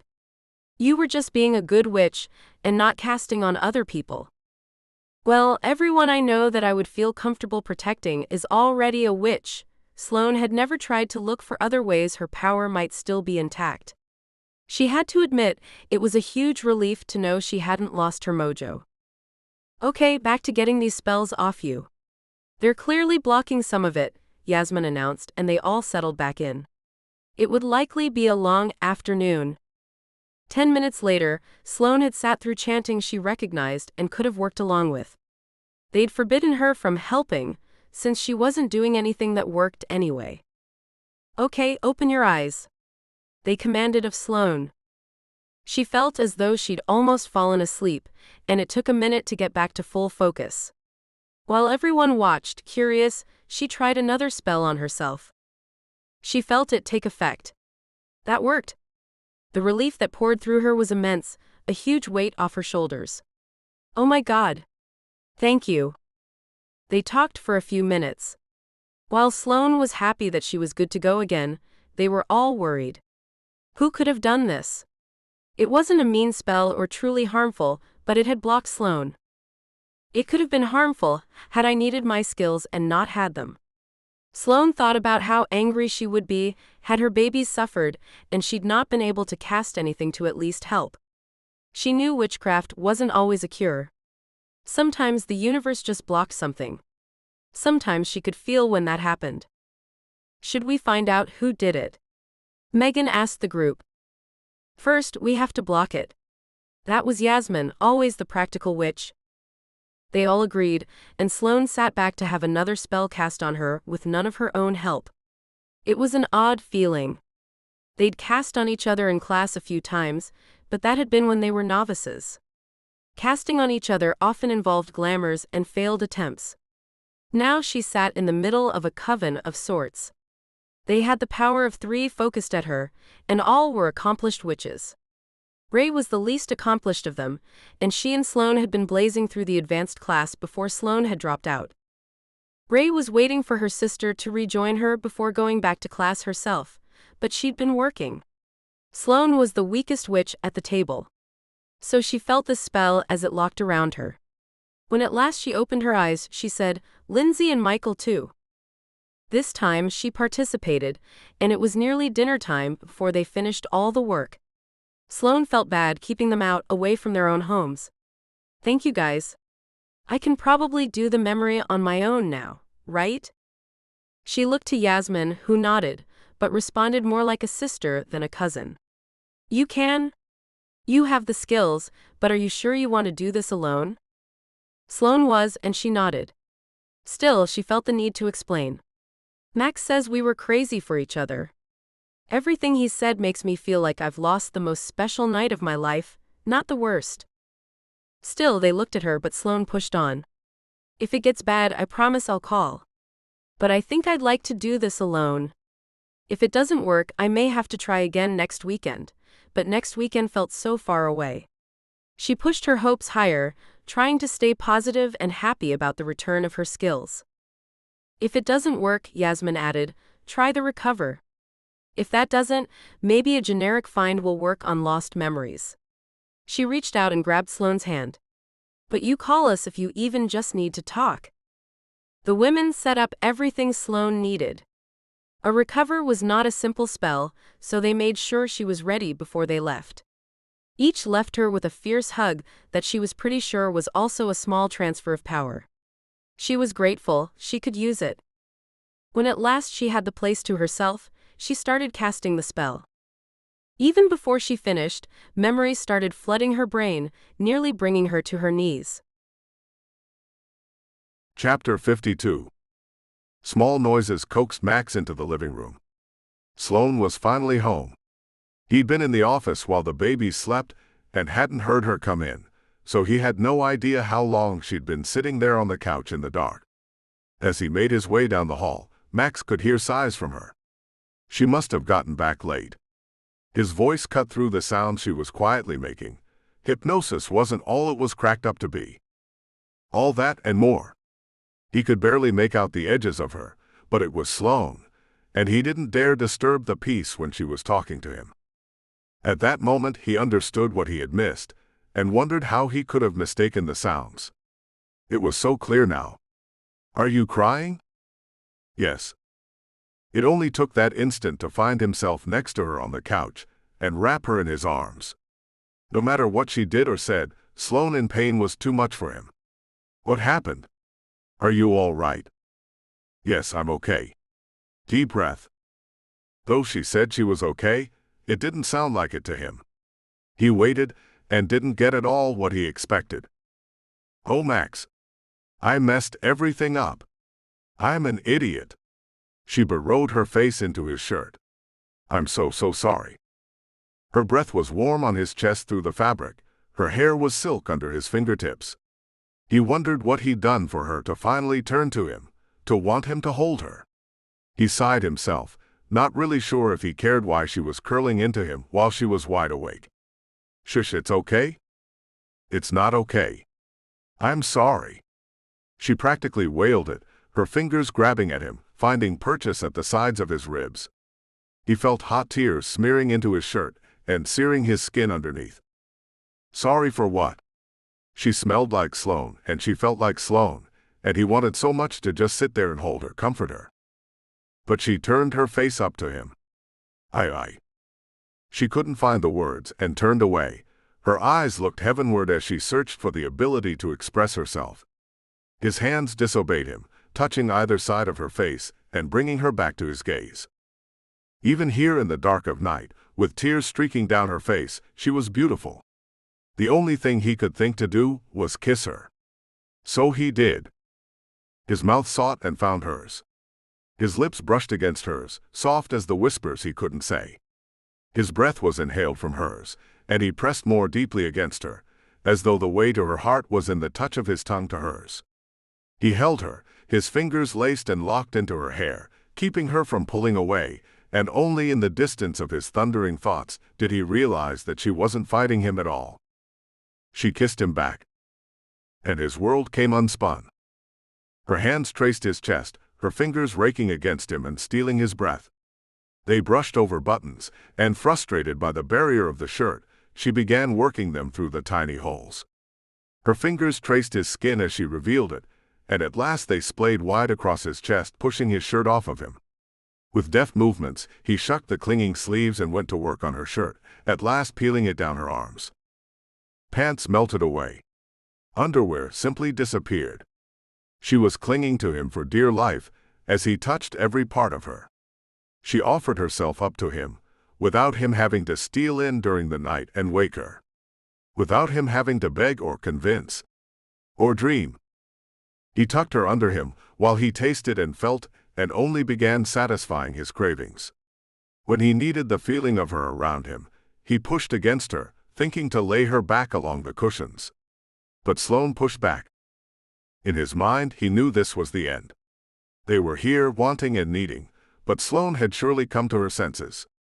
He watched her mouth, plump from the minor abuse he had inflicted on it moments before, and wanted to do it again. But he waited for the word no to form on those pretty pink lips. Somehow it didn't. His eyes traced the movement as her mouth got closer to him, only to lock onto his collarbone. Her tongue expertly traced the mark left by those lips. She tasted him like she was starving, her mouth and fingers sketching wide arcs over his skin and setting him to trembling against her touch. She found the underside of his jaw, his earlobe, his shoulder. She bit him lightly there, proving to be more than he could take, and he let out her name on a hoarse whisper. Later, he held her for a minute. Then as he slowly gathered his senses, her voice came to him. Oh God! He froze. In that flash of time his veins froze solid. Her tone was all wrong. She couldn't. But she did. Max. I didn't mean for that to happen. I was trying to. Somehow his voice found strength. He nearly yelled with the frustrations and heartache he had carried with him all these months. I don't care what the hell you were trying to do. He yanked his pants up from the chair where they had landed, and stepped into them as he finally made the call himself.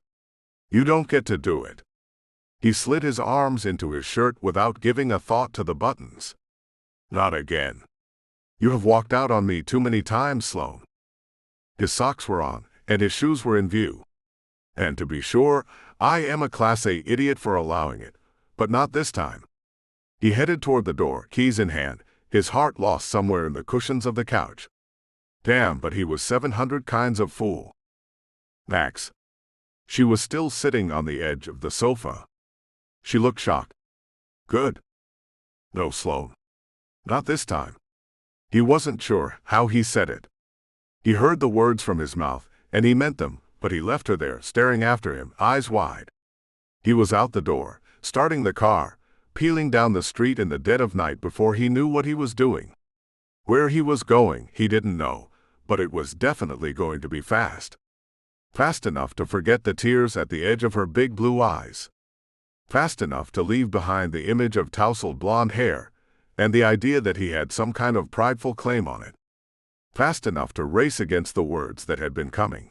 The "you know that we can't do this," and the "this won't ever work," and every other version of no that she'd been getting ready to say.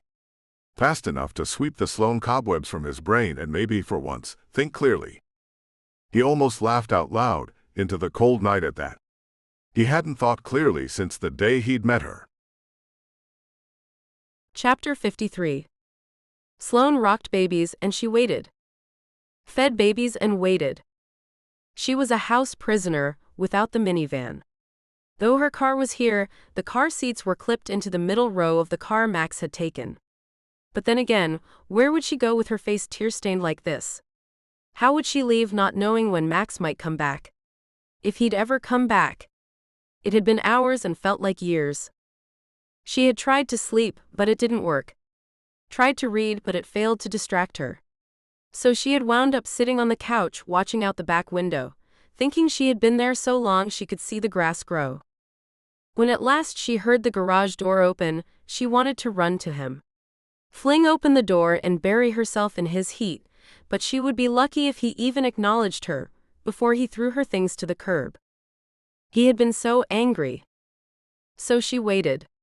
Until he rounded the corner and looked at her. He ceased all movement, the midday sun backlighting him and making his expression difficult to see. But Sloane was certain it was hard as granite. She steeled herself and spoke. "Where were you? It's been 13 hours. Driving. Max, I'm so sorry, Her heart leapt into her throat, making it impossible to say all the things that needed to be said. Sloane, don't be sorry. But It didn't matter because he turned his back to her, as though he was finished with this conversation, and he stalked off down the hallway. Her mouth got ahead of her and blurted out the one thing she could think of. "I know about Chicago." It worked. He stopped. He turned. "What are you talking about?" Courage, Sloane, she told herself and took a breath. She didn't like lying to him about how she'd done it, but they were barely seeing their past, let alone any future. The hypnotist wasn't about losing weight. It was about digging up what I didn't remember. He still didn't seem to care. His fists were perched on his hips. His voice was mocking. "And whatever did you find out?" She couldn't look at him. "That you said you loved me." It was barely a whisper. She'd been so shocked to hear his voice saying those words as she relived that night in Chicago. In his hotel room, he'd told her he'd fallen like a rock the moment he saw her. He'd never said it again, but now, maybe she stood a chance. When he didn't speak, she looked up at him. It seemed what she'd said didn't faze him in the slightest. He looked at her like she was the biggest fool on the planet to ever think she stood a chance with him. "Of course I love you. I'm an idiot." He raised his palms out to her, then at the room around him. "Did you think I did all this just to get a live-in maid? Or curtains? Or make my parents happy?" "Yes." "Then you're an idiot too, Sloane." His voice was getting louder and hers was getting smaller. "I've already admitted to that." She wished for a hole to crawl into, to lick her wounds or just curl up and die. But still she held out some tiny flickering of hope. Max didn't. "Well, that was a nice chat. I hope that hypnosis has made your life better." The sarcasm dripped from him in thick clumps. "But really, what does it change? You don't want to be here and you don't want me." The hope flared inside her, giving power to her small voice. "But I do want to be here, and I do want you." Could have fooled me. With the sizzle of a wet wick, it died. "I thought you were looking for a mother for your kids, a convenient family. You never said you loved me." Her voice and her heart cracked. His shoulders slumped. "I said it until I was blue in the face, Sloane. What more do you want?" "No." She shook her head. "You said it in Chicago, but never afterwards. Sloane, you thought I drugged you and maybe raped you." "Oh, Sloane, I love you, let's be a family," seemed like the fastest route to a well-deserved jail sentence. "You weren't interested in me before Chicago, and I was already pushing the boundaries of stalking, since you didn't love me back." He looked so defeated. It wouldn't have changed anything. He turned again, to walk away. "Yes, it would have." "Like what?" I would have said yes when you asked me to marry you. Her heart wasn't beating anymore. It had been clear from the moment he had told her no more and drove away that this reunion wasn't going to be the happy moment she had hoped for. He sighed. Sloane, I asked you 1,000 times in 1,000 different ways, and you said no every single time. I don't know what you want from me. I want whatever you're willing to give. From somewhere in his chest came a sound that would have been laughter if it hadn't teetered on a cliff of pain. It tore through her chest that she had caused it, and his words told her she was right. I would have given you everything. I tried to, again and again, and you kept pushing me away. I don't have anything left. She nodded. Tears falling in earnest now. But Max just looked at her. Max, who always leapt to take such good care of her, stood and watched her pain and did nothing. He was right. And so was she. He hadn't said the words, I love you, since that night in Chicago. But he'd showed her in every gesture and every word. He'd taken care of her, held her when she was upset, caressed her and made her feel beautiful, soothed her when she worried. Even just last night on the couch, his hurt and anger had been because he'd loved her. And even then, she'd still been too afraid to look, to see what it might be. She'd been so scared of losing him that she hadn't seen that she already had him. She wiped her own tears away and nodded. If you ever decide that you do want to marry me, just ask. I'll say yes. I promise. He only offered a shrug. You don't need me to ask you. You have the ring. And he stalked away.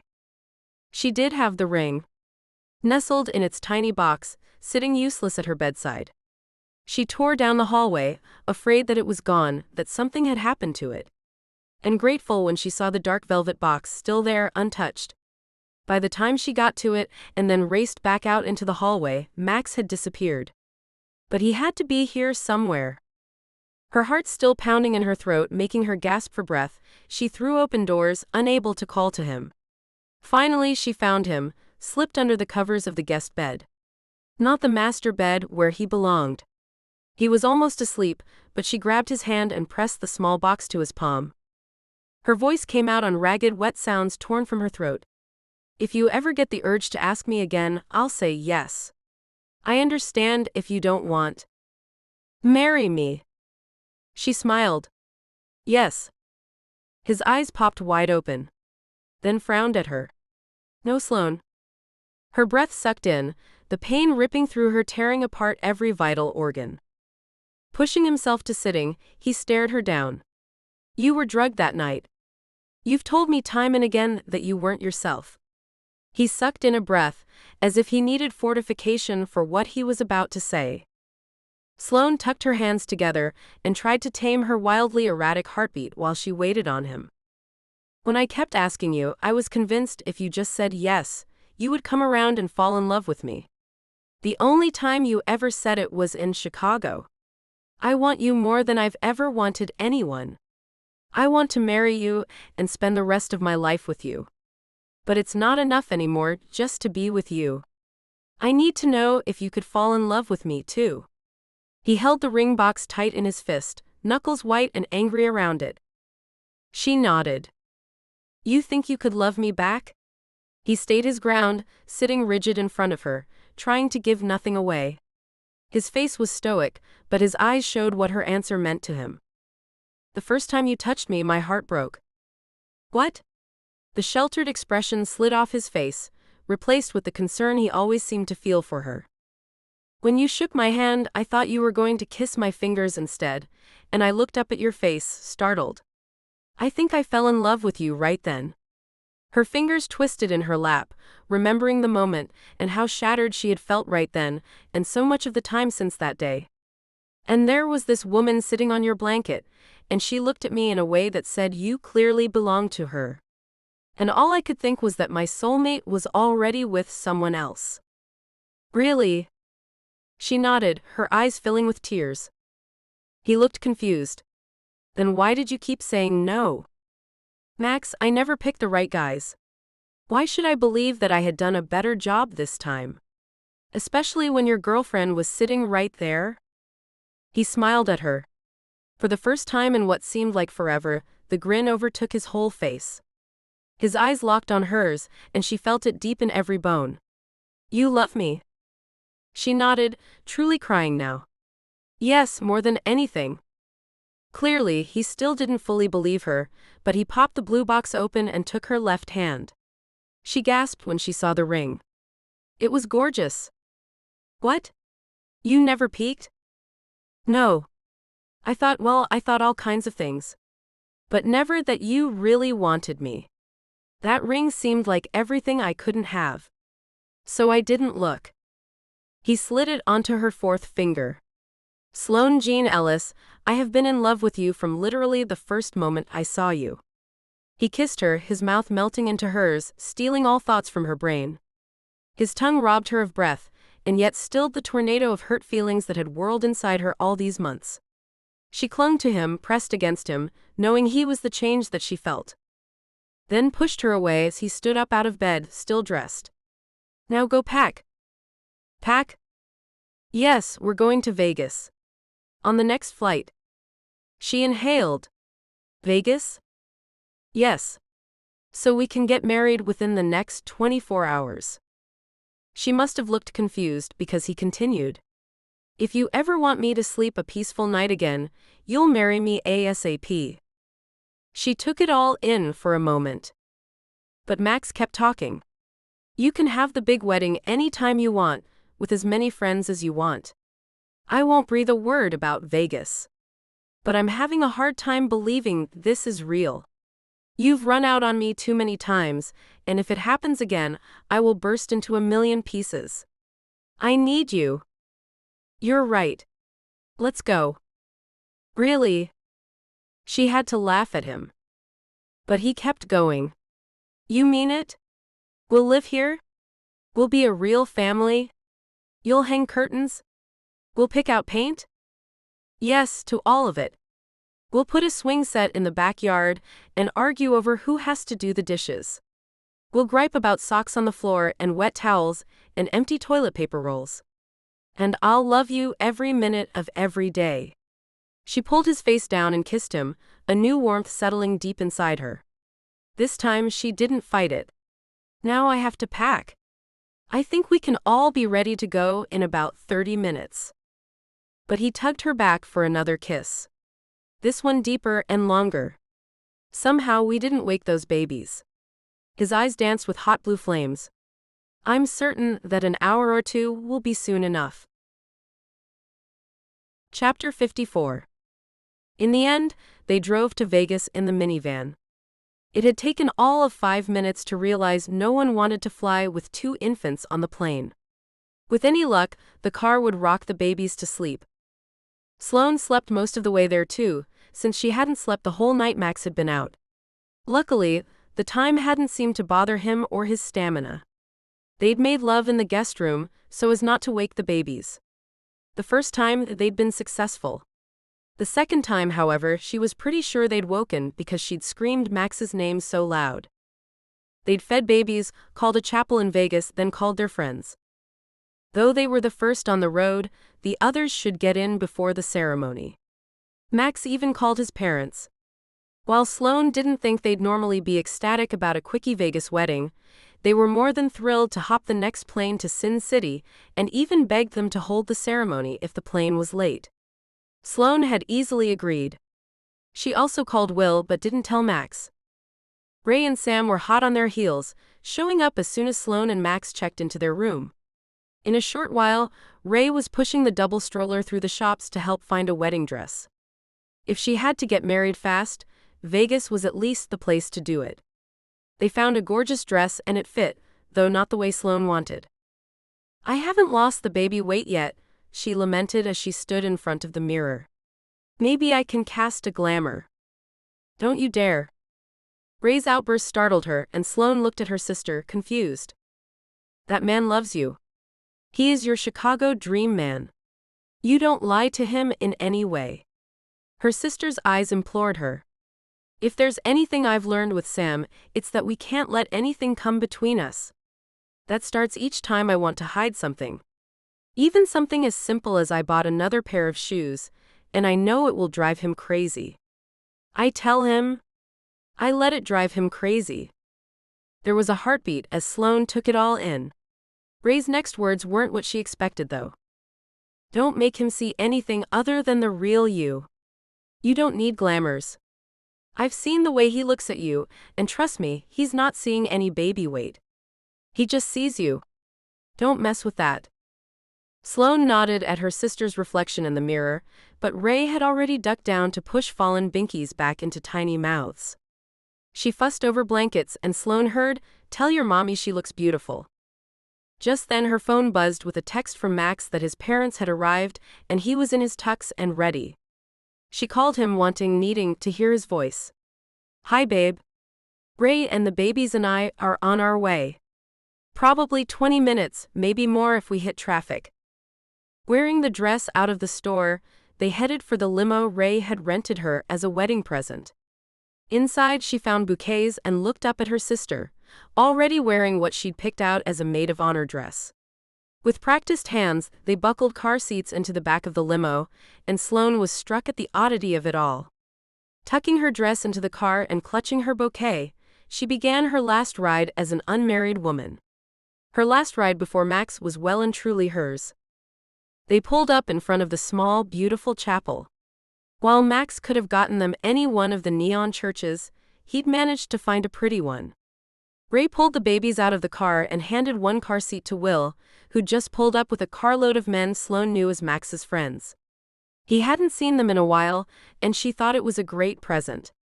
She smiled to Will and whispered, "Thank you," as she gathered her dress and headed to the back of the chapel. Ensconced in the bridal suite, she sat in the chair and laid her head back. It had been so long since the first night Max had proposed to her in Chicago. He'd said. Sloane frowned. It was gone. Her heart raced. Where had her memory gone? She searched for anything from Chicago, but couldn't find it. Panicking now, she catalogued what she did remember. She'd been happy. So happy. She knew they'd made love, but she couldn't remember doing it. She knew he'd proposed, but all the images and the sounds and the feelings were gone. Just then, Ray stepped into the room and saw her. "What's wrong?" She started to explain, then said, "No. I need to tell Max. I'll get him." Just like that, her sister was out the door, leaving Sloane alone with a growing horror in the pit of her stomach. His parents were religious. She was a witch. She was wearing silk underwear, a wedding dress, and spells. She couldn't marry him without telling him the truth. And she had to confess that she hadn't seen a hypnotist. Max appeared in the doorway, a huge smile on his face until he saw her. She must look as frightened as she was. He could turn away right now. It would be legitimate. After all this, he should leave her for lying to him. She started with the simplest thing. "I can't remember Chicago." "What? You didn't ever remember it? You lied." He still didn't seem angry. Well, she might be about to blow that out of the water. "I did remember, but it's gone. And I did lie about something else."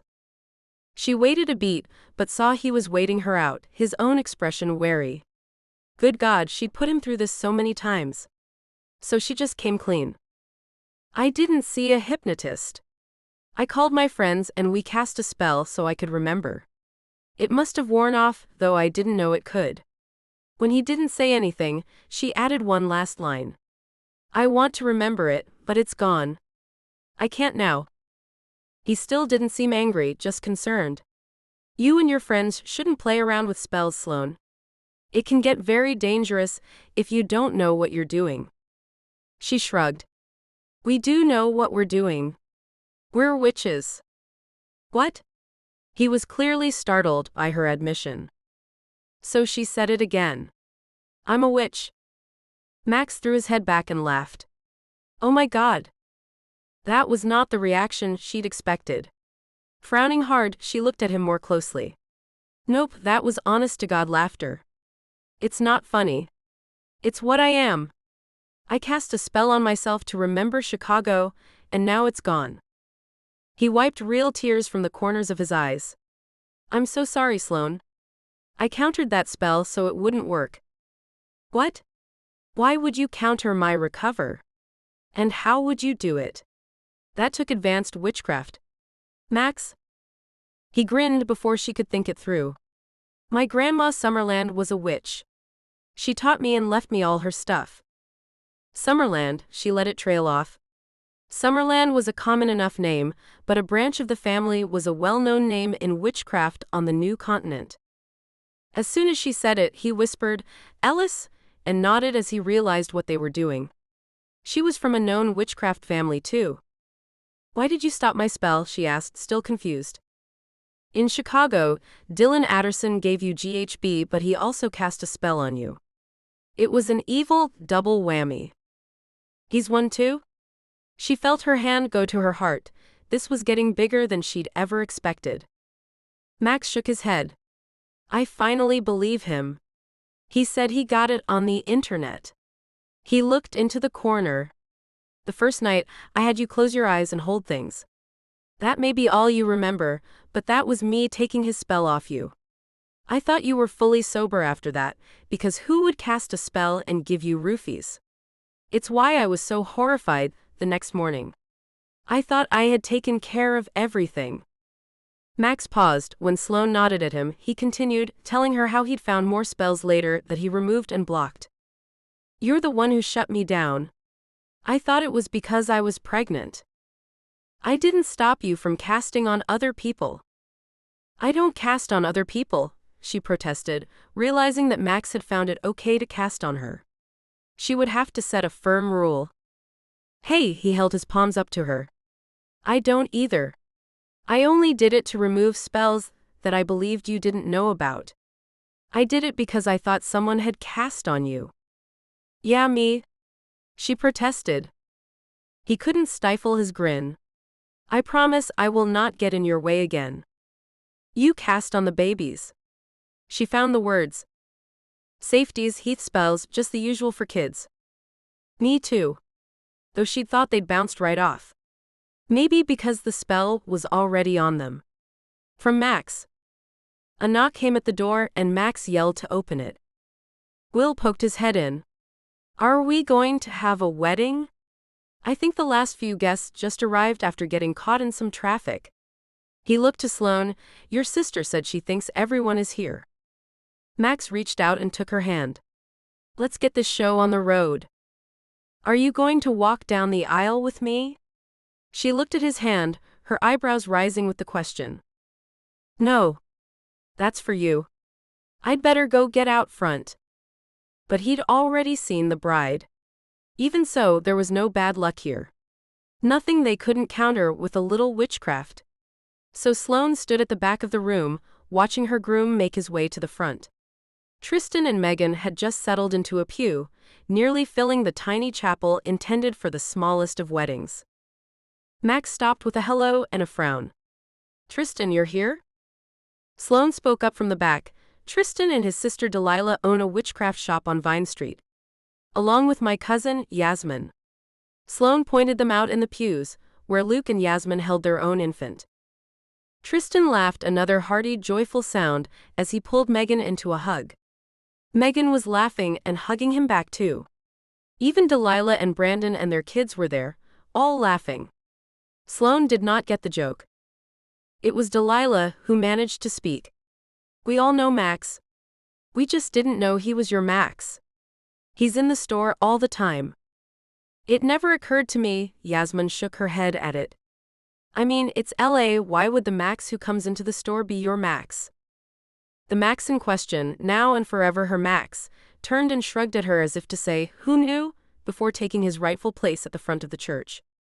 He'd probably bought the things to undo her spells from the shop. Thinking along those lines, Sloane called Megan to the back of the church as she was closest. Can you undo the spell my beloved apparently cast on me, before we get this shindig started? Can you do it without being obvious? I don't know what his parents know. With a few deep breaths between them and some chanted words, Sloane felt the spell crack away, and her memories of Chicago come back in full bloom. There it was. His proposal. The first time he said he loved her. Their first kiss. As the music started playing, she looked up the aisle and walked toward Max. She'd done it. She'd played her cards too close to the heart for far too long, but she was okay. She had Max now, and he had her. They said their vows while her new family looked on. She and Ray had found Luke. Though their parents had died, they'd continued looking for him, and in finding their cousin, they'd found so much more. She felt Max slip the ring on her finger, and when the minister said they could kiss, she held back a little. What she wanted wasn't appropriate for the front of a church. She would have all the time in the world for that. Ray and Sam were taking the twins for the night. Ray had insisted, since they would be having their own in another 8 months. As Sloane headed down the aisle with Max's hand firmly in her own, she smiled at her babies. They sat docilely on Ray and Sam's laps, small hands waving as her sister and brother-in-law moved them. Their baby blue eyes twinkled, and as Sloane stepped out into the night air, she realized something. Max, our children are descended from 2 very powerful witchcraft lines. Oh, he responded, then laughed. I guess we'll have to deal with their skills as they come up. Then he swept her into the limo and a wide-open future. You've reached the end of the Touch of Magic series, but there's more magic to come. Start reading the new Witches of Bell Hollow books with Rowan's Crossing. And of course, watch here for new audio. Rowan's family lost or gave up their magic a few generations back. He's not sure which. If any power runs through his veins, he can't control it. Not so for feisty water witch Annalise Lockhart. The powerful witch was once his high school girlfriend, and Rowan was convinced the two of them would end the feud between the Velasquez and Lockharts for good. But that was before. Now, Annalise desperately needs his help. But if she wants it, Rowan will demand that she break the spell she's held him under for years. Find me online at SHADOWKISS.com. Subscribe to this channel to get all the new releases on audiobooks. I'll be releasing my entire catalog here for you in dual narration audio, but I need subscribers to know that it's worth the effort, that people are listening. Thank you so much for being here and listening. I'll keep writing more. I know that it's an odd choice to dive into a story the way Max and Sloane do, with a crime drugging Sloane. Still, I felt I had to write that storyline. It's not an easy one, but it needs to be told. I'm not the only one I know, but I have been roofied. We were smart and watched our drinks. Only the bartender could have done it. It's scary. My story turned out well too.